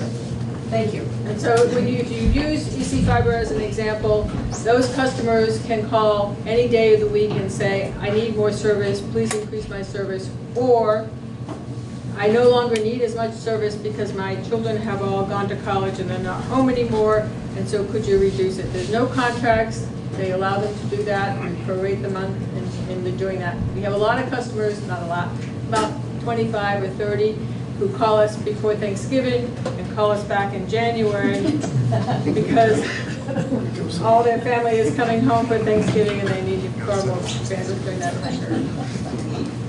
Thank you. Further to Ann's question, correct me if I'm wrong, the pipe, the fiber cable that's going to go to everyone's house is the same. It's how much the CUD or the company, whoever it is, pushes through that pipe.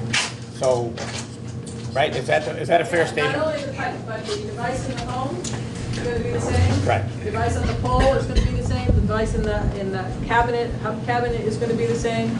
And it's all depends on how it's provisioned. So we can provision you for 25, 100, 100. I think EC Fiber is just out. So it's 25, 25, 200, 200. I think it's 400 and then now 800. Okay, the pipe is the same. The pipe is the same. It's just how much you bring in from the internet to give to the customer. Right. We provision each device for whatever they purchase. And as she is saying, again, maybe this is clear to everybody, but just in case, and I'm partially saying this to make sure I understand it, it's kind of like whoever the provider is, as part of the business plan, they're buying that backhaul to where you're actually connecting to the internet. And so that's what's the cost driver as far as how much it's going to cost you, whether you got the 1 gig or whatever package you get. It's not the local service provider who's making the money. It's or who's driving the cost. It's more on what that backhaul cost is. Is that right? Now, the local network is going to be what the market will bear, right?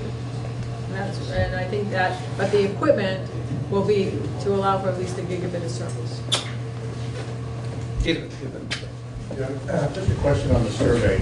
So you mentioned the other group that you're part of, and Greensboro being one of the beneficiary areas of that. So we already have a sampling of the survey that you folks provided. One thing I noticed about the questions that we received is a lot of it was about current usage for people. It didn't really talk about what people were willing to do or what people want us to do. And it seems like there should be more questions about that. And the reason I say that is because if you're surveying people in a town that's unserved, then obviously their usage is pretty low. It doesn't feel, so we don't really know what they want compared to what they actually are getting now. That's a good point. So I think what I'm hearing in a couple of different places is, does the survey educate respondents on what the possibilities are, as well as asking what they do? Because there's so many people, I mean, I've tried for 4 years to get internet on our road, and I've had to have conversations over and over again with people who don't know what they're missing or how their bills would differ if they had fiber instead of 3 megabytes one down or down up. You know. So there's a whole education process for people who aren't really aware of the possibilities or the necessities. I think it's important to note that this is the first step. Driving demand is going to be something that the CUD is going to have to figure out, of teaching people how to use the additional bandwidth that's available. And the survey is just a piece of the pie for this feasibility, right? We need to know things like roads and household income, and there are other pieces of that pie.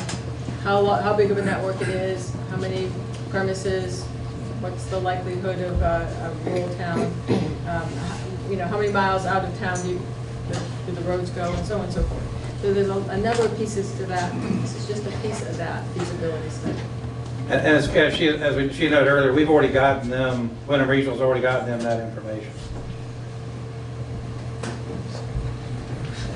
More hands keep coming up. What's going on? Are we supposed to be answering questions? Education. True. Go ahead. We live in Vernon, and we are well served. We are one of those people. A couple of years ago, we had a fiber optics subcommittee, and we did a survey. We reached out to Guilford. Sheila can tell you that. And we learned about CUDs. We did a survey. We got that many, 4 responses, because like Sheila just said, even though we are well served, people don't know what they're missing, even with Comcast and now Consolidated, which used to be Fairpoint. And not only that, because the plant has left or is closed and a lot of people left, we are now getting an influx of newer residents who are younger, who need this technology. So I second the idea of the education component of this survey. And it's not easy, because we have some people who just don't know, and they don't know what they don't know. No, I agree with you. And I think we'll all do the best we can to do that during this survey period. As someone mentioned here, they've done it a number of times on their road and had to repeat it over and over again. But that is a concern that we have, is you don't know what you're missing. How about, I have 3 quick questions. One going back to Rob, and maybe I just missed it, but I think I missed both of these. But go back again over the funding options. You know, we can't tax, but you said you can use other means, but I guess. Sure. So whether you're an individual town or whether you're a communication district, any build out of a network has to be funded from the revenues or projected revenues from the project. But you are also allowed to accept grants. Or private funding? Or private funding, yes. Or private funding, or RUS loans where they're willing to work with you on that. Yeah. But the point is that a CUD can't tax your residents. So we're going to do Steve Munson and the fellow in the orange flag. So Carol, is there a correlation? You said you raised $7 million and we're happy to have done 225 miles. Is there a direct correlation between $7 million and 225 miles? No, some of that $7 million was for building beyond the 225 miles. Is there a correlation between the 7,500 subscribers that you're looking for and $7 million? Well, no. But I can tell you that our rule of thumb at ValleyNet for Vermont has been $30,000 a mile, which includes 6 drops, meaning 6 houses, the equipment going to 6 houses. And that has held true for the last 7 years. And just coincidentally, the numbers you gave us was 31,000 a mile, and if you take 7,500 and divide that by the 7 million by 7,500, it's $933 per person. So, how do you want to do it? All in favor of that? So, yeah. So it's but that that's held true for us, and even with the changes and poll make ready work and all of that. So, if anything, that access to the polls, the changes taking place this year in the legislation for that process at the DPS, it's perhaps those costs might come down a bit, but it's been fairly stable, a little higher, a little lower. The guy at the end of the road, I say 6 drops in a mile. Well, sometimes there's not 6 houses in a mile, but in town there's 30 houses in a mile. So it all averages out. Munson? Yeah, my question really applies, probably not to you guys. The state of Vermont has in its wisdom said that essential services such as internet cannot be funded by municipal bonds, but have to be revenue bonds. In New Hampshire, again, where Chesterfield successfully is putting together something, they're allowed to use municipal bonding on the assumption that an essential service like a bridge or a road shouldn't be required to pay for itself, but there are other ways of doing it. Do you foresee any chance for either towns getting waivers if they can prove that they are financially capable of handling it, or getting a change in the law? Because it seems right now that the state is being somewhat paternal and protecting us from ourselves from making the horrible mistake of spending the money the way we might want it. And I wonder if there is any chance that methods of funding may change. Are there any representatives or senators in the room? That's who you should talk to. There was just a report that looked at a lot of these issues, and it was determined that we need to wait and see how the current mechanisms work. That doesn't mean there's not going to be a change in the future. It just means now, in order to protect taxpayers, you can't put your grand list up to fund a broadband build-out. You can use those types of funds for the part of a broadband build-out that's specific to municipal uses. That's the one little thing in there where there might be some room, but that's something for every town to address with their town attorney. Just to I'm give not everybody- a lawyer. Just to give everybody a chance. Follow up. There's just one quick, there's a way around that, which the town can buy their own bonds. In other words, a town in Utah did that. They sold the bonds, then they realized that the bonds were getting a whole higher amount of money than they were, so they bought their own bonds and became the owners. So first we have the fellow in the orange plaid, then Ann, and then we'll come back over this way. Okay, fellow in the orange plaid. Sorry, what's your name, by the way? Chris Robbins. Nice to meet you. Am I right in assuming that the different pricing tiers are going to be sensitive to aggregate bandwidth demand within the CUD? So if everybody in our town wants just basic service, the cost to build out has to be amortized over something. Would our price tiers for basic service be higher than if everybody wanted The business model of EC Fiber, it used to be that about 70% took basic, and 20% took standard, and 10% took everything above that. Today, it's 50% who take basic. You see that there's this great need going on, and another about 30% take standard, which is the next level up, and then about 15 or 25, I'm out of percentages here, but the rest of them take the higher level services. So the business model works on the bulk of the premises taking a basic or standard service. Ann?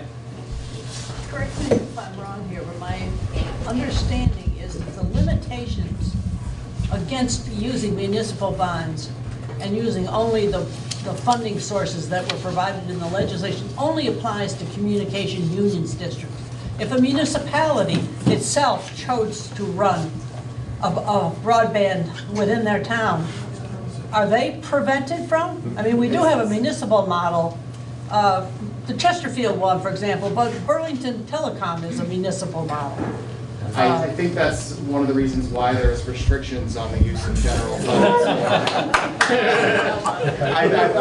I wasn't around during that history, just to say, but I'm thinking that that's where it came from. But It is true in New Hampshire, they can use general obligation bonds, but they can only use general obligation bonds to build those areas that are unserved today. Well, that's They in can't Hampshire. use it to build overbuild anything, any areas that are served.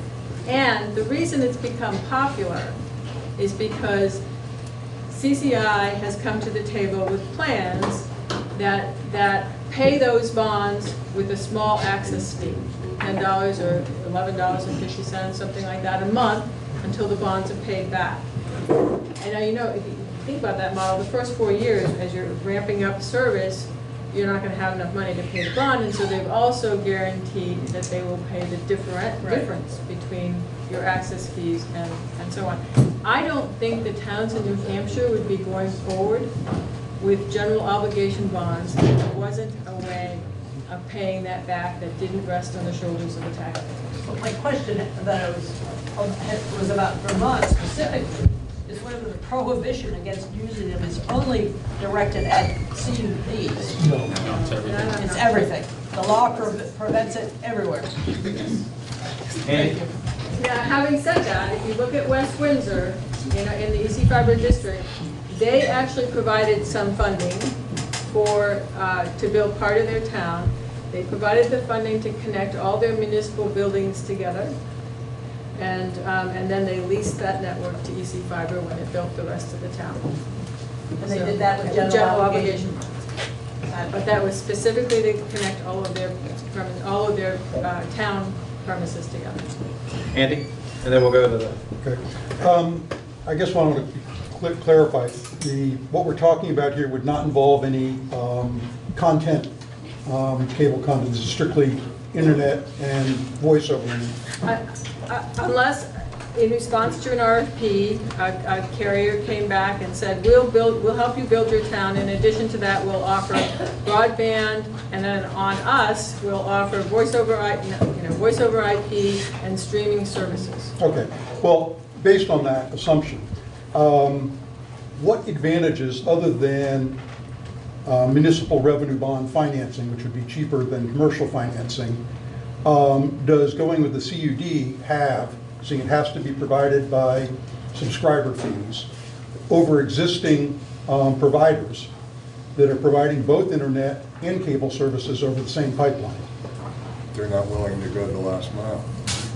So it's a subsidy from congested areas to more rural areas. That's really what we're talking about. You may partner with an existing carrier, and we'll work out the funding of how to build that out. They've decided that this is where they are, and they're not going to go any further based on houses per mile and based on their return on investment. So if you subsidize that next step, they might be willing to do that. You can certainly try for a cable line extension. It's a process, and in general, most of Vermont is built out to the extent that Comcast or Charter is going to want to build out with their business model and what profits they need to make. It's not saying it can't happen, it's just saying what it is at this point. So we know that Comcast is looking to buy a cable company in their area, right? Is this survey going to ask people about whether they have satellite television? Because if you're spending $100 a month on satellite TV, you're paid for your internet already. Is that part of the survey question? I think it's an important thing to know. Yeah, it asks about what's bundled with your internet. David Jones, Halifax. Probably the internet. I have one question about the study and one question about the survey. The question about the study is, will you be studying the feasibility of setting up an operational affiliate like ValleyNet is to EC Fiber, as opposed to contracting with ISPs? As I understand it, ValleyNet basically buys wholesale and integrates the parts and pieces into a working product, as opposed to contracting for end-to-end service from an ISP. So will you be, the question is, will you be studying the feasibility of establishing an operational group like ValleyNet for the Windham County?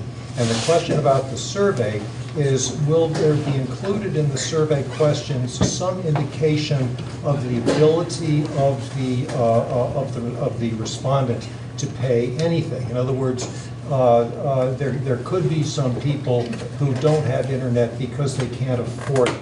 Will that be, will capturing that information be part of the survey? Yeah, we wouldn't necessarily phrase it like that, but it's, if they want to, would they want to buy internet if they don't have any? This will be part of it. So and once it gets to a point of that you're trying to find a provider, that's certainly something you can include in your RFP. Like, do you offer a special service for low-income individuals that are on the school lunch program or during certain things? So it really comes down to later down the line. Get to the reason why they might or might not have service. Affordability, their ability to afford it might be something to understand. And that could also be, wouldn't that be a benefit of the CUD, is to, you're closer to your community, and so the CUD can decide what you want to do to help subsidize those who need service who don't have it. That'll be within the control of the... Right, so we know that EC Fiber is struggling with this question as well, right? Because there are a number of individuals in their territory that can't afford the service. And so the governing board is looking at that as an issue, and they're looking at it at the potential of, at what point in time do revenues start to exceed expenses. And then that's one of the options that they have to put on the table, is some sort of subsidy or lowering prices or those types of things. Okay, and can you also answer the question about whether you're going to be studying the feasibility of setting up an operational affiliate? You know, we can look at that, but I can tell you it's far less costly to go with somebody who already has business systems in place and customer support help desks in place, and operation systems in place. So when you add the costs of that software and hardware and the space and so on, it really would add significantly to the cost of setting up a district. So it would be better to be able to partner with an ISP that already has those services, that already has that in place, that already has a BSS and OSS, and has a help desk and so on and so forth. It would be better to do that, because the cost of starting from scratch would be high. I mean, a bucket truck alone is $100,000, just as an example. The woman in the back? Is that what you asked? She had asked a question, then we'll come to you. Sorry, go ahead. So our select board in Stratton has voted to proceed, but they would like to warn the town on town meeting day and have asked us to come back from today's meeting with a name of a CUD, which obviously listening tonight, that's not going to exist until the surveys, but we would like to warn our townspeople because we all know we're all here. Deerfield Valley. Deerfield Valley. Okay, Ann gave me my answer. Thank you, Ann. Just always a great resource. Thank you. I just was a little confused as to what defines the 6-month project. Does that mean the end of the feasibility study, and not necessarily creating CUDs, or what? This is a total of 6 months. We have to be done with the business plan by the end of the 6-month period. That's under our grant with the... have everything defined within 6 months. The whole, everything funded on this grant has to be done. Ostensibly 6 months from last Monday, whatever that was. That's pretty ambitious. And will this PowerPoint be available online? Yes. Steve? I want to go back to the importance of the education of people before they take the survey. Because in order to have a valid survey, what everybody's been saying is that people have to understand what they're getting if they answer yes, no, or maybe, right? What are the supplemental materials that go, it's one thing to have a survey, but what are the supplemental materials, when somebody gets it, can we have some input as to what we're saying and say, for example, under the basic, you would be able to do this in your household. Under the standard, you would be able to do this in your household. Because we have to let people get what they want, not necessarily what they ask for. And they, out of ignorance, they won't ask for what they really want because they don't know what they want. So what are the supplemental materials that have gone out with other surveys? Yeah, well, our particular survey is still in draft form, and all this feedback is really helpful to make sure that we get it to a good spot. But I would also say that we need to provide as much context as possible at the start of the survey and with all the materials we send out. So if it's a post on a listserv, if it's a post on social media, every single copy of the survey has to have all the context right up front so people know exactly what their responses mean, why we're doing the survey, what the results will be used for, and so appreciate the concern, and that's something we'll make sure to account for when we make the final draft. And let me just add that another thing that we're going to be doing is, obviously, because for those of you here representing towns, you're going to want your towns represented as well as possible in this. But we're also having conversation with CORE, with BCC-TV, about how we get surveys out. One of the reasons why we're asking supervisor unions and schools to be here is to help them push the surveys out. Libraries, we're going to be trying to ask them. So, and basically any social network out there, right? And not just relying on the electronic, also paper. One of the things that we're going to, if your town has the capacity to do it itself and like hand out cards at town meeting, that would be great if you can print them yourself. If you can't, let us know. I don't think we can print 100,000. We don't have 100,000 people in the region, but anyway. But we'll work on getting cards to you for that, so then your effort, part of your effort, would be organizing somebody to stand at the door of town meeting and hand that out. And then the idea is like work with the libraries to say, hey, libraries, can you push out there that if people want to do this electronically or by paper, come to the library, or you at the town. It's like the clerk will have this on the desk at the town office, or you'll have it if you have a transfer station You can fill it out at the transfer station, and it'll be a really pretty clean box, so you can put it in. But that's the kind of thing that we need towns to think about, but we're gonna ask other people to keep pushing this out. So it's not all on the towns, and I'm a little nervous about saying that, so you don't go, oh good, we don't have to do it. But you guys are know your neighbors best and best how to get that out. I actually have a question about the survey. Sure. Just step over here for a second. So what about part-time residents? I know a lot of the towns have seasonal residents. How do you suggest reaching those, and how will those results be accounted for? One way to do it that we've done throughout other areas is to take from your grand list who you send the tax bill to, and send either postcards with the link to the electronic survey. That's probably the most effective, efficient, and low-cost method to have those individuals be able to complete the survey. But you all have contact with those individuals because they get a tax bill every year. And you know who they are because the tax bill doesn't go to somebody in the account. I'm gonna go this fellow, David Jones, Brookline, and then Peter, and then you. My question about the seasonal homes was not so much about how you reach them, but their responses and what impacts you may have seen from other surveys that has on feasibility within a particular town.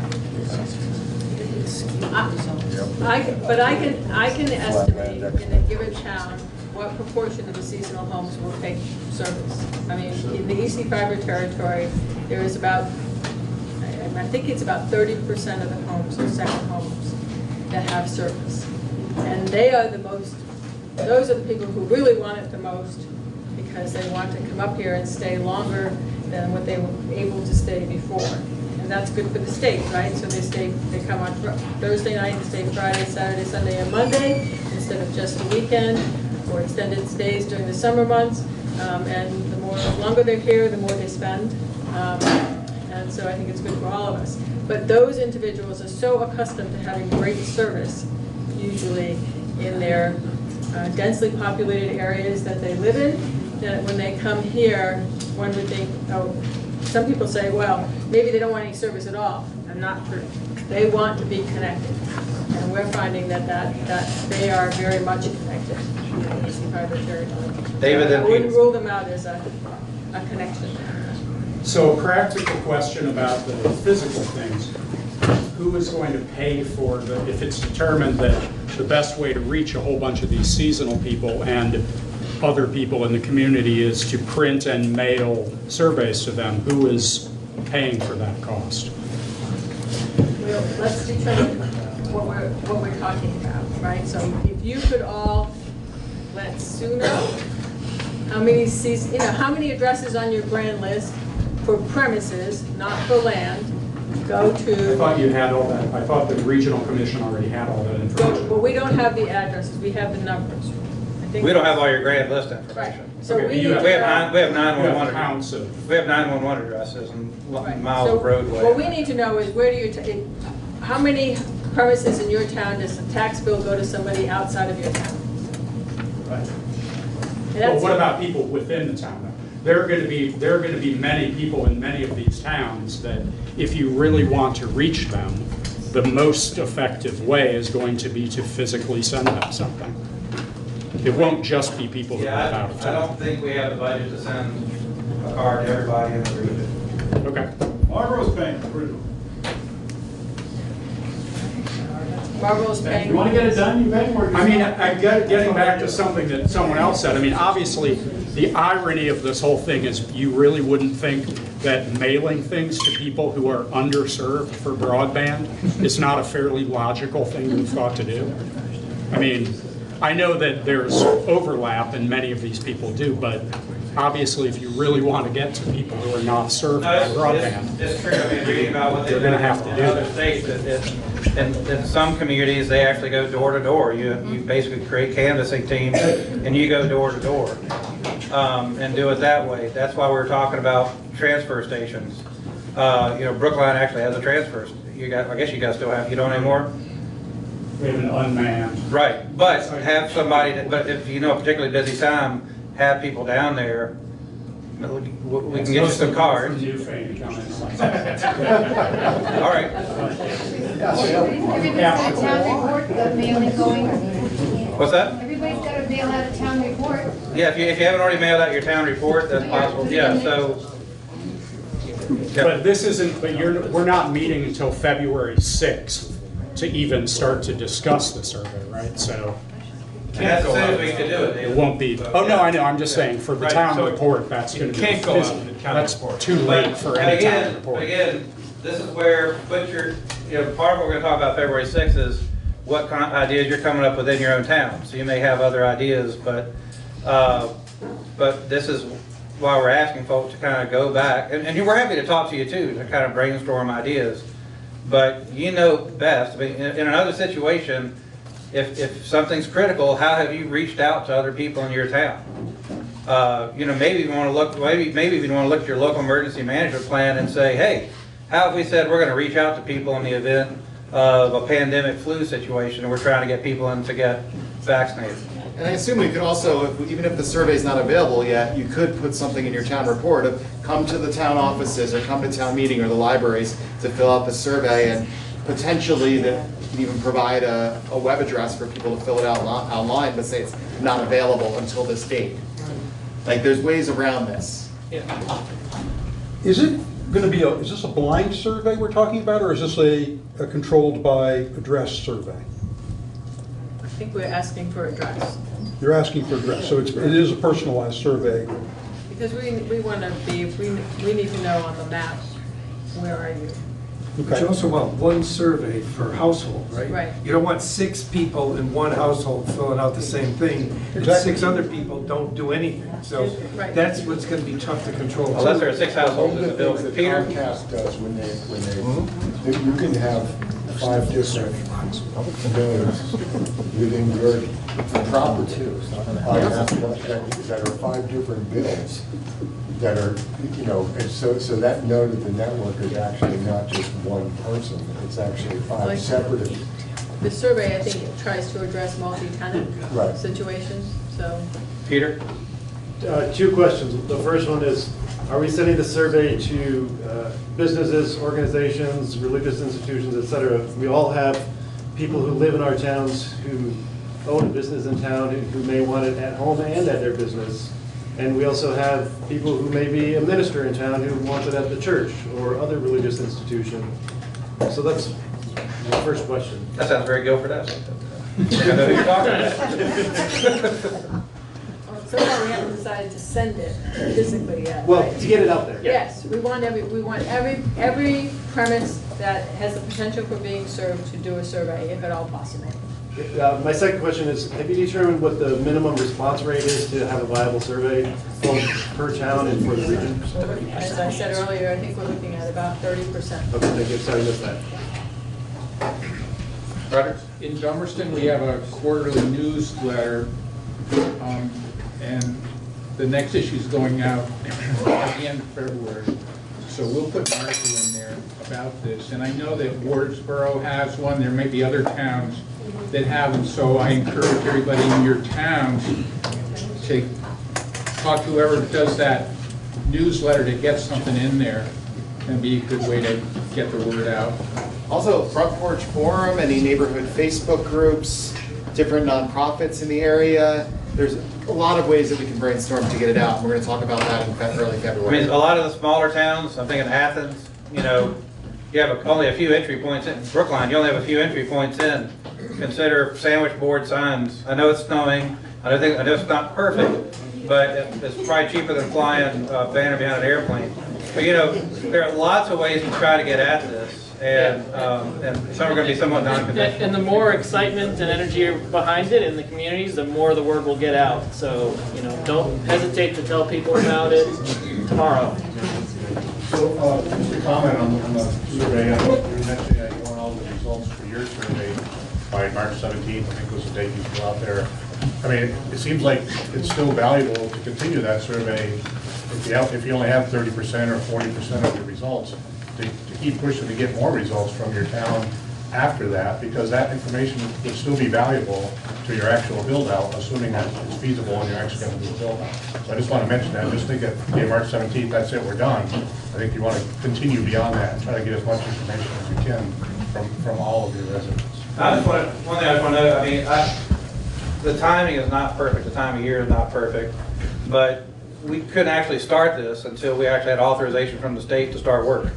And that's why I'm not knocking the state, it's just, this whole process has been kind of, hurry up, and I mean, ever since the legislation passed, and I'm not exactly sure why it's been hurry up the whole time, but as opposed to kind of thinking through like where we are in the time of year. But it is what it is, so just we'll work with you to try to help augment whatever you got to make the most of this, and we just hope you'll work with us to again try to make the best of the situation. I know it's not perfect, but it's the way the dice roll. So let's take a few more and then we'll wrap up. Munson? Just a quick question. I'm sure that should some ambitious town decide they needed more information, you wouldn't have anything against us or someone having a supplemental survey going alongside. No, as long as it was, Separate, right. We didn't send it to you. I would We'll just let be you wary about a collate that survey that's too information. long, might reduce overall take rates. Yeah. It's the only word of caution. Yes, sir. I just have a question more for the EC Fiber folks. Since you've had this model that you have, how many times have you increased rates? Just.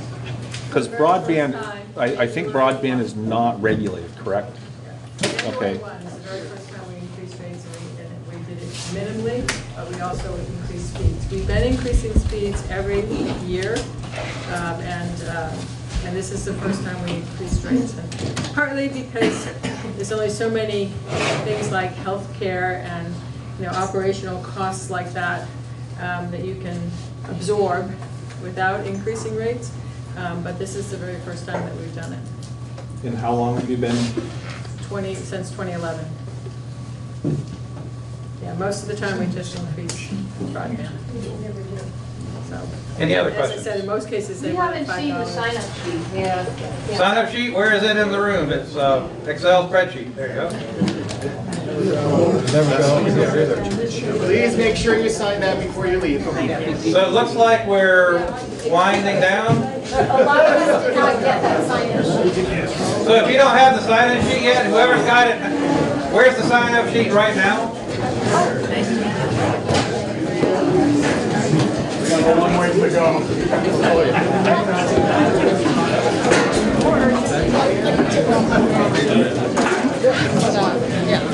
We're not going anywhere.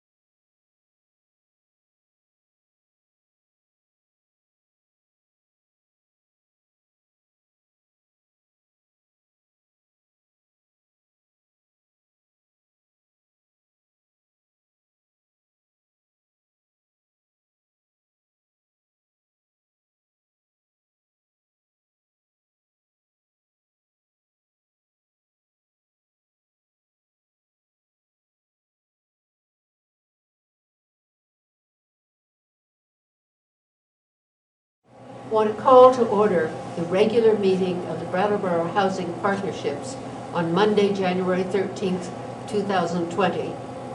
We're meeting at Samuel Elliott Apartments. First order of business is to review and approve the minutes of the meeting of December 16th, 2019. Are there any revisions, any corrections, any comments? I'll move to approve them. Do I hear a second? Thank you. All those in favor, please say aye and shake. Aye. Raise your hand. Thank you. Resident and citizen participation. And our resident has gone to get some pizza, so Okay. she's not here at the moment. When she comes back, if she wants to participate, that's fine.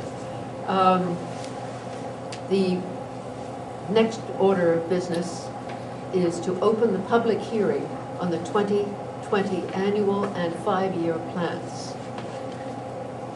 They were in our packet.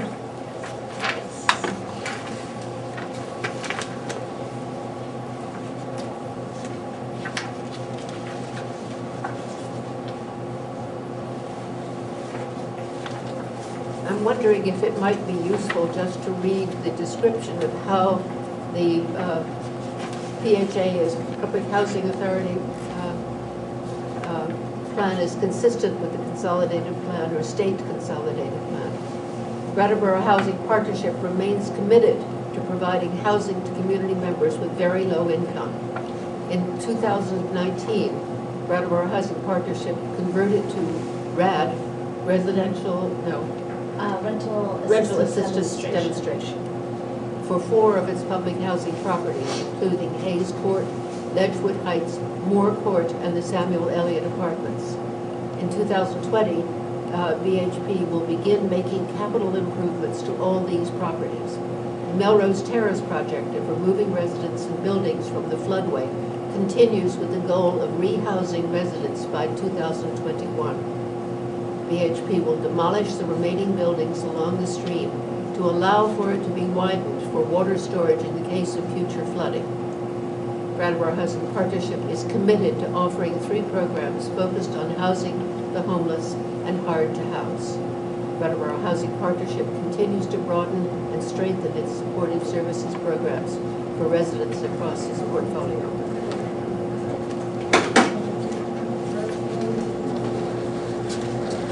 Additions, comments, questions? It is very extensive. Evening. Good evening, I missed it all. Have you missed anything? Yeah. Not much. Oh, good. Yeah, I'll just sit We're here. having a public hearing on our annual 2020 plan and the 5-year plan for work.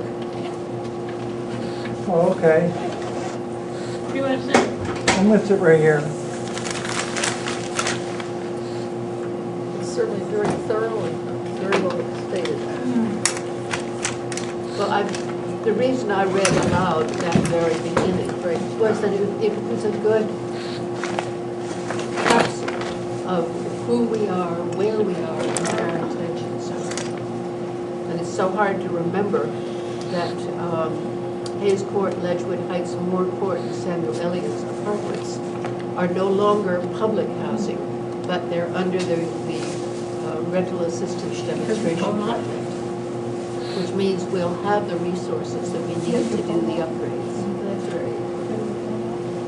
Christine, any more comments, thoughts for us on this? No, this was the first official HUD document that I had to work on. Well, I was So just that was thinking, great. because this is your And first so it was a great opportunity for me to do both the 1-year plan and the 5-year plan.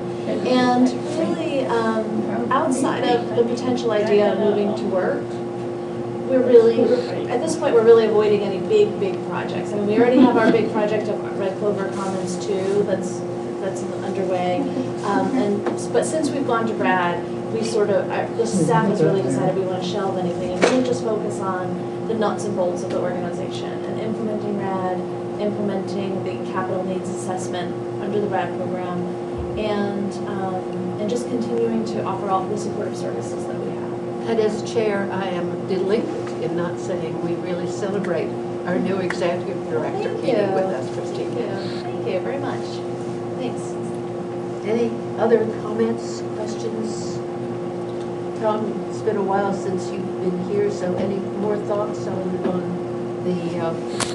plan? No, it looks fine to me. Then do I hear a motion to close the public hearing? I'll move. Okay, this is moved to have a second? Second. All right, Tom, second. All those in favor of closing the public hearing, please say aye. Aye. Do I hear a motion to adopt the annual and 5-year plans as presented or with changes? We have no changes. Liz and Tom. All those in favor, please say aye. Aye. Opposed, Nice no? piece of work. It was quite a piece of work. That's why we'll have you at the end, just. Yes, it was very well written. Thank you, Yeah. thank you.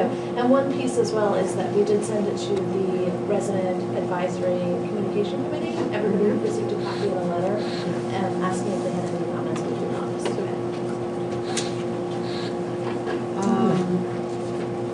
Staff reports review, property portfolio manager, property managers. It's nice bright yellow.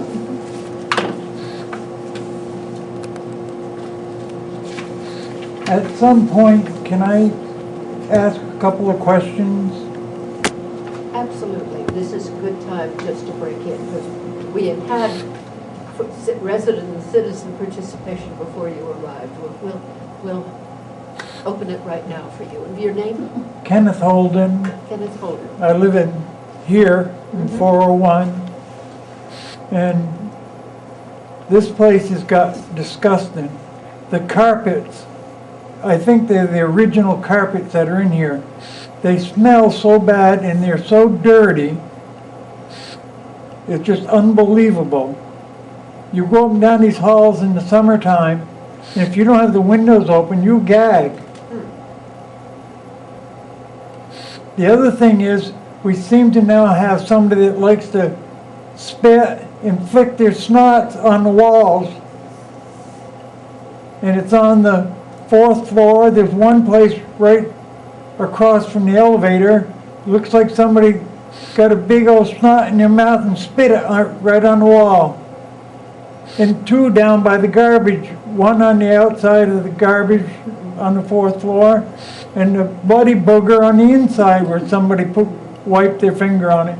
And I talked to Courtney about these snot stuff a week ago, and she told me, oh, that's gross, I'll take right care of it. Well, it's been a week and nobody's taken care of it yet. And I would say that's pretty gross. Well, I know Christine is taking notes on that. And the other thing I could comment, which is not to be defend, but to say why it's so important that we made the change to the rental assistance or the RAD demonstration project. Because we'll have the funds to do the renovations that are needed in all of these buildings, because they're not, I mean, I may be 84 and they're younger than I am, but they are definitely showing the age when they were built. Yeah, I helped build this. Did you really? Yeah, I carried brick for 2 weeks, and that's all I could do with it. I quit, that was it. That was too much work for me. That's when you had to hand carry the brick. But Thank you for bringing those things to our attention. And the other thing is, there was a real big thing last year or the year before about putting these new 8-foot sliding glass doors in. They were going to be so much more efficient that we weren't going to get the cold air through them like we did the other ones. These ones that we got in are no better than the ones that they took out.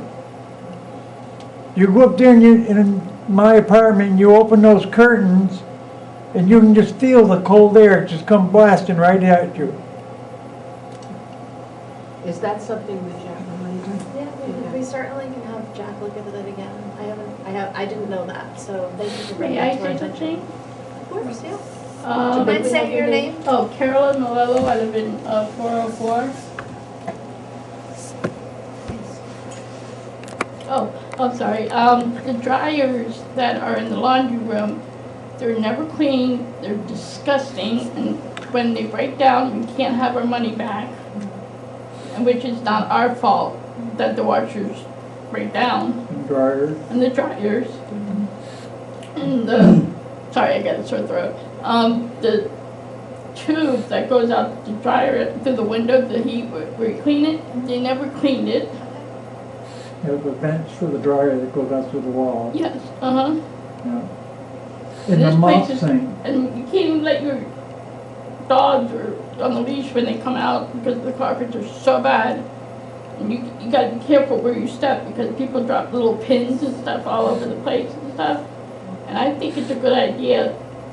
It's up to you guys, but if we could have tile instead of the carpet, because this way it'll be more easy to, you know, like to mop up, and we also need more cleaning people here. We used to have somebody came in and vacuumed once a week. Now we have somebody that comes in and vacuums. Sometimes it's once a week, sometimes it's once every 2 weeks. Sometimes it's been as much as 3 weeks without them coming to vacuum. And especially the second room, on the second floor here, on the ladies' room and the men's bathroom. It is disgusting. Those, They going to use those have their, bathrooms, you know, those they bathrooms put their are cats in the nasty. garbage can and they end up on the floor. Nobody flushes the toilet, there's no soap, no Toilet paper, toilet paper paper. towels. Yeah, nothing. And people are stealing the toilet paper out of the bathrooms. The urinal has a black ring around it.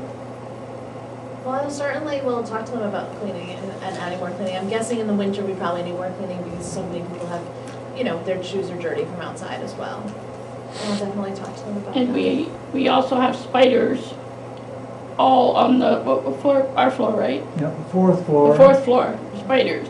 And Courtney said, oh, we'll take care of them, we'll take care of them. She never did. Well, you can't say she didn't try. I don't know what she did. Well, we But didn't, we haven't they seen haven't been anything. done yet. The spiders are still there.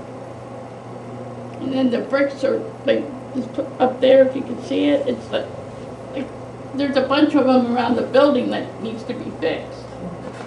Oh, the ceiling Yeah, I don't know tile? what they're called, but they're. The ceiling tile. Yeah. The It's spiders are coming from, on the fourth floor, the spiders are coming from up over the ceiling tile. They come in and Todd or one of the maintenance men come in and they brush the spiders that are there all down. Get there and clean it, you know. But they don't spray up inside of the tile where the spiders are coming from. Oh, A couple days later, there's more spiders and spider webs there. And then we had a bat that flew in one time last year, a real bat.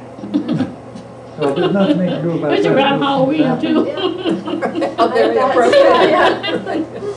Well, I will certainly, thank you very much. I will certainly give this information to them. It sounds like you've already shared it with Courtney, but I will review it. We have a staff meeting tomorrow morning. I'll let them know. And you're right. The cleaning, I know that we have been down at one maintenance person and we're just in the process of hiring someone right now. So we should Well, have in the meantime, why can't you get one of the, like, what's his name? The newer guy? He's got long curly hair. The one on Facebook. I don't know what his name Well, is. anyway, why can't they have them come in on a slow day, like on another day, and do it? Because that's part of their job too. Yeah, well, we have hired a cleaning company, and we do have a cleaning company that comes in and cleans here. And I think that the maintenance staff is pretty busy right now with turnovers and with, you know, we have snowstorms and dealing with ice outside. This property's a little bit easier, but some of our other properties are really hard to manage during a snowstorm. They take a lot of time. And then that delays our turnovers. And so, but I will definitely pass this information on. Because I'm and really see- embarrassed to bring anybody of my family in here because the way this building looks. And then that, they walk their dog by the pole outside. That, you know, that real big pole right outside the door, the main door, when you're going out to the parking lot. You know, it'd be super helpful for me, if you don't mind. I know that you've given this to Courtney, but I know we have those pink complaint forms. If you want to just write everything down that you're saying. Yeah, we've already done that, yeah. Well, if you could give it and I'll Okay. put my name on it. My name's Christina Hazard. Yep. How would work? Yep, you can put it right in the office box and make sure I get it, okay? Thank you for coming. Yeah, thank you so Because much. our eyes don't see the things you live with, so this is very helpful. I'm sorry, I can't hear you. I said our eyes don't see the things you live with. Oh, yeah. So this is very helpful. The other piece is we're always looking for people to be representatives on our resident advisory communication committee. And that would be something that you would talk to Lorelei about, but we're always looking for people, especially at Sam Elliott, to come and represent their building. What did you say your name was? Christine, Yeah. my last name's Hazard, Hazzard. And if you're interested in the resident advisory communication committee, you could speak to Lorelei and she could give you information about that. And that's a great way to communicate information about your building directly to us. And also, when she had the door, I've already filled out the paperwork. And when she had the door decorating for Halloween, somebody just came up and took all my snowman off my door. The Christmas one. Yeah, the Christmas one. And the candy canes. They just took them right out We the door. do need to go back to our wider agenda. See, that should be on the cameras. The report form will be really helpful, even if you put it in once, Yeah, do it yeah, again. I would bring it up because I already did it earlier. Yeah, but Yeah, once that's doesn't fine. hurt. Okay, Oh, we're going to look everybody at heard. the property portfolio manager, property managers, the yellow phone.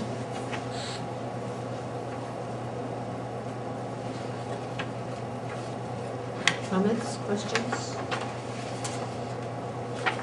I know you highlighted that the rent collection performance, move-in, move-out reports down due to a few residents in litigation. That is what, yes, specifically at Moore Court.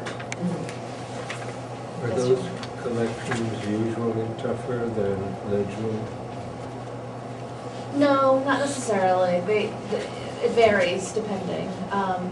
It really does. Sometimes Ledgewood would be a little bit lower and sometimes Moore Court will be a little bit lower. But it would be, Moore Court's so small, it's only 24 units, so it will affect that percentage more quickly, than Ledgewood. It's about twice the size, so it does.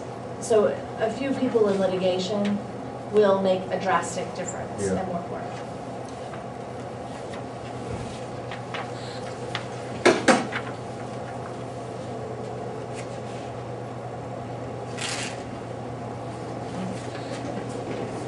And the vacancies, 8 one-bedroom vacancies. Yes. 1 2-bedroom and 2 3-bedroom vacancies. Yes. And so we've had a lot of, we've had a substantial amount of turnovers, and so we have been trying to turn over the apartments as quickly as possible. And I know Courtney, they do have people online. The 0 are tough to fill, but I'm sure they will. I'm sure they will fill them eventually. That is a big number, so it's a lot of turnovers at once. Excuse me, because of the noise back here, it's hard to hear. If you could. I'm trying to make. I know, just talk a little louder than you normally would. Okay. Okay, thank you. The resident wellness and services, family self-support, resident services coordinator, and SASH coordinators.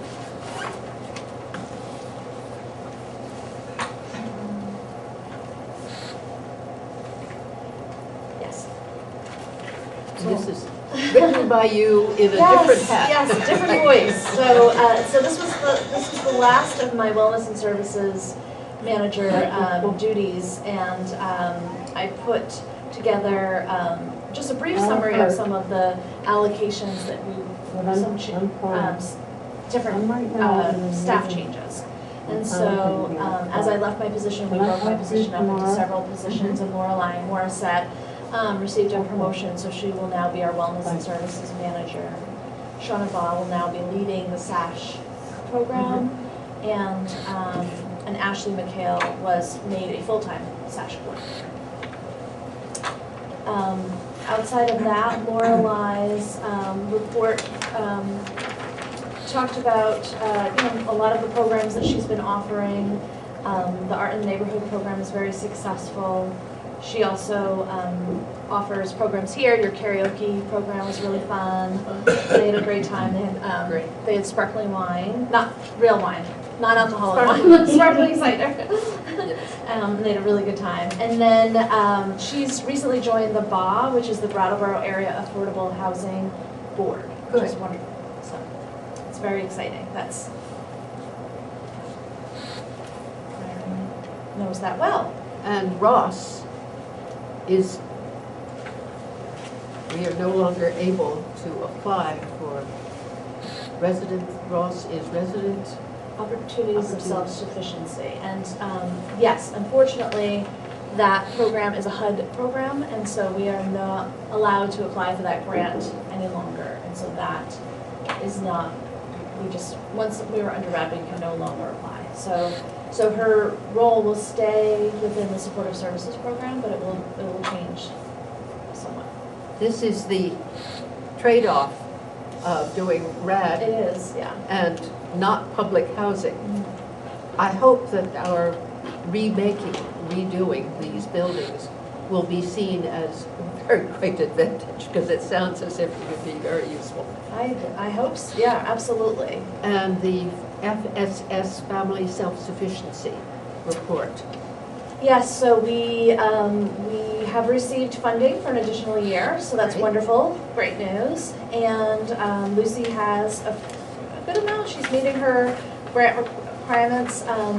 Given that we have such a small pool of people, I think she does a really great job. She really has been working well with the property managers, meeting and greeting new residents as they move into the housing sites. I'm impressed in the program that where people get a job, increase in income, if they're in this program, instead of having higher rent, the amount that's the difference between what they had before and what they are earning now will go into escrow for them. And we have somebody who has already $6,000 in escrow, which is really great. Yes, and we had 2 graduates last year with substantial amounts, which was great. And then for the SASH program, I don't think that Shauna listed it here. However, we have just, we have started a pilot project through SASH with the Department of Disease, Vermont Department of Disease, now I'm not going to remember what it is, but it's around hypertension, and we are getting funding to work with Hotel Pharmacy as a pilot project to incorporate the pharmacy into the SASH program. They come to some of our SASH meetings, and they work specifically with people who would like to work with them around hypertension. And so it's great. It's a 25-week grant program, and so hopefully we're trying it here, and then it could potentially be offered around the state.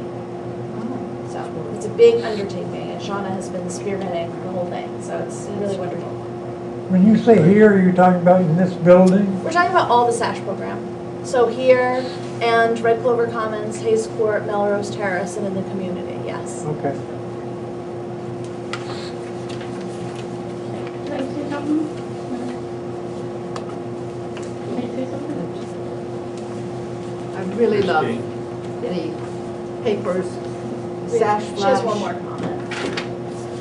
We need security around here, especially on the weekends, because there's a lot of people that are letting people in to stay with them here, and they're selling drugs, and you can smell it, weed, and somebody needs to be at that door, somebody needs to have a pass or something, the people that live here. And then, because everybody's just letting everybody in, and I know there's a bunch of dealers in this building. So outside of having a locked door?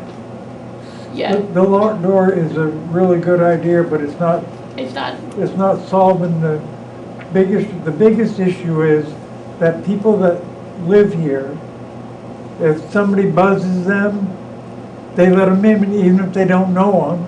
Or if they're down, checking their mail, or they're coming in, they'll let somebody come in behind them, even though they don't know who it is and And they never use the seen washer them. dryers down here, people come in from anywhere. Yeah, they use the washer and dryers. So again, if you want to put it on a pink form, the same form, and write down all of these comments, that would be helpful. Okay, but we do definitely need some kind of security around here. Well, we have cameras in the building, and we have. Yeah, well, that doesn't really.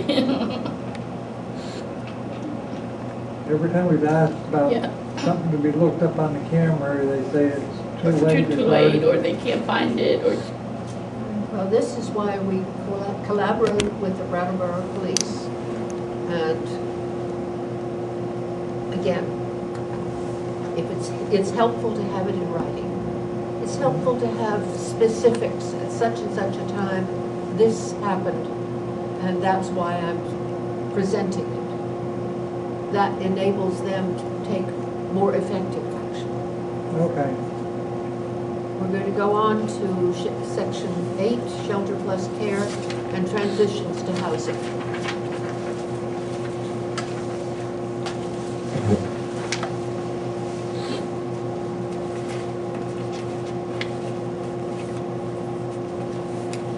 So there is one piece of this, I know in David's report, he mentioned that there was an approximately $42,500 shortfall that he had reached out to HUD about, and we are still going back and forth on the emails. So we were hoping to hear by the 6th, we did not. So, and I was hoping to speak with him today a little bit about it, but he was out in Springfield, so we have not heard yet. And my understanding in reading this is that the shortfall has come from HUD basically shorting us on what we expected to receive for the first 3 months of the RAD demonstration project. Yes, and it looks, from our estimate of what it looks like, they just left Hayes Court off of the RAD. And so I think that we're hoping that on the HUD side, they're going to look at this and just realize that it was an error. That it was their error, not our error. Yes, yes. So we are staying on top of it. They haven't disputed. They haven't disputed it at all. We are disputing, we are asking them about it, and they're doing an investigation at this point.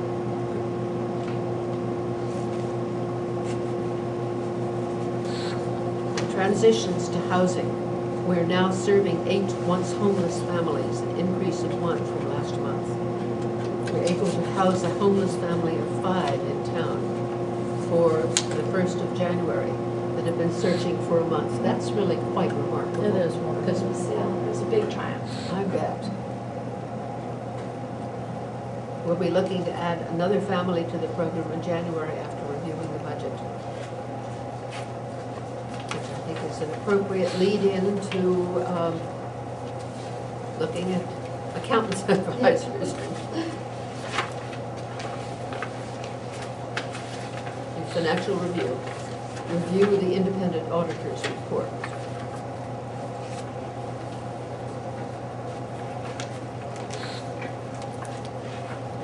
And I wondered why my purse was so heavy when I began to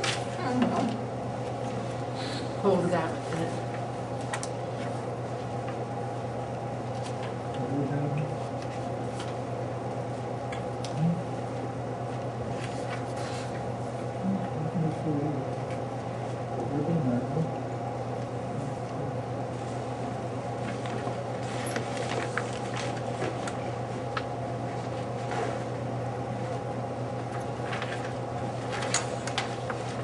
I have a question somewhere in here, but I'm not finding it. So if you excuse me, I did all the business I need to do. Okay, thank you for coming in. Thank you. You'll be getting some of those pink Sounds great. corn. Sounds great. I'll be looking for it. Okay, thank you. Would you consider joining the RAC board, the Resident Yes. Advisory Communication Committee. Yes.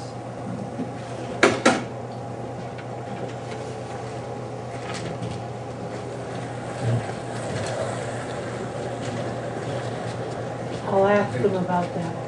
If I go, Excuse me? I go to that. Good. So even if they don't join, you can bring some of their concerns. Yeah. That's right. take it this is a new relationship with these accountants? A new relationship?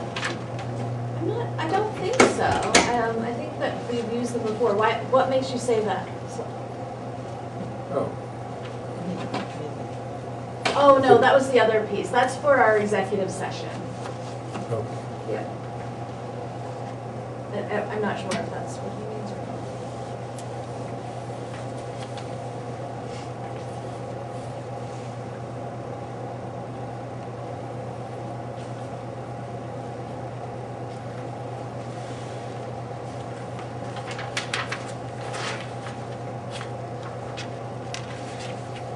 I don't know what it was. It was something simple, but I'm not seeing it, so I didn't write it down. Was it in the actual? It was somewhere in the the auditor's report rather Yeah, than the... it was just a simple question, but it's not coming to me. I was reading it without a pen. Basically, difficulties encountered in performing the audit.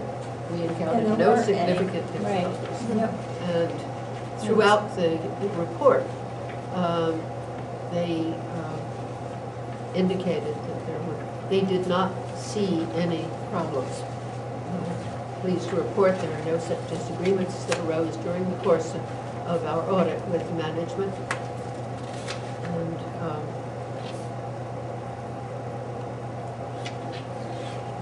It's a very clean report. it is very well stated, very thorough.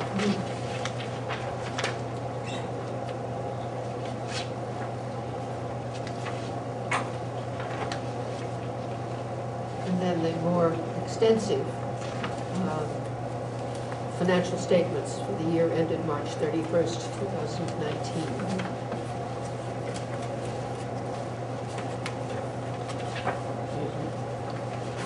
I ask what, maybe a dumb question. Byron, can you speak up? On page 14, it refers to management fees from A.W. Richards and Red Clover.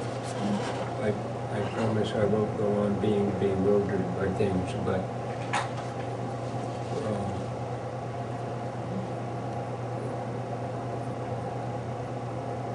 that's I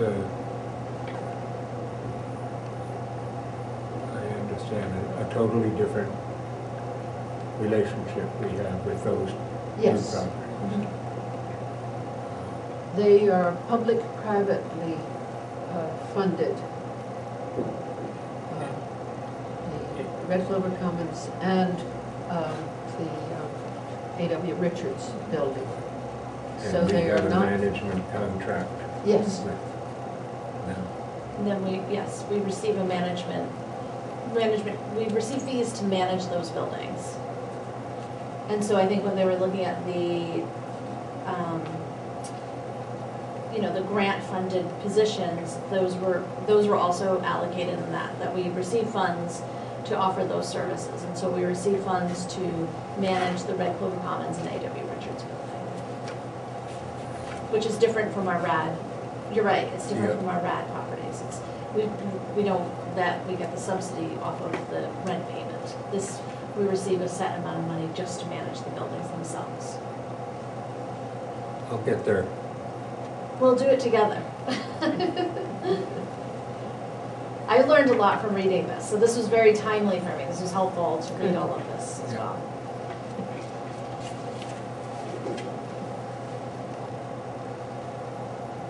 Are these reports put out like this every year? They are. Okay. Yes. So this isn't a brand new, contract, it's just it's the annual? Yes, yes, and we will also be audited specifically for our tax credit buildings. Right. They're set to come in soon, this Okay. month, and they'll be auditing specifically those two properties. Yeah. Yes, I said that incorrectly. Tax credit buildings are ones that private companies get tax credits that enable us to do that building. So you will see another audit specifically to that. Yeah, okay.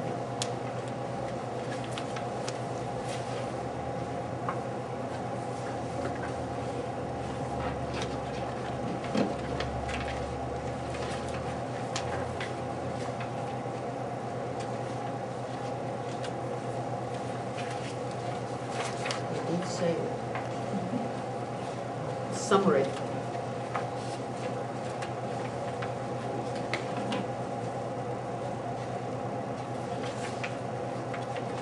The summary of the auditor's results is uniformly no, no, no, none reported, and we do qualify as a low-risk auditee. Very good. Good place to be. Right.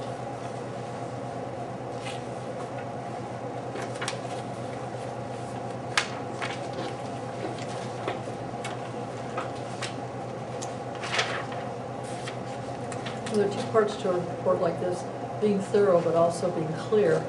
Yeah. Yes. It's both. And then the last, if we, do we need to? You do a motion jump? to accept the, Okay. I'll make a motion to accept the auditor's report and the, who's this called? Yeah. The independent audit. So there was a second from this. Okay, all those in favor, please say aye. Aye. Opposed, no. This carries. And the monthly check listing. Tom, you have been signing checks in January? Yes, that's the month with 5 Fridays. Oh dear. I had one of those once too. Okay.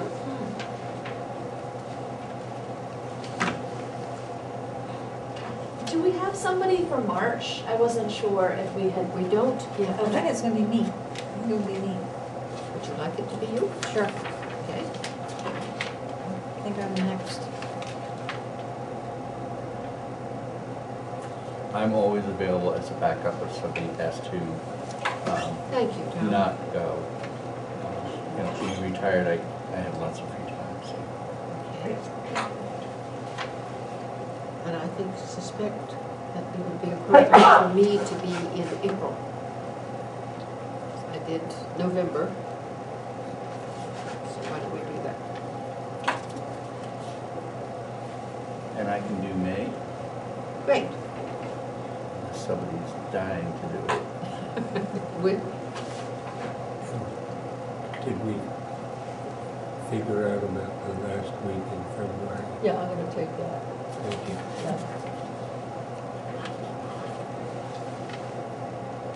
Large projects in progress. So, I believe that next month we'll have a little bit more of a detailed report because Chris Hart will, she's now actively working in the development phase and she has already started working very hard, so it's great. So there's not much to report from what we had last month. The FEMA, FDMA, the 4 buildings have been removed down to the slab, and I know that Chris is just talking to community members. She's been continuing to talk to community members about projects around that property. And so they are going to be putting, she's going to be putting, and Brattleboro Housing Partnership has been really thinking about the history of the land and bringing in community members to really think about the best Right. use of that. And when you say community, is this mainly the West Brattleboro Association? Yes, the Vermont Historic Preservation, as well as some, I think that there are some local art groups that she's also talking about. But Chris, I'll be honest, I can't speak to 100%, so she would definitely be, next month she said that she would have something for us to review, so that would be great. Is the West Brattleboro Association Yes. involved? Yes, they are. Yes, absolutely. Very important for them to be involved. Red Clover 2. The permitting, the funding, and the design remain underway, and the DRB has been approved, has been received. And so Chris is actively working on that piece. That's a big piece.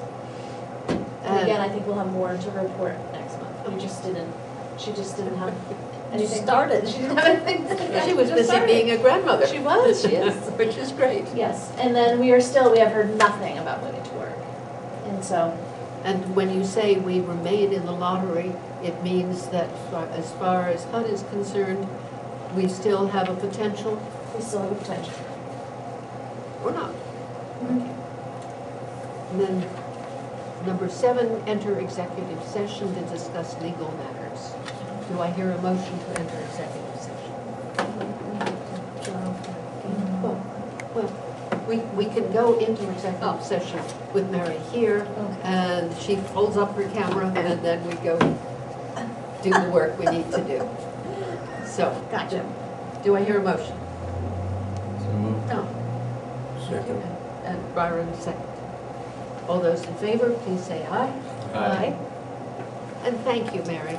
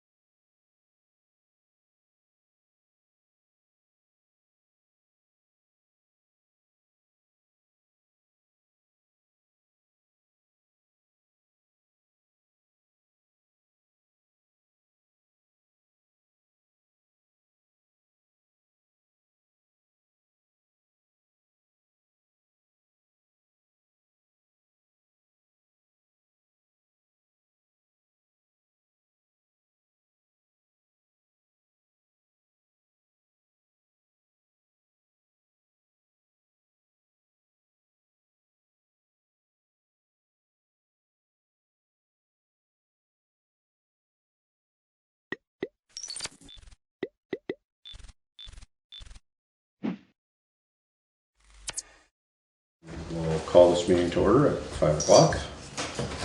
Adjustments to our agenda. Yes, I just want to mention that John Mudgett will be live tonight, not via telephone. Good. There we go. I'll change anything other than what a pleasure it is to see you, John. Thanks for coming. It's nice to be live. Yeah. Yes. We would hate to have to do this every day. All right, so let's see, approval of minutes from the January 8th meeting. I have to abstain from it. I guess I'd make a motion still. You're abstaining, oh, because Yeah, you 'cause I left was- early. I left in That's the right. So I make a motion to approve the minutes. And I'll second that motion. So it's been moved and seconded to approve the minutes of January 8th. If there's no further discussion, all in favor? Aye. Aye. All right, public comment on items not on the agenda. Mr. Fairman. Yes, Mr. Chairman. I'm presenting an open letter which is dated January 15th because Meg Mott and I were ready last week. I'm glad to see that everyone is feeling better. Putney Town Meeting moderator Meg Mott and her new parliamentarian, me, have prepared for Putney Town Meeting voters the attached summary of governing Vermont statutes and Robert's Rules of Order, newly revised.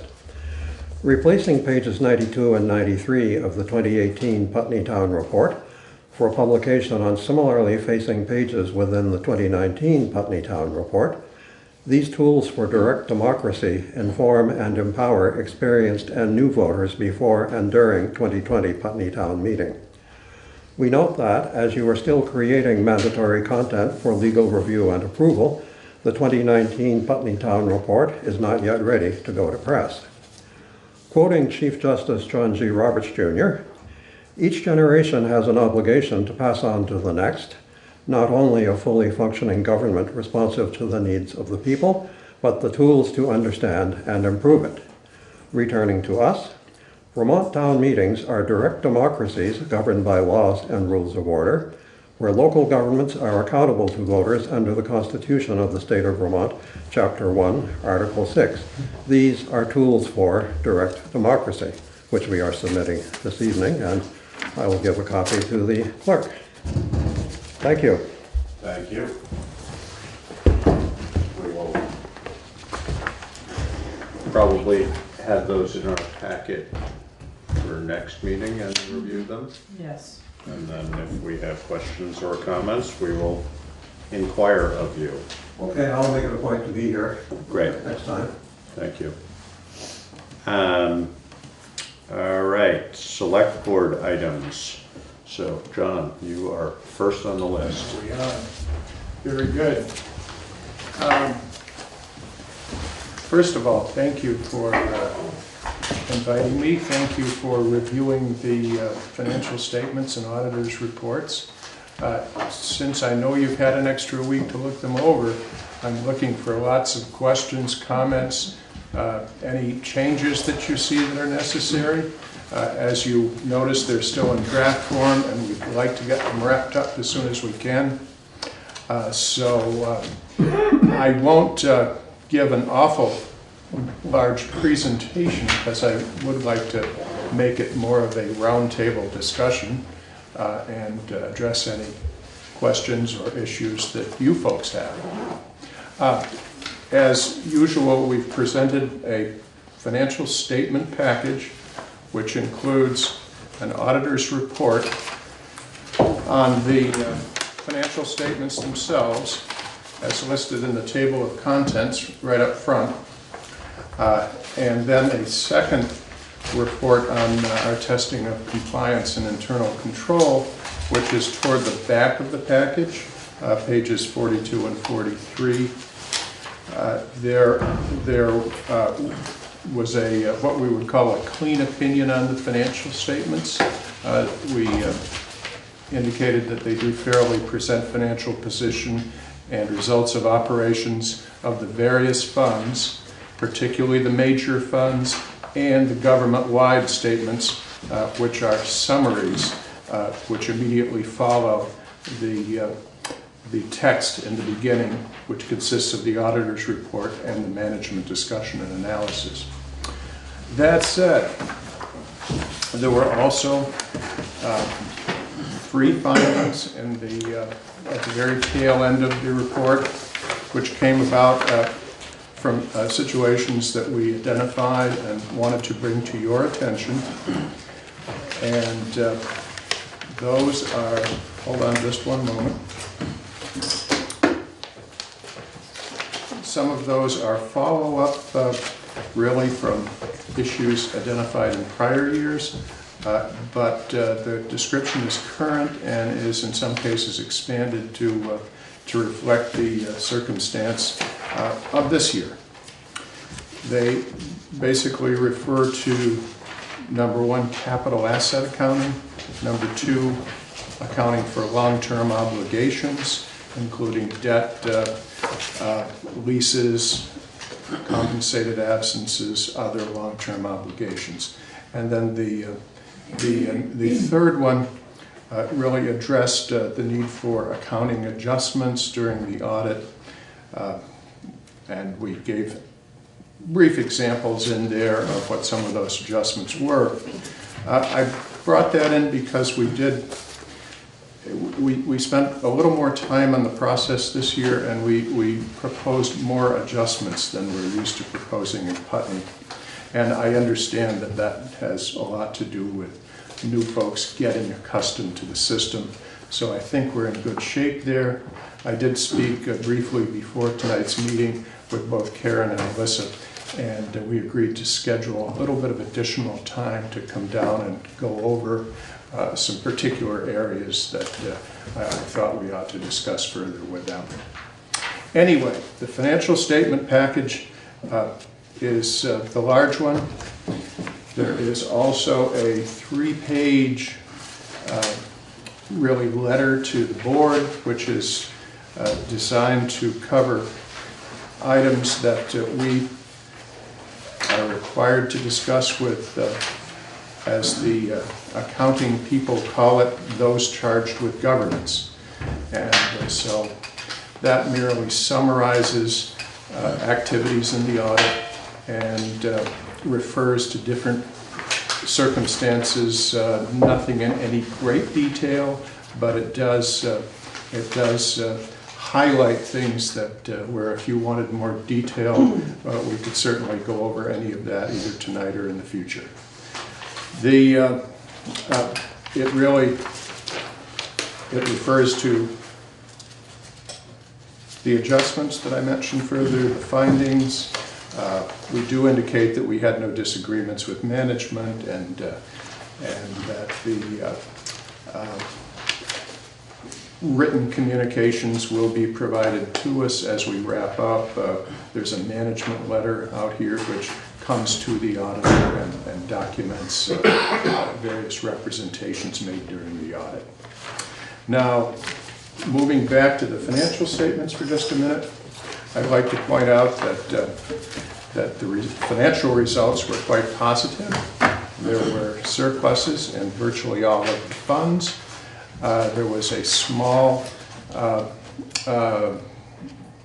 deficit, I believe, in the library operating fund, and that's mentioned in one of the footnotes. It's really small enough to be covered through future operations or fundraising efforts. The actual results against the budget were positive, both for the general fund and the highway fund. The water and wastewater funds appeared in good shape.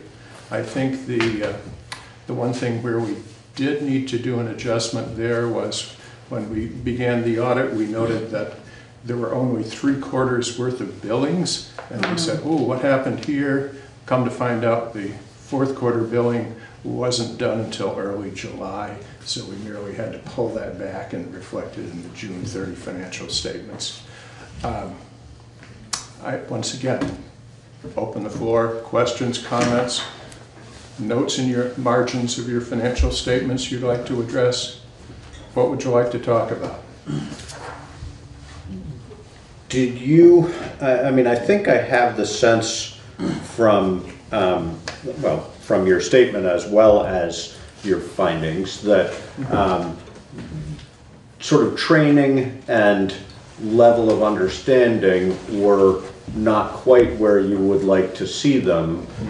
Is there anything about that that feels surprising to you, given the term of either of these folks? I mean, I don't want a personal critique. I'm just wondering, you know, are we looking at a sort of what's the nature of that problem? It's a relatively new circumstance both for Karen and for Alyssa. Right.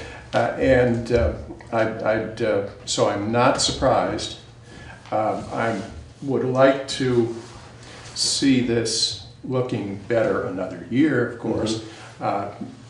30 adjusting entries is quite a few, and we spread that over a substantial period of time, right up till the very end when we were drafting financial statements and learned of a couple of things that we still had to correct. That's never the most efficient way to either do your accounting or for us to do our auditing. So from that perspective, yeah, we would like to see it improve. But that's not to be critical. I think both of these folks understand at this point what the situations were, and I think they're both intending to make good strides toward improving in the current year. And the management responses to you were satisfactory as far as that's concerned? Very much so, yeah. Okay. Yep. I guess I would ask the same of you, Karen, and or Alyssa, if you feel like you want to comment, but primarily Karen. Are you comfortable that John's observations were appropriate and that they sort of made sense given your level of understanding? Yes. And are correctable? And I think with another year under my belt, I've noticed a lot just in the budget process and the audit. I think we need to start the audit maybe a little bit sooner. We tend to start late. I agree with that. I guess my only qualification, Karen, would be I guess what I feel is that we probably need to do some pre-audit work to make sure that we're really ready to go. Yeah. Part of it was me not being, I admit I took a vacation in September, and probably it would have worked out more smoothly if I'd been here instead of Wyoming, but it's okay. But then again, the fishing was great and I enjoyed myself. So. Good. Anyway, I think though that you're right, that if we can get going early, and part of that is getting together during the year to make sure that we get a good understanding of what the adjustments were. Right. And as I said, the capital assets and depreciation, make sure we've got those well organized and that kind of thing. And I think we're building on that now, because we have to do the debt service spreadsheet, which ties into the fixed assets, which ties into the capital plan. So Alyssa, and she's done a very good job of getting a handle on everything that we were paying for. And for me too, things clicked better this year as I went through the process. So next year will be a force to reckon with. That's what we like. Yeah. I really do. I like people that make my life easy. Okay. As if you're not. That's our #1 goal. She's not. She sure is. Forced to reckon with. And do you worry, John and or Karen, that this is at all an issue of, I mean, I know one step we've taken to free up more time is outsourcing of payroll.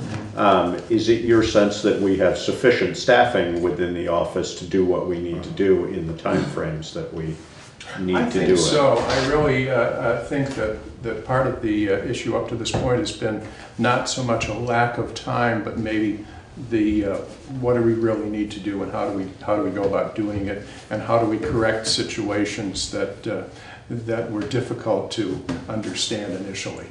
I mean, as Alyssa said, there were some of those things I just had to dig in and correct, and so I do think that there's less time to be taken in the coming year than in the last year, and we'll try to make sure that goes smoothly.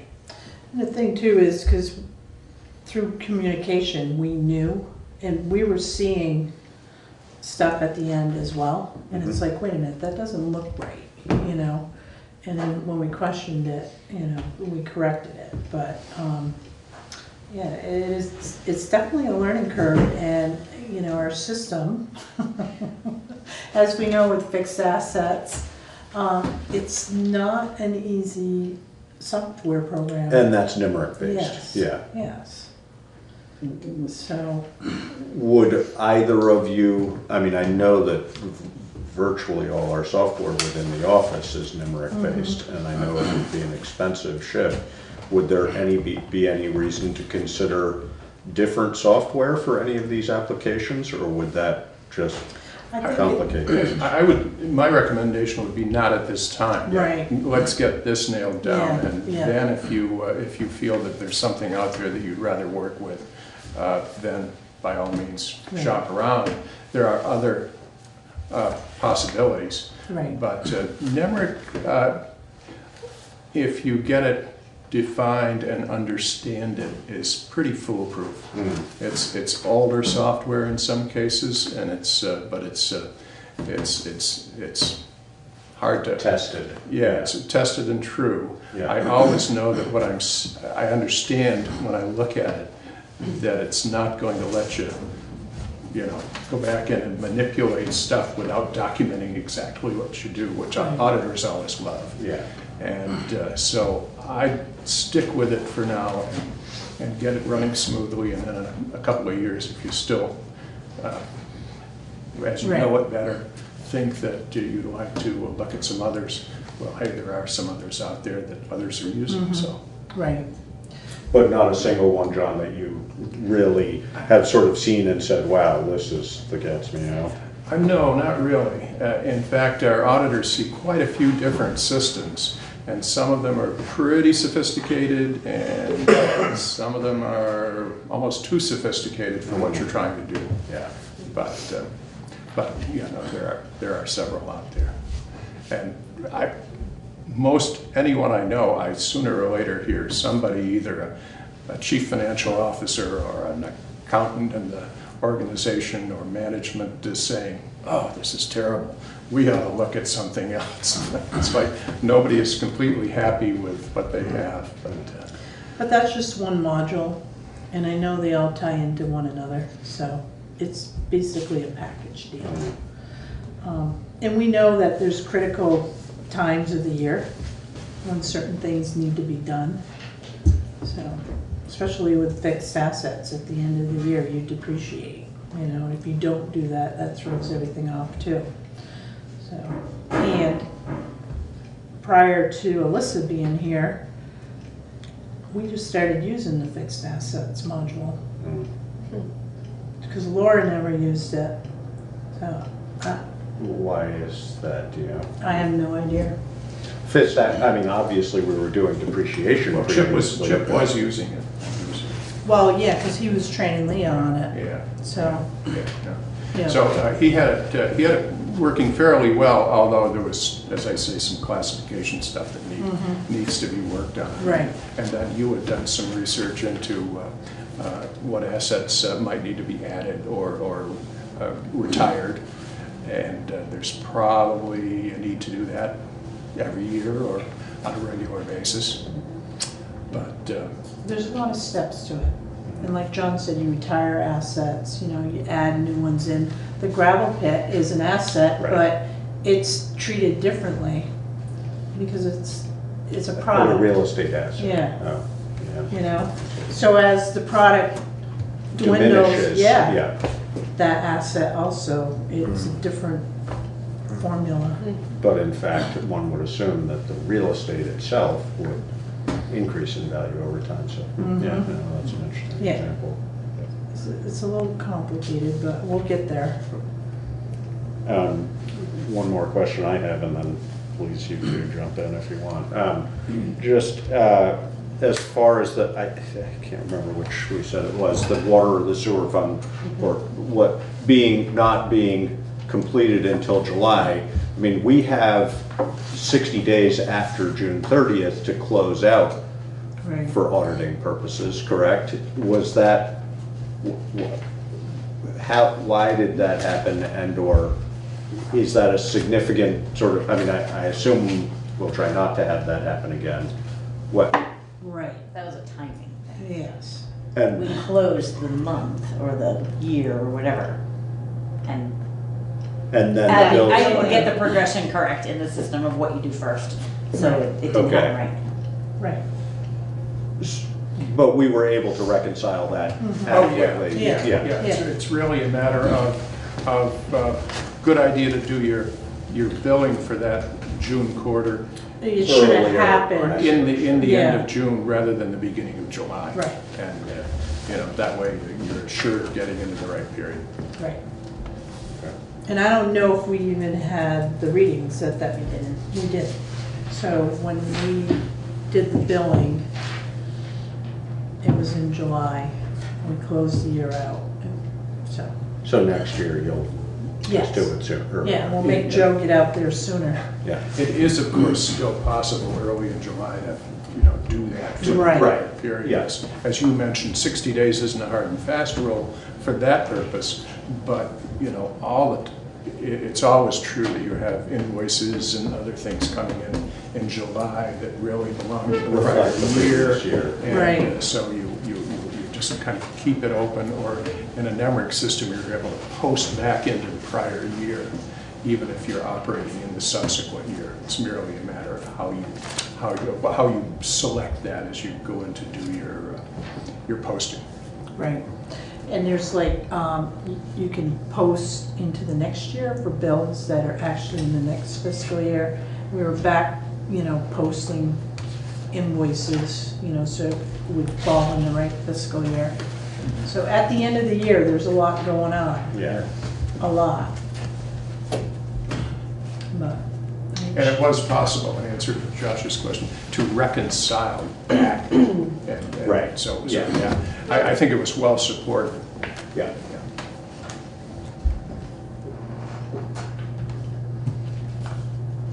Okay, you guys got questions? Only a comment. I think you're doing an amazing job. I can't imagine doing what you do. And Thank you. just wanted to say that. Just learning how this all works, and don't have any questions because I don't know enough to be able to ask any yet. But thank you. I'm learning a lot. I would just like them to throw in, we don't think of ourselves as just being here at the end of the year. If you're seeing things that you have questions about or want a description, I'm sure you can get a hold of us and either through management or directly as board members. That would be fine. Thank you. Always happy to talk with folks. Oops, sorry. Okay. Guess I can turn that off. Mr. Fairman, I'm going to ask you to just wait a minute. First, while he turns his phone off. Laura, do you have any? I don't have any specifics? questions. I really appreciate the management responses throughout this, and that you've come up with what sounds like a pretty solid plan. So I like that you'll be meeting together throughout the year. I think that's great. Good. Mr. Fairman? Thank you, Mr. Chairman. Just wanted to get my dibs in. I suppose my question should be addressed to Mr. Mudgett, if I may. Mr. Mudgett, I understood you to mention that there were some concerns that had been carried over from one fiscal year to another. And your question is, what were they and why were they carried over? Well, no, first I'm confirming my understanding. Yes, I know that certainly accounting for capital assets is a good example of one that has been an issue in the past and was continuing to be an issue this year as they tried to get it corrected and ready to roll forward. Okay, I'm not going to ask you to go into detail because I don't want to take up too much time here, but I'm curious, are you able to offer recommendations as to how we might rectify these concerns during a given fiscal year so they don't continue to be carried over? That's exactly why I want to meet with these two particularly, to make sure that we have an understanding of what the adjustments that we did and what the work that we did at the end for those kinds of things. It's without going into too much detail, it was simply a situation where it probably took me more time than I anticipated to get in and find out what they had done, how they had done it, and how it compared to what I thought was the correct fix-up. And it just, so that was kind of where I'd like to see more clarity going forward and better documentation of what they do. Thank you. You know, going back a little ways in our history, definitely having enough eyes on things was a question. Are you comfortable that there are enough eyes on things at this point? I think so. I will continue to explore that, of course. I know that Alyssa's pretty new and Karen 2 years. another year, but there's a need for her to review work and to get back and forth on a regular basis. And we can certainly offer some tips and tricks as to what to see, and you can think about what you need to bring to her when and that kind of thing. We do that now. I mean, she brings me everything, and I look at it, and if I have a question, you know, we talk about it. Yeah. But everything she brings me, it has backup to it. Yeah. And some of it, I know where to look for it too, and I know that it's coming in, and I know it requires a journal entry. Yeah. So together, Alyssa and I are, we're pretty good at watching things and making sure, you know, and if there's a line item that's over budget, or, you know, we're actually able to see it now, a lot quicker than we used to. And they also bring reporting, both for approval of expenditures and other things, to the board on a regular basis. And we look to you guys to follow up with questions that you may have, and to look at periodic reports of performance against budget and those kinds of things. And when you see something that you need more explanation of, well, hey, they've got all the detail right down to every transaction that makes up a balance. And you know, you guys are often in a good position to know whether you think it's classified correctly or not. Of course, the likelihood of, certainly for me, the likelihood of my actually catching that is fairly low, just because I don't follow them as, I don't see them quite as closely as I might. Exactly, you know. Right. Yeah, but you have that, as they say, that governing overview that allows you to point back to them and say, give me more information about this, and then one of the two of them can dig in and dig it out. And not unusual for a treasurer to do some of that, I would assume. Yeah. As you may or may not know, we have a recent resignation in our treasurer department. Any recommendation in our move forward as far as a treasurer is concerned? How many hours a week? What do you, are there treasurer situations you've seen that you say, wow, if they had that, that would be great? Well, it's often good if the treasurer has enough time and can be a kind of a counterbalance also looking at things, because usually they're in a position to understand. Admittedly, their responsibilities flow from the board, because the board authorizes payments for the treasurer, but the treasurer also sees the payments going out, oftentimes knows what the financial position is, and is involved in looking at bank statements or, you know, dollars in and out. It can take as much time or as little time, but as you want to pay for and as the person has available. But I do think that it's a good idea to have multiple positions.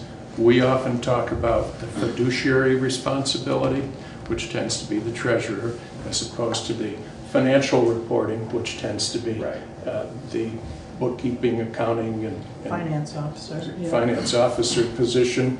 So we don't like to see those consolidated. Right. We like to see separation, and we like to see common understanding, so that by the time you guys look at something like that, other people have had a chance to evaluate it. Makes sense. And again, you can offer an opinion or not, but as we go forward, having that position as, historically that's been a stipended position. Obviously people's motivations differ in a stipended situation. Is that a logical way to keep going, or should we be looking at doing that as sort of a per diem or per hour situation? I know I know this is a topic of discussion also, but yeah, go ahead. I put money in the treasurer's line item in the budget. Okay, for next year. 21. Yeah. Like $4,900. Okay. So, and my thought process was maybe like 5 hours a week. So that would be not a stipended position, it would be an hourly position. Correct. We would $15 assume. an hour. And does 5 hours a week seem to you, John, like a? It seems minimal. I think as you go forward, you may decide that you want more. Right. I will leave that up to you as the year progresses, even within a budget, if you decide you think you need more. Overspend. It's a good place to spend it, yeah. Right. Yeah. But it will depend on who fills the position, how much you use them, how much these two are providing of information. That it can either make that job very easy, or it can make it more complicated. Yeah. Right. It's a little bit like auditing. Right, yeah. And hopefully you have somebody with enough financial understanding to be helpful in that position. That's always good. Yeah. Or at least a whole lot of common sense. Can add some numbers if they need to. Any reason, I'm guessing the answer is no. Any reason we want to open library discussion while John's still here? We can. Mr. Fairman? I would like to offer, perhaps ask a question about the treasurer position. I was unaware that it involves only perhaps 5 hours a week, which of course means it is incidental income. And I wonder, Mr. Mudgett might be able to answer this best. In such a circumstance, would that be perhaps an appropriate position for a retired bookkeeper or a CPA who would like to make a bit of extra money on the side? It certainly could be. It really comes down to job definition, requirements, and qualifications of individuals that might be interested. Yeah. The more knowledge, the better. So I guess, Emily, I would ask you if you feel, I'm not fully aware of what the nature of our discussion with you guys is going to be tonight. Is there anything you'd like to ask while John is present? I don't know that my questions would be so succinct, though. I think I would like to get John's input maybe during the next audit about some of the things that are just different about the library budget and the way it functions, since its revenue streams are a little more diverse than the other departments. And the way we manage those in terms of reimbursing the general fund at the end after we've expended things for, expended fundraising monies for special projects. Right. Yeah, be glad to, or if we're down meeting with these folks, be glad to get you involved at the same time. Yeah, I mean, I think we would appreciate the advice on that. Yep. Okay. Or just the well, as long as they're willing to pay the bill. We're good. But no, seriously. That's our role here, right? Yes. No, we sometimes volunteer time. Can't help but bring that forward. With good intent on something like a library.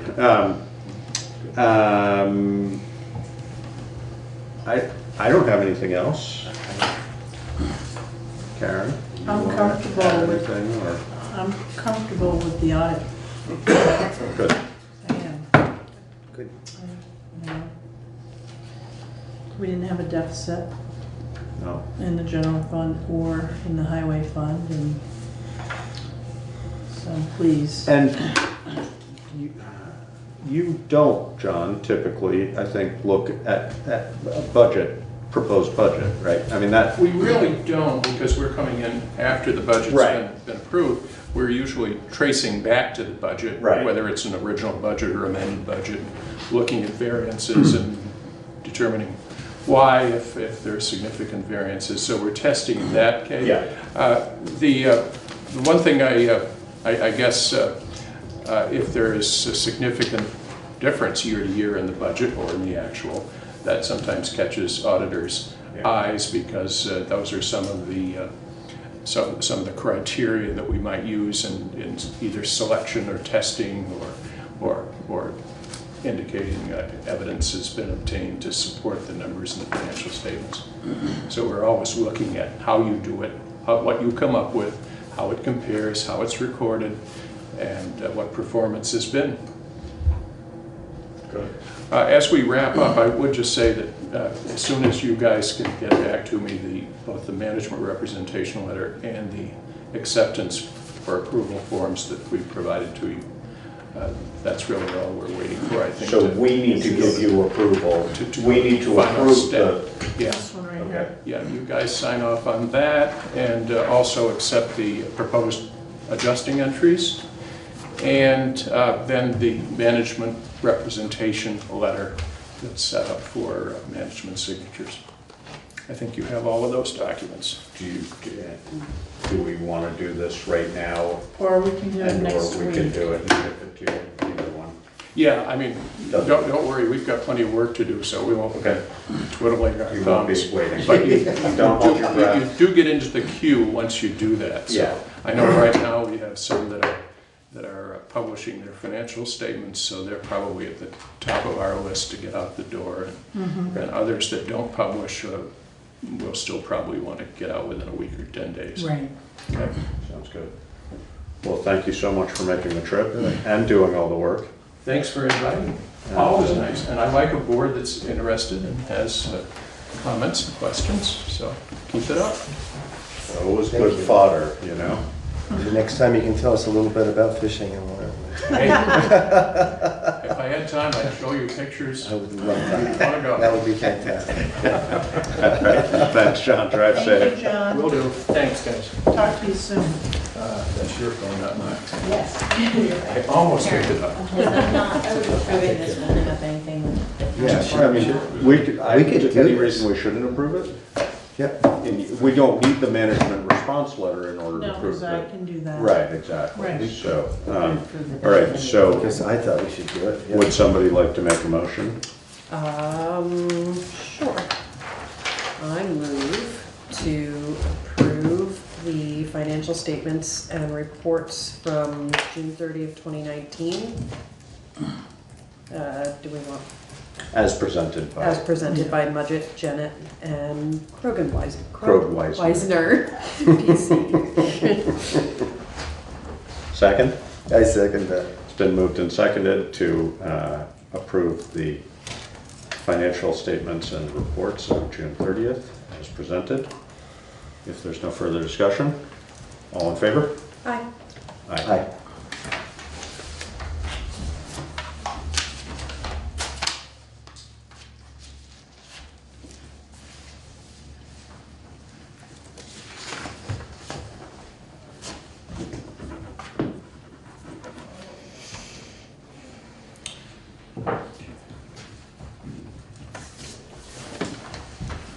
All right, and that would move us on to library budget discussion.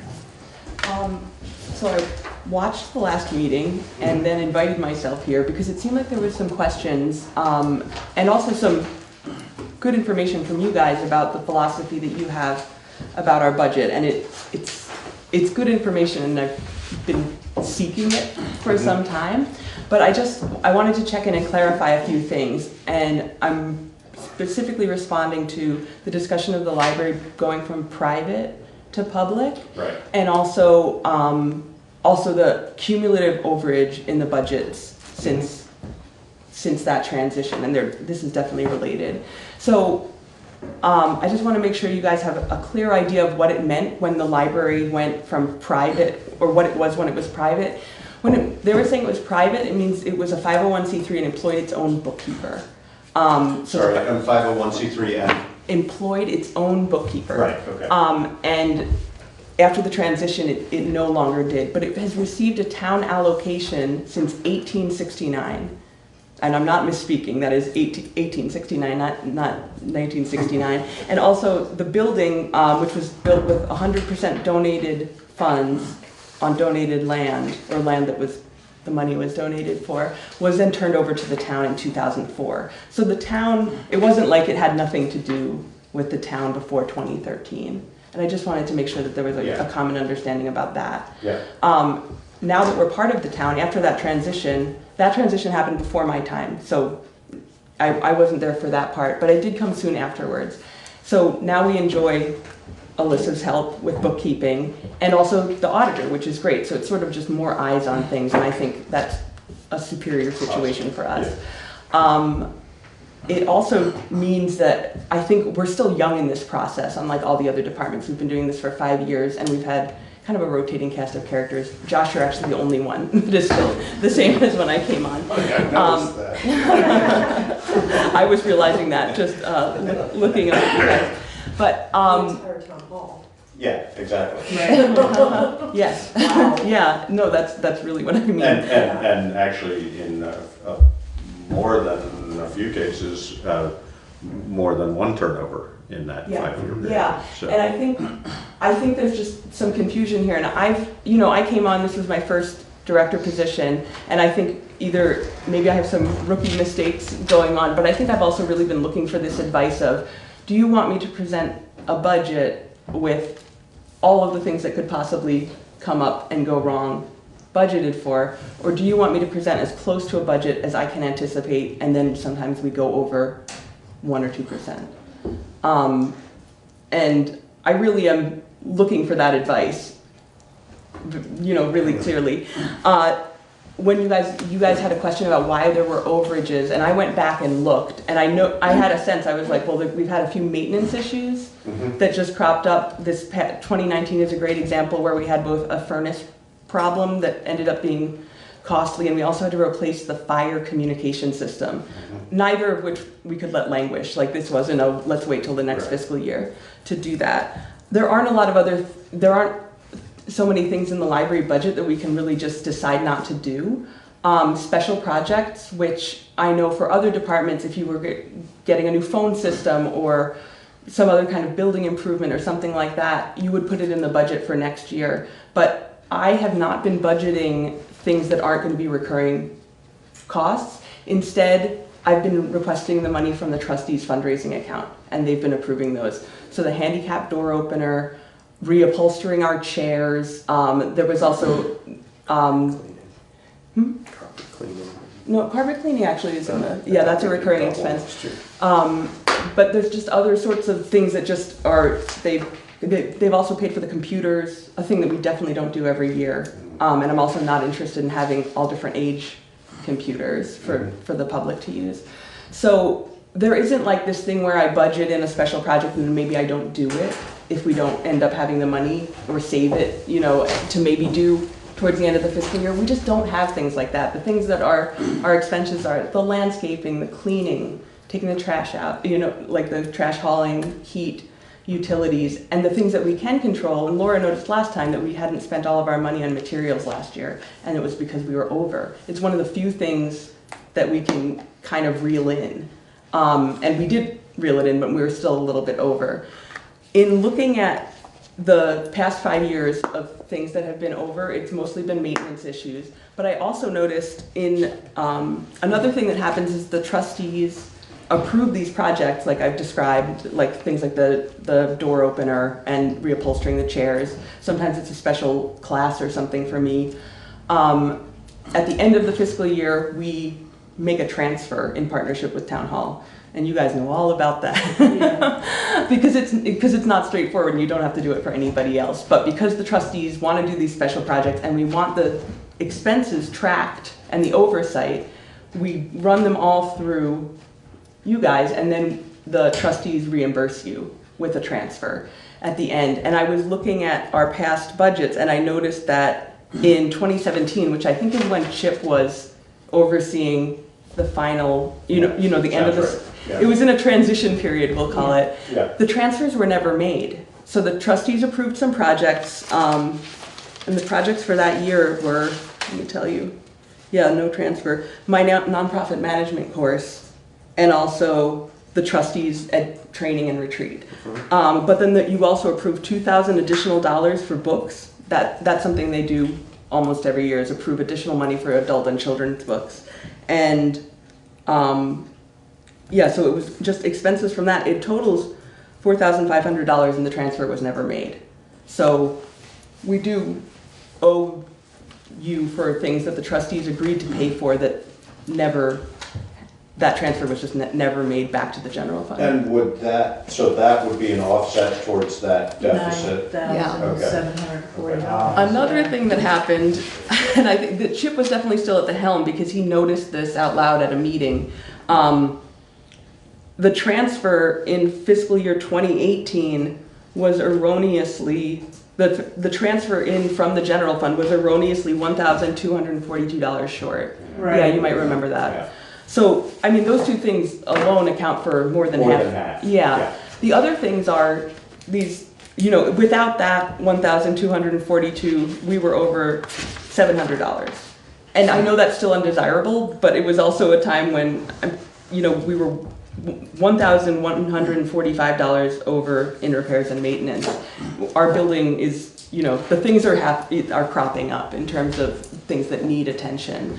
So is it better to go over $775, or is it better to try to, make the repairs and maintenance line way higher so that we're totally covered? The way the auditor was just talking about it, he's really praising everybody for the departments having this extra money, but I have never embraced that as a great thing. Yeah, I mean, I think, Karen, you would be the most appropriate person to comment on that from sort of a functional standpoint, what you would prefer. If you can justify the overage, I'd rather see it go over than have, a cushion that I trim budgets this year. They're so tight, they're probably gonna squeak. Right. And that makes me a little nervous. But another thing that had happened last year was one of the insurances went from a single to a two-person. Right. So Yeah. with that, you can justify.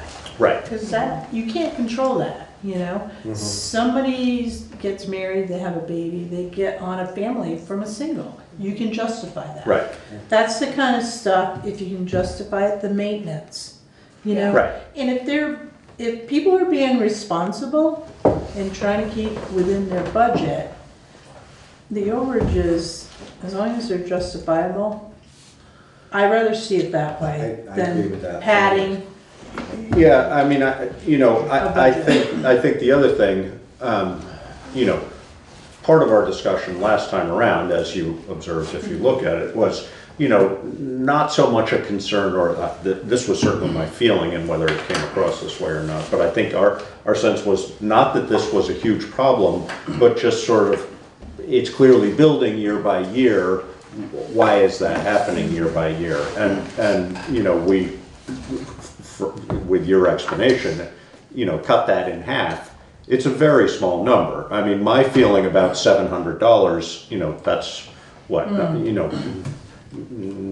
even 0.5% in your budget. Yeah. So, that's not a big number. I certainly wouldn't worry about that. I mean, my feeling would be 0.5% over would not be a big deal either. So, as best as you can estimate, obviously, and the fact that it's within 0.5% says to me you're doing pretty exceptionally well at that. So, but it reads as higher because of that other issue we discussed. Right. So, but where does that money come from? So we have the balance sheet, and the library owes $9,000 some $100, almost $10,000.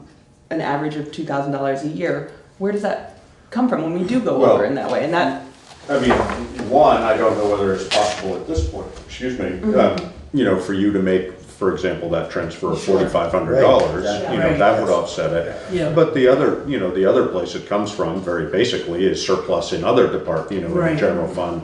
And we can just level it out over time. But if it's something that's happening every year, that's essentially what the thought was. Well, you know, we want to make sure that it's all justifiable.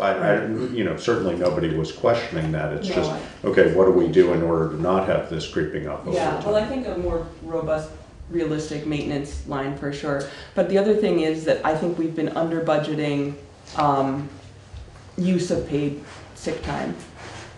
And so that's the other That's line, hard, that's yeah. the other line that we've gone over a few times because we've had 2 different years where there's been a substantial multi-week someone out. Of some sort. And then we pay for our substitutes to come in, and I budget 6 sick days per normal hours employee per year, and it just hasn't always been enough. So I think doing more realistic numbers for those, or presenting more realistic numbers for that and for maintenance, I think will take care of this. The other thing is we don't always meet our revenue goals, and those are fee-for-service things, so like photocopies. I don't know how we can promote the photocopy service. I know. It's a great copy machine. Big sign, Yeah. billboard. Maybe a bell and Somebody sign else is language, gonna- yeah. But I mean, things like that, it's sort of, we can't really exactly hustle harder and make more money in those departments, but I've tried to bring those into a more realistic line based on how much our income has been Yeah. from previous ones. But between those, you know, not making as much as we ideally would have, and then certain things being over, that's where that came from. And I just wanted to come and explain that number. I don't think $10,000 is nothing at all. No. And I just want you to know that the library is taking this seriously, but also to get guidance about what the feeling of this group, you know, this cast of characters is about this. And I think I have a better idea. Well, again, I mean, I think, you know, if you're within if you were 5% one way or the other, we'd all be concerned about that. The 0.5% one way or the other, Right. again, that seems very responsible. You know, I wonder, and I don't know whether I know we're starting this with some aspects of the library and other, but having a maintenance reserve fund essentially. But I think you're essentially saying you would rather not have it and have money sitting around, which a maintenance reserve fund in a way would be, but it would be a designate, or, you know, whether you would want to actually designate it or not, or just label it that way would be up to you. Right. But does that make sense? Is this the capital improvements plan or no? Well, but but it that's where could be it sort of should like go. that, Yes. is what Yeah. I'm saying. Yeah. Yeah, we should anticipate the future Everything. improvements, Yes. everything. Yeah. You know, like, we put the pool slide in the capital plan, because Uh-huh. it's a $12,000 item, Whoa. you know? It's, but anything you wanna do, we should put it in that plan. Yeah. And then we can project. I know we have things like that, like the heat pumps and, Right. you know, other things like that, but in terms of just something like, who knew that the fire dialer was gonna go kaput? Like, we No, certainly and didn't. you can, and if you know, I mean, fortunately for you and for us, you know, our general fund is large enough so that covering something like that is not an issue. It's just then an accounting issue. Yeah. But whether Karen would rather say, you know, you guys should be putting, you know, X thousand dollars aside every year for that kind of glitch in the event that it happens, and then over time you have a little bit of cushion for that, you could. I'm not promoting that. I would leave that up to the financial director to say whether she felt that was an appropriate way to approach it, or whether you know, I mean, again, we have enough leeway within the greater budget so that making up a couple $1,000 here or there is not devastating. Yeah, for well, I'm not us, looking so. to continue to draw on Keep doing that. Right, that's the key. Yeah. I would suggest any big dollar items, Mhm. they go into the capital plan. Yeah, yeah, no, And then we can schedule. we are, and we've already been working on that. Having that, yeah, no, Yeah. you've been proactive about that, and Right. saying Yeah. these are the things that we think Yeah. we're gonna wanna do. Yeah. No, and that's very helpful. You know, the other thing that actually, I've certainly been thinking more, and I think we've all been thinking a little bit more, and some with a prompting from Mr. Fairman, is asking different departments what active things could you possibly do to shave your budget? I'm aware that you guys aren't spending frivolously. None of our departments are spending frivolously. But are there things you might be able to do that you could, one for me, for example, I know we have both the fossil fuel heating system and the mini split system. Could we put in another mini split and reduce our fossil fuel demand that would offset costs going forward? We've done that in the fire department and we're still sort of seeing how that's panning out. Yeah, Karen has told me about that. Presently the mini splits, I don't even know if we can call them that, they only do cooling. So we don't, it's not a redundant system. Right. Yeah. So that would be worth exploring. Yeah. Definitely. We've looked into that for the. One thing I want to mention too, Emily, is like, we should be competitive with landscaping, with cleaning services, with oil. All of those, we should be going out to bid. Yeah.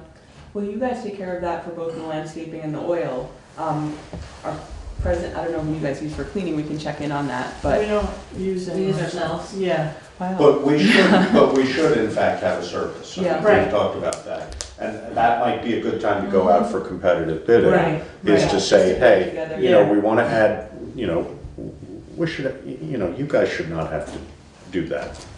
Cleaning? Not that it's terrible, but it shouldn't be in your job description. It's not. So, my feeling would be that's something you could say, we're looking at having a single group do this space and that space, and I'd throw Tom in, but he doesn't need a clean office, so he's all right. But and then maybe put it out to bid for competitive. Yeah.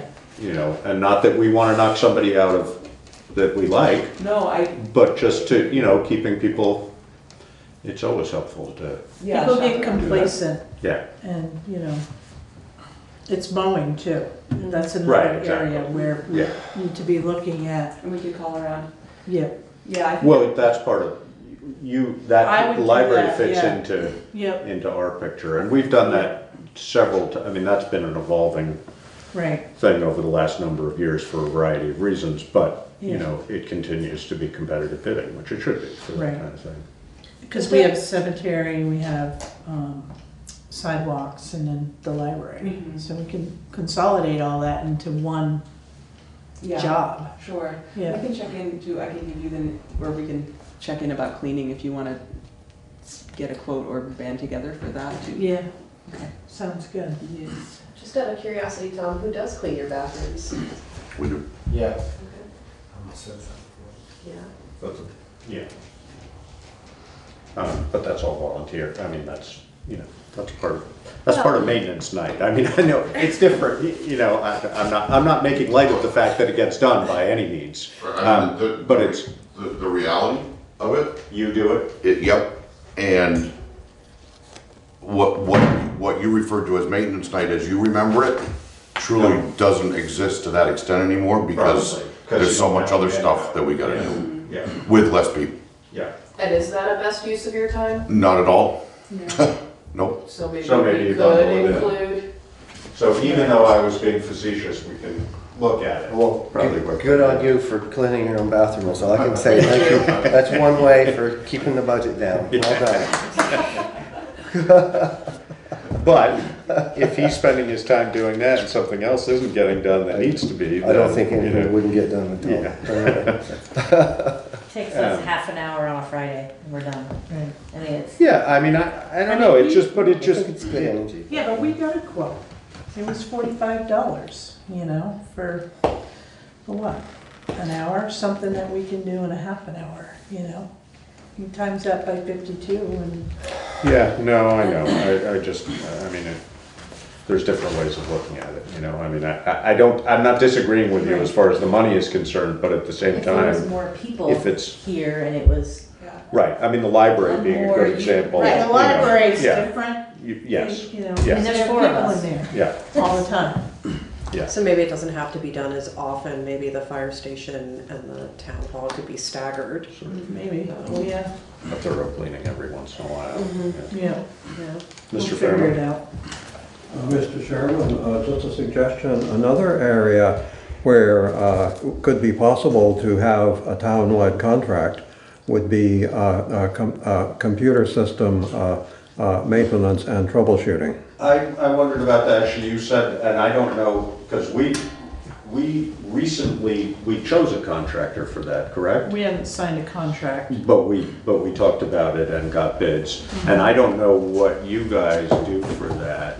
Do you? It's me, yeah. And that is actually pretty okay with me. And for the most part, I feel pretty equipped to do it. I've done public computer setup for a long time.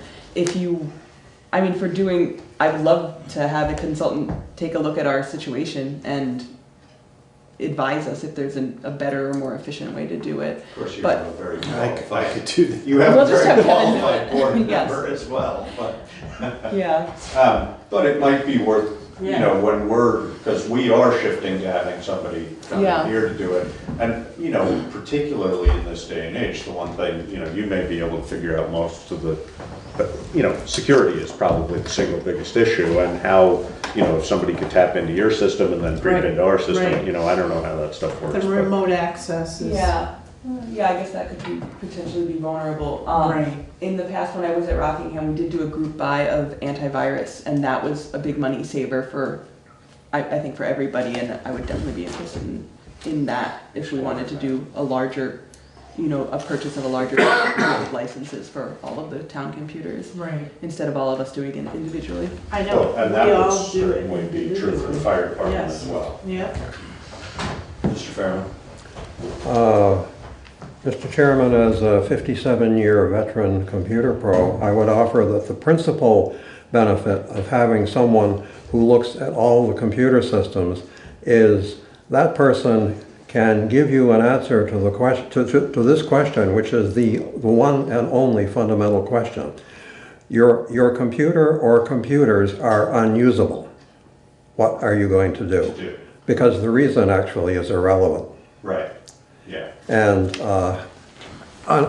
someone who is well versed in this area can say, you know, here's the plan you need to have. Right. And here's what you need to do so the plan is ready to execute Right. the moment you discover that you need to use it. Well, and again, you know, in this day and age, particularly ransom issues, you know, I mean, I think that, you know, a town like us, you know, they're getting hit for ransoms, and it's expensive. Yes. Because what choice do we have? I mean, if somebody were to pirate our system and get in there and be able to hold us for ransom, what could we do? So, you know, that, I would agree with you, definitely. And then the other part of that, I would think, would be backup, and I don't know how we do that, but obviously somebody. Well, the two are connected. Yes, absolutely, of course. The reason ransomware works is because people Lack of don't backup. have the backups. Right, exactly. If they have the backups, they say, hey, no problems, let's wipe the disk, restore the backups, we're back in business. Yeah. Of course, then you also check your security to find out how that got in, and you're going to keep it from coming back. Yeah. Because these people make a living doing this, Yes. so they will be trying again. Yeah, no question. Yeah. Well, I think, you know, given that we've agreed on somebody, having them look at the bigger picture would probably be a good idea. Do you have somebody independent that comes in, Tom? Yeah, we do. Oh, really? And is that the same person? Yes. That's what I thought. I thought I It's no remembered. longer never folks. It's, yeah, okay, it's a different group. Okay. So, yeah, again, I mean, I think that, you know, just looking at going forward, whether there are ways to shift. The other thing you know, I certainly am clear with, I don't know whether I've been clear with this in the meetings, but, you know, since your start here, you know, well, actually, since the construction of the new library and including your start, you know, that library's been sort of growing exponentially, might not be the right word, but dramatically, very steadily, and that's great. Yeah.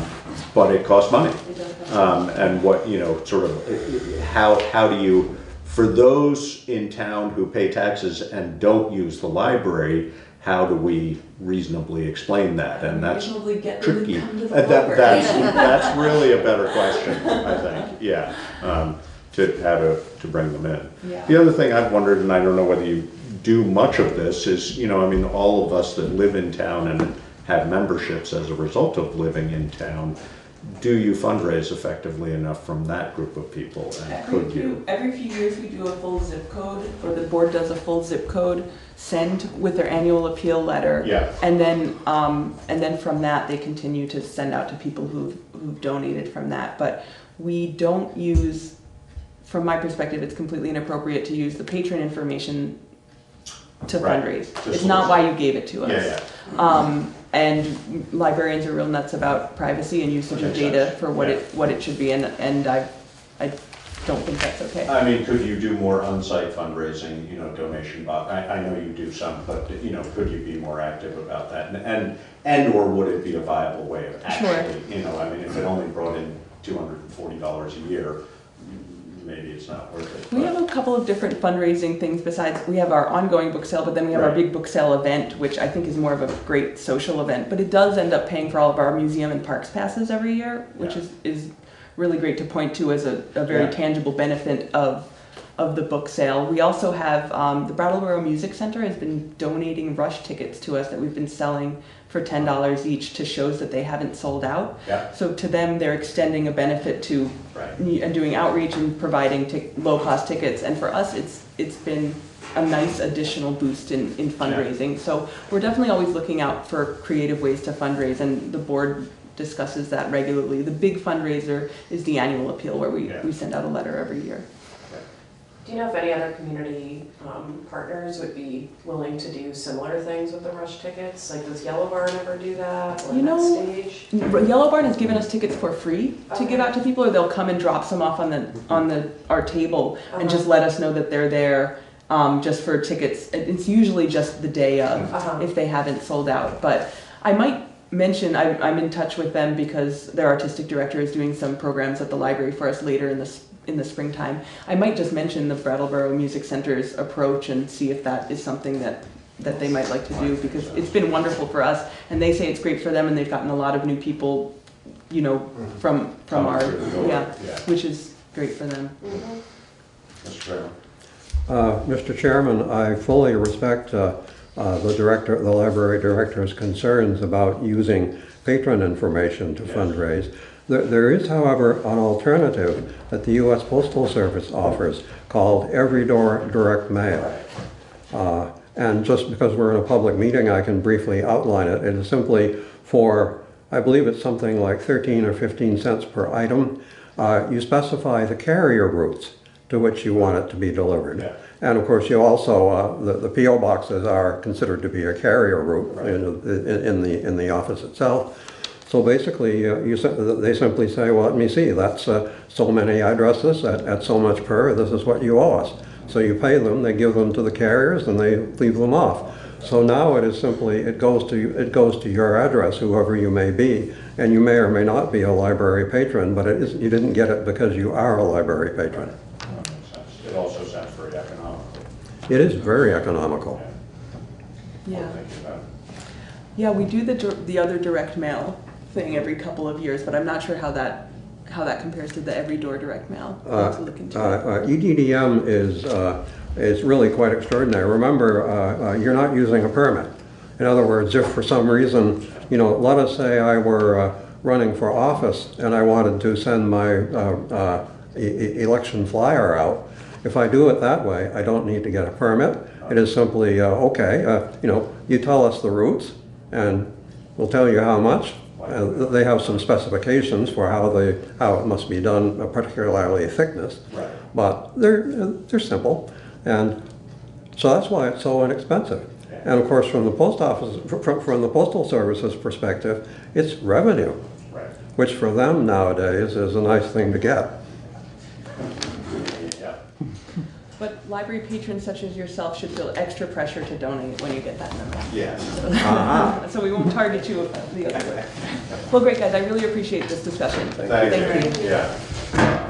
Thanks, Kevin. Yeah, thank you. Seems like I've seen a lot of you lately. Yeah, no kidding. Long weekend. Kevin, did you write down a name? You put a name on the sign-in? Sign-in? Yeah, I did. Good, thanks. If you guys wrap it up by 7, we're having a really good event at the library about Thunderbolt, the Scottish robber from the 1800s. who came and built the round schoolhouse in Brookline Nice. and hid in plain sight until they caught up with him. Wow. Yes, that's a teaser. If you, if you guys finish up. And a motivator. Yeah. Like that 50 minutes. fundraiser Thank does. you, Yeah, Emily. exactly. Thank you. All right. General fund, draft 3 budget, fire truck discussion. Tom?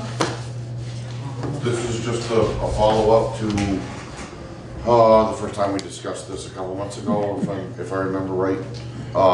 And just to review where this is coming from, what we're talking about is engine 1 in its replacement. That replacement was not scheduled for this year, for this coming year. However, we as the department were getting a little ahead of the game, knowing that the truck's going to be due for replacement in a few years, and started to put a specification packet together. So when the time came, that's all together, and we can get that out, and we're not wasting a lot of time at that point.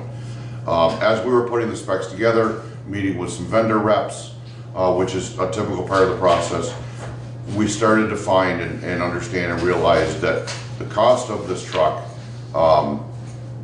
the cost of all fire apparatus in today's world, it doesn't matter who the vendor is, it doesn't really matter what it is. Those costs have increased substantially over the last several years. And the cost that we're talking about really is a significant amount more than what we have always been accustomed to. We being the fire department, the boards, and the town managers at the time, and the citizens, obviously. So given that, we had a discussion with one of our reps about the value that's still left with our existing engine 1, which is a 2006. Given the value of that,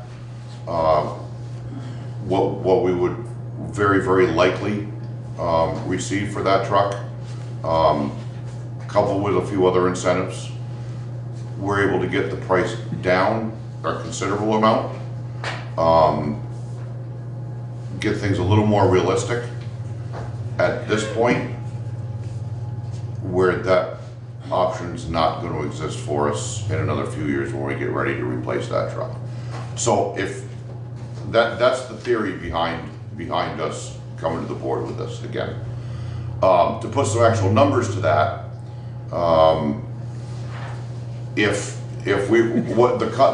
number that we're talking about for financing is $547,480.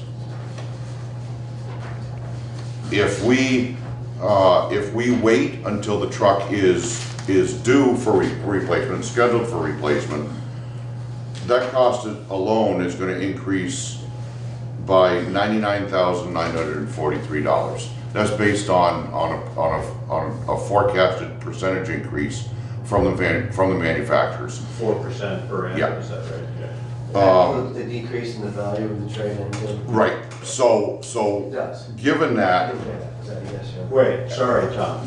The increase of the cost at 4% per year comes to there's two different numbers: the increase in the cost of the unit, right, and the decrease in value. So again, that initial that cost to us would increase essentially $100,000, $99,943. The value of this truck is going to decrease by what's forecasted to be $55,000. So that gives us a total swing of $154,943 or $155,000, which is the minimum number of amount that we would above and beyond in 4 years. So again, what our purpose is looking at that, saying, okay, when this truck is scheduled due for replacement, we know it's going to be an extra $100,000 at least. No, I'm sorry, I gotta look at the number again. $155,000, at least. Between appreciation and the. That's correct. That's Yep. 4 years from now. Yes. Okay.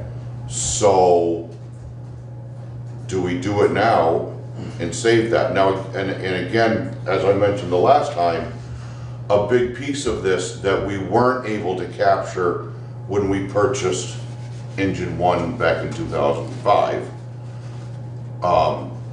Our scope, our plan is this truck a new truck, whether it's now or whether it's 4 years from now, will be built heavy.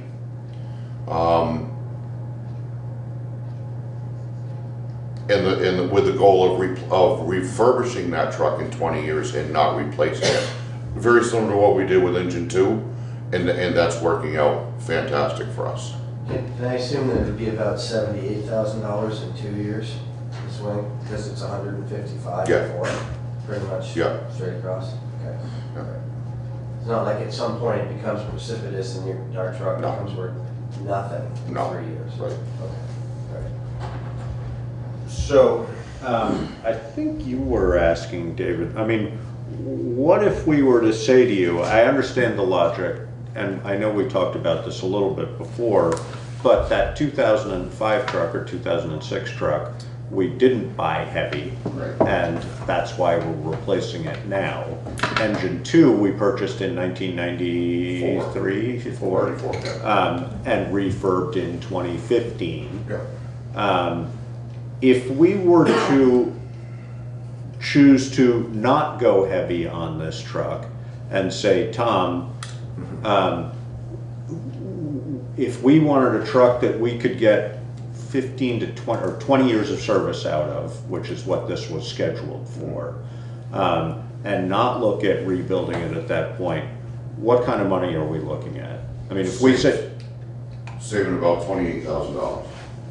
Why so little? Yeah, that doesn't, why? Just Because because.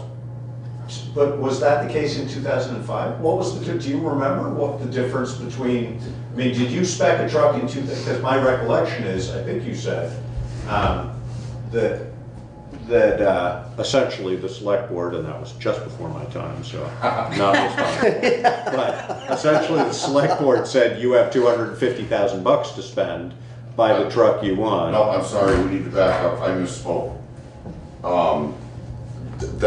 That number came into mind, that is that's the figure attached to a motor upgrade. So I'm incorrect. And off the top of my head, I don't believe I can answer that question. What we're talking about when we're talking building it heavy front end, heavy rear end, larger tires, larger spring package, suspension package. Right. Larger motor engine, and larger transmission. Right. So I could find that number out, So I mean, but I don't know. I don't know that off the top of my head.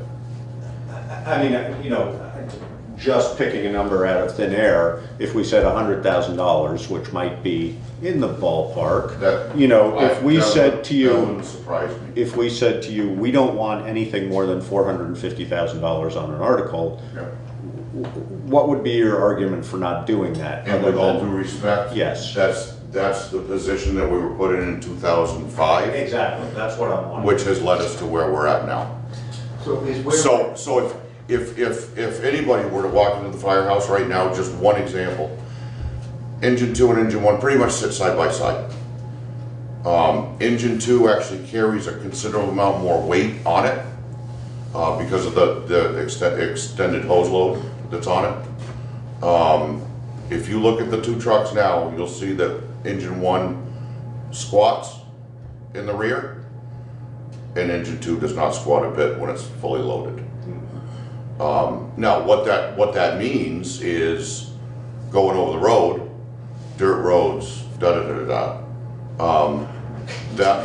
the suspension, the rear end, the transmission, it all transfers up into the motor eventually. Right. That all takes a beating. Which and then it brings us to what we've been told by two manufacturers, because we're looking for different options or considering different things. Two manufacturers have said we won't refurb that truck. Right. Because it's not worth it. I mean, at that point, they would have to do the transmission, the rear end, the suspensions. In order to assure. Right, right. So if we can think about the usefulness of the truck that we have compared to the usefulness of the truck that would be ideal, and how much it's cost us for all the years we've used it for, is it more effective to buy one that we can get the voters to agree to pay for because it costs less, and you use it for 15 years to do your job adequately, or go the extra mile? You know, how do we come up with a formula for that? Because that's the question that's in my head. Right. Because I have everybody saying, yes, we want a new fire truck, and everybody saying, I can't pay any more taxes. I get so that. So I get what do I that. do? If we spend the larger money up front, or that initial purchase price, in 20 years, if we get a truck that we're just gonna junk and not give any thought to. Or get 100,000 for Yep. it, trade it, whatever. Right. When it gets to that 20-year mark, then we're buying the whole thing over again. Right. Whereas if we get to that, if we buy the truck, what we prefer and what we're suggesting, if we pay that money now, we get to 20 years and we pay a quarter of what the cost of a new truck is, because we've got everything already there that's perfect, that's good. So if we were to put numbers with that, if you took... Yeah, right. a pretty What simple would that look like? If we Because that would be just great keep to numbers know. rounded. If we say $500,000 up front, in 20 years, a decent forecast would be very similar to what we did with engine 2, 130 to rehab. To refurb it. Right. So, yeah. Rather than another, but we could, 700? We could do the math on it. Right, that seems like the thing to do. Yeah, Tom and I can do the math Right. on it. So I have a question, Karen John. can do the math. So is 680,000, but. Is engine 1 adequate enough for like Landmark College?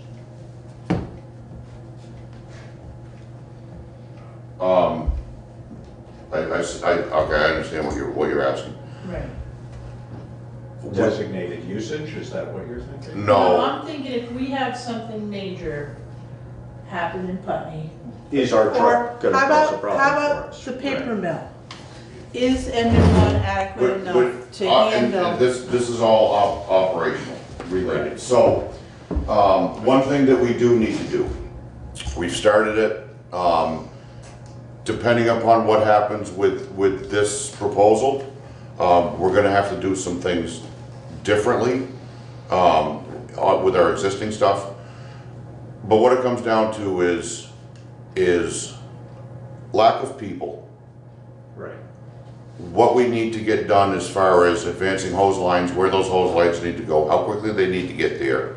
So the way our trucks are set up right now, and Josh, you'll remember, for decades, every fire truck made had a couple hand lines on it. Yeah. They were typically 150 feet. Yeah. In today's world, we have a couple of 200-foot lines. We have one 300-foot line, which we use frequently. We need it a great deal of the time for specific locations, but we don't have any backup for it. So I shouldn't say that. We have two backup mechanisms. One is that our next truck gets there. If that doesn't happen, then it's a convoluted process to pull a totally different line, extend it, so on and so forth. So things like that, number one. So when Karen referenced the college or the paper mill, just that one circumstance alone, those 300-foot lines are a definite, absolute need if we're going to amount to anything at several buildings at the college, at the paper mill, different buildings at the Putney School, Wyndham Windsor's projects, two projects that are here in town. many private homes for that matter, because of how they're situated and, exactly, yeah, exactly. So that's just one piece, and that seems like a pretty minute piece until we're actually working. Above and beyond that, the amount of equipment that all of us are carrying today, I mean, these trucks, they're rolling toolboxes.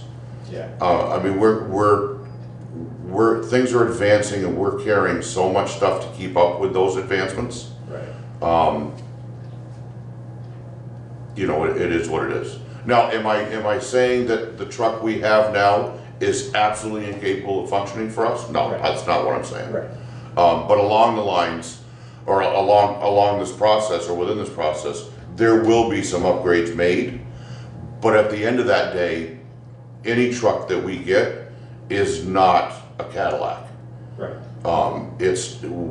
There would be no money spent in an improper manner. That would be ridiculous.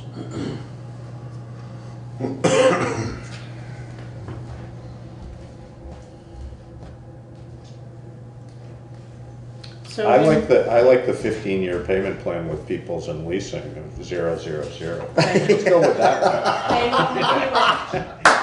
They won't do it. They'll only do a 10-year loan. I like that too. Can I get the phone number? Yes. So, in front of you is a comparison of 10-year or 15. You have Vermont Municipal Bond Bank, People's Bank, and 2 leasing companies. I mean, very basically for the people on camera, the municipal bond bank is about it's 1.45% versus 3. just around 3 for the others, which translates to, on a 10-year note, a payment of 46,000, or interest, sorry, of Yes. 46,255 versus 90 to 95,000. That's a no-brainer, obviously. Right. Is there any reason we wouldn't do that? I mean, is there any complexity to the bond bank? There is. There's a process like the gravel pit. But it's worth it, presumably. Well, yeah. Saves a chunk of change. It's a no-brainer. Yeah, I that's mean, what it seems like. What's the process? So you have to have an Australian vote. So the article has to be, To bond it. yeah, to bond. And then we have at least 1 or 2 public hearings. We discuss it. We can discuss it on the floor, and then the people vote. And of course, you know, right now, I mean, these rates are what they are at the moment, but even 2 months from now, we have no guarantee that they be that. But And- the fact that it's half as much through the bond Yeah. bank makes that. And this probably, you know, if, let's just say the voters voted yes, I mean, you wouldn't see a payment until FY '22. Right. Maybe '23. Because the bond bank only issues their loans in the spring and the winter. That's Right. another thing. So, you know, I guess that question, you know, essentially of doing that math, it's a per year cost, you know, and I mean, if you take your 2005 truck that we paid $250 for, $280, something like that. 239 is a change. Okay, so if we said 250 and then you bring it out over the 15 years that we've had it, versus, I mean, I know the numbers are all different now, but I'm just wondering, you know, if we were putting 450 into a truck as opposed to 550, and then we look at refurbing it after 20 years, you know, what's the cost per year in that first 20 years, and then what's the cost per year 20 years out? That's what we need to look at. I think so My too. understanding though is the light duty, you wouldn't refurbish. Right, no, you'd Okay. buy another one. Yeah, So, so what's the right. comparison between two trucks Right, versus exactly. one truck and? A heavier one and a refurb, refurbish? exactly. And, you know, I mean, it's hard to project accurately for the cost of refurb and for the cost of a truck. I mean, you know, if you would ask 15 years ago, is a truck gonna cost $650,000? You said, yeah, no way. Right. But the only difference here is with a refurb, at least in our case, I'm very comfortable saying, because of the way we maintain them throughout their entire life. It's a value, yeah. There's a lot of stuff that a refurb, when it comes time for a refurb, that we don't even need to worry about. Right. A good example went on with engine 2. We don't need to worry about the entire pump being replaced. We replace specific components, and that's it, because the thing has been maintained so well. Same thing with the motor, with the transmission, rear end, so on and so forth. So at that time, I think manufacturers reps that we deal with and that know us, they would say wholeheartedly, at the time of a refurb, you're only going to be looking at very specific things that are going to need to be done and replaced or modified. So within that, you know you're going to be, again, the 1 1/4, 150-ish. Yeah. That's where we'd end up at. So it's a percentage. The percentage of the cost of buying engine 2 and the refurbing of it. The refurbing was a percentage of the cost of it. 25%, 40%, any idea? Just ballpark, because we could figure it that way too, and that would probably be a more accurate figure. Well, the engine 2 was about it was 2 something, 230-ish back in '92, but it was heavy duty, as I recall. Right. I think it was 2. So half the cost. So half. So Yeah, if this yeah. truck's, so we would pay half again, this, to get this refurbished if we bought this in 20 years, roughly. So there's a figure. Yeah, hard to say it's hard to say what the cost of all the components, but yeah, probably I'm not. just trying to get an idea. Probably not. Yeah, I mean, that's an easy way to look at it. Yeah. So, Sure. yeah. So even given that, I mean, our cost per year comparison, once again, that just kind of says it's a no-brainer. At least for that concept of buying with the anticipation of refurbing. Right. Mr. Fairman. Mr. Chairman, perhaps for the benefit of those watching, it should be mentioned, you alluded to the bond bank charging a much lower interest rate. Yes. The reason is a tax exempt interest. And by the way, in that regard, they sell those bonds via the state treasurer, and we as private citizens can actually buy them. They are available in affordable amounts for grassroots folks. But of course, they're very much in demand, and they're also bought by groups that have a few million to write a check for. But so I'm just letting you know that is why they are always advantageous. Municipal bonds are always advantageous for a municipality because of the investors getting tax exempt interest. Yeah. No, tax exempt interest, not tax credit. Yeah. Tax credit is a completely different thing.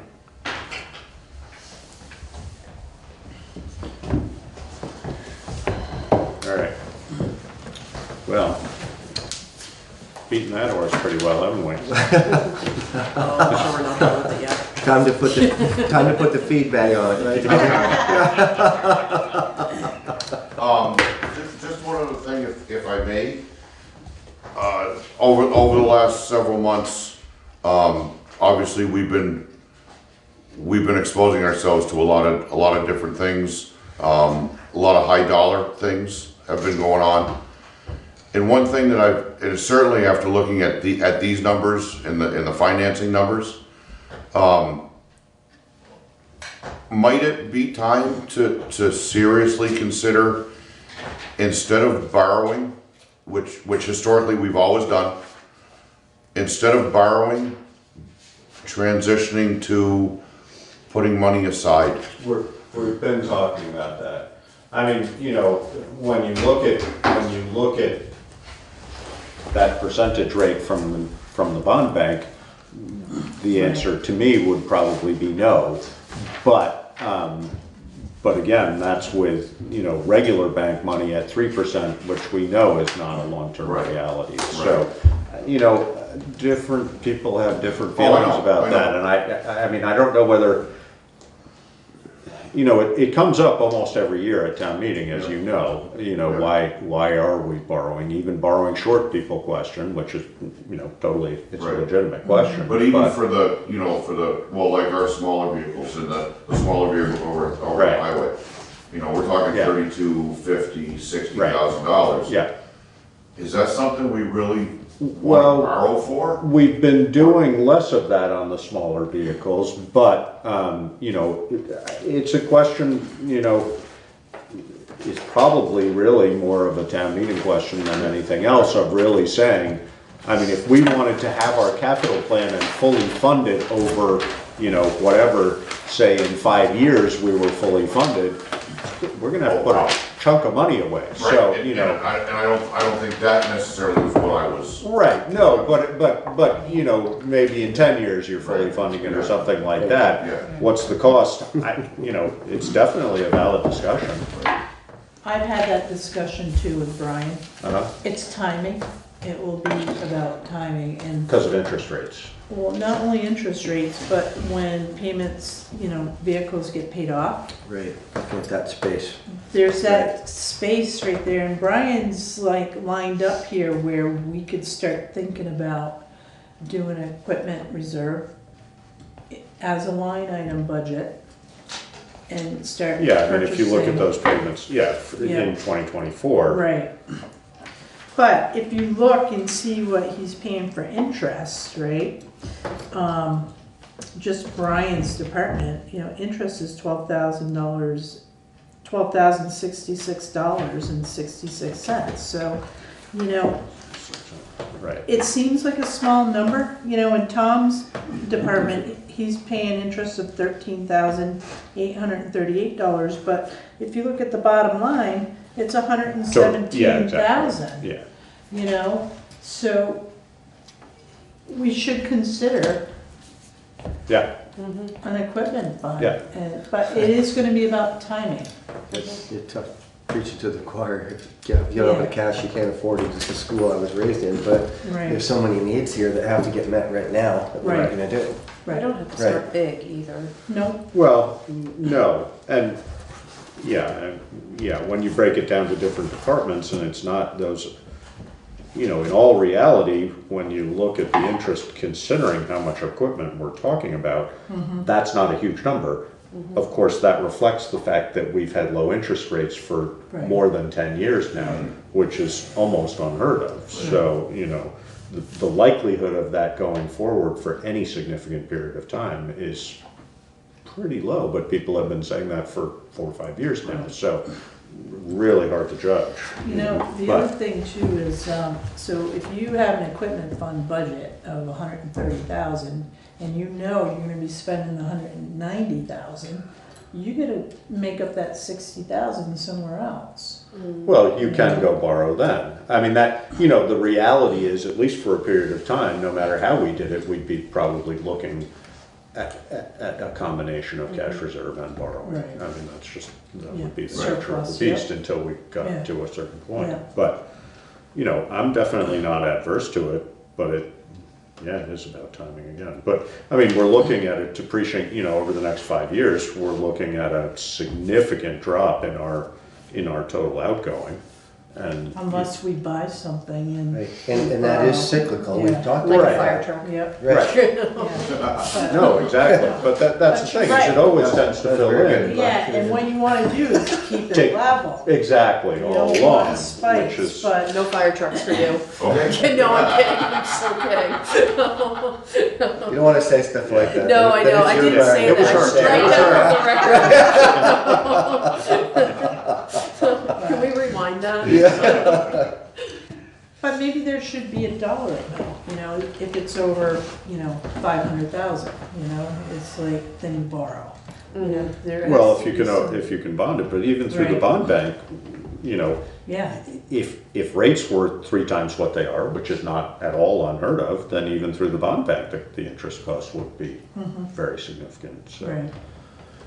Mr. Fairman?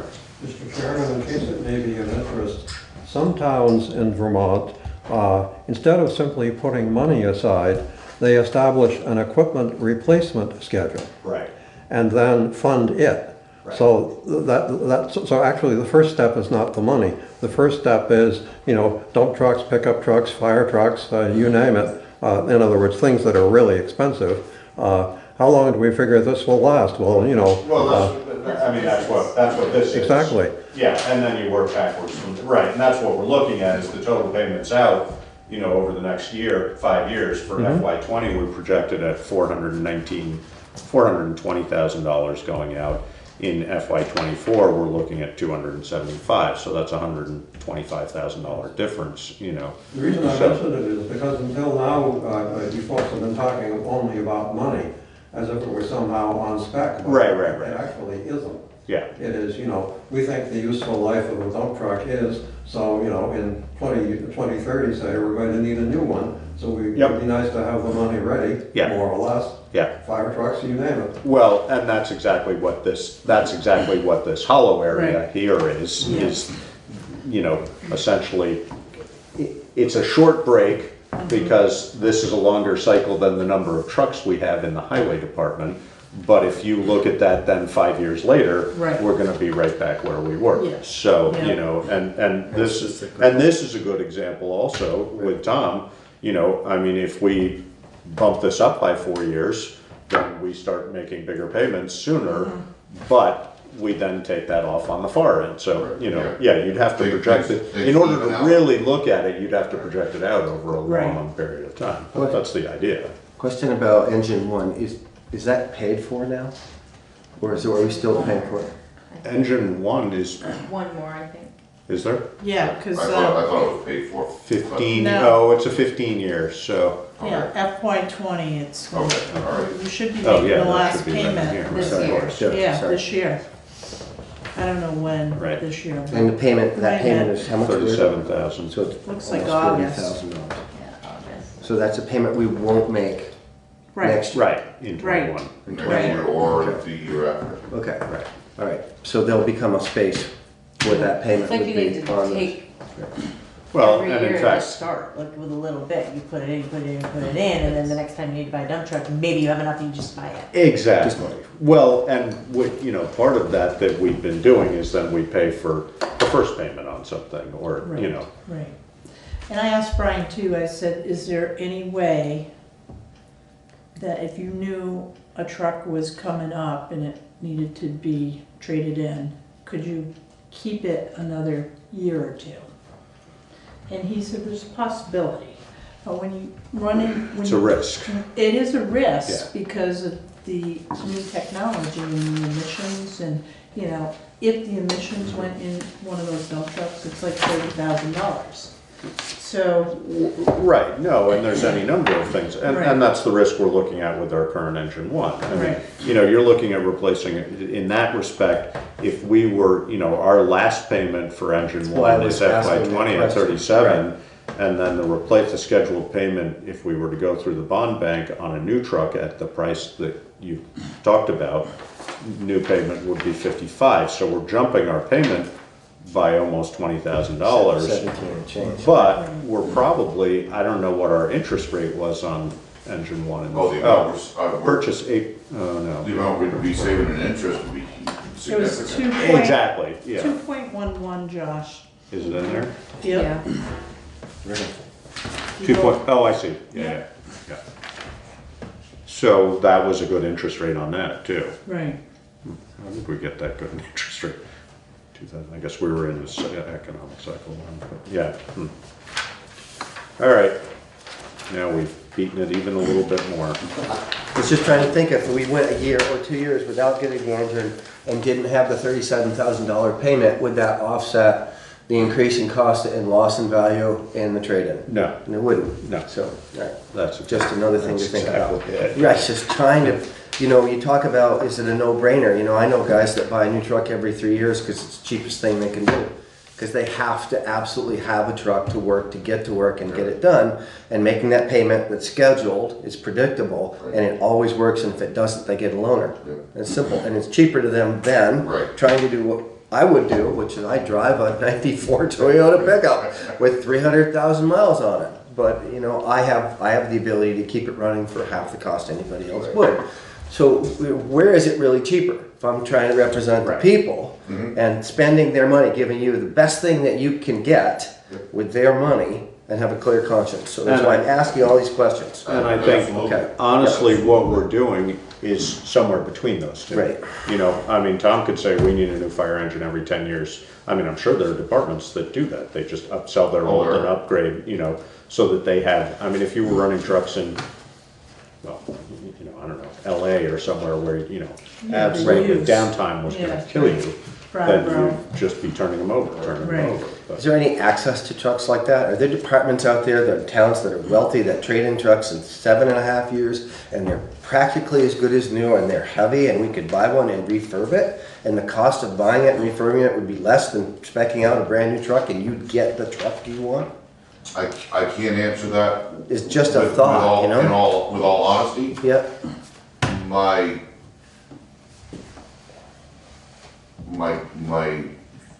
gut sense is probably not. Okay. Because they're what we loosely refer to as they're not built heavy.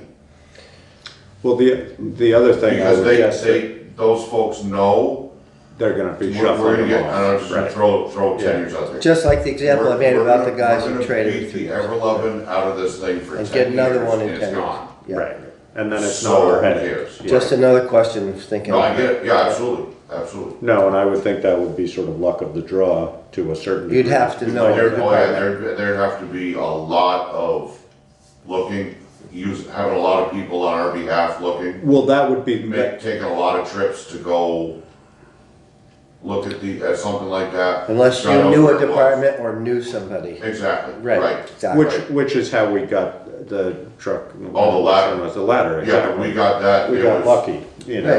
That's all that was. But, you know, the other part of that equation, and this is true, you know, just like used car dealers, they're looking for those deals. They can go to closed auctions, they can buy those, they're the ones who make the money. So the only way you can get around that is getting behind that scene somehow and cutting the middleman. Because otherwise, you know, E1, I'm sure, buys used trucks, rehabs them, and sells them, but they probably In a make a prime chunk of change on example, that. talking money numbers for something like that. Our ladder we got for we bought it for $20,000. We stole it. Yeah. At the time, the market the way it was, we've talked about the markets and so on and so forth. The market the way it was then, in all the periodicals, that exact same truck, we're selling $160,000, $180,000. So the dealer, the manufacturer's dealer, took that allotted $20,000 for that truck. We got it for what they allotted for it, and they were going to turn around and sell it for $160,000, $180,000, and they'd have gotten it all day long. Yeah. Okay. So you know, it's would we really be getting, you know, that big of a deal? You know, it's hard to know. I've walked into deals in my life like the ladder truck. Oh, I know. And I've Absolutely. spent money in ones I thought were good and lost my shirt. Absolutely. And the problem is, we can't, Right. you know, for you to do that in your own private life is one thing, for us to do that, Right. it's a huge risk, you know? Right. But, But All right. I felt a question that had to be asked. You never know. Gotta explore all that stuff. So thanks, Tom. thank you. Have a good night. You too. too. All right, we're almost halfway through. Moving along. Need a cup of coffee, listen. All right. Highway Department draft.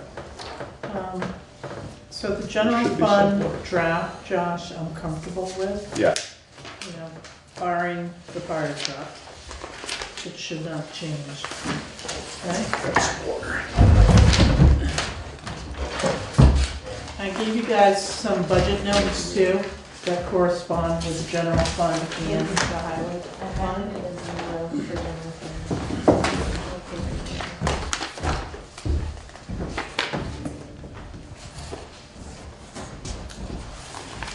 This does not include the fire truck yet. No, Okay. it does not.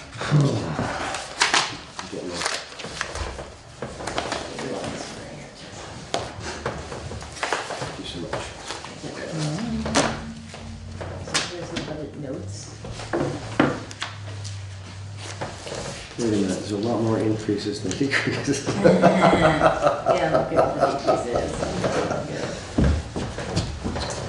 I'll make this long and I'll have to do- Thank you, dear. Thank you very much.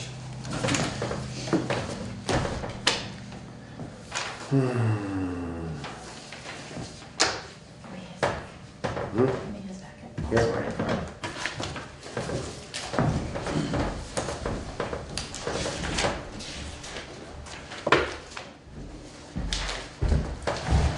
We have like some rich benefactor that wants to buy us a new fire truck. It definitely happens, but.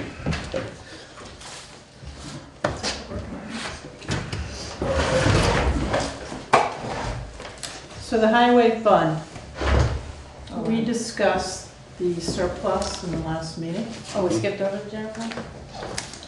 Sorry. Yeah, the general fund is fine. So it's the one that's highlighted in blue. Yep, got it. So the highway fund, Josh, what I ended up doing is I took $25,000 from the surplus from the highway. And I put it in the highway budget to reduce the overall tax that needed to be raised, okay? So the highway budget still is $20,000 more than last year. So like 2.5% increase. But if you look at your budget notes, the majority of the increase is from the gravel pit. There's like an increase of $108,100. That's like blasting, it's operating costs, the crushing at $18,000. The bond payment and the interest payment alone is like $65,600. Try to say that again? The bond payment Yeah. and the interest payment is Oh, I see. Yeah, yeah. $65,600. We have to pay half of the property taxes on the pit, which is, I estimated at $6,500. And that might be high, but it's safe. We did decrease some things in the budget, like eliminating the full-time position and eliminating the benefits package. I don't think we can shave any more out of this budget. I hear you say the gravel pit increased it by 108, but it's only up 20. And 25 of that was because of changing it to a part-time position. Where'd the other 55 come? All these first So- 5 things listed. Right. So 32,904 is your full-time position. The benefits package alone. Got it. And then 15,600 was changing, taking the full-time position, making it into a part-time position. Direct capital expenses, we reduced that by 15,000. We decreased the materials line item by 25 because we're no longer buying gravel. So, so you have increases and you have decreases, David. I see it. So, Yeah, thank you. But I tried to capture all of them. There might be some smaller ones in here, like electricity might have gone up or heat. We're still trying to nail down the heat, from oil to propane. So, From wood to propane. yeah, wood to propane. And so we're trying to, that's going out to bid too in the spring, along with the oil. Did we ever talk to Tom about, now that he's gone, of course, about how he's using mini splits? We've talked about it before, but I don't think we had enough, Yeah. we didn't have enough lifetime of them to Yeah, recognize. enough history to see, because I'm watching his electric and his heat. Because if they go up, then we're not doing what we wanted to do. So that Certainly was shouldn't be the case. oil, and now it's propane and what do you call it? No. Heat pump? Mini splits are all electric. Okay. So propane is for the highway Got department. it. And so you're looking. That's in the garage because they told us we couldn't burn any wood anymore. Right. And then 2 years ago, roughly a year and a half ago, we put 3 mini splits in the fire department, which is oil. Got it. Right.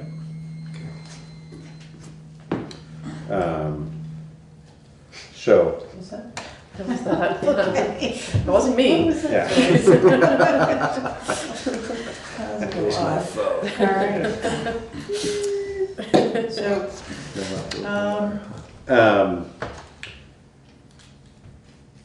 yeah, I mean, we should certainly be looking at that. I mean, you know, straight up conversion should be, you know, the efficiency is way better. But as we've talked about, are we using the heating system differently? You know, I mean, making a change like that should save us a significant amount in oil. right. But I'm not sure it will because it heats differently. So, but the other thing I mentioned to, excuse me, Karen not too long ago, and I don't think we necessarily want to try and do anything about this year, but you know, we should be looking at the solar array that we bought into. You know, in theory, is a good deal for us. Karen's not convinced, and I'm not. I haven't done the research to know whether it really is. Alyssa is definitely figured not. it out. Convinced. Oh, you did? Yeah. And We're good. good. Oh, good. So, how much of our electricity does it pay for, or not pay for, but offset? Do you have any? I mean, are we still paying a significant electric bill for other buildings in town? Yes. Yes. It only pays for 25 Well, or the 30. streetlights are the most. Right. They're huge. We only get 10% credit, doesn't matter. So I don't during know the what that means. summer, What do you mean 10% during the summer, credit? we don't usually have a bill for all of the sewer pump stations. Right. The pool hours is Right. $20, stuff like that. So, I mean, the basic question for me is, could the town benefit by having significantly more solar generated electricity? And we'd have to look at that, but, you know, at the So the time. library's not on it, right? The library's not on No, it. library, we tried to get the library on there, but Fire station. Well, this is what I'm wondering. I mean, both the fire station and the library have good south-facing roofs. right. You know, the fire station had a new roof put on 4 years ago. That's good timing. I mean, we could put a Just put our 30 to own 40 solar. kW, exactly. Yes. Which, when we bought into that system, was not a good deal because the equipment was still so expensive. Right. Equipment price for solar has gone way down, and it's way more efficient now too. Yeah. I mean, we could cover that fire department south-facing roof with solar and generate a chunk of energy. And Reallocate that building to a different public building. well, it would all go in. Yeah, I don't know. think That's we the can question do is that. with GMP, will they allow us to do that, and It's how not- much, and so on and so It's not, I forth. So, don't believe it's Green Mountain Power that dictates that, it's Next Sun. well, it's Nexon for our existing solar array. Right, No, but if right. we install our own, it's direct between us and GMP. Yeah, but what I'm saying Trading is, that building for another yeah, building. the fire putting it on the station program. is Right. on Oh, the I see what you're saying. contract Oh, with Next Sun. So if we could reallocate that building to like. That way we streetlights. wouldn't be losing that. yeah, no, but it solar doesn't, panels. but it doesn't matter, because it may matter. It shouldn't matter, because we're not actually directly powering that building by having array on its roof. We're backfeeding the grid. So, we, right, so, right, you know, in theory, that's right, just a credit to our account. Right. Just selling it back. Exactly. So, you know, that shouldn't matter. I see what you're Well, we saying, have but, an energy committee, right. and they Do we? do Really, we? we do. In theory, We have we have something called the Energy Committee, but there's somebody That else. would be a good task for them. Absolutely. To Morgan, I mean, research Morgan and bring would, back to yeah. the select board. Yeah. Because there's a lot of space up there and on the library. I have and it would be people good. that are still interested in the energy committee. So let's So let's recreate. get them a task and we'll bring them back together. Offer them Sweet. a free And I think ticket they to would the get show. excited over this, so.